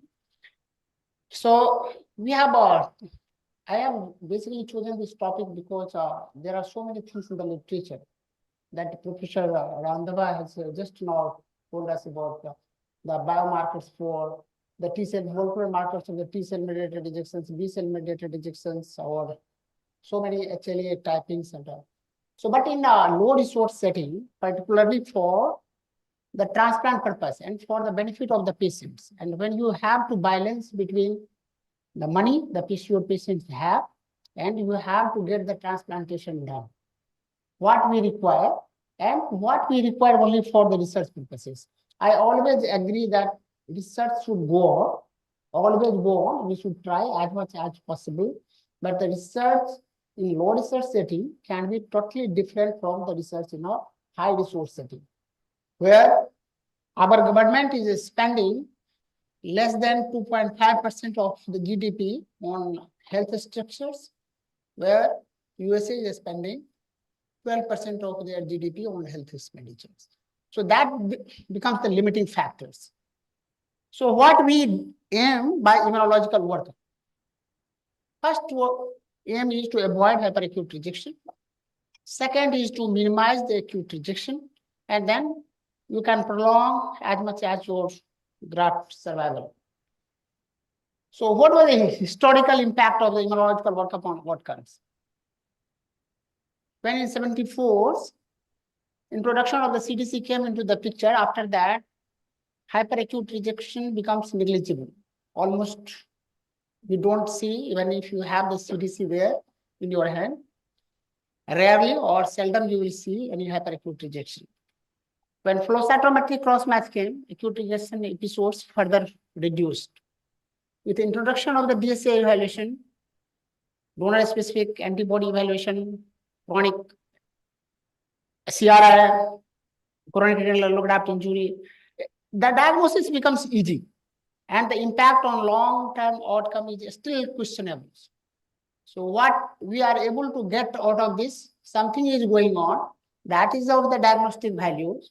We understand what is going on, but for the offering to the patients and getting the benefit out of this treatment is still questionable.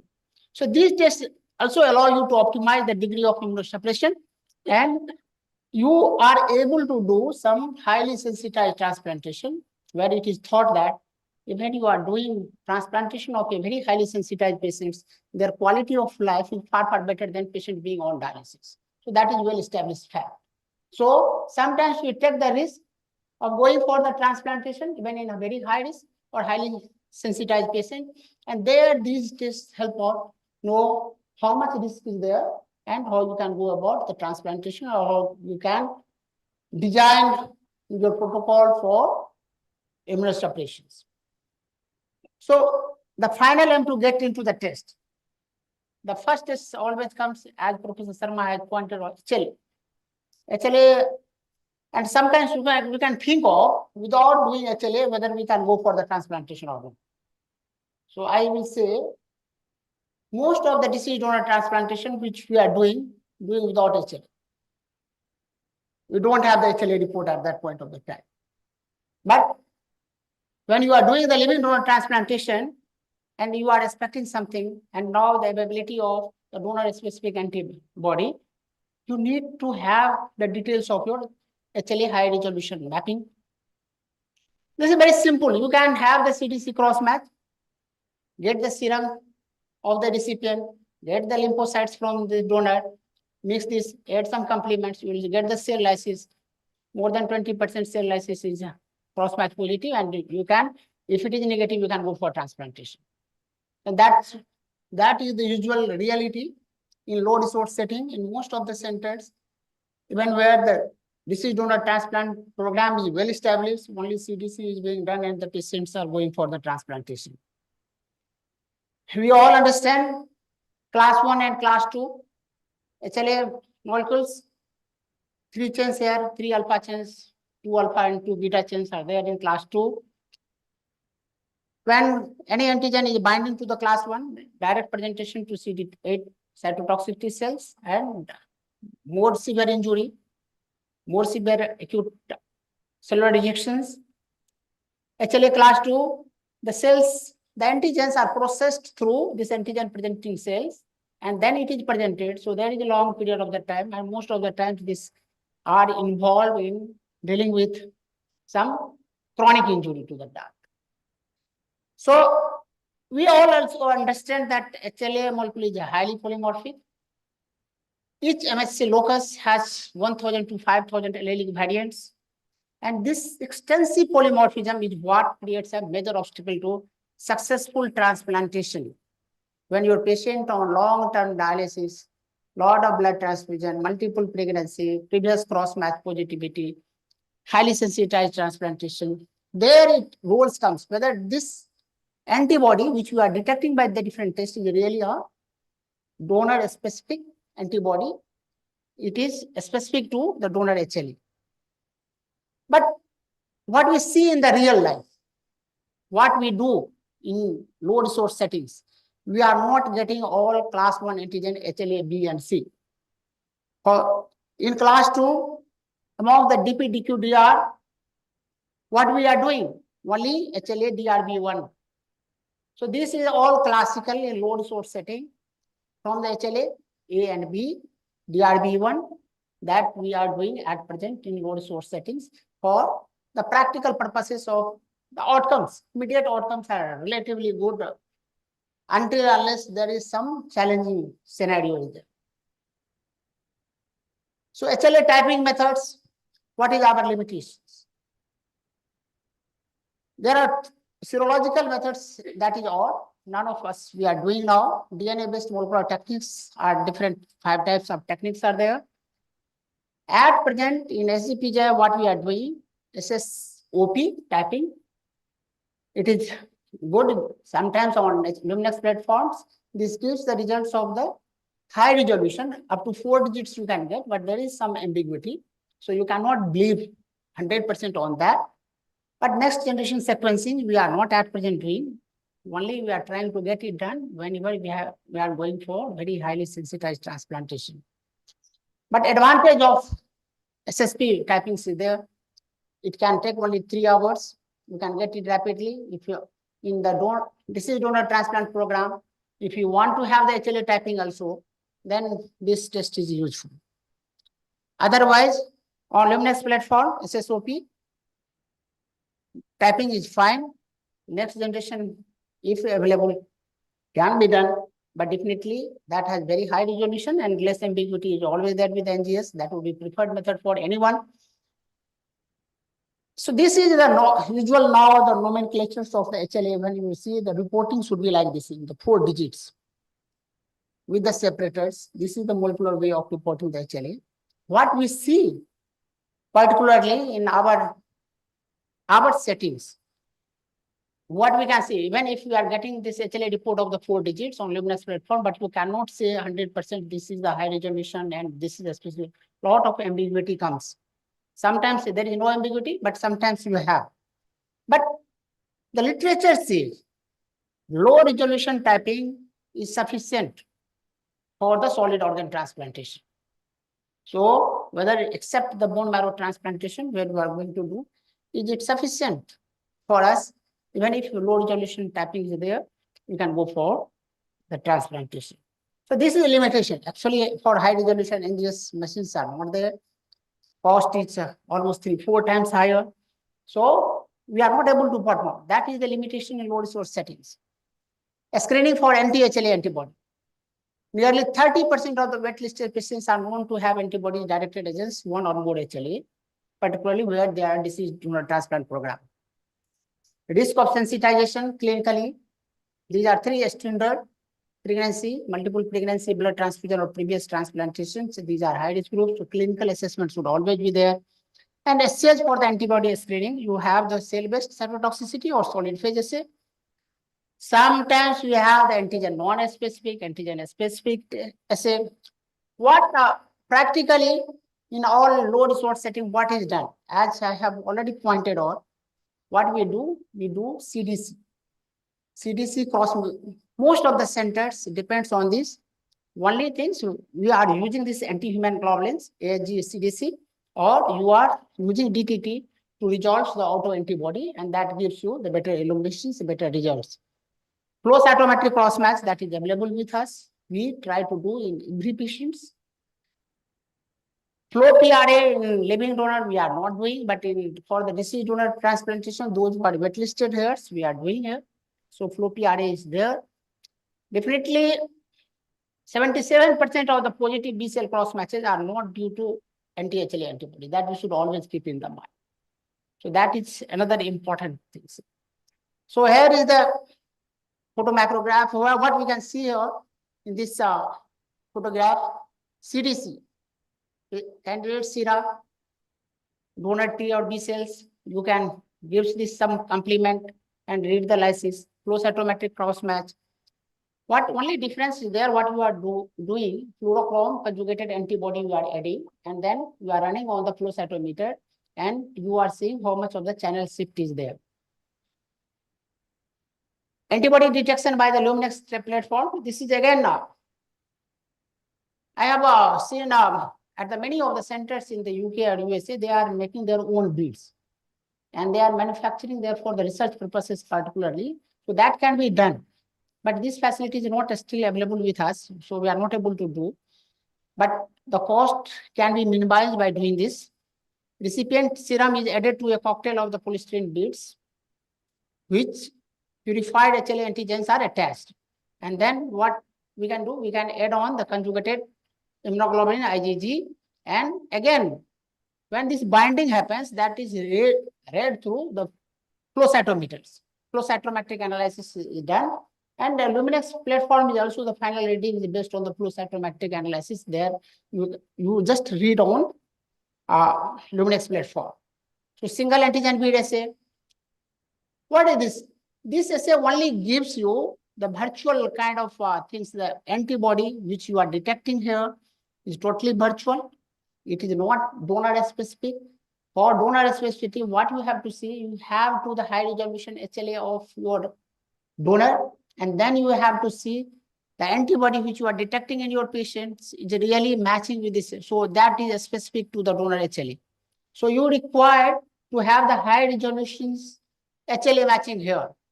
How it is important when you are particularly dealing with the and going for the highly sensitized transplantation. Problem is there. MFI value of when you are getting all the single antigen BRSA, anti-donor specific antibody, whatever is there, what should be the cutoff value for this? So that is not standardized across the world, varies from laboratory to laboratory. But for only, there are many false positive results also. Many times you might have the false negative results also. So that we can get, we can see the antibody is there. We have a lot of patients, our residents are here, agree with me. Many times we have a lot of antibodies are there. But when we are getting the CDC cross match, that is negative. Getting the flow cytometry cross match, that is negative. Really, this is complement fixing or not. And so now gradually over the time, I am very much confident. We go for the transplantation, nothing happens. And we have the outcomes. We have the outcomes data now. So scenario of workup in our scenario can be a little different. We don't have the facility to C1q binding assay to complement fixer, but with this CDC and flow cytometry cross match negativity, and even if multiple antibodies there, we are going for the transplantation. We are not telling the patient you are not a fit candidate. So again, here we can see the flow cytometry cross match with the channel shift. We are taking cutoff value of the T cell cross match of the more than 50 and B cell cross match of the more than 150. But even this is not standardized. That also varies from lab to lab. So only we see what is the negative value and then your test value. And positive value, we are only taking that whether our test has been done, performed well. So then if everything is fine, this is the cutoff value that also needs to be standardized, and that vary from lab to lab, center to center. And sometimes who will say that this is a too sensitive test, does not give your CDC is negative, it does not add on too much of the value of the flow sample, but I do not agree with that. CDC should be done and flow cytometry cross match if available in the centers. If the patient can afford, we can go for. That gives you confidence that no, you can go for highly sensitized transplantation. At present in disease donor transplantation, when I am not doing any CDC, all flow cytometry cross match, whatever we have done and the result is excellent. We have never encountered very severe acute rejection or hyperacute rejection. Even whatever we do, limited number of the disease donor transplantation, that is doing well. So flow cytometry cross match is good enough for doing, because it takes hardly 3 to 4 hours of the time in getting the final results of this flow cytometry cross match. So definitely the same things are this flow cytometry cross match, whether really we should worry for the positive or negative value, outcome is not totally different. So it might, you can say it is irrelevant, but it is important in some of the scenario, particularly when you are doing highly sensitized transplantation or dossier donor transplantation. Then when we have a lot of antibodies on this single antigen bead assay, we also believe our residents will come with this scoring system. Scoring is looking like more than 17, so whether we should go for transplantation or not. Even in that scenario, what we have seen, if your CDC is negative, flow cytometry cross match is negative, whatever antibody is there, we are alerted. It is likely that the patient may develop rejections. If they develop rejections, we should be ready with doing the plasmapheresis. But we are going for the transplantation. So not too much of the emphasis on this scoring system, but definitely you should keep in the mind, if this score is more than 17, you must be aware that this patient is likely to develop severe rejection. So cross-match testing for the donor-specific antibodies, that we all understand. We are skipping this. Now, situation comes of the epitope or eplet mismatches. So now we have the software of the HLA matchmaker, it is a computer based. So whether really we need to do this eplet or epitope matching. Actually, what else you are going to do out of this if you have the only living donor transplantation, you have single donor and recipient, limited number of donor, you have nothing to choose out of the multiple numbers as in deceased donor transplantation abroad. There, it might have the role, but in low resource setting where you are totally a living donor transplantation, where is the role of the eplet and epitope matching? Ideally, yes, for theoretical purpose, getting the better outcome for the research purpose and or outcome purposes. If you want to know, you can have, but definitely I don't see too much of this eplet and epitope matching is required for any low resource setting transplantation program. So you all must be knowing about this eplet and epitope, so I'm skipping this here. So this is our transplant immunology lab that has been set up about 10 years before. Professor Sharma has initiated this, now I'm taking care of this lab. So we have in the lab of the Luminex platform, we have this flow cytometric cross match, we have all kind of microscope facilities for the CDC. So everything is there done within this lab. This is a small lab, one room lab, but even for the deceased donor transplantation, we are doing for even the private hospitals here. Almost all deceased donor transplantation done, all flow cytometric cross match has been done by me, by us only in SGPGI. For even follow medics we are doing, and we are successfully running program. We have not encountered any problem of the hyperacute rejection or very severe rejections with this flow cytometric cross match. SAB assay is actually a costly affair. So complement fixing antibodies, that also needs to be a study. I totally agree. Whether this antibody is there, then you should have this C1q binding assay. It is there in the literature. Many of the centers are doing, but still we are not doing the C1q binding assay. If we have the CDC and flow cytometric cross match assay, so then we assume that this might be non-complement fixing antibody, and we go ahead with the transplantation. Definitely, we all understand if your SAB is positive, flow is positive, CDC is positive, this would be the highest risk of the transplantation. If you have the SAB positive, flow positive and negative CDC, you can take the risk and go for the transplantation.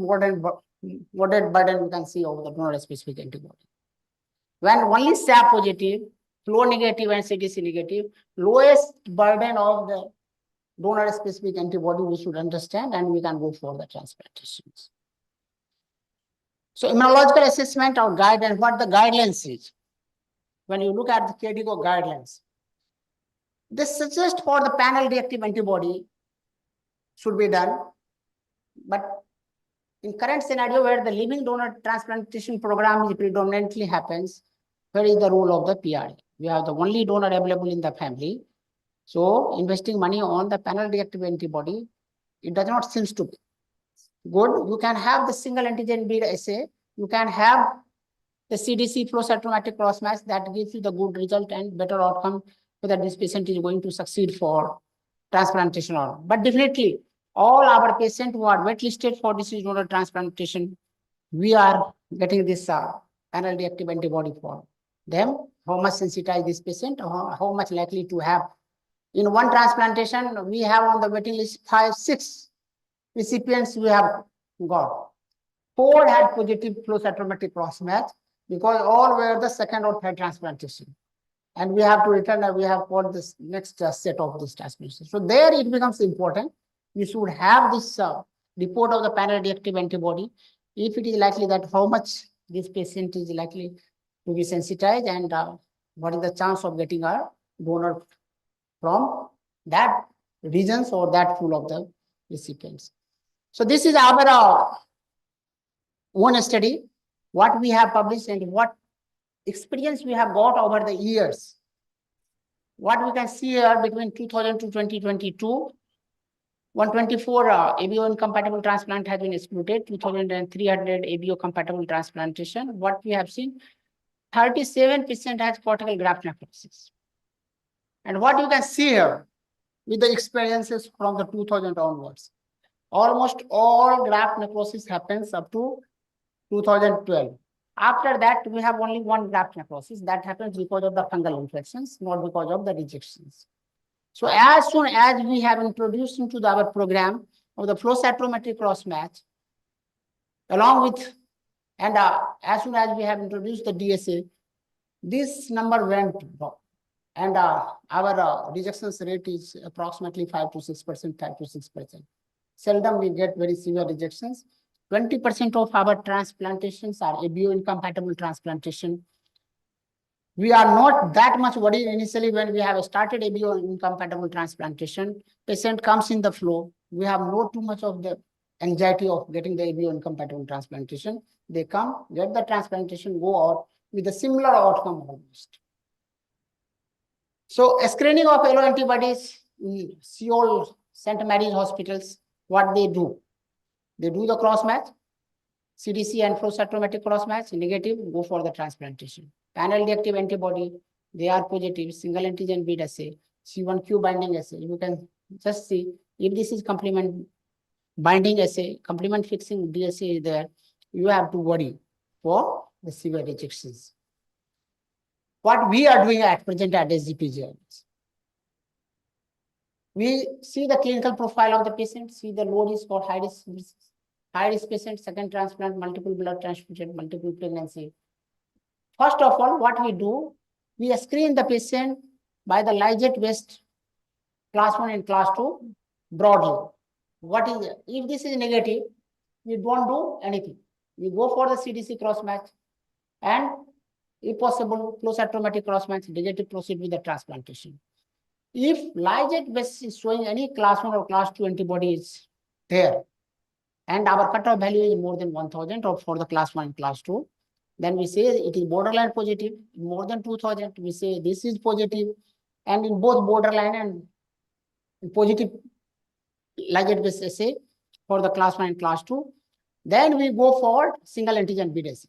That facility is with us, we do assess, and then we see whether the patient is flow or CDC negative, we go for the transplantation, taking that probably this patient might be the high risk for the rejections. We choose, gives antithymocyte globulins as a induction agent. Otherwise, we used to give in normal patients basiliximab-based induction.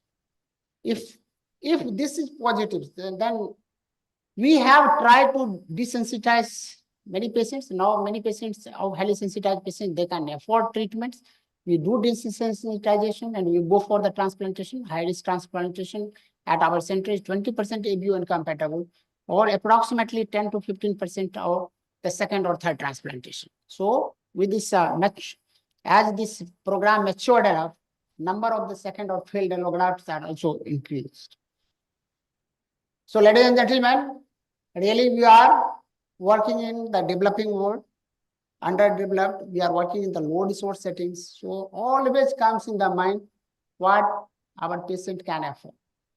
And based on that, we get the HLA done, A, B, and DR. Only if we requires high resolution mapping, when we have single antigen bead assay, that we do later on, when you have the class 1 or class 2 Lyset-based positives, and then we go for the detailed HLA mapping. C, DP, and DQ are not routinely performed. It is thought that probably immunogenicity of these HLA molecules are relatively less than AB and DR. It not induce formation of the antibody with equal strength. So it is fine for the low resource setting. Single antigen assay is not performed in all. Non-HLA antibody is not routinely performed. Epitope matching is important to minimize sensitization, not performed. And the requirement in our scenario is questionable. So thank you, ladies and gentlemen. Thank you for your kind attention. Thank you, Dr. Narayan. Maybe we'll have some questions, but only point I would like to make is that HLA lab has very important role to play, and the challenges are faced even in the developed world. I'll just refer to a blog from the American Society of ASHI, Histocompatibility and Immunogenetics, where they said that unfortunately the HLA lab is given the least importance and recognition. When we talk about transplantation, the nephrologist, the surgeon, the pathologists, the coordinators, they all get recognition. But people working in the HLA get the least recognition. It is like a transmission of an engine in a car. We know that there is a transmission going on. We don't know what it is, how does it work, but it becomes so crucial when the engine fails, when the transmission is not there. So I think in a low resource setting, it becomes very, very important that these main tests of antibody screening and HLA typing, how they should be performed.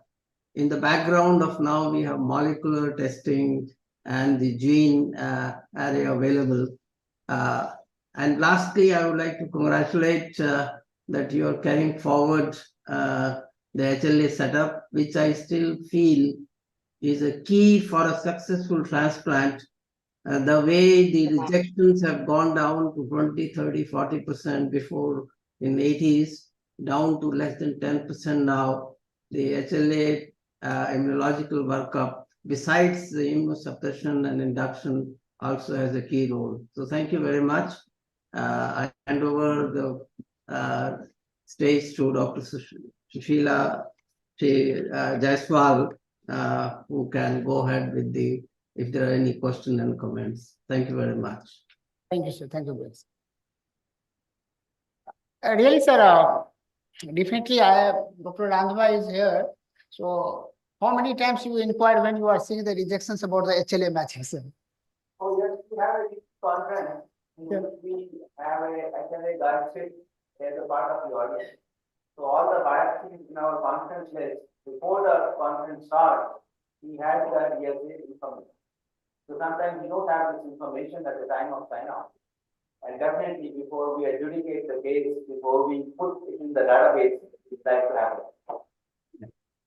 So definitely that is required, and our HLA report is always available with this our pathologist. So they always click this and we will see. But definitely with this cost constraint, we are not doing all high resolutions. We do not have this limited resources, but whenever required, we do for the clinical purposes.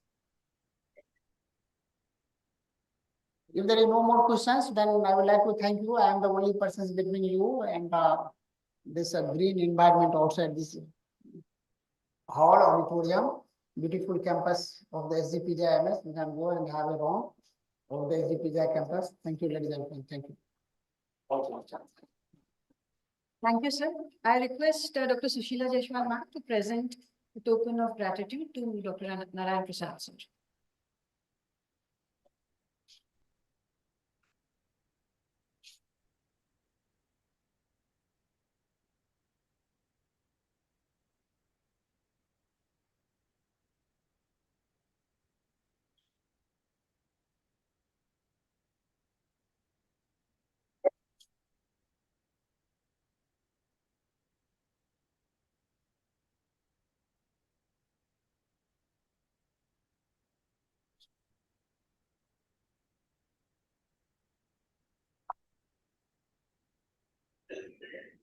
Required for Thank you, ma'am. We thank Dr. Rakesh Sharma sir for joining us today for the session. Thank you, sir. And I request Dr. Manoj sir to just thank Sushila also. Sir, we'll be sending your gift for chairing the session.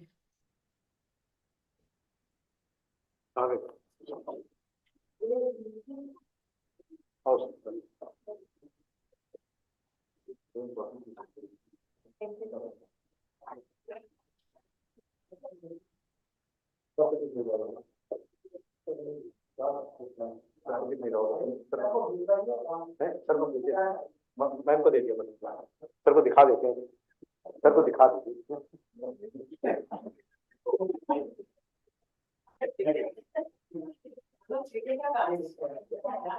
Sir, thank you, sir. Thanks a lot, sir. For acknowledging us, sir. Thank you very much. Thank you. All your patronage. Yeah, enjoyed. Thank you very much. Sir, your token of appreciation, Madhurti ma'am will be taking. Thanks a lot. Thank you. All the best. Thank you, sir.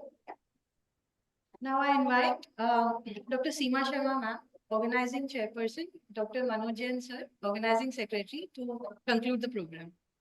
Please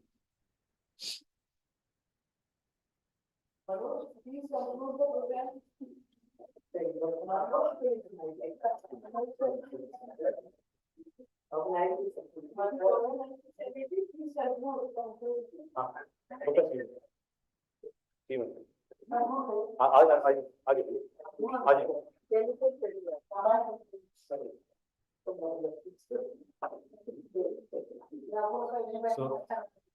So now we come to end of this CME, and again we are very grateful to Dr. Randhawa sir and enriching us with knowledge for the last 2 days continuously.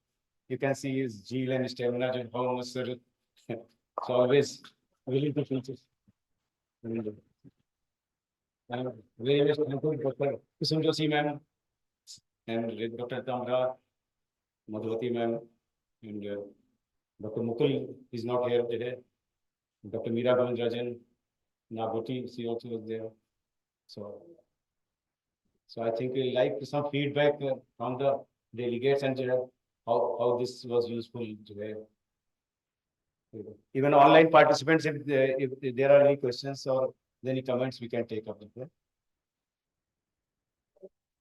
Please see in our inbox if there are any comments or there.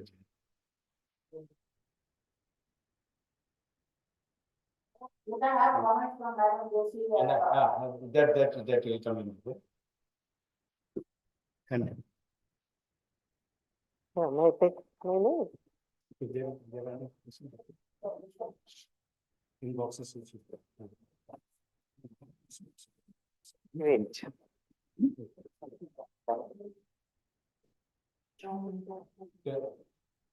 I request Joshi ma'am to check with Lords and about the CME. Whether we can improve it. No, I think it's one of the best that we have attended, with the no frills, 100% focus on the content of the CME, and true to its sort of title. I think we've had Dr. Randhawa give us the actual critique of the way we function and the updates on what is there, and also a guidance of what is next. I think in his last talk, he also gave a guidance of what is next for the next generation. So I think I have really enjoyed every bit of the CME and Dr. Randhawa, and Manoj this time included what the renal pathologists know a little less of, and that is, the liver transplant, at least how to basically look at the pathology of liver transplant, the TLBLs and the endobronchial biopsies in its utilization of the lung transplant, and endomyocardial biopsies, I guess. We know how to sort of interpret. So this has been truly a sort of transplant pathology update. And I also thought while I was sitting here that, I don't know, Ratambra will not agree with me, but perhaps PGI has lost a chance. They developed the department of transplantation, and yet they continued with a lot of it going everywhere, and they need to integrate it, have their own pathologists, a couple of them, who are, doing it in a sort of overall transplant pathology setup. And because this field will grow, although somebody said that stem cells, sort of transplants for female are difficult, but I don't think they're impossible. Because after all, why don't they differentiate into the 20 types of cells that the kidney has? So that may not be that difficult. Is that right? Or they may be very difficult, but not impossible. It's gone away. No, it's not gone away forever. Okay, but then Manoj and Vinita and all of you, I mean, we have enjoyed this day, and thanks very much, really, for organizing this. Actually, we learn a lot from clinicians and involving clinicians. In isolation, we cannot grow. Yes.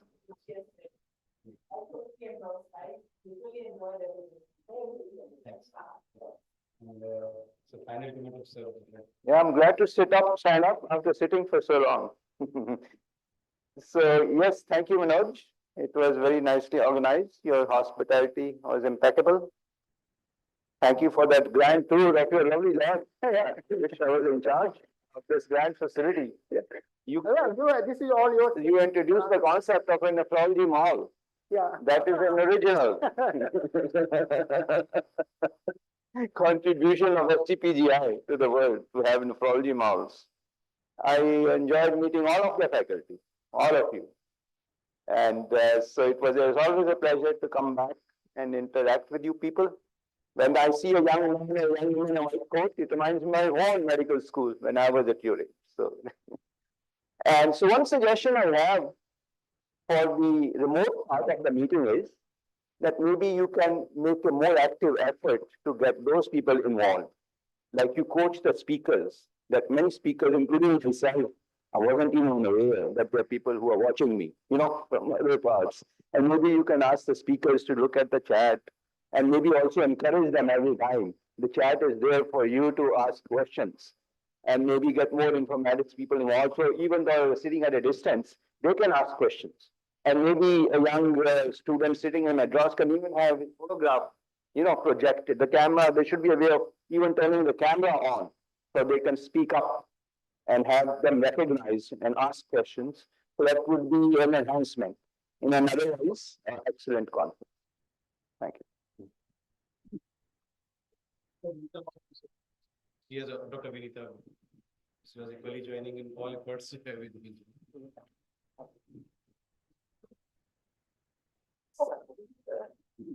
So first of all, thank you, Dr. Randhawa. It is just because of you that we will be able to organize this. Thank you for consulting Dr. Jitendra, Dr. Kusum Joshi, all the speakers. So I think it was a wonderful concept, and I thank all our residents who worked so hard and stood by our side. Thank you so much. The whole of the department, Dr. Seema Sharma also had very good inputs for organizing this CME. Dr. Pallavi, Ritu, Sushila, everybody, thank you so much. Dr. Manoj, in spite of being so busy and attending the AFCON and these meetings, I think it was wonderful. Thank you so much.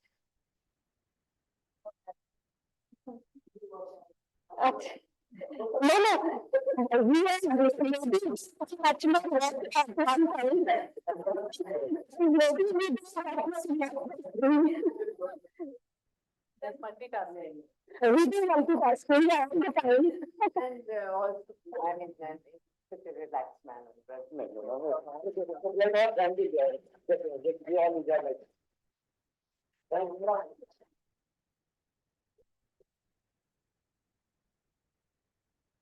We once again thank everyone, all the delegates, esteemed speakers and chairpersons for attending today's session. Hope you all had a good day. Now I request everyone to proceed for tea. Thank you. Very good.